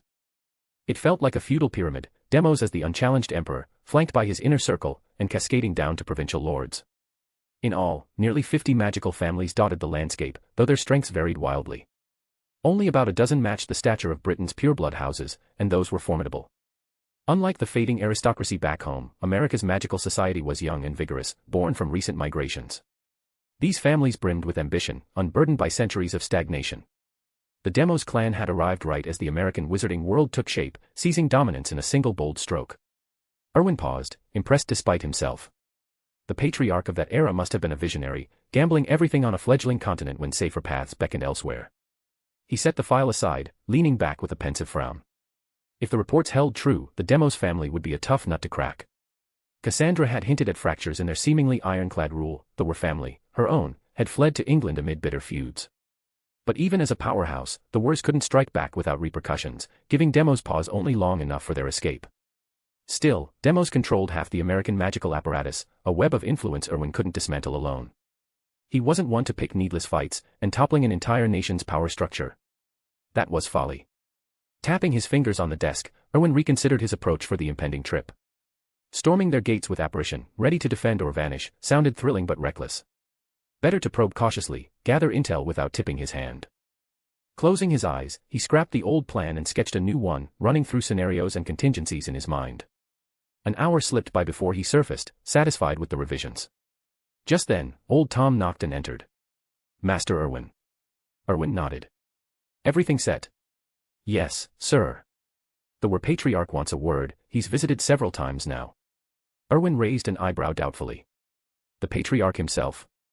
What's this about? Old Tom shrugged. Likely they need your assistance. As for their move to England. He paused, consulting his notes. Public records paint the Wers as outcasts in America, mostly due to Demos suppression. Why target them? Erwin pressed. Tom leaned in, voice lowering. I chatted with some American wizards. It ties back to an old legend, a true prophet in the Were bloodline, with uncanny divination gifts. Many of his visions came to pass, and America's founding supposedly owes them a debt. Erwin's interest sharpened. Go on. Speculation points to the golden era of the 8 great families, Tom continued. The Wers might hold prophecies about them, valuable secrets Demos covets. That's the feud's heart. Erwin leaned back, piecing it together. Cassandra had alluded to this during the Slytherin Order of Glory ceremony, but he dismissed divination as unreliable fluff. It demanded rare talent and lineage, after all. At Hogwarts, Sybil Trelawney, the eccentric professor behind the Savior prophecy, exemplified that. Unreliable on the surface, yet her great-great-grandmother, Cassandra Trelawney, was a legend. That Cassandra, unrelated to the Slytherin girl, despite the shared name, doubles were common enough, had foreseen Grindelwald's followers and Voldemort's Death Eaters with eerie precision. Dismissed at first, her words proved prophetic, elevating the Trelawney name. Sybil alone inherited the gift, her oddities masking real insight, though her misfortune explained why Erwin got on with every professor except her. A genuine seer in the Were line changed things. No wonder Demos hunted them. Prophecies about the 8 great families could upend power balances, especially if they foretold America's rise or fall. The Wars Exodus suddenly made perfect sense, survival over subjugation. Want 15 bonus chapters? Enjoy the read, and let's get started on the next goal immediately. Power Stones, 11, / 5-star reviews, 13, / Mr. Grimm. Chapter 372, The Seer's Cryptic Warning. Erwin had always approached prophecies with a healthy dose of skepticism, especially after poring over the ones from the original books. The first, the famous one about the Savior, had set everything in motion: Harry Potter's parents murdered, Neville Longbottom's driven mad. To shield Neville, they'd hit him with a memory charm, wiping chunks of his memory and leaving him stumbling through life like a fool. Then there was the second, uttered in that first divination class: around Easter, one of them would depart forever. Sure enough, Hermione ditched the subject before the holiday, the only class she'd ever quit voluntarily. The third targeted Lavender Brown: her worst fear would strike on October 16th, a Friday. And it did. Her beloved rabbit dropped dead that very day. The absurdity peaked with Neville again. After he shattered his first teacup, Trelawney warned it was merely the start. From then on, cups seemed to explode around him in a string of ridiculous accidents, turning him into a teacup-phobic wreck. Worse still, she once declared that at a table of 13 diners, the first to rise would meet their end. The class scoffed. There were only 12 at the table. They forgot Ron's rat, Scabbers, Peter Pettigrew in disguise. Dumbledore stood first to welcome her, and he became the first to fall. Later prophecies nailed Voldemort's return, Umbridge's downfall, the Death Eater's assault on the tower, and Dumbledore's demise. It all drilled one ironclad lesson into Erwin's mind: steer clear of Sybil Trelawney, or bad luck would follow like a shadow. He didn't buy into fate as an unbreakable chain, but magic's precognitive threads were real enough. Strength, he believed, could snap them, but that didn't mean he wasn't intrigued by glimpses of the future. The Were family wasn't on his radar, but a legendary seer's prediction carried weight. It had to mean something. Where are they now? Erwin asked. Old Tom inclined his head. I've had them waiting in the meeting room, Master Erwin. Shall I bring you to them? Yes. I'm curious. Old Tom nodded and led the way. Erwin smoothed his robes and stepped out of the office, the butler trailing discreetly behind. In the meeting room, Cassandra perched beside a middle-aged man whose lined face betrayed deep worry. Father, don't fret, she said softly. The head boy is meant to see us this time, but he's swamped with classes. If it comes to it, I've got the Slytherin honor badge. I can call in a favor. Ask him to help us. Old Were shook his head. Cassandra, that badge holds more power than you realize. Whether it's the Cavendish family or Erwin himself stepping in during a crisis, it could save your life one day. Is it that dire? She pressed. Father, what exactly did our ancestor prophesy? He sighed. Truth be told, I don't know the full details. Her eyes widened. You don't? How? Our ancestor sealed it away. She said only one person could open the box and reveal the prophecy, that destined individual alone. No one else. So you believe it's the head boy? Old Were nodded. It has to be. The clues point to this era, and no one shines brighter than Erwin Cavendish. I can't imagine another. Even without the exact words, she left fragments. A catastrophe looms over the entire wizarding world. One wrong move, and magic itself could perish. Time's short.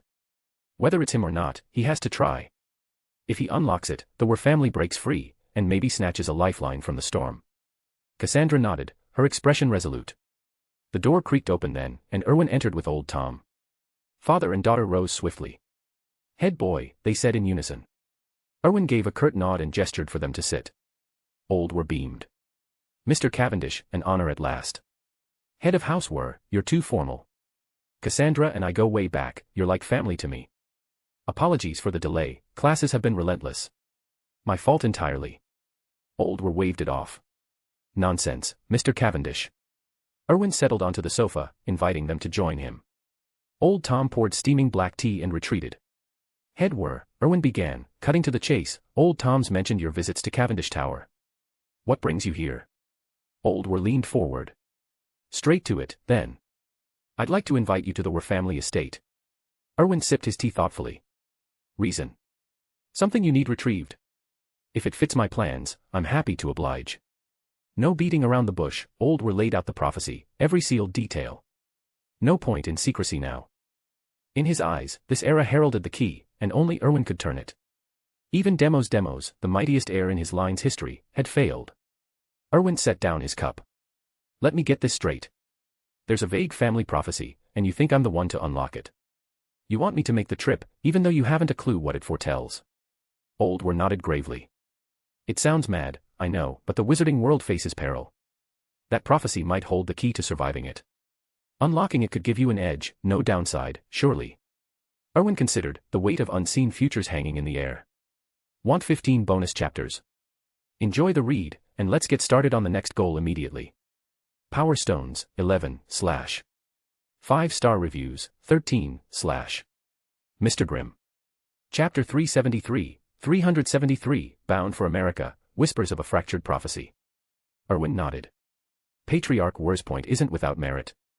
But as you said yourself, the Demos family has their eyes on that prophecy. They might not know its exact location, but they're circling your old estate like vultures. If I head there, a run-in with them is inevitable. I'm no stranger to the Demos clan's influence in America, and honestly, I see no reason to pick a fight over some cryptic foretelling. No offense intended, I've always steered clear of prophecies and divination myself. Old leaned forward. Mr. Erwin, you and I both know the Cavendish and Demos families are like oil and water. As two of the top pureblood houses, a clash is only a matter of time. Isn't your journey to America aimed squarely at settling that score? Erwin set down his glass, his gaze sharpening as he met Old eyes. Cassandra tugged urgently at her father's sleeve, her face paling. Old coughed, backpedaling. Forgive me, Mr. Erwin, I spoke out of turn. Erwin shook his head, his easy smile unwavering. No harm done, Patriarch Were. But it's getting late. I have other business to attend to. He rose smoothly, signaling the end of the meeting. Old stood hastily. One moment, Mr. Erwin, please. Erwin paused. Yes, Patriarch. The older wizard steeled himself. If you could spare the time to visit the Were family's old estate, we'd be in your debt. The Wers still carry some weight in these circles, and we'd stand ready to serve the Cavendish family however you require. Erwin's expression remained neutral as he moved toward the door. Old Tom swung it open with a creak. Pausing on the threshold, Erwin said evenly, if it's on my route and suits my schedule, I'll stop by the Were estate.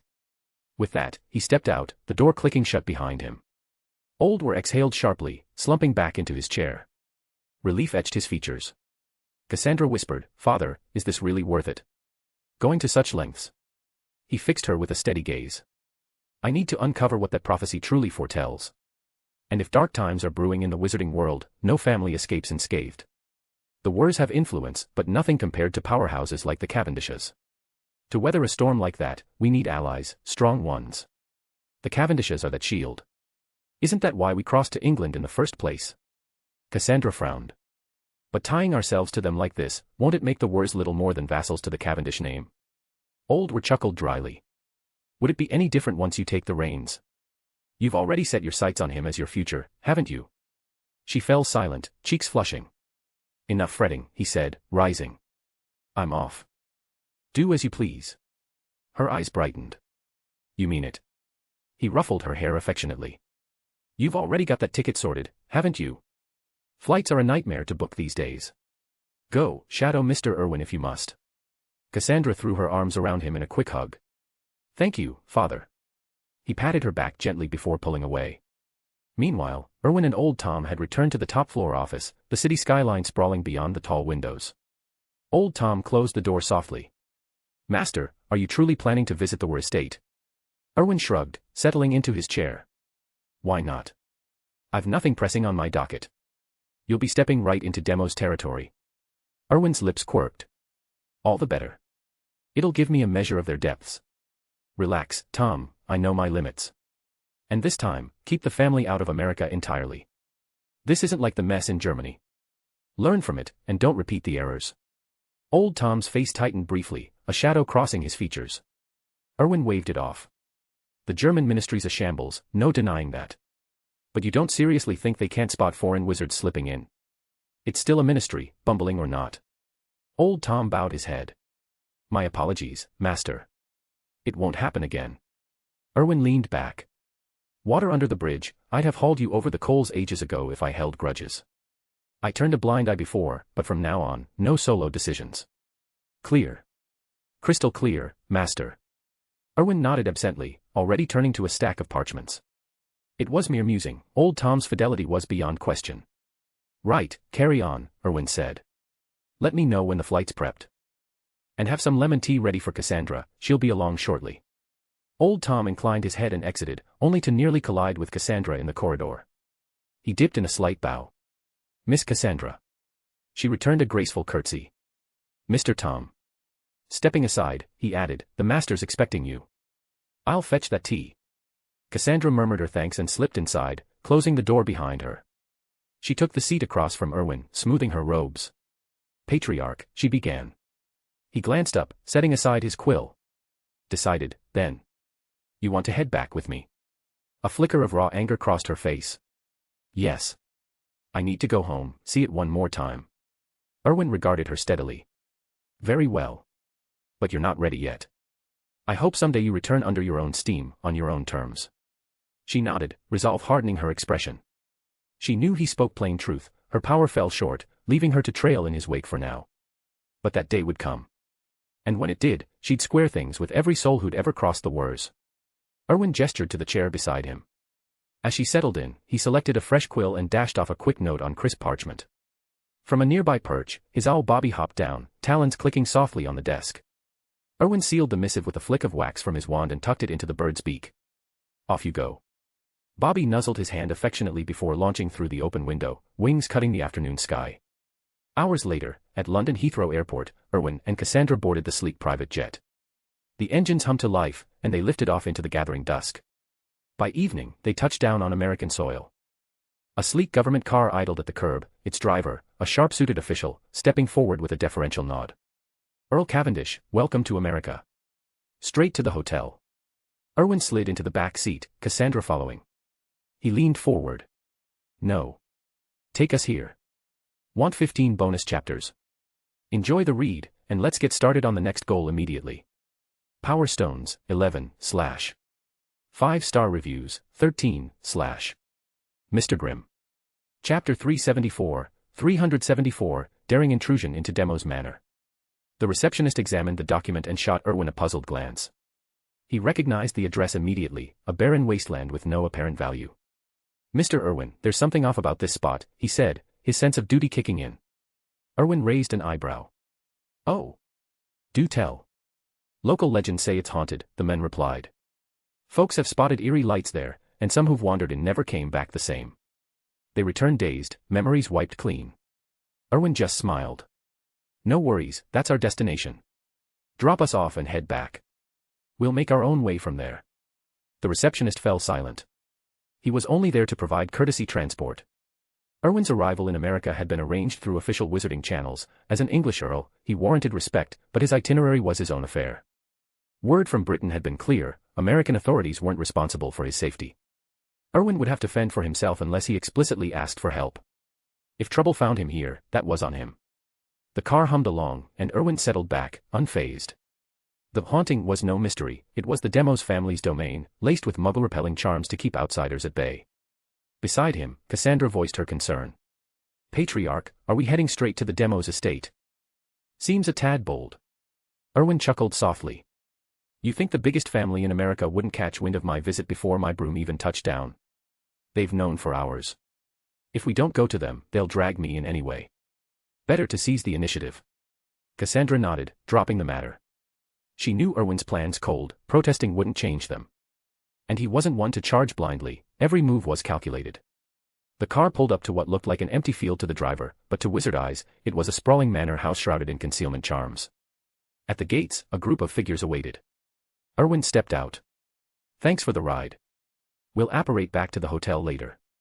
The agent nodded, eyeing the vacant lot with a shudder. He wasted no time speeding away after they disembarked. The waiting wizards approached, wands at the ready but manners intact. Lord Cavendish, welcome to Demos Manor. The Patriarch has a feast prepared in your honor. Erwin's smile held a hint of steel. Perfect timing, I'm starving. After you. The lead wizard bowed and gestured them inside. As they crossed the threshold, Cassandra felt a subtle magical probe ripple through her, a loyalty ward, testing for threats.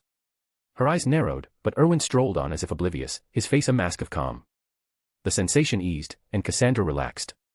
Patrols dotted the grounds, their gazes sharp with barely veiled hostility as they spotted the newcomers. Erwin noted it with amusement. The Diggories don't pull punches, do they? Their escort inclined his head. Apologies, Lord Cavendish. As you know, our houses have a long-standing grudge. Erwin let it pass. He'd read the old blood feuds in the family vaults back home. The manor glowed under lantern light, leading them straight to a grand dining hall. At the long oak table sat two men, a stern middle-aged wizard and a youth of 18 or 19, his features twisted in disdain. The older man's face stayed neutral as Erwin and Cassandra entered, but the young one's darkened with raw malice. Erwin took the seat at the table's far end, Cassandra to his left. The patriarch watched, a knowing glint in his eye. "Erwin Cavendish," he said, voice smooth. "A true rising star." Erwin grinned. "Patriarch Demos, you're too kind." Patriarch Demos leaned forward. "Your father was the last to claim that chair. But you outshine him, sharper, bolder." "I recall," Erwin replied lightly, nodding toward the young man. "You were in his spot when father arrived here." Not laughed. "Allow me to introduce my son, Valerius Demos. The next generation's business is yours to handle." Erwin's gaze flicked to the youth.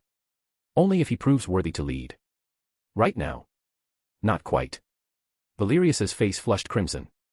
"Who do you think you are, Cavendish? This is Demos' territory, show some respect." Erwin stayed unruffled. "Uncle Not, is this your heir speaking for you?" "Charming welcome." Not's tone sharpened. "Valerius, mind your manners." The young man balled his fists. "Sorry, father." Erwin observed the exchange, intrigued. Not waved it off. "Forgive him, Erwin. Valerius has been cloistered here, training under the family elders. Outsiders unsettle him." "No harm done," Erwin said with a shrug. "He's young, I'll cut him some slack." Valerius's jaw clenched, eyes burning with fury, but Erwin ignored him entirely. "Uncle Not, when do we eat?" "Truth be told, the flights left me famished." "My oversight," Not admitted, snapping his fingers. Servants bustled in, laying out platters of roast beef, Yorkshire puddings, and treacle tarts, traditional British fare, hearty and familiar. "I recalled your fondness for these dishes," Not said. "Prepared specially. Dig in. Want 15 bonus chapters? Enjoy the read, and let's get started on the next goal immediately." Power Stones, 11, / 5-star reviews, 13, / Mr. Grimm. Chapter 375, Blood on the Line, Not's Desperate Gamble. Erwin's lips curved into a wry smile. "It seems Mr. Not knows a fair bit about my time at Hogwarts." He could read the intent behind Not's words all too clearly. This preamble was just the appetizer before the real offer, a subtle reminder that Not had eyes everywhere on Erwin's school days. Not chuckled, though his eyes remained sharp. "Your father and I go back years. I keep tabs on the sons of old friends, especially ones making waves like you." Erwin nodded politely. "Then I owe you my thanks, Uncle Not, and father's too. He was rather brusque last time he claimed my seat, leaving you bedridden for 3 months. I never expected you'd repay that slight by watching out for me so kindly." Not's smile froze, a chill settling in his gaze. Beneath the table, his fist tightened, then eased as he forced a laugh. "Water under the bridge. We were young hotheads then, like you and Valerius now, just a bit of rough sparring. No harm done." Erwin set down his cutlery and dabbed his mouth with a napkin. He sipped from his teacup, swishing the liquid before Cassandra quietly offered a small bowl. He spat discreetly, and she whisked it away without a word. Not observed it all impassively. Once Erwin had finished, he raised an eyebrow. "Not to your taste." Erwin leaned back. "Frankly, it's passable at best. If I ran things here, the cooks responsible would be out on their ears." Not's expression didn't flicker. "Noted. I'll look into it." With a casual flick, Erwin summoned his wand into his palm. Not didn't react, but Valerius flinched, his sleeve shifting to reveal the wand hidden there. He eyed Erwin warily. Erwin smirked. "Your son's on high alert, uncle." "Relax, this manor's wards block apparition cold. Even if I tried something, we couldn't leave Demos Manor, could we?" Not shot Valerius a sidelong glance, irritation flashing briefly. "Put it away, Valerius. That's no way to greet a guest, and don't let me see it again." Valerius ground his teeth. "Yes, father." Erwin waved it off. "Enough with the family chat, uncle. Let's cut to it. Erecting an illusionary ward like this with ancient magic must have cost the Demos a fortune. So, what's the angle?" Not leaned forward, steepling his fingers. Sharp as ever. "Why not hazard a guess?" Erwin shrugged. "The Demos can't take on the Cavendishes head-on yet, and I'm no use for bloodline absorption at my age. So it's not me you're after. That leaves Cassandra." Cassandra continued slicing her steak methodically, unmoved. She trusted Erwin implicitly, his word was her shield. Not pressed on. I can share the Were family prophecy with you. As one of the pureblood elite, surely you're dying to know its secrets. Erwin inclined his head. Curious, yes, though I put little stock in fate. Not gestured toward Cassandra. Hand her over, then. Her bloodline will unlock it all. I'll tell you everything once it's done. Erwin chuckled. Tempting, but why share the prize? I can uncover it myself. Not's brow furrowed. The Wers aren't as straightforward as you think. The prophecy's buried in their old manor, sealed tight. We've tried, captured a few, probed their blood. Cooperation spares you the headaches. Cassandra's knife paused, her eyes narrowing at Not in silent fury. He dismissed her glare entirely. To him, the remnants of the Were family were chum in the water, ripe for the taking. Erwin was the only snag. Erwin laughed softly. The demos are formidable, no doubt. But I don't need your muscle, Cassandra. She rose smoothly and stepped to his side. Sir. Erwin met her gaze. Would you let me study your bloodline? Without hesitation, Cassandra snatched a knife from the table and drew it across her wrist. Crimson welled up, and pain twisted her features, but she extended the bleeding arm toward him. I'd give my life for you. Erwin's fingers brushed the wound, magic sealing it in an instant. He turned back to Not. See. No need for partners. Not's face hardened, his magic coiling like a storm. This is Demo's manner. You think you can walk out unscathed, dragging her along? Erwin twirled his wand idly, a subtle ripple of power eddying around him. Planning to keep me here, uncle? The air thickened, auras clashing on the brink of violence, a duel poised to erupt. Then an elderly servant entered, murmuring to Not. Their combined pressure ebbed as Not listened, nodding curtly. He turned to Erwin. An old acquaintance wishes to see you. Care to oblige? Erwin's smile returned, the identity clicking into place. It's been ages. I've missed the old devil. Not signaled the servant. The two men resumed their seats, the tension dissolving like mist. Moments later, footsteps echoed in the hall. Erwin, it's been too long. Want 15 bonus chapters? Enjoy the read, and let's get started on the next goal immediately.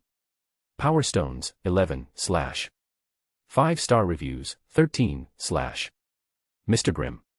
Chapter 376, Shadows of Deception, A Family's Facade. Erwin smiled faintly. Yes, it's been a while, Soren. He turned to face the newcomer, who was none other than Soren Solent. Soren nodded curtly to Not before joining Erwin. I've thought about you often, Soren said. Erwin chuckled dryly. I'm sure I've spared you more headspace than you've given me. After all, keeping you breathing has been a real drag on my spirits. Soren laughed, though it held no warmth. Disappointing for you, then. But you carry the blood of the Solent line on your shoulders now. Erwin sniffed at his sleeve. Do I? Must have slipped my mind. Perhaps my new cologne drowned it out, muggle scents are surprisingly effective. You ought to try one sometime. Soren sneered. I just might. With so many Cavendishes in the mix, I'm not sure any perfume could cover the stain. Erwin shrugged. Who can say? Not cleared his throat, his patience thinning. Enough nostalgia, you too. Erwin, hold on to the girl from the Were family. Once we secure the prophecy, the three of us split it 3 ways. Erwin shook his head. As I said, I refuse. Not pressed on. Erwin, this is the Demos and Solent families now. Erwin met his gaze evenly. I know. And. Not's tone sharpened. The Solents still command considerable strength. Even the Cavendishes can't stand against 2 ancient houses united. Think it over. Erwin rose from his seat. The meal tonight left me unsatisfied. I'm off to scrounge some proper midnight fuel. Uncle Not, if you're planning a move, now's your chance. Otherwise, I'm really going. Not's expression darkened like storm clouds. Erwin glanced between Not and Soren, a sly smile tugging at his lips as Cassandra trailed behind him. They strode out of the manor without interference.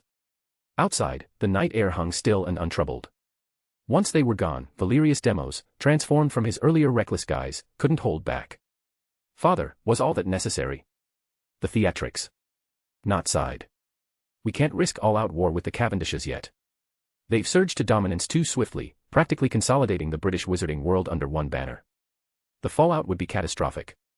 Our only play is to nudge him toward the right choice. Valerius frowned. But will he buy it? Not paused, then turned to Soren. If I hadn't seen him today, I'd wager yes. Now. I'm not so sure. Soren, you're red. Soren sank into a chair, sipping his cooling coffee before shaking his head. No. The Cavendishes have always been sharp, but this one's a cut above. Terrifying, really. No past patriarch matched what Erwin's achieved, elevating the family to England's unchallenged power in just 2 years. I couldn't pull that off. So, convincing as your act was, he won't bite. He's Erwin Cavendish. Not eyed him. You hold him in high regard. Soren's laugh was bitter. I underestimated him once. Won't happen again. Our grudge match is only starting. We've got a year, then we settle it, winner take all. Not nodded thoughtfully. Fair point. I'm curious myself how far the Cavendishes will climb by then. Adversity forges us both. Soren stood. Right, then, patriarch not. Time I was off. The Solents need fresh ground to rebuild if I'm to face the Cavendishes come reckoning. Not inclined his head. The prophecy, you're walking away. Soren shrugged. What does it matter if we know? Fate unfolds as it will. Until the end, no one sees the full picture. Not countered, if Erwin uncovers it all, he'll hold every card. So what? Soren replied. He already does. The prophecy changes nothing in our clash. Why provoke him head-on? His power's already daunting. I've lost direct fights before, ancient magic's a relic. Time I emulated the Cavendishes and demos, master the spells of today. Farewell, patriarch. Not watched him go, then turned to Valerius, who asked doubtfully, Father, are we truly backing off? Let others chase it, not said. If they snag it, fine. If not, no loss. Valerius nodded. Why not hold Soren? His bloodline. Not cut him off. You think he strolled into our lair without contingencies? Never underestimate a foe. Valerius absorbed that. Understood, father. Not clapped his shoulder. The demo's line falls to you one day. Grow fast, your sheltered life left you green. That's your Achilles heel. With that, Not departed, leaving Valerius staring after him, eyes narrowed in contemplation. Meanwhile, back at the hotel, Cassandra lingered behind Erwin. What do you make of it? He asked. She knew exactly what he meant. Her fate wasn't in question, Erwin wouldn't surrender her. Erwin nodded approvingly. Spot on. It's all theater to drop my defenses, turning their fake divide into leverage for some underhanded ploy. That sort of trick could tip a close fight. Want 15 bonus chapters? Enjoy the read, and let's get started on the next goal immediately. Power Stones, 11, / 5-star reviews, 13, / Mr. Grimm. Chapter 377, Grindelwald's Haunting Prophecy. Cassandra glanced at Erwin, her voice steady. So, Professor, what now? Ignore them. Erwin smiled faintly. No, we'll play along.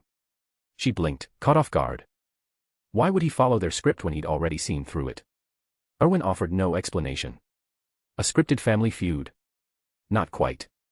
His lips curved upward. There were layers to the demo's family he hadn't uncovered yet, and that was the thrill of it. Life without surprises would be as dull as a scripted play.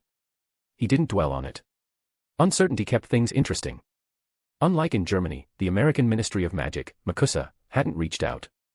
Erwin expected as much. The old families here, especially the Diggories, held real sway. MACUSA was little more than a figurehead. If he wanted to shake up the American wizarding world, he'd need the Diggories on side. Crossing them outright would only unify the opposition against him. He ran a finger along his amethyst wand. The Diggories were off limits for now, but the lesser families. Fair game. And he wouldn't have to wait long for an excuse, someone would blunder into providing one. More pressingly, he needed to bolster his magical power soon. The night passed quietly. Erwin enjoyed a comfortable evening in his hotel penthouse. He rose early the next morning. Cassandra joined him for breakfast in the suite. She ate in silence, respecting his space, no questions about the Were family manner or his plans.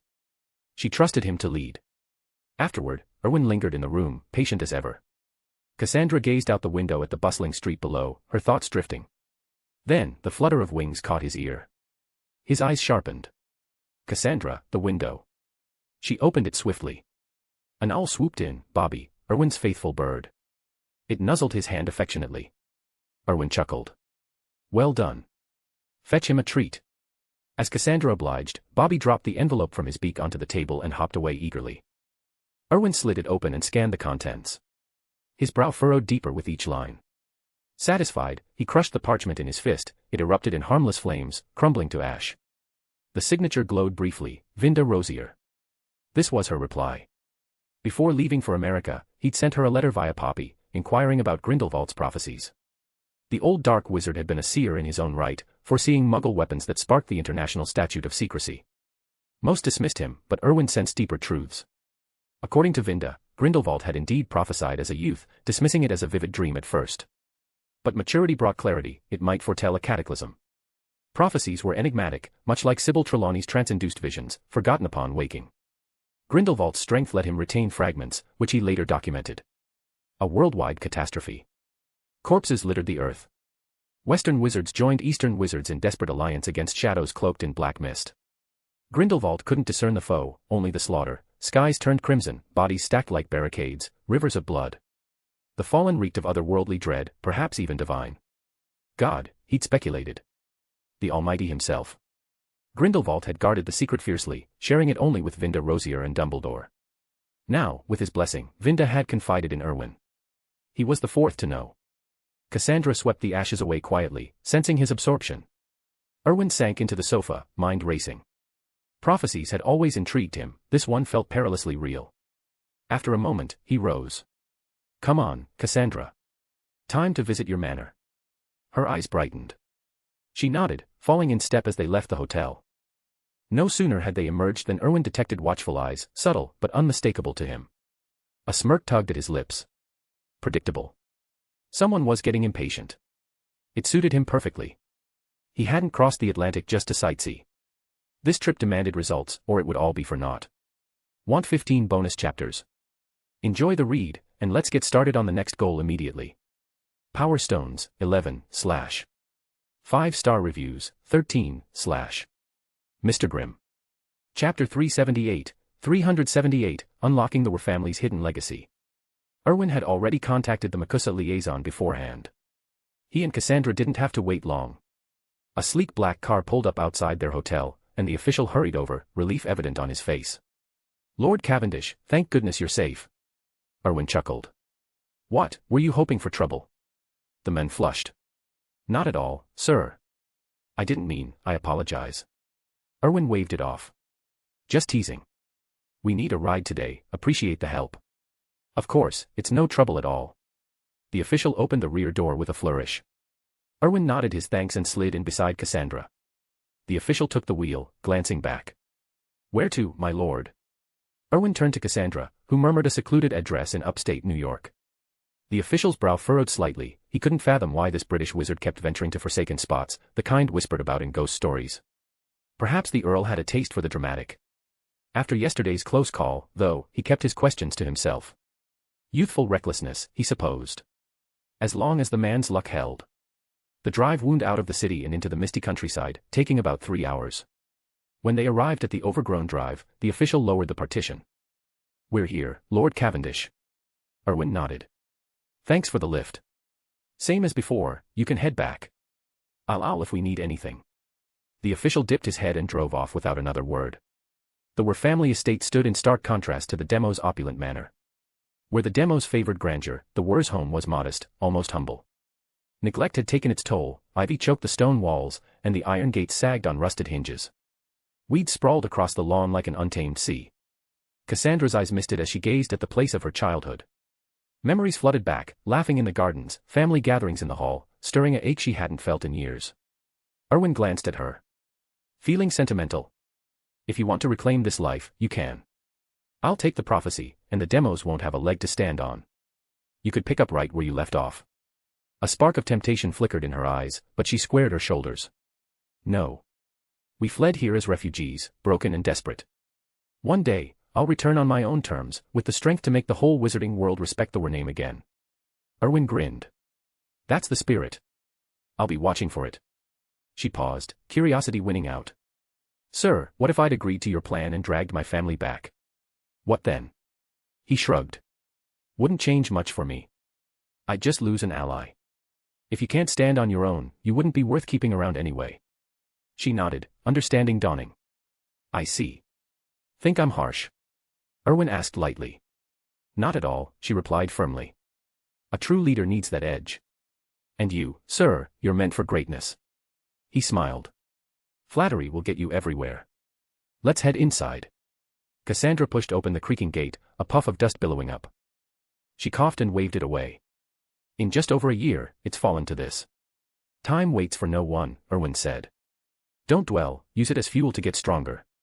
Then this place will gleam like new.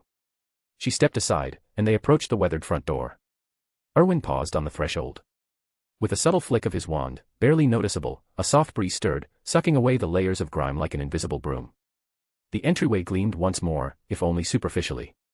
Cassandra led him upstairs to a heavy oak door etched with an intricate crest, a stylized raven encircled by thorns, the were family sigil he'd spotted on her robes before.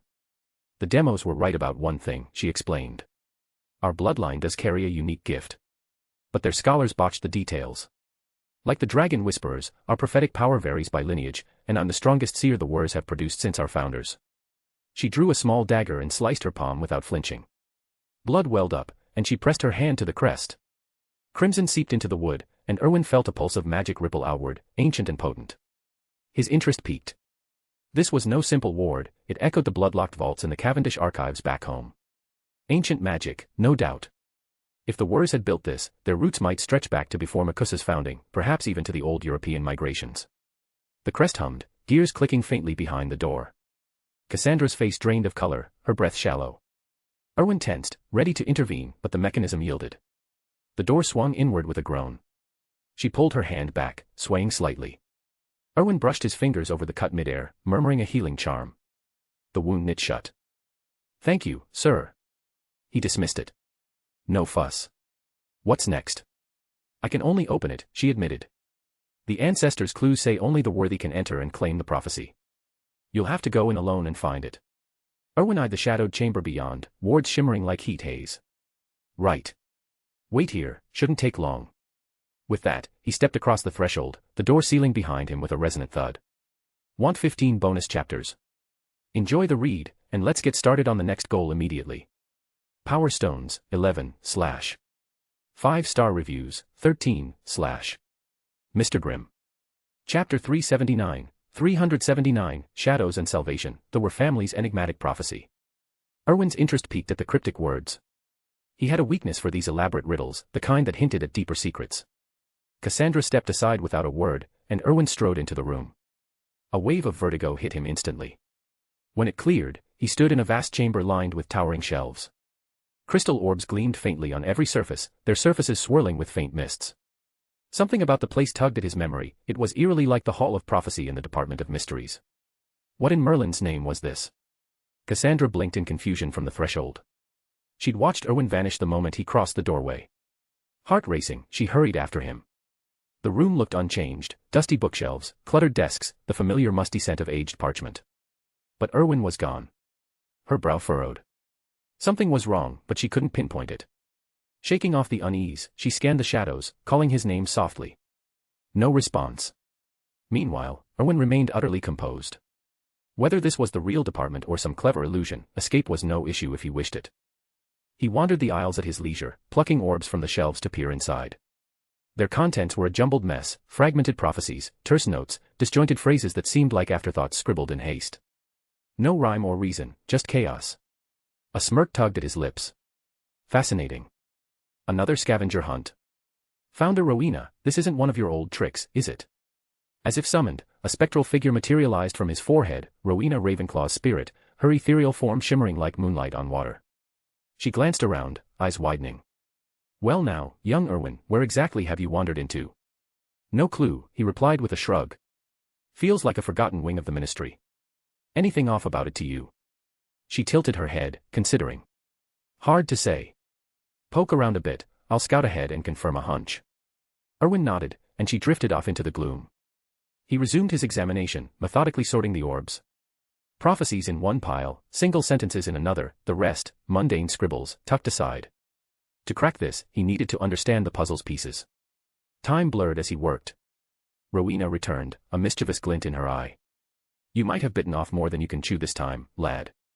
There's a whisper of divine power lingering here, set by a god, or someone wielding a fragment of it. Their craft rivals mine, I'd wager. Erwin met her gaze calmly. I figured as much. She blinked. You sensed it already.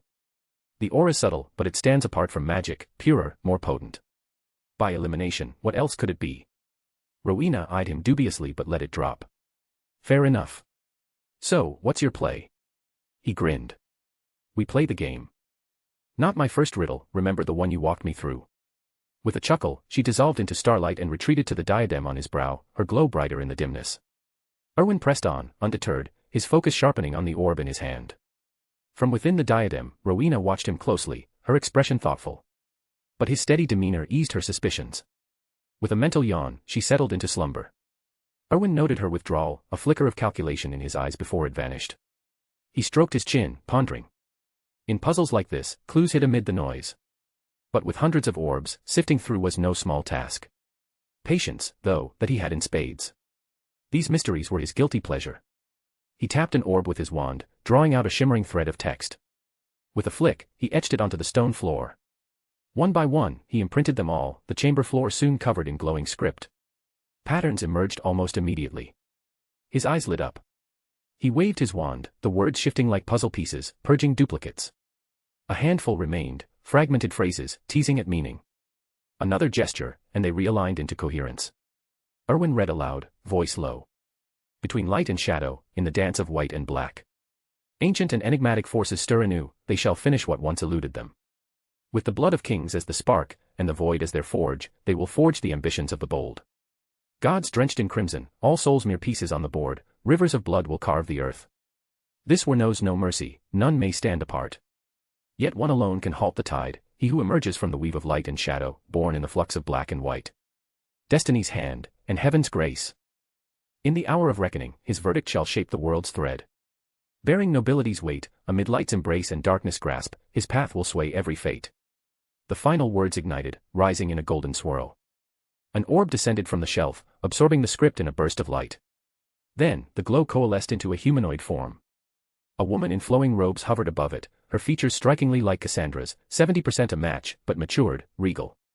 She opened illusory eyes, beams of light dancing within, and fixed them on Erwin. At last, she murmured, her voice echoing like wine through ancient halls. I have awaited your arrival. Want 15 bonus chapters? Enjoy the read, and let's get started on the next goal immediately. Power Stones, 11, / 5-star reviews, 13, / Mr. Grimm. Chapter 380, Whispers from the Seventh Head. Erwin showed no surprise at the apparition of the spirit. He'd encountered plenty before, Ravenclaw's essence still lingered in his mind, after all. This was nothing new. He studied the translucent figure, whose features eerily mirrored Cassandra's, and asked, "Are you from the Were family line?" The spirit nodded. Indeed. Though I wouldn't call myself a true ancestor. I was the seventh head of the Were family. Erwin pieced it together. His hunch had been right, the Wers traced back further than most pure bloodlines. So, he said dryly, now that you've emerged, what's the point? Enlighten me on some ancient riddle, or drop more cryptic hints for me to unravel. He knew the routine all too well. If his life were a story, the readers would be rolling their eyes by now. Even he was growing weary of the endless mysteries. The spirit blinked, caught off guard by his bluntness. For someone of her vast experience, this wasn't the reverent exchange she'd imagined. But she recovered quickly. I emerged only to see you for myself. I can't unravel the mystery, you'll uncover it in due time. Even if I could explain, I wouldn't know how. All I know is you're part of a grand design, one that predates your arrival. The details. Beyond even the Wer's ancient grasp. She paused, her ethereal form flickering.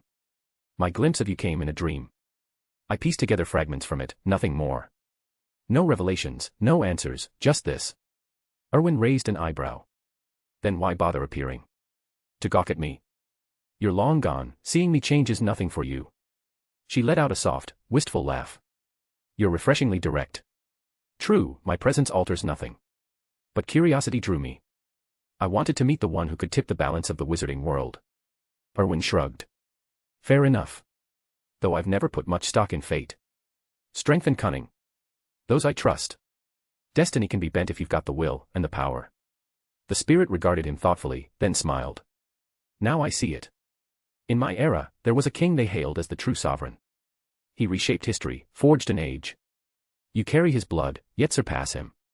Perhaps that's the mark of a real leader. Erwin's pulse quickened. King Arthur. Yes, she confirmed. That's what history named him. He inclined his head. High praise. But it's late, I should head out. You won't try to keep me, will you? Her smile widened. No need. Your power outstrips mine. Go freely, this realm will fade once you're gone. Erwin nodded. You've waited ages just for this chat. Mind if I take a crystal ball as a souvenir? Her eyes twinkled with knowing amusement. Take what you like. He plucked one from a nearby shelf. How do I exit? Walk straight behind me, she instructed. You'll emerge. Erwin turned and strode forward.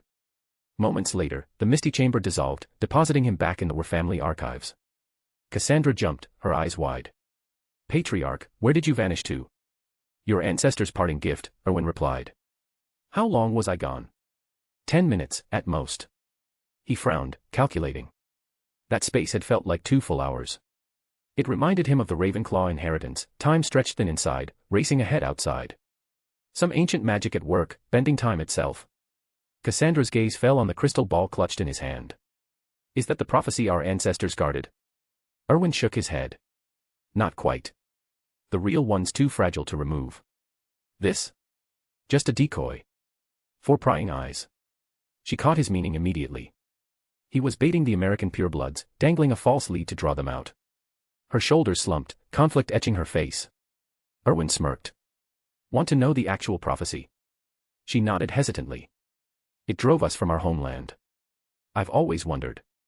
But if it touches on the ancient wizarding house's secrets, keep it to yourself. It's not that tangled, he assured her. Curious, though, where did the Diggories get the idea it involved those houses? It doesn't. Here, listen. He recounted the dream's vision word for word, the boy with the lightning scar, the Dark Lord's fall, light yielding to shadow only for cycles to renew. A tale of enduring struggle, veiled in metaphor. Cassandra's brow furrowed. What does alternation of light and darkness even mean? Is it about you, Patriarch? Who knows? Erwin said with a shrug. Prophecies are riddles by design, vague enough to fit anything. Don't lose sleep over it. She exhaled, relief softening her features. For her, the truth itself was victory. Generations of wars had sacrificed everything to protect the secret, sight unseen. Now, at last, it was hers to hold. Want 15 bonus chapters? Enjoy the read, and let's get started on the next goal immediately. Power Stones, 11, / 5-star reviews, 13, / Mr. Grimm. Chapter 381, Ambush from American Wizards. Erwin handed the crystal ball to Cassandra. All right, let's go fishing. Stay close to me, that one's trouble you can't handle yet. She nodded and followed closely behind him. Erwin led her straight out of the manor. The moment they stepped outside, a spell lanced toward Cassandra from the shadows. Erwin snorted coldly. In an instant, a shimmering shield charm enveloped her. A startled voice rang out, such a powerful shield charm, silent and seamless. Cavendish's strength surpasses our expectations. As the words faded, more spells erupted from all directions, targeting Erwin and Cassandra. His face hardened. You cowardly lot, show yourselves. Erwin's magic surged in a powerful burst, deflecting the incoming curses with rippling waves of force. He'd honed this technique through repeated use, and it proved devastating against lesser wizards. Now, with his enhanced magical power, it felt effortless. The magical ripples expanded outward, flushing hidden attackers from their cover like smoke from a bellows. Erwin flicked his wand, sending a streak of purple light at the slowest one. The wizard's face drained of color as the killing curse struck home. The others panicked. Killing curse, run. They scattered, but Erwin's lips curled into a predatory smile. Think you can come and go as you please? Dream on. He vanished in a swirl of apparition, reappearing beside the nearest fugitive. With a sharp gesture, vines erupted from the ground, coiling around the man and slamming him down. In moments, Erwin had subdued the rest the same way. He flicked his wand again, levitating the bound wizards into the air before dumping them in a heap on the ground. Terror etched their faces, they hadn't expected such swift defeat. Right, Erwin said coolly. Now, which family sent you? They clenched their jaws, refusing to speak. He chuckled. Stubborn, eh? I like that, it makes this more entertaining. His gaze settled on one, and the man's face twisted in sudden agony as the cruciatus curse racked him. He screamed, thrashing on the dirt. Stop. Kill me, please, the wizard begged. The others watched in horror. You could have used the Imperious curse. Why torture him with the cruciatus? Erwin smirked. Clever observation, but I'm not in the mood for puppets. The Imperious curse wasted time, fear broke spirits faster, saving him the hassle. He held the curse until the man lay sweating and drooling, a broken grin on his face. Madness had claimed him. Boring, Erwin said, eyes sweeping the group. Who's next? They trembled under his stare, finally grasping his infamous reputation in British wizarding circles. It wasn't just his power or lineage, it was his unflinching ruthlessness. His wand hovered like the Grim Reaper's scythe, prolonging their dread. One cracked first. I'll talk. The Roberts family. Erwin glanced at Cassandra. A second-rate American family, she explained. They must be acting on Demos's orders, too cowardly to move alone. He nodded. Once the dam broke, the rest spilled forth, the Dalsey, Bard, Prescott, and Woodrow families. Cassandra confirmed they were all mid-tier wizarding clans in America. For context, the Demos ranked as top tier, with affiliates like the Worleys and Simpsons as first tier, ancient lines with vast wealth rivaling Britain's pureblood houses. Second-tier families had 3 or more generations of wizards, school graduates with solid but unremarkable strength and fortunes. Below them lay third-tier families, barely households of 5 or 6, often just 1 or 2 wizards. Cannon fodder, really, the first to fall in any conflict. Without the Cavendishes, Britain's magical world would lag behind America's. The key difference? Britain once lacked a pinnacle family to lead. Now, with Erwin's house, the scales balanced. A true clash would hinge on the Demos versus the Cavendishes, the victors claiming the rest. Want 15 bonus chapters? Enjoy the read, and let's get started on the next goal immediately. Power Stones, 58, / 5-star reviews, 13, / Mr. Grimm. Chapter 382, Dragon Fury Unleashed, Erwin's Bloody Path to Power. Having uncovered the backgrounds of these wizards, Erwin showed no mercy. He granted them swift ends. Far from harboring grudges, they seemed almost grateful, better a quick death than prolonged torment at his hands. Cassandra glanced at him. Patriarch, what's our next move? Erwin smirked. They reached out, so we'll make sure they regret it. Why turn down a gift like that? Should we call in reinforcements, she suggested. The Were family may have pulled out of America, but they've left some assets behind, a handful of second-rate families that could back us up. Erwin raised an eyebrow. The Were family still has pull over there. Second-rate ones, no less. If we drag them in, it could expose everything. You'd lose whatever leverage the Wers have left in America. Those families are likely holding out for your return. Cassandra shook her head. It's an honor to serve you, Patriarch. A few second-rate houses are nothing. Worst case, we cut ties and leave for good. Easy, Erwin replied. No need to burn those bridges yet. And forget the Wers resources, we won't need them. But using the Cavendish name would tip off the Demos family, she pointed out. That could spark a full feud between them and your house, derailing your plans. Erwin waved it off. These are just second-tier outfits. The Cavendishes aren't getting involved. Cassandra eyed him doubtfully, but said nothing. Lead on, Erwin continued. You know where these families hole up. Which one first? He pondered briefly. The Prescott family, their name's a mouthful. They'll go down first. Cassandra blinked in surprise. That was his logic. Before she could question it, Erwin strode ahead. Cassandra, keep up. Show the way. She hurried after him. But the Prescotts are miles away, their estates in San Francisco. Far, but we've got transport, Erwin said. Norbert. A thunderous roar split the sky. Norbert descended, wings blotting out the sun, and landed before them. Ebony perched atop his scaly head, spotting Erwin and leaping into his arms with a joyful trill. Erwin scratched the snake's scales. Been behaving, have you? I offered you a ride on the plane, but no, you'd rather stick with Norbert. Ebony coiled contentedly around his neck. Erwin chuckled. Fine, as long as you're content. He turned to the dragon, motioning gently. Norbert dipped his massive head low. Erwin glanced at Cassandra. Hop on. Point him the right way.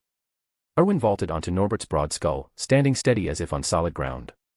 Cassandra hesitated, then clambered up beside him, tense as if expecting a snap of jaws. But Norbert remained docile. Erwin patted the dragon's snout.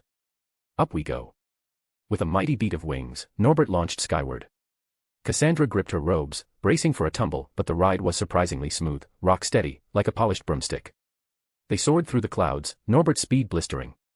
Erwin murmured an incantation, weaving a veil over them akin to the Weasley's car charm, a milder disillusionment charm to slip past Muggle eyes. Soon, they pierced the haze over San Francisco. Cassandra indicated a spot below. Norbert banked sharply and dove toward a sprawling farmstead. To Muggle sight, it was just fields.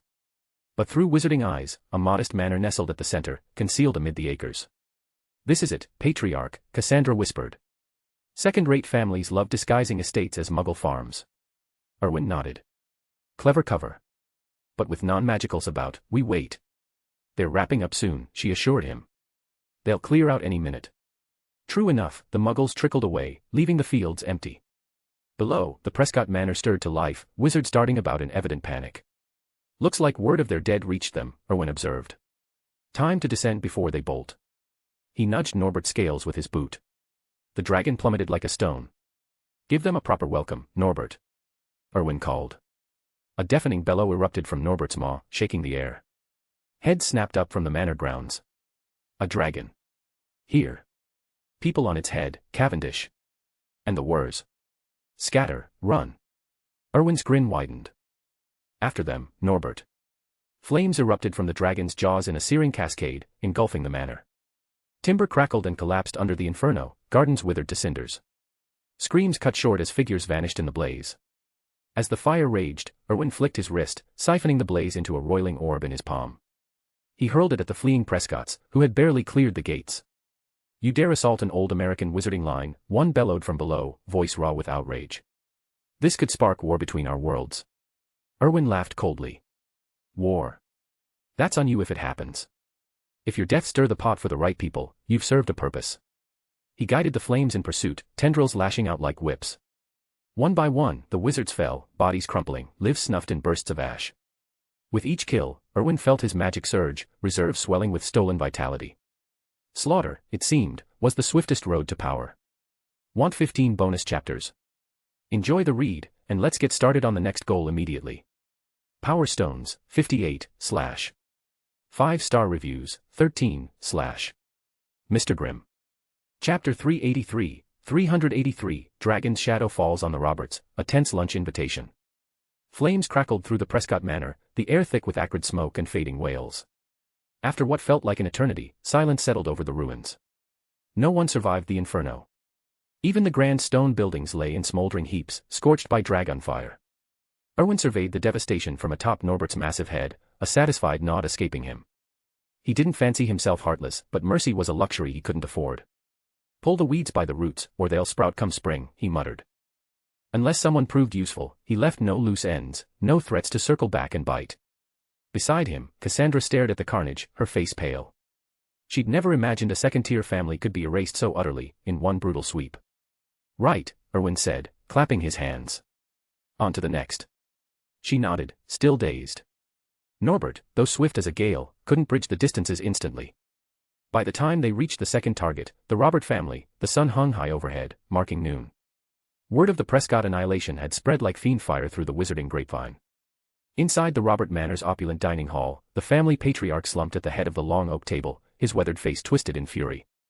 "Who gave you permission to meddle at the War estate?" he bellowed. "I explicitly forbade involvement. This is a clash between elite houses, Cavendish and Demos. We're small fry, anyone who sticks their neck out gets it chopped off. Confess, who defied me?" The room fell silent. Several younger Roberts shifted uncomfortably, avoiding his gaze. Patriarch Robert, the family elder, sighed heavily. Their evasion told him everything. Everyone but him had thrown in with the Diggories, eager for scraps of favor.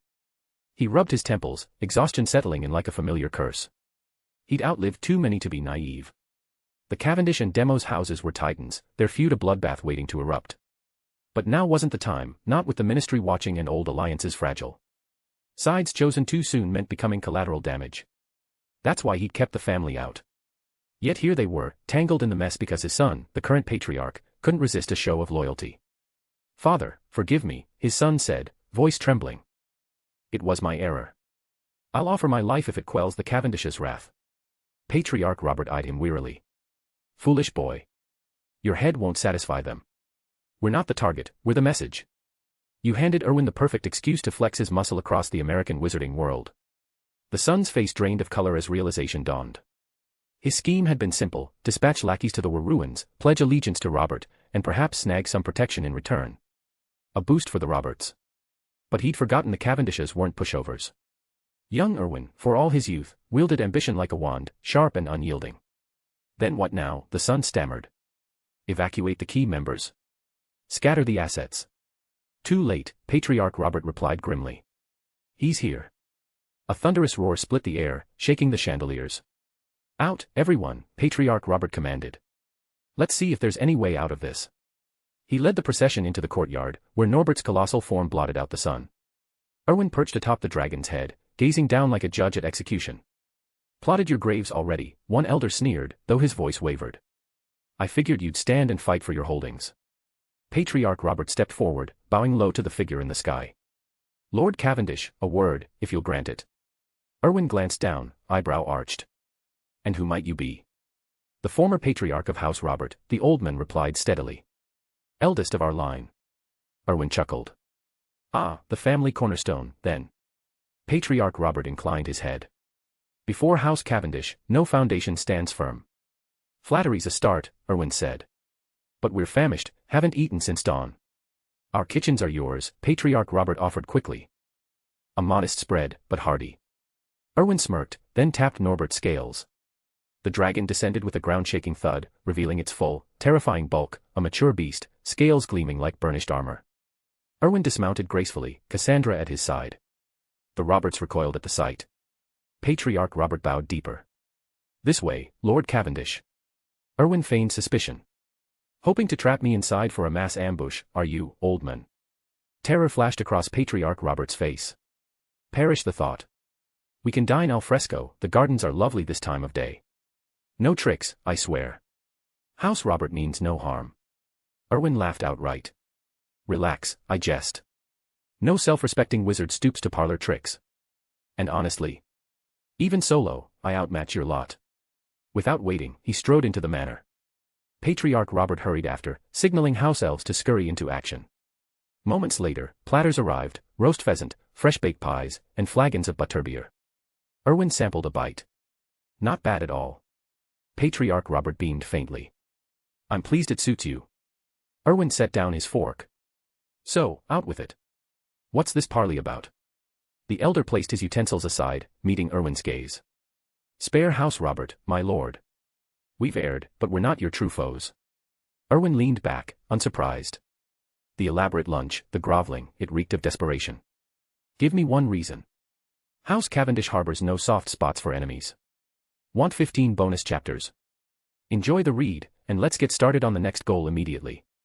Power Stones, 58, / 5-star reviews, 13, / Mr. Grimm. Chapter 384, a risky bargain in the New World. Patriarch Robert hadn't even opened his mouth when the head of the Robert family jumped in, desperation etching his features. Lord Cavendish, this was all my doing, the business with the Were family's old estate. My father knew nothing about it. He warned me to stay out of the Robert and Cavendish affairs, but I went against his wishes. I'll give my life to make this right if it quells your anger. Erwin glanced at the men, saying nothing. Patriarch Robert waved his son to silence, then stepped forward. Lord Cavendish, we've wronged you. All we ask is a chance to set things right. Erwin arched an eyebrow. A chance? And what exactly can the Robert family offer? Patriarch Robert hesitated, his voice steadying. Everything we have, our full wealth. Erwin chuckled dryly. Do you really think the Cavendish family needs your gold? The old man deflated, realizing his mistake.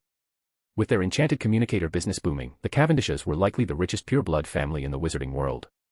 Desperation clawed at him as he searched for something, anything, of value, but nothing came. The Roberts seemed doomed. Tears welled in Patriarch Robert's eyes. Was this the end for his house? Then Erwin's expression shifted, as if a stray thought had struck him. Still, I'll give you an opening. Your family's hospitality has been top-notch, the meals far better than anything the Robert lot could muster. I do appreciate fine dining, so for that alone, I'll offer you a path forward. Whether you take it is up to you. Relief flooded Patriarch Robert's face. Anything. The Robert family will do whatever it takes. Erwin's smile was faint. I was planning to pay visits to the Dalsey, Bard, and Woodrow families after this. But I'm worn out from the journey, can't be bothered. Perhaps the Roberts could handle that on my behalf. The younger man's excitement curdled into shock. You want us to move against those three families? Erwin shrugged. Refuse if you like. I can manage it myself, though it'd be a chore. The implication hung heavy. If taking down those families was a minor annoyance, crushing the Roberts would be effortless. Patriarch Robert saw the game clearly. Once they struck, they'd burn bridges with every American house, branded as Cavendish puppets. Erwin aimed to fold them into his network, a foothold in this foreign magical scene. Silence stretched. Erwin waited patiently. He was indifferent either way. It was just an idle notion, born of boredom. The Robert heir watched his father, grasping the stakes even if he lacked the old man's cunning. Finally, Patriarch Robert met Erwin's gaze. Lord Cavendish, our guest quarters are ready, the house elves have seen to them. Rest while you can. We'll set out at once. Erwin nodded. I'll expect good news, then. With a deep bow, Patriarch Robert replied, You have our word. Father and son departed swiftly to rally their kin. Cassandra lingered, glancing at Erwin. Patriarch, do you think they can pull it off? The Roberts aren't even top tier among the second-rate families. Taking on 3 at once, that's a tall order. Erwin stretched, smirking. They're fortunate just to be breathing. If they succeed, great, if not, tough luck. These American houses are smugger than the old British purebloods. 10 from our combat squad could dismantle them without breaking a sweat. The power gap is laughable. She nodded.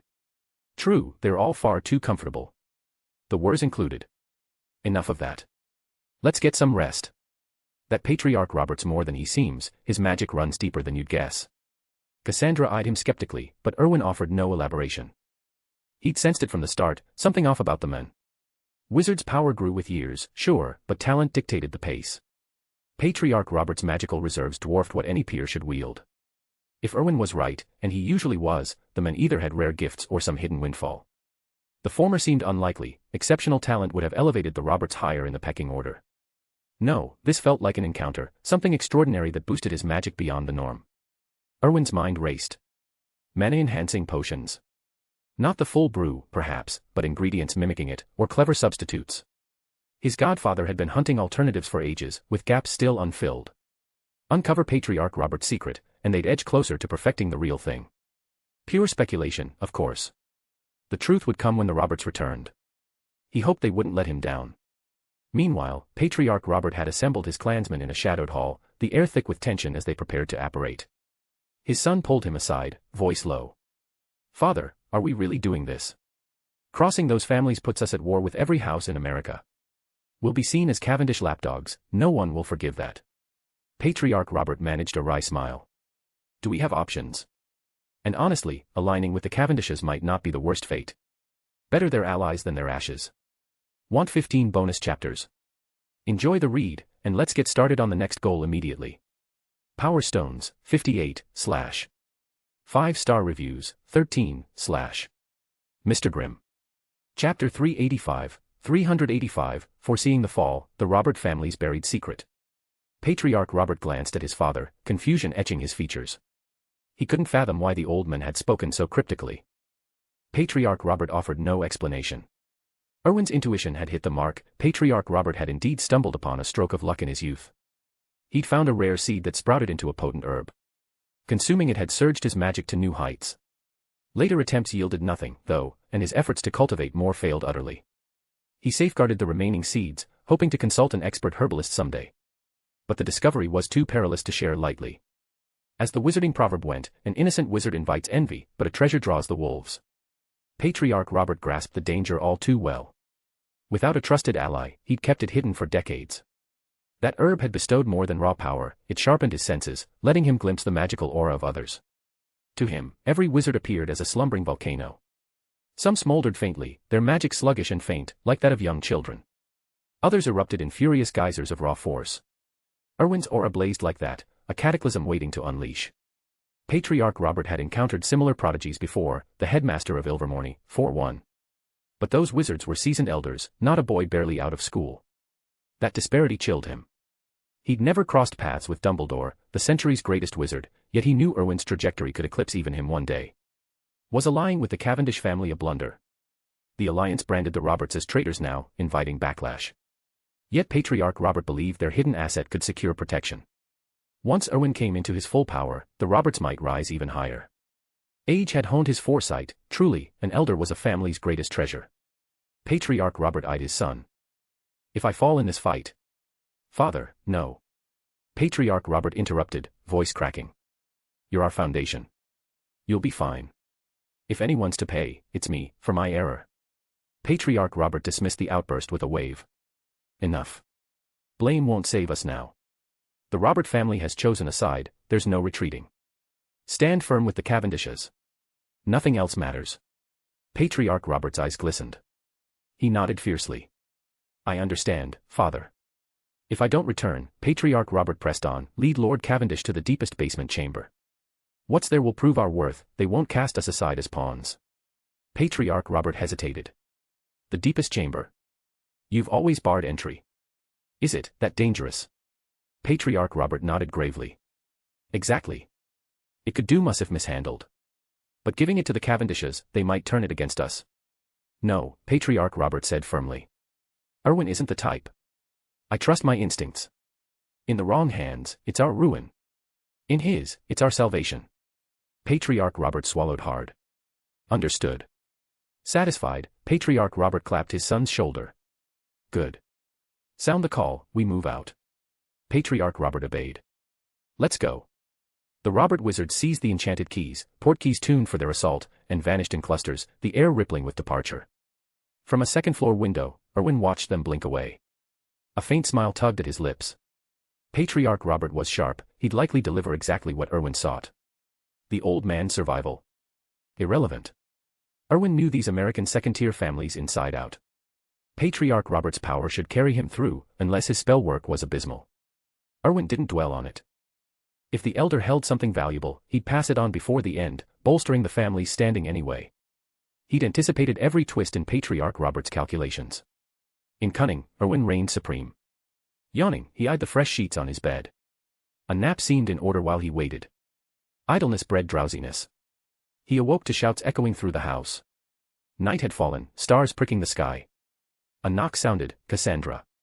Erwin flicked his wand, the door swung open. She entered, face taut. The Roberts are back, he asked. She nodded. Yes. Heavy losses. Patriarch Robert's badly hurt.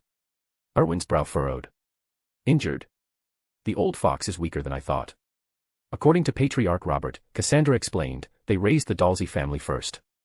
The other two caught wind and laid an ambush at the Bard estate. Both hit hard. Patriarch Robert held off multiple wizards alone, took a beating for it. Want 15 bonus chapters? Enjoy the read, and let's get started on the next goal immediately. Power Stones, 58, / 5-star reviews, 13, / Mr. Grimm. Chapter 386, Patriarch Robert's desperate plea for protection. Erwin accepted the black tea from Cassandra and took a sip. What are the odds he'll pull through? Uncertain, she replied. The Roberts are in a right state. They've already called in healers from the hospital, and the family has a stock of restorative potions. He should be fine. Erwin nodded. Good enough for me. As long as he's not kicking the bucket. Let's go see him, they helped me out, after all. Only proper we pay a visit. Erwin considered himself a man of principle. Whether anyone else agreed was beside the point, he didn't lose sleep over it. Cassandra set his teacup aside and followed him downstairs. The Roberts manor buzzed with frantic activity. Family members dashed about, tending wounds and issuing orders. Erwin scanned the room and winced, nearly everyone bore some injury, bandages stark against their pale skin. They were a battered lot. He collared the nearest Robert. The man halted mid-stride and bowed hastily. Mr. Cavendish. Take me to your patriarch, Erwin said. The man nodded without hesitation. Patriarch Robert had issued strict orders, any request from Cavendish was to be granted immediately, no questions asked. They reached a dimly lit chamber. The metallic tang of blood hit Erwin as he crossed the threshold. Cassandra wordlessly offered a handkeer Patriarch, he pressed it to his nose and stepped inside. Several healers hovered over Patriarch Robert's bed, their wands tracing glowing arcs to knit his wounds. Empty crystal vials cluttered a nearby cabinet, freshly drained restorative potions. Patriarch Robert lay pale and still, a jagged gash marring his chest. The bleeding had stopped, but the injury looked vicious, raw edges barely held together by hasty spells. Patriarch Robert spotted Erwin and straightened at once. Mr. Cavendish. How's your father? Erwin asked, approaching the bed. The healers say he's out of danger, Patriarch Robert replied, but he'll need time to recover. Erwin moved to the cabinet and lifted one of the vials, giving it a cautious sniff. He shook his head. Solid ingredients, but the brewer had botched the process, effects half-wasted, a criminal squandering of rare herbs. From his enchanted ring, Erwin produced a vial of his own and handed it over. Give this to him. Patriarch Robert accepted it eagerly and passed it to a nearby healer. The man uncorked it, inhaled deeply, and his eyes widened. Remarkable. The essences are perfectly balanced, every property drawn out to its fullest. This brewing technique is masterful. You've got an eye for it, Erwin said. Now get it into him. The healer nodded and tilted the vial to Patriarch Robert's lips. Though groggy, the old man swallowed instinctively. Color flooded his cheeks almost instantly, the potion working its magic with swift precision. Patriarch Robert stared in awe. Mr. Cavendish, what is this? The effect is miraculous. Something whipped up by Severus Snape, Hogwarts potions master, Erwin explained. Tailored for severe injuries. Patriarch Robert's eyes flashed with respect. From the youngest master brewer in the business. That's priceless. Thank you, sir. Erwin waved it off. Don't mention it. You've been in my corner, least I can do if you're laid up. In that moment, Patriarch Robert glimpsed why his father had insisted their alliance with Cavendish was no mistake. Soon, Patriarch Robert stirred and opened his eyes. Spotting Erwin, he tried to sit up. Erwin pressed him back gently. Easy there. No need to play the hero. Thank you, Mr. Cavendish, Patriarch Robert rasped. Patriarch Robert quickly filled him in on the potion. Gratitude softened the old man's features. You've done too much already, sir. Save the thanks, Erwin said. You handled things well out there. Deserve the credit. Patriarch Robert inclined his head. Your praise honors us. Erwin fell silent. Patriarch Robert glanced at his son. Take the others and clear out. Patriarch Robert nodded and ushered his men from the room without a word. Moments later, only Erwin, Patriarch Robert, and Cassandra remained. Sir, Patriarch Robert began, his voice steadying, I want to secure something for the Robert family's future, our standing, our influence. Erwin chuckled. After what you lot just pulled for me. With you all banged up like this, the Roberts are already tied to the Cavendish name. What's this about bolstering your position? You know what I mean, Patriarch Robert pressed. I understand why you called on us this time. We're willing to serve as your eyes and ears in America, the Cavendish spies amid the chaos. But you know how it is here, too many rival families, the digs at the top of the heap. We'll face headwinds. I need assurance, more backing from you to shield us. Erwin's laugh faded into a thoughtful smile. You've thought this through, haven't you? The Roberts pledge our full loyalty, Patriarch Robert said. Everything we have. But if things go south, if our strength crumbles in this mess and we can't hold on, I ask only that you safeguard a remnant. Keep our line alive. Erwin listened without interrupting. Patriarch Robert took the silence as encouragement. He swung his legs over the bed's edge, ignoring the twinge in his chest, and stood. If you wouldn't mind, sir, walk with me. Lead on, Erwin said. Patriarch Robert shuffled forward, Erwin close behind. Patriarch Robert waited outside and moved to steady his father. Father. Patriarch Robert nodded. Let's go. With Patriarch Robert's support, they descended toward the basement. Erwin and Cassandra trailed at a measured pace. Want 15 bonus chapters? Enjoy the read, and let's get started on the next goal immediately. Power Stones, 110, / 5-star reviews, 13, / Mr. Grimm. Chapter 387, Mysterious Seeds from the Mists and a Stormy Standoff at Robert Manor. The group navigated the dim basement corridor until they reached its shadowy depths. A single door loomed there, unassuming yet heavy with secrecy. Patriarch Robert released Patriarch Robert's hand and stepped aside. Patriarch Robert delved into his robes and withdrew a necklace, its pendant a simple cross that glinted faintly in the low light. Erwin studied it closely, a flicker of recognition tugging at his memory. The symbol felt oddly familiar, like something glimpsed in an ancient tome. Patriarch Robert pressed the cross against the door and retreated 2 paces. With a soft click, the door swung open on silent hinges. He bowed slightly. Sir, please enter. Cassandra shot Erwin a questioning glance. He offered her a reassuring smile. Wait here for me. She nodded, and Erwin strode inside without a second thought. Any traps or ambushes? Hardly a concern, he trusted his wits, and the Roberts weren't fools. Patriarch Robert, in particular, was far too shrewd for rash moves. Patriarch Robert followed close behind. As Erwin crossed the threshold, 2 wall-mounted torches flared to life, casting a warm glow over the sparse chamber. A single stone pedestal dominated the center, topped by a plain cloth pouch. Erwin eyed it. So this is the source of your edge over other wizards' magic. Patriarch Robert's pulse quickened, but he nodded. Sharp as ever, sir. Yes, this has bolstered my magical reserves beyond the ordinary. He approached the pedestal, lifted the pouch, and offered it to Erwin. Untying the strings, Erwin peered inside. A handful of dark, unremarkable seeds nestled there. Before Erwin could probe further, Patriarch Robert launched into the tale. As a young man, I lost my way at sea and washed up on a fog-shrouded isle. I didn't dare press inland, but on the fringes, I found these. Back home, one sprouted into a fruitful plant. Eating its yield amplified my magic tenfold. The others, though, they refused to grow. I've scoured the ocean since, but that island eludes me. Erwin's brow creased. The story rang a bell, eerie echoes of Grindelwald's own exploits. Only Grindelwald had plunged deeper, alongside Dumbledore, into the heart of the Isle of Avalon. So Patriarch Robert had brushed against Avalon too. Erwin turned the seed over in his palm. Legends painted it as magic's cradle, where ancient forces, gods, perhaps, first gifted power to humankind. But why the veil of silence in wizarding lore? Scant mentions, faded myths. If Robert had returned with these seeds, who else had ventured there? And what treasures, or curses, had they claimed? Patriarch Robert watched him intently. Sir, I can't say what these truly are, but their potential feels immense. You've a gift for the arcane, perhaps you can unlock them where I failed. His tone held a desperate edge, lest Erwin dismiss the offering and doom the Roberts to ruin. After a tense pause, Erwin pocketed the pouch. I accept them. In return, I'll pay a call on the Robert. Find an 11-year-old from your line for Hogwarts acceptance letter. Relief washed over Patriarch Robert's face. Thank you, Lord Cavendish. You've saved us. Erwin dismissed the gratitude with a wave. Enough. This crypt's no place to linger, too damp for proper rest. That night, Erwin quartered at the Robert estate. Come dawn, he and Cassandra operated back to the Robert sprawling manor. The Robert Patriarch greeted them coolly, his eyes narrowing as he divined their intent. Back so soon, Lord Cavendish. Meddling to shield the Roberts. Erwin's lips quirked. Not shielding, exactly. They made an offer worth my time. The Patriarch's voice hardened. This is America, not Britain. You've no business here. Erwin shrugged, unfazed. Power draws lines, not the powerless. A dangerous spark lit the Robert's gaze.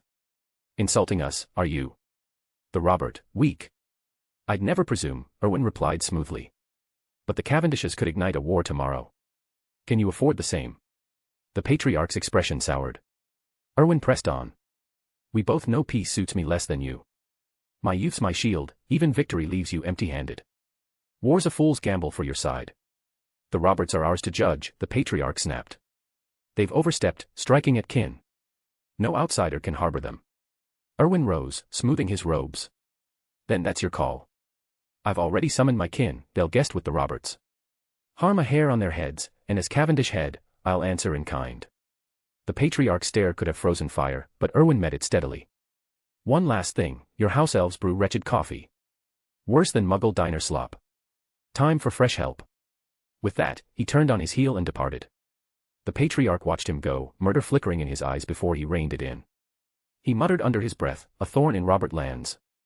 Fine, I'll drive it deep. Outside the wards, Cassandra ventured a question. Will they back off the Roberts, my lord? Erwin chuckled dryly. Not entirely. No grand purge, but expect pinpricks, small woes to test the waters. Want 15 bonus chapters?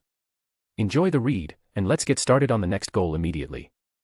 Power Stones, 110, / 5-star reviews, 13, / Mr. Grimm. Chapter 388, Back to Hogwarts, Seeds of a Magical Secret. Cassandra tilted her head, her voice tentative. So, what will you do next? Erwin shrugged. Nothing at all. The Roberts family won't dare challenge them outright. If they can't handle a few minor setbacks, they're worthless anyway. Protecting their heirs will suffice. Without value, their existence means little. Cassandra nodded sharply. Understood, sir. Remember this, Cassandra, Erwin continued, his tone steady. As a Slytherin, always prioritize self-interest. In this world, nothing lasts forever except what's in it for you. Those who offer Northwest benefit have no place. And if you ever stop being useful to me, I'll cast you aside without a second thought. Her heart raced, but she kept her composure. Yes, sir. I'll prove my worth every day. Erwin reached out and patted her head gently, like soothing a skittish kitten. She froze under his touch. Don't forget, he added. If I ever fail to benefit you, feel free to turn on me. Betrayal's just part of the game. Horror flashed in her eyes. No, my lord, I'd never. He chuckled dryly. There are no nevers in this world. Alliances built on gain shatter when bigger rewards appear. Charisma's a myth. That's why we both need to keep our value high, shared interests bind tighter than any oath. Cassandra fell silent, the weight of his words sinking in. To Erwin, loyalty was a transaction, nothing more. He trusted only the Cavendish family and his godfather, Snape, without reservation. Everyone else. Tools bound by convenience. If they fell, he'd feel no remorse. Gain-seekers made the swiftest traders, and he knew it all too well. Right, Erwin said, shifting gears. We need to return to England immediately.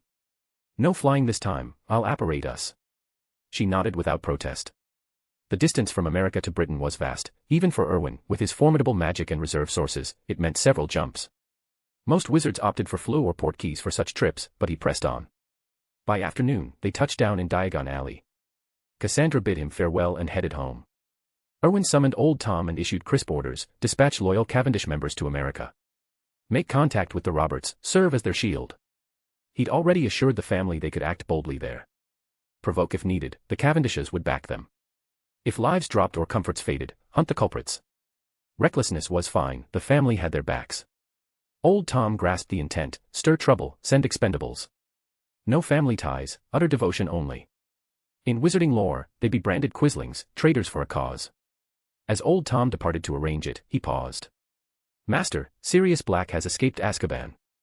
Erwin's eyes gleamed. You caught him. At the landing points, yes. Nabbed him the instant he appeared. A cold glint crossed Erwin's face. Break his legs. Give him a taste of real agony, then release him. Consider it done, Master. Go on. I'm off to Hogwarts. Old Tom vanished on his tasks.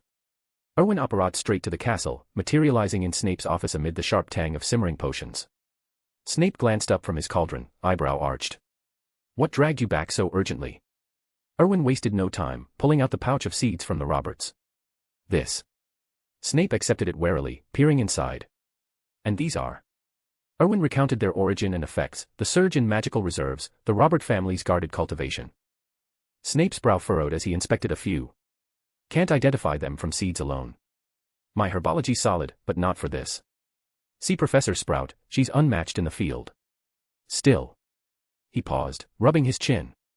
From your description of the boost, I'd wager it's magic-boosting herb. Only that fits. But confirmation needs her eye. Erwin's pulse quickened.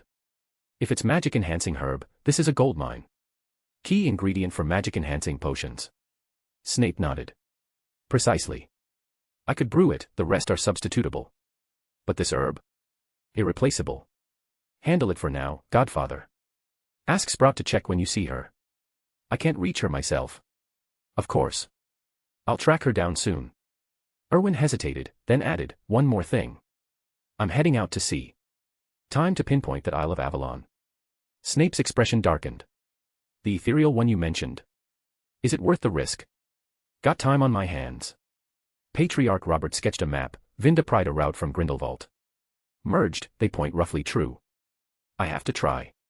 Snape sighed, weighing his words. Fine. But your power matches mine now, little I can do from here. If it sours, retreat at once. No heroics. Want 15 bonus chapters. Enjoy the read, and let's get started on the next goal immediately. Power Stones, 110, / 5-star reviews, 13, / Mr. Grimm. Chapter 389, charting a perilous course to Avalon. Erwin chuckled. Don't worry, Godfather. I value my life too much to take foolish risks. If anything feels off, I'll apparate back in an instant. Snape nodded, though his expression remained stern. As long as you remember that. No unnecessary heroics. He couldn't quite shake his concern, offering one last piece of advice before letting Erwin go. Erwin nodded. I understand, Godfather. Oh, by the way, I've got this notebook. Could you take a look? He pulled out what looked like an old Hufflepuff journal and handed it over. Snape flipped through it, his eyes widening. This herbal knowledge is remarkably thorough. Where did you find it? I came across it, Erwin replied. Do you think it could be Professor Sprout's? Snape considered for a moment, then shook his head. Unlikely. Sprout's the head of Hufflepuff and a master herbalist, but every potions master or herbologist guards their unique techniques. We've collaborated for years, I've relied on her ingredients for my brews, and I'm familiar with her methods. Look here, Erwin said, pointing to a page. The way it handles knotgrass is entirely different from Sprout's approach. It's not about one being superior, both yield usable results. But this method preserves more of the plant's essence, even the fragile roots. So, Erwin continued, does that mean its owner outshines Sprout in herbology? Not necessarily, Snape said. It's more that this author excels in specific areas. Some techniques here are archaic, though. The wizarding world has refined them over time. Sprout herself pioneered many improvements. It's difficult to judge outright. He closed the notebook. This wouldn't be Helga Hufflepuff's own, would it? Erwin shrugged. I'm not certain, but your suggestion makes sense. Even if not hers, it belonged to an early Hufflepuff. You mentioned the ancient methods, after all. Snape nodded. How much have you absorbed from it? Strangely enough, Erwin said, I've read it cover to cover and thought I had it all down. Yet every reread uncovers fresh insights. That seals it, it's likely Hufflepuff's. There's a Hogwarts legend about her, knowledge is boundless. Revisiting what you believe you've mastered reveals new layers. Erwin tucked the notebook away. Still, I can't fathom its true purpose. It feels tied to the Hufflepuff legacy, but I'm at a loss. Don't fret, Snape advised. With your aptitude, if the legacy exists, you'll claim it. Keep studying, even without that, it'll sharpen your skills. Erwin nodded. I will, Godfather. It's late, I'll head out. Be careful, Snape said. Erwin flashed a reassuring smile, then operated away. Back in Diagon Alley, atop the Cavendish Tower, Erwin summoned Old Tom to his office and issued a few directives. He then outlined his plan for a sea voyage. Old Tom's face paled with worry, but he knew better than to argue. Once Erwin decided, it was set in stone. As dusk settled, Erwin arrived at the windswept beach. A sturdy ship bobbed in the shallows, prepared by Old Tom. A dozen Cavendish crew members milled about the deck. Erwin called for the captain, who entered the cabin promptly. Master, the men said, saluting. Erwin nodded and withdrew 2 maps from his enchanted ring. Examine these. I've plotted the Isle of Avalon's position, but I've never sailed. Verify if it's accurate. He wasn't one for false expertise. Maritime navigation was beyond him, and he left it to those who knew their trade. Handing over a nautical chart cold would be pointless, he'd only stare blankly. The captain studied the maps, then spread them on the table and began marking adjustments with a quill. Erwin waited patiently. He had no precise coordinates for Avalon, but he devised a straightforward approach, trust Muggle-inspired navigation. Modern charting was reliable. He'd factored in the routes taken by Grindelwald and Patriarch Robert's vessels, accounting for wind patterns, ship speeds, and other variables. Professionals had crunched the numbers, pinpointing overlaps. Those intersections had to mark Avalon. Erwin had cross-checked the details with both sources, etching them onto the maps. The captain labored over the charts for nearly an hour before straightening. Well? Erwin asked. The captain hesitated. Speak freely, Erwin urged. Yes, master. From my calculations and your data, the locations don't align. They seem to overlap at a glance, but the latitudes and longitudes diverge significantly. Erwin frowned, leaning over the table. The captain's annotations revealed discrepancies, currents, tidal shifts, even illusory distortions from magical interference. What he'd assumed was a clean match unraveled under scrutiny. Could it be misdirection? Erwin mused aloud. Grindelwald and Robert might have woven wards to obscure the true path. The captain nodded grimly. Possible, sir. Avalon's legend includes such protections. We'll need to plot alternative bearings, perhaps triangulate from known landmarks like the Cornish coast or Scilly Isles. Erwin paced the cabin, the salt air seeping through the porthole. This voyage was no mere jaunt, it was a hunt for ancient secrets, potentially tied to his bloodline. Failure wasn't an option, but rushing blindly could doom them all. Refine it, he instructed. Incorporate every scrap of lore we have, old logs, eyewitness tales. If magic's at play, we'll counter it with persistence. The captain saluted. Aye, master. We'll set sail at dawn, adjusted course ready. As the men departed, Erwin gazed out at the darkening sea. The waves whispered promises of discovery and peril. With the Hufflepuff notebook's enigmas still fresh in his mind, this felt like the next thread in a vast tapestry. Whatever Avalon held, he'd claim it, or die charting the depths. Want 15 bonus chapters? Enjoy the read, and let's get started on the next goal immediately. Power Stones, 110, / 5-star reviews, 13, / Mr. Grimm. Chapter 390, The Wandering Isle and the Bermuda Enigma. Erwin frowned. Go on. The captain continued, based on my calculations, there are only two possibilities. First, the information you've provided might be inaccurate. And the second. He paused. Erwin asked doubtfully, what is it? The second possibility, the captain said, is that the place you're seeking might be moving. Erwin's eyes widened. Moving. The captain nodded. Yes, master. Look here, according to the route on Grindelwald's map, they sailed southward. Factoring in the wind direction and speed at the time, plus the type of ships they used, their path should have drifted eastward by about 30 degrees. They would have ended up in this area. He picked up a quill and circled a spot on the map, enclosing a stretch of open ocean. Erwin examined the marked location. This chart traced Grindelwald's voyage, and the circle highlighted a narrow strait far out at sea. The captain then unfolded another map, the one detailing Patriarch Robert's sailing route. This one shows a westward journey. Applying the same method, the endpoint shifts northward by roughly 70 degrees, almost due south overall. He drew another circle at Robert's presumed arrival point. Laying the maps side by side, the captain said, "See, master. The final bearings couldn't be more different. If both expeditions reach the same destination, there's only one explanation, it's on the move." Erwin studied the two circled points, his brow furrowing. Do these locations have anything in common? The captain nodded eagerly. Precisely. Look. He sketched a cross in the map center, then connected the points. If we treat this as an axis, both spots fall right on the periphery. Draw it as a circle, and they're diametrically opposite on the edge. Erwin clasped his hands behind his back, staring at the diagram. So, in essence, the Isle of Avalon is orbiting some central point in a circular path. That's my theory, the captain replied. Though the details escape me for now. Erwin tapped the map. And the center of this circle? The captain hesitated. Bermuda. Erwin's eyes widened further. The Bermuda Triangle. The Devil's Triangle. Yes, master. Right in the heart of it. Erwin frowned. Have you sailed there before? The captain shook his head. Never, sir. Our family's firmly in the wizarding world these days, but Bermuda's a no-go. You might not know this, not being a navigator, but I've dug into the records. Wizarding expeditions have tried it, none came back. I've steered clear. Does the circle's edge fall within Bermuda's boundaries? Erwin asked. No, the captain said. It's deliberate, by the look of it. Step inside the circle, and you're in Bermuda proper. The perimeter hugs the outer limits exactly. Erwin nodded. Then we'll investigate the edge. Stay well clear of the triangle itself. Along the way, try to estimate the isle's speed and plot where we might intercept it, assuming it's truly circling. We haven't much data, so do what you can, no heroics.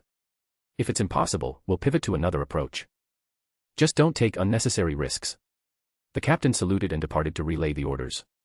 He raised no protest about skirting Bermuda. His loyalty to the Cavendish line ran deep, even a plunge into the abyss wouldn't faze him, let alone a cautious patrol of the fringes. Once alone, Erwin sank into an armchair, a chill of unease settling over him. The Bermuda Triangle commanded respect, even wizards tread warily there. Nature's fury was one thing, a place like that, forged by who knew what forces, was another. Muggles had puzzled over it for ages, long before Erwin's time. The leading explanation pinned it on magnetic anomalies, compasses gone haywire, vessels veering off course into oblivion. Yet proof remained elusive, birthing wilder notions, whirlpool traps, submerged caverns, even bridges of water defying gravity. Over 20 theories floated about, blending science, the supernatural, and plain old speculation. Bermuda cloaked itself in peril and enigma. Erwin, like any sensible soul, preferred to admire it from afar. But now, the hunt for the Isle of Avalon had dragged him toward its shadow. What secrets did Bermuda guard? Was the isle tethered to it somehow? Or did the triangle's oddity stem from ancient magic, much like the legends whispered? Erwin had no answers. Yet a restless itch gnawed at him, urging him to pierce the veil, to chase the unknown. If magic underpinned Bermuda, what of the world's other riddles? The frozen veil of Antarctica, perhaps, hiding realms beyond. In his old life, as a mere muggle, such adventures lay forever out of reach. Now, armed with wand and wonder, could he delve where others dared not? Unearth truths that reshaped everything. He drew deep breaths, quelling the thrill. Too reckless, that path led to graves unmarked. Those mysteries devoured the bold and the foolish alike. A horn blared then, the ship shuddering into motion. Erwin stretched, settling back. This voyage promised length, best to use it wisely. He set Ebony onto the cushions and crossed to the desk. Under the lantern's glow, he cracked open the notebook, its worn leather evoking Hufflepuff's earthy tomes. Each reading unveiled fresh insights, like layers peeling back. Erwin sensed it, the day this well ran dry, the true legacy of Hufflepuff would beckon. And that moment drew near. Want 15 bonus chapters? Enjoy the read, and let's get started on the next goal immediately. Power Stones, 110, / 5-star reviews, 13, / Mr. Grimm. Chapter 391, Anchored Mysteries, Whispers of Revolution in the Wizarding World. Life aboard the ship dragged on in monotonous waves. Erwin had long lost count of the days, as if time itself had slipped anchor and drifted away. Simply put, it was excruciatingly dull. His routine played out like a scratched record. Mornings began with breakfast, followed by fruitless fishing from the deck, a mindless way to pass the hours. Lunch came next, then afternoons lost to reading under the endless sky. Evenings ended early in bed. Rinse and repeat, as the vessel cut deeper into the open sea. This ship was no ordinary craft. Its speed stemmed from an innovative power source, blending enchantments Erwin had gleaned from Arthur Weasley's blueprints for enchanted cars. With the Cavendish family's relentless ingenuity, they'd scaled it up into a grand vessel fueled by magic crystals. Erwin had even woven in engine designs from the enchanted fortress schematics in his possession. The Cavendish Magical Vehicle Company was already sketching plans for production, though their prototypes, humble cars akin to Weasley's, paled beside this behemoth. Assembling even a handful of those engines had devoured months of rare materials. Still, it was progress. Nothing like it existed in the wizarding world yet, and with magic crystals as the exclusive fuel, the Cavendishes held a clear monopoly. Days blurred into one another until, on this fateful morning, the ship shuddered to a halt. Erwin, lounging on deck, felt the sudden stillness. He gazed out at the boundless ocean ahead. The captain approached with a crisp salute. "Master Erwin, we've reached the coordinates. The Isle of Avalon should emerge here, if my reckoning holds." Erwin nodded. "Then we wait. Keep the crew vigilant." The captain agreed, though pinpointing the isle's exact vanishing point was impossible, only a broad estimate guided them. Patience was their only ally. Meanwhile, back in Britain, Hogwarts buzzed with the eve of term. Sirius Black's release had unfolded much as expected. Battered and limping, he'd crossed paths with Harry Potter under the shadow of an unrelenting ministry warrant. Yet the wizarding world barely stirred. After the specter of Voldemort's return, what fresh horror could rival that? Diagon Alley thrummed with preterm frenzy. Young witches and wizards trailed their parents through crowded lanes, shops overflowing with eager shoppers. The Cavendish Emporium was no exception, its counters swamped by families clamoring for galleon credit exchanges. Unlike Gringotts, the Cavendishes welcomed Muggle currency at fair rates, no strings attached. This drew flocks of Muggle-born parents straight from the leaky cauldron, their gratitude effusive. Most hailed from London, where tales of the family's influence were already legend. Entering the wizarding world and finding such unexpected courtesy. It cemented the Cavendishes' goodwill overnight, their prestige surging anew. In the mansion's conference chamber, Lucius Malfoy, Patriarch Parkinson, Elder Selwyn, and heads from allied pureblood houses convened, faces etched with concern. The door swung open, admitting Tom. "Old Tom," Lucius began, "no word from Erwin yet." Tom shook his head. "Not yet, sir. He owed me to request leave from Hogwarts. He'll return in a few days." Lucius leaned forward. "And Gringotts? Those goblins are on the brink. They hemorrhaged nearly 40% of their clients last year alone. They won't sit idle much longer." Tom met their gazes steadily. "The master anticipated your worries. He assures you Gringotts' turmoil won't touch your interests. And should any of you doubt the Cavendish holdings, you're free to redeem your galleon credit for galleons at a moment's notice." A hush fell. Elder Selwyn spoke first, voice resolute. "The Selwyns stand firm, no exchanges. Galleon credit outshines gold in utility. As for the goblins, give the word, and we'll storm their vaults ourselves." Lucius nodded slowly. The Malfoys could muster the same, but Erwin would never sanction open war. Gringotts is ministry sanctioned, after all. We're pushing galleon credit, but without official backing, it's a gamble. Patriarch Parkinson steepled his fingers. Erwin leaves nothing to chance. If he claims a plan, it's ironclad. Best we trust it and watch events unfold. Murmurs of agreement rippled through the room, the others deferred to Parkinson's pragmatism. Tom inclined his head. "Your faith honors him. The Cavendishes never betray allies, that's our vow. One more thing from the master, Britain's wizarding houses are overgrown, breeding chaos. With loyal families like yours, that's plenty. The rest, the barren pureblood lines, the ghosts, their relics. Dead weight belongs in the dustbin. We'll begin the purge soon, but our hands are full. Your aid in seizing their enterprises and assets would be invaluable. The patriarchs exchanged glances, a mix of resolve and calculation in their eyes. The winds of change were stirring, and the Cavendishes steered the gale. Want 15 bonus chapters? Enjoy the read, and let's get started on the next goal immediately. Power Stones, 110, / 5-star reviews, 13, / Mr. Grimm. Chapter 392, 392, The Isle of Avalon emerges from the mists. The eyes of every pureblood patriarch in the room lit up at old Tom's words. They knew exactly what he meant. This was Erwin's gift, or rather, compensation, for their steadfast loyalty to the Cavendish family. It meant handing over the businesses and assets of the rest of the Sacred 28. More than that, it signaled Erwin's intentions. He was about to purge the British wizarding world. The assembled patriarchs understood that Britain was on the brink of transformation. They'd anticipated this day, but not so soon. The Cavendishes had only been embedded in wizarding society for 3 years, yet Erwin was already poised to unite it under one banner. Lucius Malfoy warmed to the idea immediately. It was a no-risk venture with immense rewards. What does Erwin need from us? He asked. The others turned to old Tom, echoing the question with their stares. Master Erwin values his ties with you all, old Tom explained. But the Sacred 28 are intertwined, relatives, old alliances. He suggests you reach out to your contacts. If they're willing, invite them to the Cavendish estate to join the fold. There are still empty shops in the manor. Lucius and the rest exchanged knowing glances. The message was clear, the Cavendishes offered one final chance to align. Assimilate peacefully, or face oblivion. No middle ground. Their houses would fall either way, but one path preserved some legacy. This is Erwin's stance, old Tom added quietly. And the family's ultimatum. We understand, Lucius replied. We'll make contact soon. Old Tom nodded.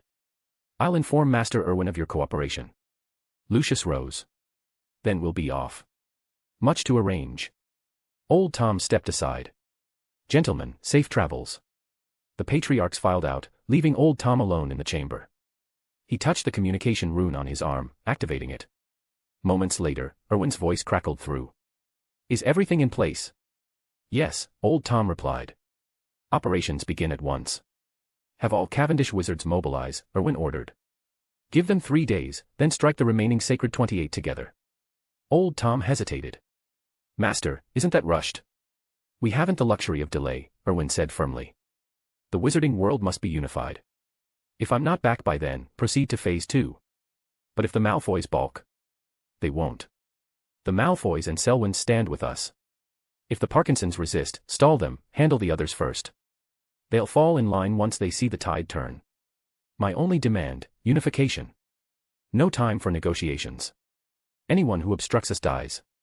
Old Tom caught the steel in Erwin's voice. Understood, sir. How are Lupin and Sirius? Our people are on them. Lupin's teaching at Hogwarts now.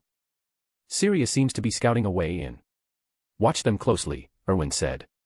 If I return in time, I'll deal with it. Otherwise, ensure Pettigrew evades capture. My teacher needs him for the resurrection ritual, he can't die yet. I'll see to it, Master. Erwin paused, as if about to add more, but the connection severed abruptly. Erwin frowned, the rune going cold against his skin. At that instant, from between his brows, Ravenclaw's spectral form materialized. She wasted no words, her gaze fixed ahead. Erwin followed it. An island was materializing before them, piecing together like a vast, ethereal puzzle amid swirling seas. Back in the Cavendish Tower, old Tom felt the rune shatter. Alarm gripped him. Master, take care. Erwin leaped to his feet on the deck. At last, I've found it. Ravenclaw's expression darkened. Is this the Isle of Avalon? You've never seen it, Your Majesty? Erwin asked. She shook her head. Only legends in my time. It's said to be magic's cradle, but its location was lost even then. Would you join me, then? Erwin proposed. To explore it together? I'm beyond fear, she replied wryly. But Erwin, reconsider. You're powerful enough without it. What if it's a fool's errand? Grindelwald sought it ages ago, no one knows what he found, or the perils within. You needn't risk this. Erwin eyed the fully formed isle, resolve hardening his features. I must. The secret's there, they call to me. Ravenclaw sighed. Stubborn as ever. Very well, curiosity gnaws at me too. Erwin turned to the captain. Return to port. I'll apparate back. No need to wait. The men nodded gravely. Safe journey, master. With a grin, Erwin streaked toward the isle as a bolt of violet light. As he drew nearer, the fog thickened, cloaking the approach in heavy veils. Erwin's brow furrowed. It wasn't the shrouded from afar. This place pulses with something unnatural, Ravenclaw warned. Not magic, nor divine essence, some other force. It severed your rune earlier, no doubt. Tread carefully, Erwin. All is not as it seems. Want 15 bonus chapters? Enjoy the read, and let's get started on the next goal immediately. Power Stones, 110, / 5-star reviews, 13, / Mr. Grimm. Chapter 393, 393, Echoes of an Ancient Serpent, The Veil Tears. Erwin nodded. Even without Rowena Ravenclaw's input, he sensed something amiss about this place. In tales of old, spots shrouded in persistent mist always hid peril. This island was no exception. He flicked his wrist, summoning his amethyst wand. Slowing his steps, he advanced cautiously toward the Isle of Avalon. The moment his boots touched the shore, an overwhelming pressure slammed down on him like a tidal wave. Erwin braced instinctively, but realization dawned just as swiftly. Resistance was futile, he let the force bear him down. He crashed to the ground but cast a shield charm mid-fall, emerging unscathed. Ravenclaw regarded him with a neutral gaze, a flicker of uncertainty in her ethereal eyes before she masked it. It's the remnant of ancient magic, she said. Erwin scowled, pushing to his feet. No flying allowed here, even after all these centuries. That power still packs a punch. Means we're in the right spot, she replied. But the no-fly rule complicates things. Your pace will suffer on foot, and the ground hides threats far worse than the skies. Erwin agreed with a curt nod. Stay put for now, she instructed. I'll scout ahead. As a spirit, I'm less vulnerable, though my range is limited, I can only give a broad sweep. You'll have to venture deeper after, and we'll repeat the process. He inclined his head. Much appreciated, Founder Ravenclaw. It's practical, she said dryly. I'm bound to you now. If you meet your end, I won't escape either. Eternal stagnation here would be torment. With that, her form shimmered and drifted away. Erwin tracked her path until she vanished into the haze. His expression hardened. Had she suspected? He couldn't be certain, but delay was no longer an option. Time pressed, he had to accelerate. He scanned the surroundings, spotting rare plants long extinct in the wizarding world. Without Ravenclaw's archives and that old journal, he might not have identified them. Kneeling, he harvested them with care, stowing them in his enchanted ring where time stood still, preserving their potency. Some bore seeds, he'd attempt cultivation back home and consult his godfather on forgotten potion recipes. The man was a master brewer, something potent might emerge from this haul. He didn't stray far, yet gathered over a dozen varieties. A bountiful yield. Joy surged through him, the Isle of Avalon was a veritable hoard of lost wonders, like some fabled ruin brimming with relics from a bygone era. Then, warmth bloomed from the Ravenclaw's diadem on his brow. Her voice echoed faintly, Erwin, head straight ahead, no deviations. I'll meet you there. The connection severed. The diadem's link allowed brief communion. Tucking the last herbs away, Erwin pressed on without pause, delving into the island's heart. He entered a dense forest where trees loomed taller than those in the Forbidden Forest, ancient sentinels whose crowns choked the sky. Sunlight barely filtered through, casting the undergrowth in perpetual twilight, pierced only by stray beams. After a steady trek, he spotted Ravenclaw hovering above a colossal skeleton. She gestured urgently. Erwin, examine this. He approached the bones, immense, serpentine, stretching impossibly long. Far grander than the basilisk in the Chamber of Secrets. It resembles a serpent, Ravenclaw observed, but no ordinary one grows to this size. Could be a basilisk, or something akin. Erwin nodded. Basilisk, without doubt. He knelt, tapping the vertebrae. These are solid as iron. No signs of natural decay or starvation. Agreed, she said. My incorporeal state limits me, I can't probe further. You investigate while I scout ahead. She ascended once more, leaving him to the task. Such a beast, how ancient must it have been? This specimen dwarfed the chambers by sevenfold. Tracing the spine to the skull, Erwin crouched low. A sudden breeze rustled the canopy, parting leaves to admit a shaft of sunlight. It struck the cranium squarely. His eyes widened. He reached out, fingers brushing the illuminated spot. Two faint ridges protruded, subtle, horn-like nubs. The sight evoked legends of mythical dragons, not the fire-spewing Chinese fireball or the hulking lizards of modern lore, but the serpentine WYRMS of ancient wizarding tales, coiling through the ether. Yet these horns were nascent, as if the creature teetered on the brink of ascension, a serpent on the cusp of draconic glory. Chill gripped Erwin. The wizarding world preserved echoes of such myths, but twisted, unicorns as goat-like grazers, far from majestic guardians. Dragons existed, yet none matched the ethereal forms of yore. And now, this, proof of something greater. He scrutinized the skeleton anew, pressing his palm to the bone for a deeper read. Magic hummed through his touch, revealing textures invisible before. At the ribcage, his hand froze. He applied gentle pressure. A sharp crack echoed. The bone splintered beneath his fingers. Erwin inspected the fracture, jagged edges, laced with hairline fissures. This wasn't age or wear, it was trauma, as if shattered by unimaginable force. His mind raced. A flood dragon. Here. The implications chilled him further. If the dimensional barriers had weakened, letting such a relic surface. The Isle of Avalon guarded secrets long buried. But if the veil between worlds frayed, what else might slither through? Want 15 bonus chapters? Enjoy the read, and let's get started on the next goal immediately. Power Stones, 110, / 5-star reviews, 13, / Mr. Grimm. Chapter 394, Erwin's Divine Gambit, Confronting the Moon Goddess. Erwin froze in shock. Was this the fate of the dragon-like creature? Had it been struck down by sheer overwhelming force, its bones shattered and organs ruptured? How could anyone inflict such raw damage on a beast like that? This wasn't some brawling arena, it was the wizarding world. If the creature had perished in Great Britain, he might have pieced it together. But here, on the Isle of Avalon. That didn't add up. A chilling theory formed in Erwin's mind. What if the Isle of Avalon was tied to that grand scheme? He scowled, thoughts racing.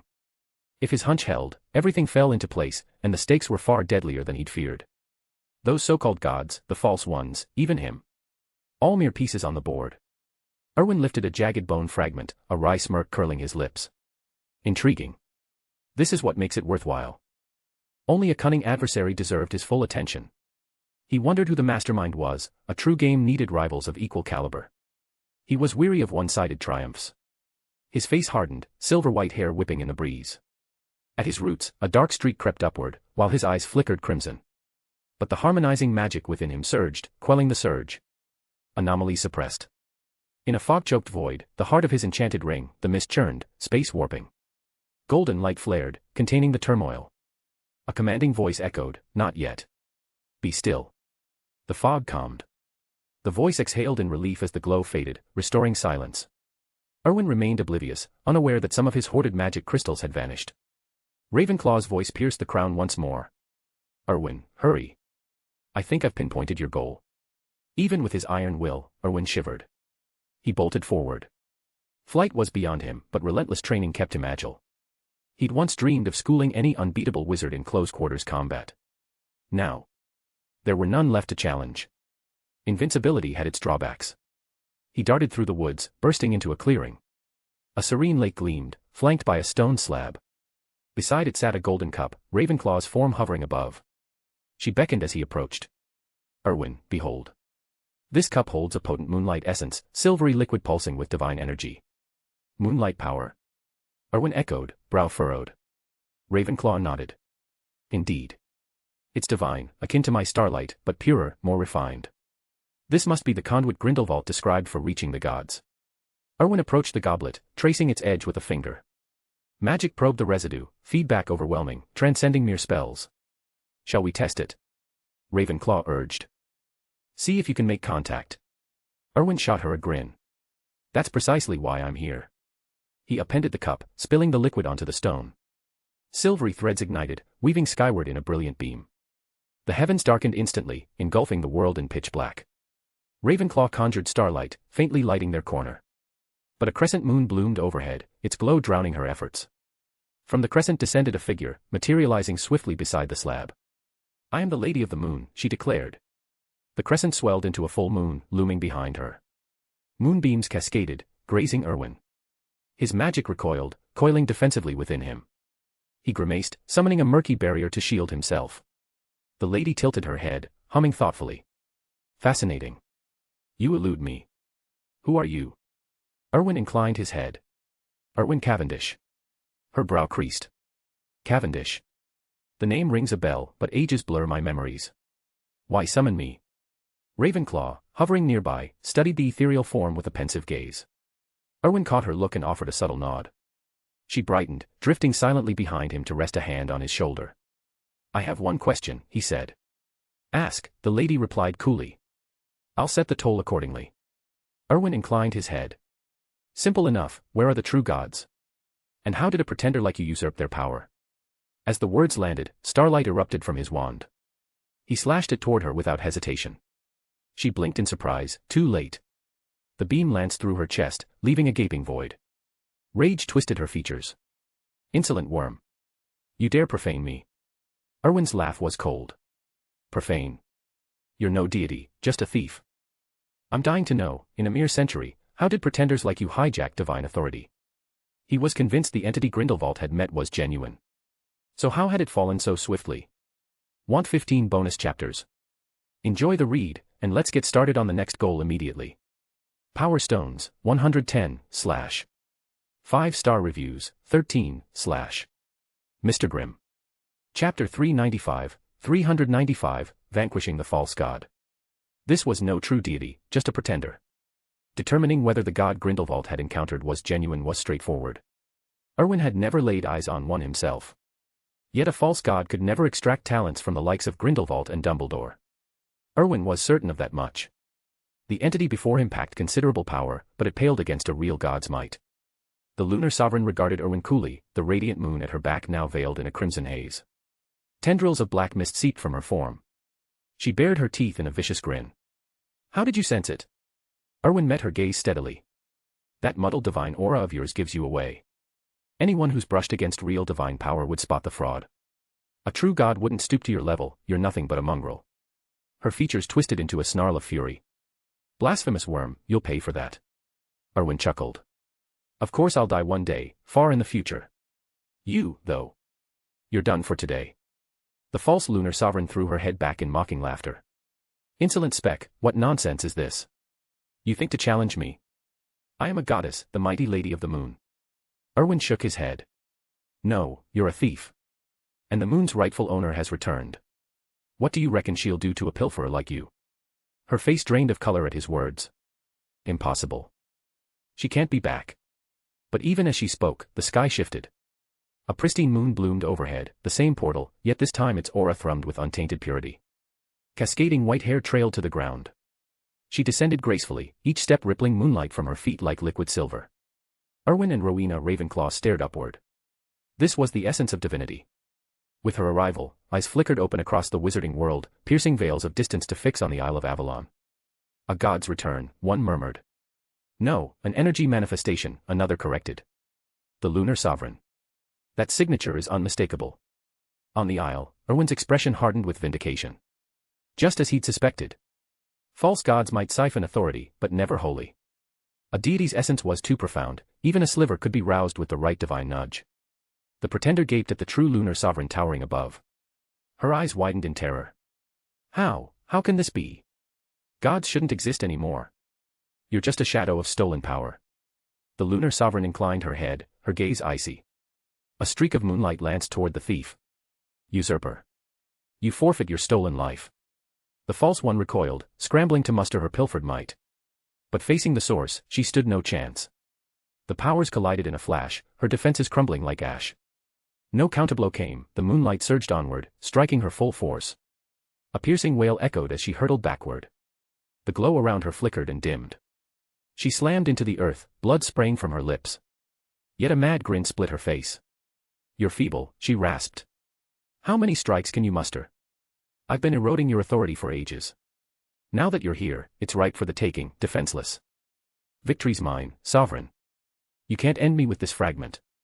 Exhaust it, and I'll claim the rest. Then I'll be the one true lady of the moon." Her laughter spiraled into hysteria, visions of ascension dancing in her eyes. But then, a voice cut from behind, "Is that right? Pity you won't live to find out." The false god's mirth shattered. "When?" She whirled, too late. Starlight coalesced at Erwin's wand tip and lanced through her skull. Wounded and drained, she couldn't even raise a shield. One strike, and she crumpled, dead by Erwin's hand. Rowena's form wavered, her essence strained from channeling such power. Erwin felt a rush of magic flood his veins, bolstering him by a third. Surprise lit his eyes. 3 such kills, and he'd hit 6th level reserves. False gods were rare prey, though. Without the Sovereign's intervention shattering the thief's hold on her authority, leaving her vulnerable for that fatal moment, Erwin's ambush might have failed. The corpse withered swiftly, dissolving into a smear of dark ash.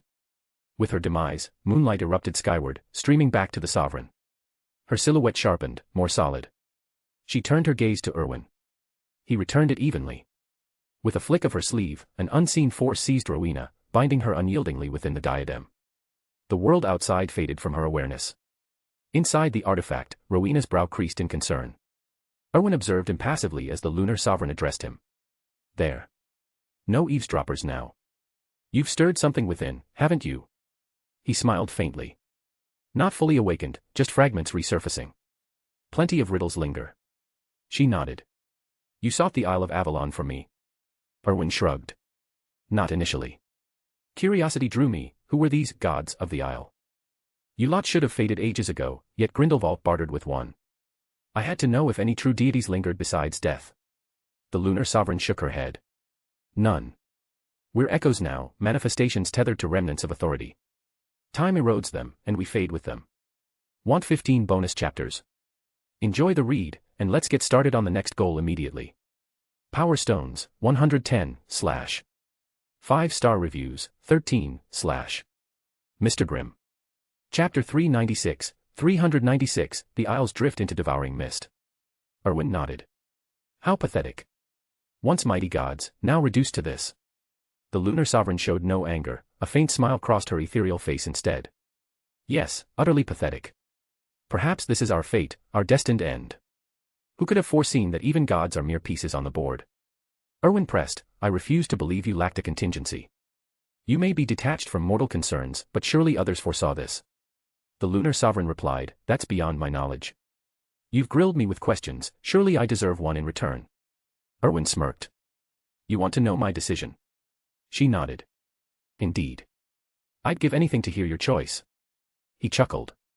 Worried your plan might unravel. Deeply, she admitted. Your path shapes everything. All but I await your move. Then let them wait, Erwin said coolly. I'm not about to spill it to you. The lunar sovereign's form shimmered.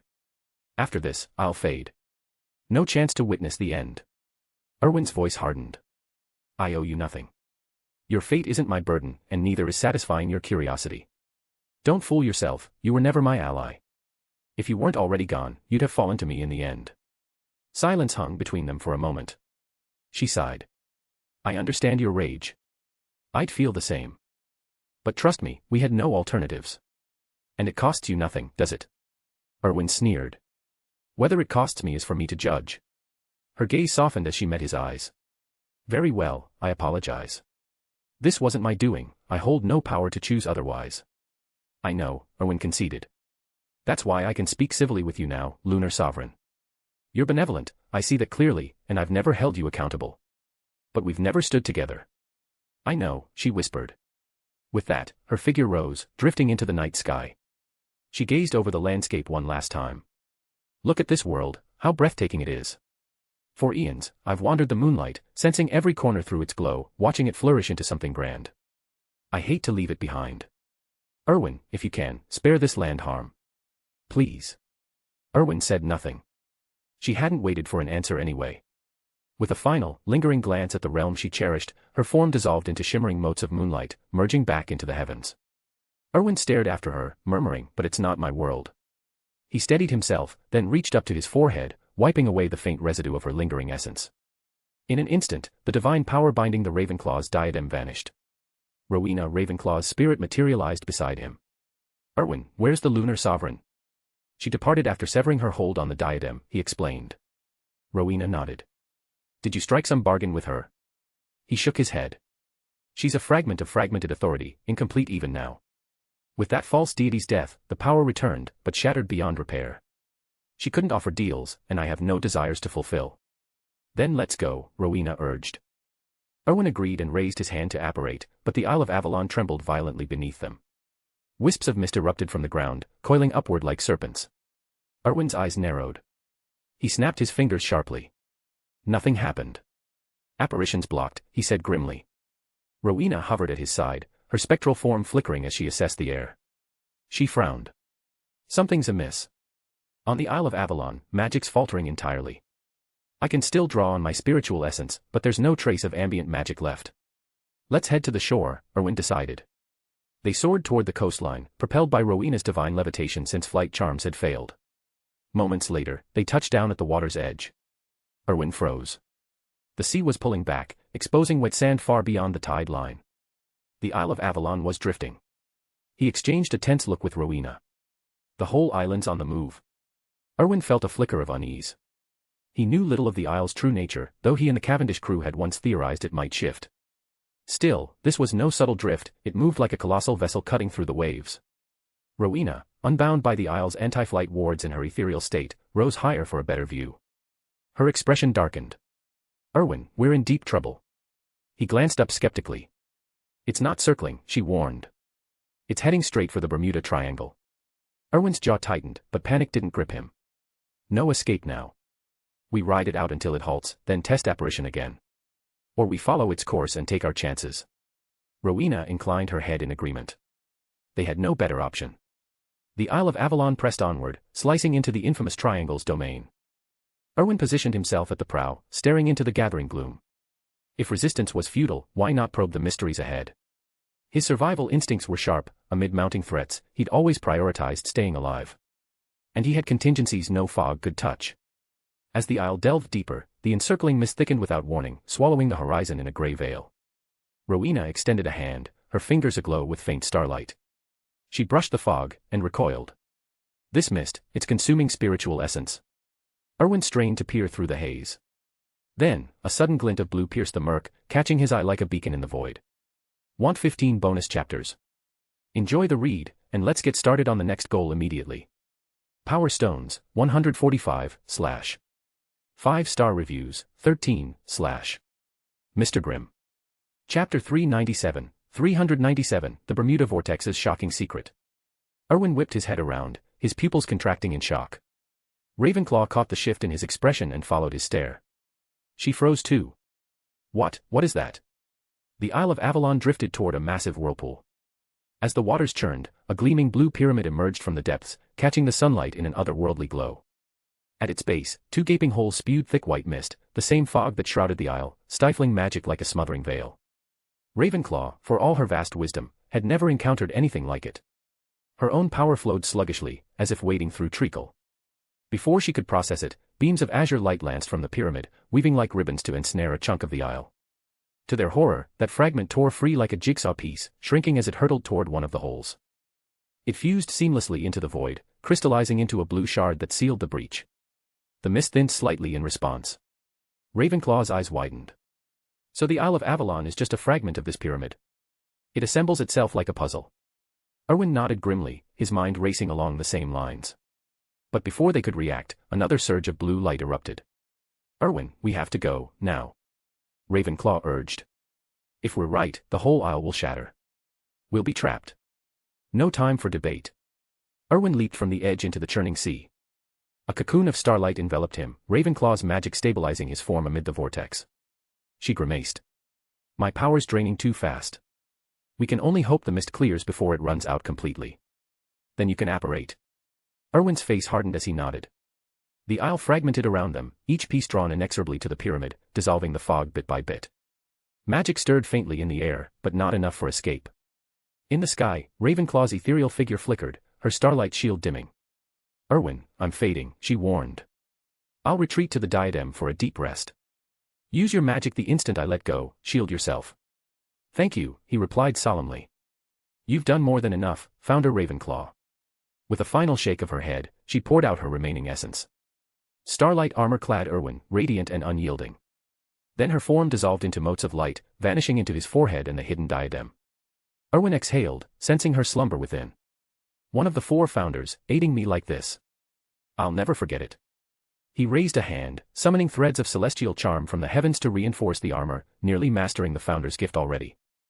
If Ravenclaw could see, she'd be stunned.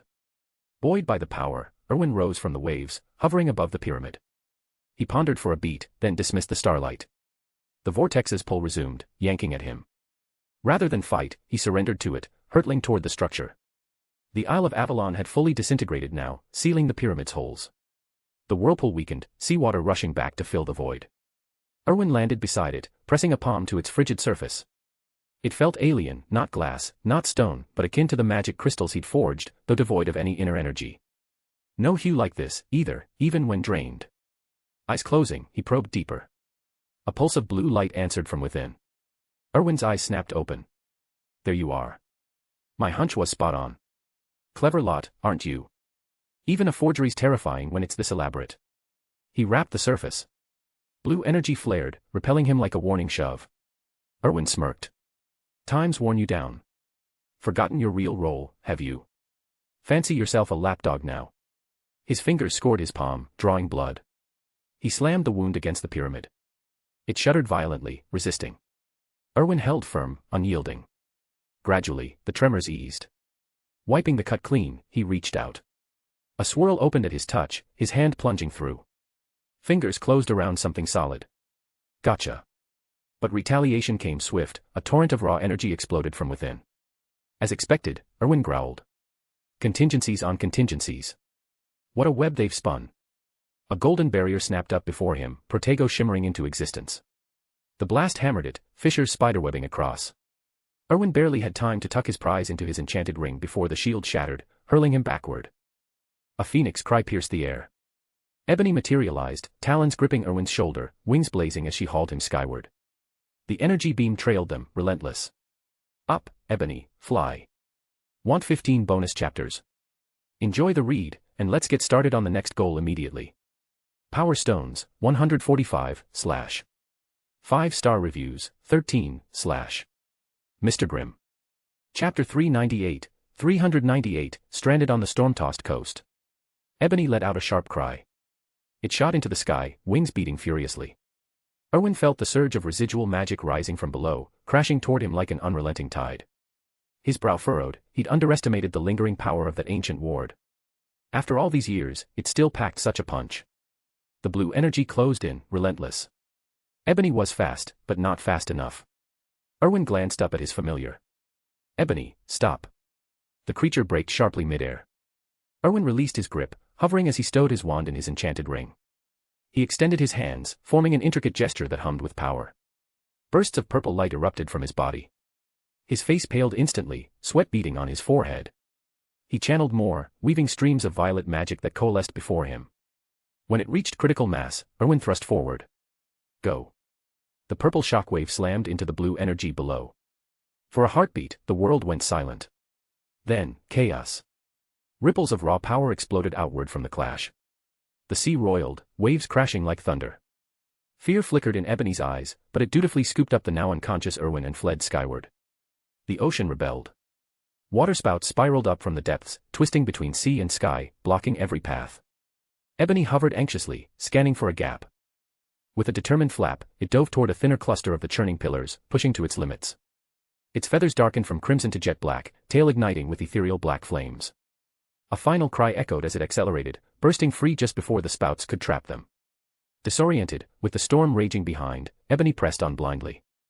Hours blurred into exhaustion.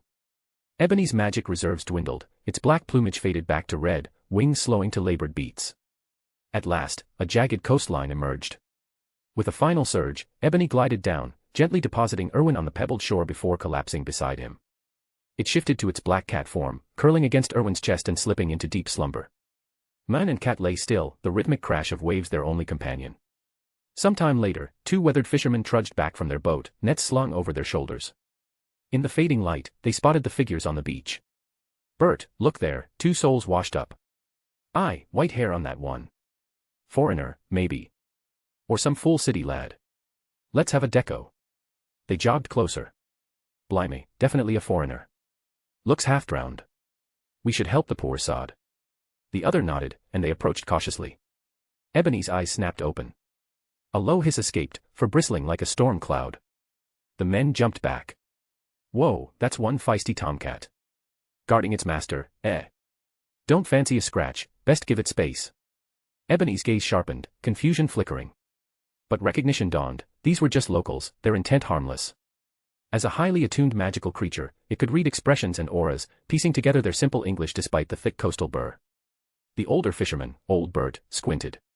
Smart beast, that. Reckon it's safe now. Aye. Cats know their own. Come on, let's get him up. Ebony considered, then leaped aside. The men exchanged odd glances. Did it just understand us? Wonders never cease. Remember that lad Jimmy who twisted his ankle up the cliffs? A stag carried him home once. World's full of oddities. Right, let's move him. Old Bert hoisted Erwin onto his back, the other steadying. Ebony padded after them, its magic stirring faintly, enough to sense no immediate threat. They vanished into the nearby village, a cluster of stone cottages hugging the rugged shore. Minutes later, high above, two robed wizards materialized on Nimbus 2001 broomsticks, scanning the turbulent sea. One drew a detection compass from his robes. Apparition wards lit up here, unregistered magical surge. But no sign of the source. Where'd it go? The other swept his eyes over the shore. Footprints in the sand. Looks like locals found them. Muggles, probably carted off whoever triggered it. The first pocketed the compass. Doesn't matter. If it's an unregistered wizard from abroad, we bring M in for questioning. Dark wizard or rogue creature. Neutralize on sight, per the ministry directive. No papers, no entry, can't risk exposing the statute. Protect the muggles at all costs. Agreed. I'll check the village, you comb the coast. Keep it subtle, no wands flashing about. They nodded, veering off in opposite directions, broomsticks humming as they hunted for the mysterious intruder. Meanwhile, in the village, old Bert had laid Erwin on a simple bed in his cramped cottage. Word spread like wildfire through the tight-knit community. The old salt had fished out a pale stranger with a cat as black as midnight from the waves. Want 15 bonus chapters? Enjoy the read, and let's get started on the next goal immediately. Power Stones, 145, / 5-star reviews, 13, / Mr. Grimm. Chapter 399, 399, A Steaming Bowl and a Sly Surveillance. In these remote countryside hamlets of Great Britain, strangers were still a novelty. Word spread like wildfire, drawing the local folk, every aunt and uncle in the village, to cluster outside old Bert's modest cottage, craning their necks for a glimpse inside. Old Bert shuffled out, waving his arms. Enough gawking, all of you. What's the fuss? Clear off before you block the lane. A stout middle-aged woman chuckled. Old Bert, that lad's a proper looker. Caught a peek of him myself. Now you've patched him up, why not have him stick around? Marry our Dora, maybe. The telly's always on about these things. Amnesiac hero washes up, ends up as the village son-in-law. Old Bert's face soured. Watch less of that rubbish. The boy's no ordinary sort. Felt his coat just now, finer stuff than the suit young Wilkins brought back from London last year. Another villager piped up. How much d'you reckon that costs? And that black cat of his, stunning creature. For light polished ebony. We've got rats scampering about my place lately. Bert, mind if I borrow it for a day or two to sort em out? Luckily, Ebony caught only the gist, not the details. He sensed someone eyeing him for a job, but nothing more. Had he known it involved chasing vermin, the sleek black cat would have unleashed a furious swipe. He was no common Mauser, a rare magical familiar deserved better than that. Just then, Ebony's ears twitched. He lifted his head, golden eyes narrowing as if piercing the thatched roof to the figure gliding silently overhead on a broomstick. The wizard, having swooped into the village, had noted the gathering crowd and overheard the chatter. A muggle-born wizard. Out here. A sudden prickle ran down his spine, like invisible eyes boring into him. He traced a quick sigil before his face, his irises flared with a faint golden glow. Through the cottage walls, their gazes locked. Ebony's hackles rose. Mror. The wizard's enchanted sight flickered out. Sweat beaded on his brow. Merlin's beard, what a beast. Far beyond me, but it doesn't seem hostile. I'll alert the order at once. He drew a small enchanted compass from his robes and tapped it with his wand. A series of soft chimes echoed. If Erwin had witnessed it, he'd have snorted. A wizarding flu call. In this day and age. The connection hummed to life. Fifth Elder, head Auror, I've traced the anomalous magic surge. Small village, on the southern coast. But there's a guardian creature here, unknown breed, utterly ferocious. Understood. Return at once. We've identified the source, no need to engage. The line cut off sharply. The wizard blinked in disbelief. Hang on, answering doesn't cost a canute. You lot knew all along and still sent me. Bloody time wasters. Orders were orders, though. He kicked off into the clouds, vanishing swiftly. Ebony's tension eased as the unfamiliar presence faded from the air. Inside, Erwin stirred on the narrow bed with a faint groan. Ebony leaped to his side, nuzzling close with a worried meow. Erwin's eyes fluttered open. The cat licked his cheek enthusiastically. Erwin scratched behind Ebony's ears. Good to see you too, old friend. Where are we now? Ebony mewed, tail flicking. Erwin's brow furrowed. The British countryside. How on earth? Another soft meow filled in the gaps. Erwin sighed. He planned it meticulously, sealing every escape until I had no choice but to flee here. Then he could reclaim what he'd lost. But he never counted on the deep slumber. Best laid schemes of wizards and men.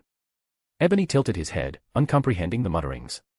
All that mattered was his master was awake, a triumph in itself. He purred, rubbing against Erwin's arm. Give me a moment to recharge, Erwin said. You keep watch here. Ebony nodded, settling nearby. Erwin reached into his enchanted pouch, withdrawing a fistful of shimmering magical crystals. He crushed them in his palm, pure magic flowed like liquid starlight, surging back into his veins. Compatible and potent, it restored him effortlessly. Color returned to his cheeks as his reserve swelled. The door creaked open. Old Bert entered, balancing a steaming bowl. Spotting Erwin alert, he beamed. Ah, you're up. Feeling steadier? Erwin smiled. Much, thank you, sir. You saved my life. Old Bert waved it off. Nonsense, just neighborly. Hungry. Village fare's nothing fancy. Whipped up some pumpkin soup, tuck in. Erwin sat at the rough-hewn table. The hearty broth, flecked with herbs, warmed him from within. White flour, or its wizarding equivalent, was a luxury here, doled out sparingly. This simple gesture meant the world. Thank you, Erwin said sincerely. He lifted the spoon, cutlery old Bert had set out, and savored the first sip. His easy familiarity startled the old man. Bloody hell, lad. You handle that like a local. Must have spent half your life round these parts. Erwin chuckled. Something like that. Lived here ages ago, feels like another lifetime. Old Bert guffawed. You can't be more than a teenager. Ages ago. I've spent my whole life in this corner of Britain. Erwin let it slide. His past life here had been brief but bone-deep, woven into his very soul. High in the Scottish Highlands, Sunny Finch wrapped up her daily drills and retrieved the crystal ball, eager for another glimpse of Erwin. Lately, she felt a twinge of guilt, like a peeping Tom with a scrying spell. But truth be told, his adventures sparked envy. Life in the wizarding enclave was a grind, endless practice, the odd pilfered sweet from the professors, followed by a clip round the ear, and precious little excitement. She was restless, plain, and simple. The orb swirled to life, revealing Erwin at the table. Sunny leaned in. Pumpkin soup today. Straightforward stuff. That sturdy bowl, classic British make. Must have cost a pretty penny shipping one like that from Diagon Alley. Want 15 bonus chapters? Enjoy the read, and let's get started on the next goal immediately. Power Stones, 145, / 5-star reviews, 13, / Mr. Grimm. Chapter 400, Sunny's fervent wizarding pursuit. But this simple broth really hits the spot when slurped from a wooden bowl like this. And look at that sturdy oak table, it feels utterly authentic. Sunny Finch adjusted her enchanted scrying orb, taking in the scene.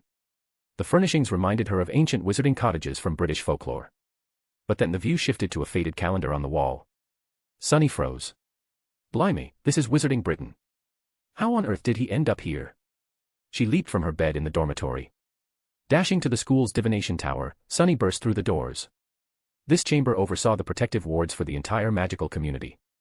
Inside, a few older students manned a glowing crystal compass, murmuring incantations. Her sudden entrance startled them. Sunny, what's got you in such a rush? She snatched the compass from the nearest one. Any foreign magical signatures in British airspace these past 2 days? The student nodded. Aye, this morning. Some unfamiliar aura popped up. The prefects from the disciplinary office checked it out but got called back by the professors. Sunny's eyes sparkled. Whereabouts? South, along the coast. She tossed the compass back and bolted from the tower, racing down the winding paths of Kunlun Academy. She felt like an overeager fan now. She'd been tracking Erwin's exploits through whispers and scrying glimpses for ages, dying for a real encounter. At the base of the mountain, Sunny drew her Nimbus 2001 broomstick from her enchanted satchel. She mounted it swiftly, and it soared southward with a whoosh. High above, concealed in a shimmering cloud ward, a group of professors and the headmaster observed. One professor murmured, "Are we really letting Sunny dash off like that? What choice is there? It was bound to happen sooner or later." I figured we'd hold off until next term. No helping it. Who expected the lad to pop up in Britain out of nowhere? Perhaps we should notify Hogwarts. Hasn't the headmaster already sent word? The headmaster, at the center, hesitated. Yes, quite. I've reached out to them already. The professors eyed him skeptically. Headmaster, you did contact them, right? He cleared his throat. Nonsense. After all these years as colleagues, you doubt me. Humph, no time for this nonsense, I'm heading back. With a flick of his wand, he vanished in a streak of silver light toward his office. The others exchanged glances. I'll wager 10 healing potions he hasn't sent a single owl. 20 says the same. 50. The bet fizzled out, no one wagered against it. Everyone knew the truth. Back in his office, the headmaster paced furiously. How was he supposed to reach out? Dumbledore. They'd crossed paths once, decades ago, through Liam Trotter of the Department of International Magical Cooperation. That was ages past. Owls were finicky, and flu calls required setup. He racked his brain, then grinned. There's always the direct line, Erwin himself. Meanwhile, Sunny hurtled southward on her broom, wind whipping her robes. But just shy of the coastal village, she pulled up short. Impulsive much? What would she even say upon arrival? Pondering, her face lit up. Brilliant. From her waist pouch, she withdrew a spare robe, similar to her school uniform, but bearing the disciplinary office's crest, a stylized wand crossed with a key. Why she kept it? A cheeky tale from her first year, when she donned it to prank new arrivals. The professors had caught her, administered a stern lecture, and a few stinging hexes, and the robe had languished forgotten. Erwin polished off his bowl of pumpkin soup, slurping the last drops. Old Bert beamed. Flour was scarce in these parts, but hospitality demanded generosity. Seeing Erwin devour it all warmed his heart, no disdain for humble fare. Take a breather, lad. I'll clear these away. Erwin started to nod, but a prickle of awareness stopped him. Actually, Uncle Bert, I must be off. Other matters await. Please, take this. A galleon materialized in his palm with a subtle flick. Old Bert's eyes widened. No, that's far too much. He'd handled gold before in the village market, this gleamed with otherworldly shine. Erwin insisted, don't refuse. You pulled me from the brink, this is the least I can offer. If you won't, I've nothing left to give in thanks. Old Bert wavered. Sighing, Erwin pressed, come now, uncle. It's a trifle to me, honestly, not worth what you imagine. Take it, I really must dash. Reluctantly, old Bert pocketed it. Fair enough. Where to? I can hitch the cart. Erwin shook his head. No need. We'll cross paths again someday. With that, he strode from the cottage, veering not toward the shore but the rugged hills beyond. In a swirl of purple mist, apparition at its finest, he crested the peak in seconds. Gazing skyward, Erwin called out coolly, show yourself. The village is clear, no need for secrecy. From the low clouds, Sunny descended on her broom, landing gracefully. Erwin's eyes narrowed at the Nimbus 2001, top-notch model. Blimey, a flying witch from the east. She appeared about 15, youthful with twin braids framing a bright face. But those eyes, they gleamed with an intensity that sent a chill down his spine. Fanaticism. Adoration. They'd never met, had they? Sunny appraised him in turn, silver-white hair, chiseled features like a tale from wizarding lore. And the sleek black cat curled in his arms. Her gaze intensified. This was the stuff of perfect encounters, the idol she'd followed through every rumor and glimpse. Want 15 bonus chapters? Enjoy the read, and let's get started on the next goal immediately. Power Stones, 145, / 5-star reviews, 13, / Mr. Grimm.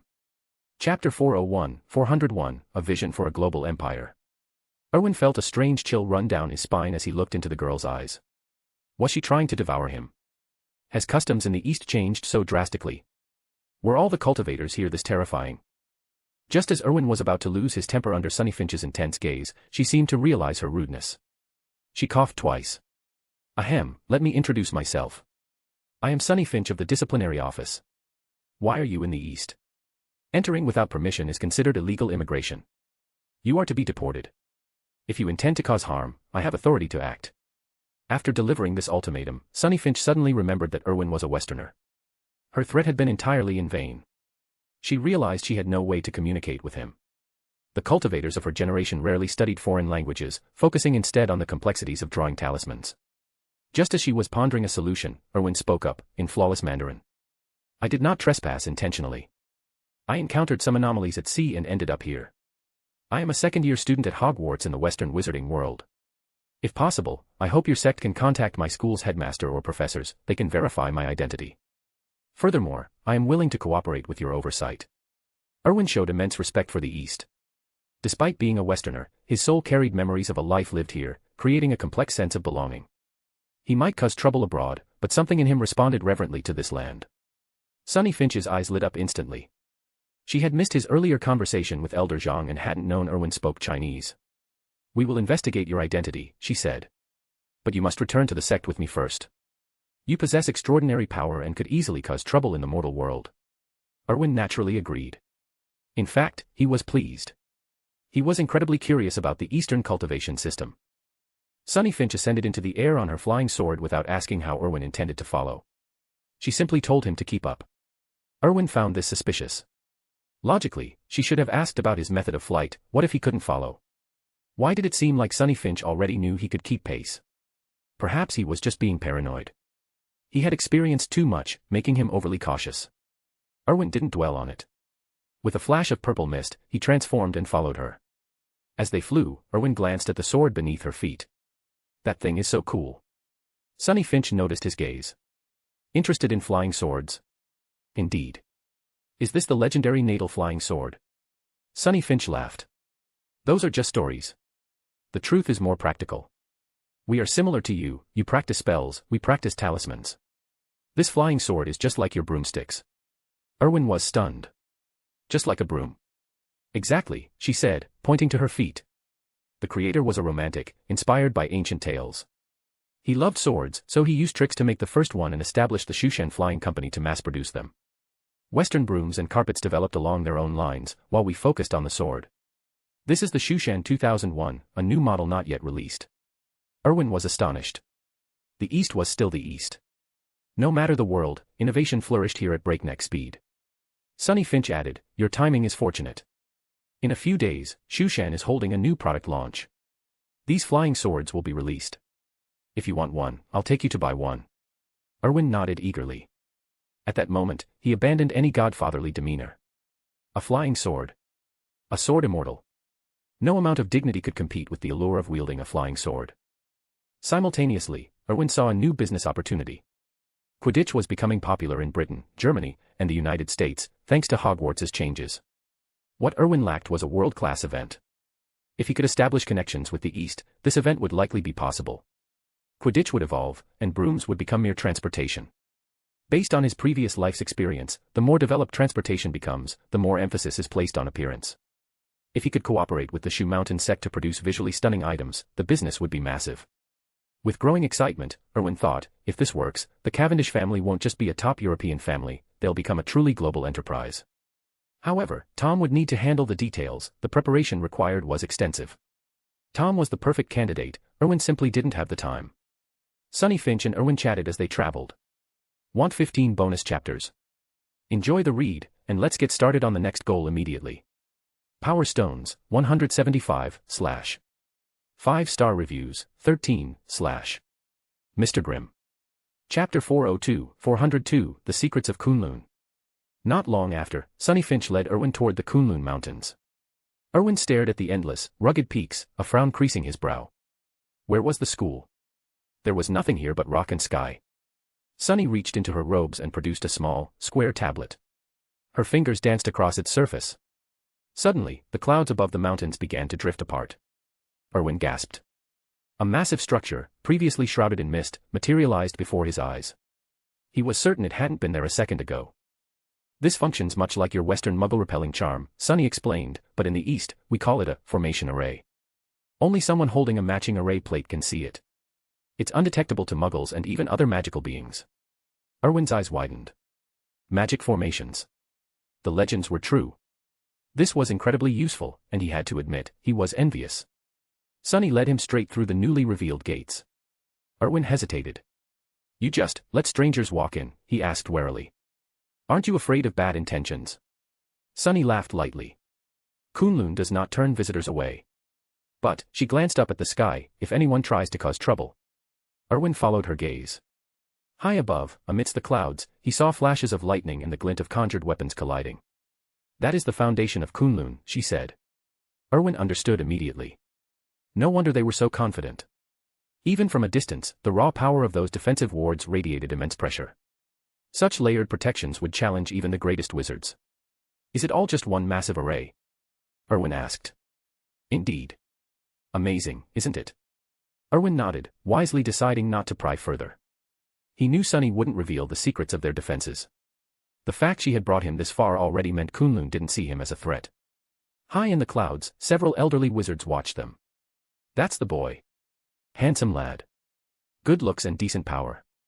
But how will he fare in a real fight? Don't worry, Finch will likely challenge him to a spar. We'll see his true strength then.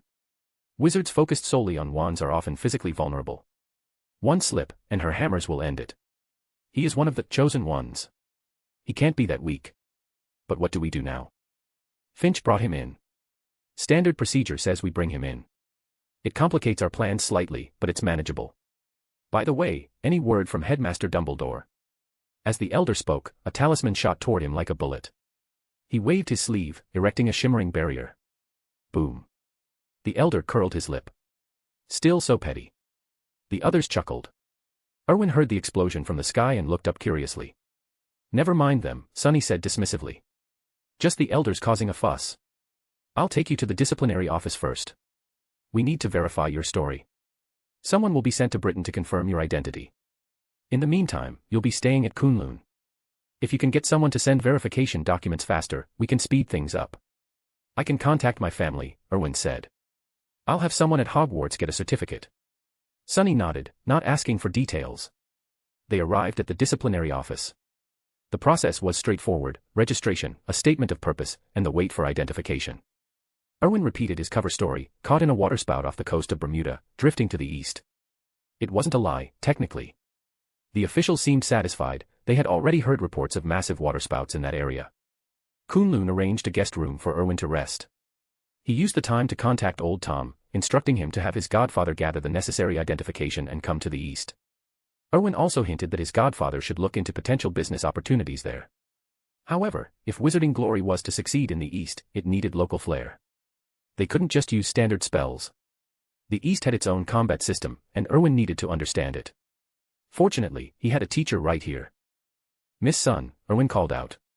Call me Sunny, she corrected him cheerfully. Sunny, Erwin said, could you tell me about the cultivation system in East? How do you fight? Obviously, only share what isn't a secret. There are no secrets. Sunny waved her hand.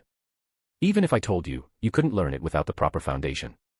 The Eastern path relies on 3 main disciplines: talismans, spell work, and physical cultivation. We also use formations, but those are rarely used in actual combat because they take too long to set up. She paused, her expression darkening slightly. Though, much ancient knowledge has been lost over the centuries. The loss of heritage weighed on her. Erwin stayed silent, understanding the weight of lost traditions. After a moment, Sunny shook off the gloom. Actually, if you're curious, why don't I show you? Then you'll understand. Erwin hesitated. Is that acceptable? Would it cause any trouble? Sunny laughed. Kunlun used to guard its secrets jealously, but those days are long gone. We welcome outsiders to learn, provided they have the aptitude. Western wizards usually lack the foundation for it, but watching won't hurt. Want 15 bonus chapters? Enjoy the read, and let's get started on the next goal immediately. Power Stones, 175, / 5-star reviews, 13, / Mr. Grimm. Chapter 403, 403, The Wizarding World's Once-in-a-Million Prodigy. To master the Eastern arts, diligence alone is useless. Erwin nodded. The more powerful something is, the higher the threshold. That was only natural. Sunny Finch led Erwin to a plaza. A large group of children dressed in robes were gathered there. They looked even younger than Erwin. Sunny said, "These are all new students accepted this year. In your terms, they are first years. For first years, the professors take turns teaching them. After about a month, they will decide on their specialization, whether it's talisman crafting or spell formulation, both require exceptional aptitude. They must determine their talents. If they don't have talent for runes or arithmancy, they can only continue their selection from herbology or potions. Physical cultivation, however, is mandatory for all students." Erwin nodded, his eyes lighting up with genuine interest. He listened intently as Sunny pointed out the instructor on the platform. This is our master of spell work. Today, they're teaching the fundamentals. If you're interested, you can listen in. Sunny led Erwin to 2 empty cushions at the back. The instructor glanced at them but said nothing, continuing his lecture. Erwin listened to every word. He didn't know if he had any talent, but he was fascinated by the magical traditions of this place. Sunny lowered her voice to explain the concepts, worried he wouldn't understand the basics of chi circulation. If it were an ordinary person, they probably wouldn't grasp it. But Erwin. He had a dark past involving an online book that claimed to be a cultivation manual. To learn it, he had actually studied the human body's meridians and acupoints, practicing according to the book. As for finding the chi sensation described, he convinced himself he felt a warm current in his stomach, but it turned out to be indigestion. After arriving in this world, Erwin had tried to cultivate again, but achieved nothing. That confirmed it, a cheap online manual couldn't teach real magic. Erwin listened attentively. The magic of the East and the spells of the West were completely different. First was the process of casting. Generally, casting a spell involved invoking magical energy through focused will, then releasing it.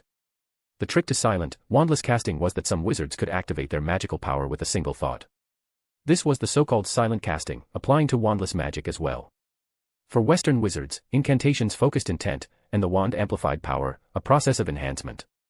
However, while these traditions had similarities, they also had differences. Their commonality lay in needing to mobilize magical energy within their bodies.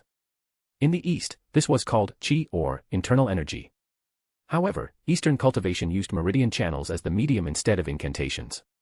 Simply put, it required guiding magical power along specific routes through specific channels in the body to achieve a releasing effect. The difficulty lay in these channels. Depending on aptitude, some channels in the human body are unobstructed, while others are blocked.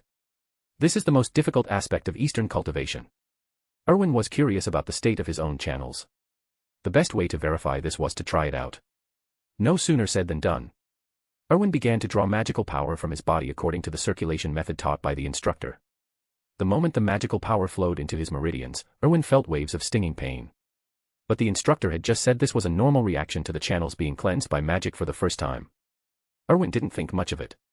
He poured all his magic into his channels and began to channel it to the next. The second, the third, the fourth, the fifth, until the 9th meridian was successfully opened. Erwin felt something surging forth from his palm, something he couldn't suppress. Instinctively, he flicked his hand towards the sky. The next moment, a fireball shot directly into the clouds. At that moment, Sunny was stunned. The instructor on the stage froze. High above, the old men were also stunned. You learned it. Sunny stammered. Does this count as learning? I'm not sure. I just followed the method and let the magic flow through once. Erwin replied doubtfully. Before Sunny could react, a flash of light appeared on the stage. The next moment, the instructor was beside Erwin. Extend your hand. Erwin obediently held it out. The instructor grasped his wrist, checking his magical core. Your meridians are undamaged, they weren't forcibly opened. Your channels are naturally unobstructed. The instructor's eyes widened, his face filled with disbelief. Sunny was also stunned. Naturally unobstructed meridians. Does that mean he has the same constitution as that legendary ancestor? The instructor was about to speak when he suddenly stopped. A few minutes later, he said, tomorrow, I will be giving a lecture to the senior students on advanced techniques. You should come and listen. Erwin's eyes lit up. He could learn a new skill. He quickly bowed. Thank you. The instructor waved his hand, said nothing more, and returned to his seat. High above the clouds, several old men huddled together. His meridians are naturally unblocked. TSK, TSK, TSK. With proper training, his potential is extraordinary. His origin doesn't matter. Don't forget the responsibilities he bears. That makes sense. Accumulating all the power he can is his path. I'm looking forward to seeing how far this child can go. At least then we'll have witnessed another capable of mastering the complete art. Below, Sunny looked at Erwin in astonishment. I never imagined you'd have such exceptional aptitude. How about a spar? I'm very curious about your strength. Erwin was somewhat tempted. Sparring with a standard wizard was boring, but sparring with someone from this tradition was something he was very interested in. All right, let's spar. Erwin said. Sunny sprang to her feet. Come on, I'll take you to the dueling arena. Want 15 bonus chapters? Enjoy the read, and let's get started on the next goal immediately. Power Stones, 175/. 5-star reviews, 13/. Mr. Grimm. Chapter 404, 404, The Girl with the Giant Hammers. Erwin allowed Sunny Finch to drag him by the hand as she led him enthusiastically toward the plaza. He glanced down at their clasped hands, dismissing it as childish innocence. When they arrived, however, he saw that the central plaza was dominated by a massive arena, surrounded by a dense crowd. 2 students were inside the ring, gathering their energy for a duel. Erwin listened to the murmurs of the spectators and realized this sparring match was just the start of a regular routine. To them, constant combat was the only way to maintain peak condition. Erwin nodded to himself. This approach to practical combat was exactly what he hoped to develop in his own students. While Western magic schools emphasized different training methods, this approach had undeniable merit. It made him realize that a dueling circuit, his wizarding glory, could find an enthusiastic audience here. He turned to Sunny Finch. It seems we're late. The arena is already occupied. Sunny Finch waved a hand dismissively. Give me a minute. Before Erwin could protest, she vanished in a blur of motion, reappearing directly on the arena. The 2 duelists froze, startled, before quickly bowing. Sunny, they greeted in unison. Sunny Finch nodded imperiously. Spar with each other every day and you'll get nowhere. If you want to improve, you need to face someone stronger. So, I've decided you 2 will spar with me instead. The crowd gasped. Whispers rippled through the onlookers. Is she serious? She's actually challenging them. Anyone with sense knows you don't challenge Sunny. She doesn't hold back. I wouldn't go up there for anything. It's suicide. Erwin frowned. Just how dangerous was this girl? Still, he felt confident. He'd faced countless challenges and emerged stronger each time. Few his age could match his experience. He might not match Professor McGonagall in Transfiguration yet, but in raw combat, he felt unbeatable. Unless, of course, his opponent had advantages he hadn't anticipated. The 2 students on the stage stood frozen, not daring to move. Sunny Finch rolled her eyes. If you lack the courage to fight, then get off my stage. Blushing, the 2 bowed again and hastily jumped down. Sunny Finch turned to Erwin, her expression brightening. Your turn. The crowd swiveled their gaze to the foreign wizard. That's the foreign wizard she brought back. Is she actually going to spar with him? He's mad. He must be. Someone should warn him. He might die. You go warn him if you dare. Forget it. With the elders watching, surely she won't go too far. Erwin rubbed his nose, a sense of foreboding washing over him. Was it really that serious? He walked onto the arena. Sunny Finch was practically vibrating with excitement. The thought of beating up her idol was thrilling. She rubbed her hands together eagerly. You saw how they reacted, Erwin noted. They're terrified of you. It's because they're weak, Sunny Finch replied. And their physiques are too fragile.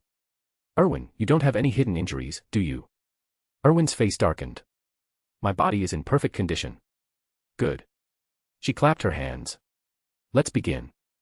Erwin didn't let arrogance cloud his judgment. He wasn't familiar with this fighting style, so caution was necessary. An amethyst wand appeared in his hand, and a shield charm shimmered around him. He waited for her to draw a talisman or cast a spell. Instead, Sunny Finch made a grabbing motion in the air. 2 golden shapes materialized in her hands. Erwin's pupils contracted. Hammers? Holy crap, he muttered. Sunny Finch shook the weapons gently. Golden thunder hammers, ancient artifacts of Kunlun, their weight alone can crush most defenses. I usually only use 1 against others, they can't handle 2. But I think you can. Erwin looked at the massive hammers, then back at his own build. Could he handle that? He hadn't expected to face a brute force weapon like this. Sunny Finch slammed the hammers together with a dull, terrifying thud. Here I come, she shouted, a bright smile on her face. Without waiting for a reaction, she stomped the ground and charged. Erwin's eyes widened. Holy hell, her speed is insane. He dodged instinctively, barely avoiding the swing. What kind of training does the East use? He yelled, his composure cracking. Want 15 bonus chapters? Enjoy the read, and let's get started on the next goal immediately.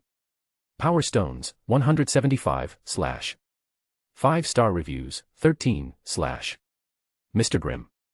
Chapter 405, 405, The Firebending Expert. Before Erwin could react, Sunny Finch was already charging toward him. Her massive hammer swung directly at his head. With a resounding crash, it struck his shield charm. The magical barrier shuddered violently, cracks spiderwebbing across its surface. Erwin quickly retreated. Sunny's eyes widened in fascination. So this is Western magic. Impressive. It actually withstood my hammer. Erwin opened his mouth to reply, but she lunged forward again, swinging the weapon mercilessly. No warning at all. Erwin muttered. He vanished on the spot. He reappeared directly behind her, his wand flashing as he cast a spell. Sunny sensed the attack instantly, remaining perfectly calm. With a sharp cry, a parchment talisman rose from her sleeve and positioned itself behind her back. Erwin's spell slammed into the parchment. A golden shield materialized, blocking the hex completely. Erwin frowned. Is this even logical? Hammers for offense, talismans for defense, and spells for ranged attacks. He thought wryly, the Eastern style is remarkably versatile. Sunny spun around, her eyes sparkling. Spatial displacement. Is that also a product of Western magic? Erwin nodded. Yes. We call it apparition. Sunny tapped her chin. Ah, I remember now. I think I read about a similar technique in an old sex grimoire. Shall we continue? Erwin asked. Of course. I'm just warming up. Sunny leaped high, hammer raised overhead, and brought it crashing down. Erwin watched it coming, his initial shock fading. While Sunny's abilities were comprehensive, she had obvious limitations. She was fast, but she couldn't match the instantaneous nature of apparition.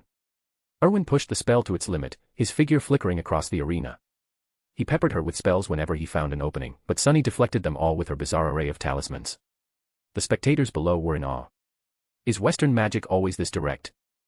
They manipulate space so effortlessly. It looks more straightforward than our methods. An older student interjected, don't be fooled. Our spatial techniques serve different purposes, we focus on offensive applications, while Western wizards prioritize mobility. Each approach has its strengths. The others murmured in agreement. Then, a sharp-eyed student pointed out, wait. I haven't heard him speak a single incantation. True. Whether it's the spatial tricks or the offensive spells, he's casting silently. Silent, wandless casting requires exceptional skill and control. While the crowd debated, the battle raged. Erwin darted around, making it impossible for Sunny to land a hit. This, naturally, frustrated her. Conversely, Erwin couldn't break her defense. A stalemate settled over the arena. Erwin frowned. He had to admit, Sunny's strength had exceeded his expectations. Sunny, unable to land a blow, finally lost her temper. Erwin. Stop running away like a coward. Erwin laughed, I can't help it. Those hammers of yours pack a wallop. Sunny abruptly threw her weapons to the ground. Boom. The impact left two massive craters in the stone floor. Erwin's lips twitched. If those hit me, I'd be paste. Planning to give up? Erwin taunted. Sunny grinned. Give up? Never. Her hands moved in a rapid blur. Erwin's eyes narrowed, he could feel a surge of energy gathering within her. The temperature on the arena floor skyrocketed instantly. Sparks began to rise from the stone around Sunny's feet. They gathered rapidly, condensing into spheres of roiling flame. Sunny shoved her hands forward. The fireballs hurtled toward Erwin. Erwin instinctively tried to apparate, but the magic failed. He remained rooted to the spot. He was startled. Sunny smirked. How's that? Can't use your little teleport. My magic doesn't just attack, it seals space.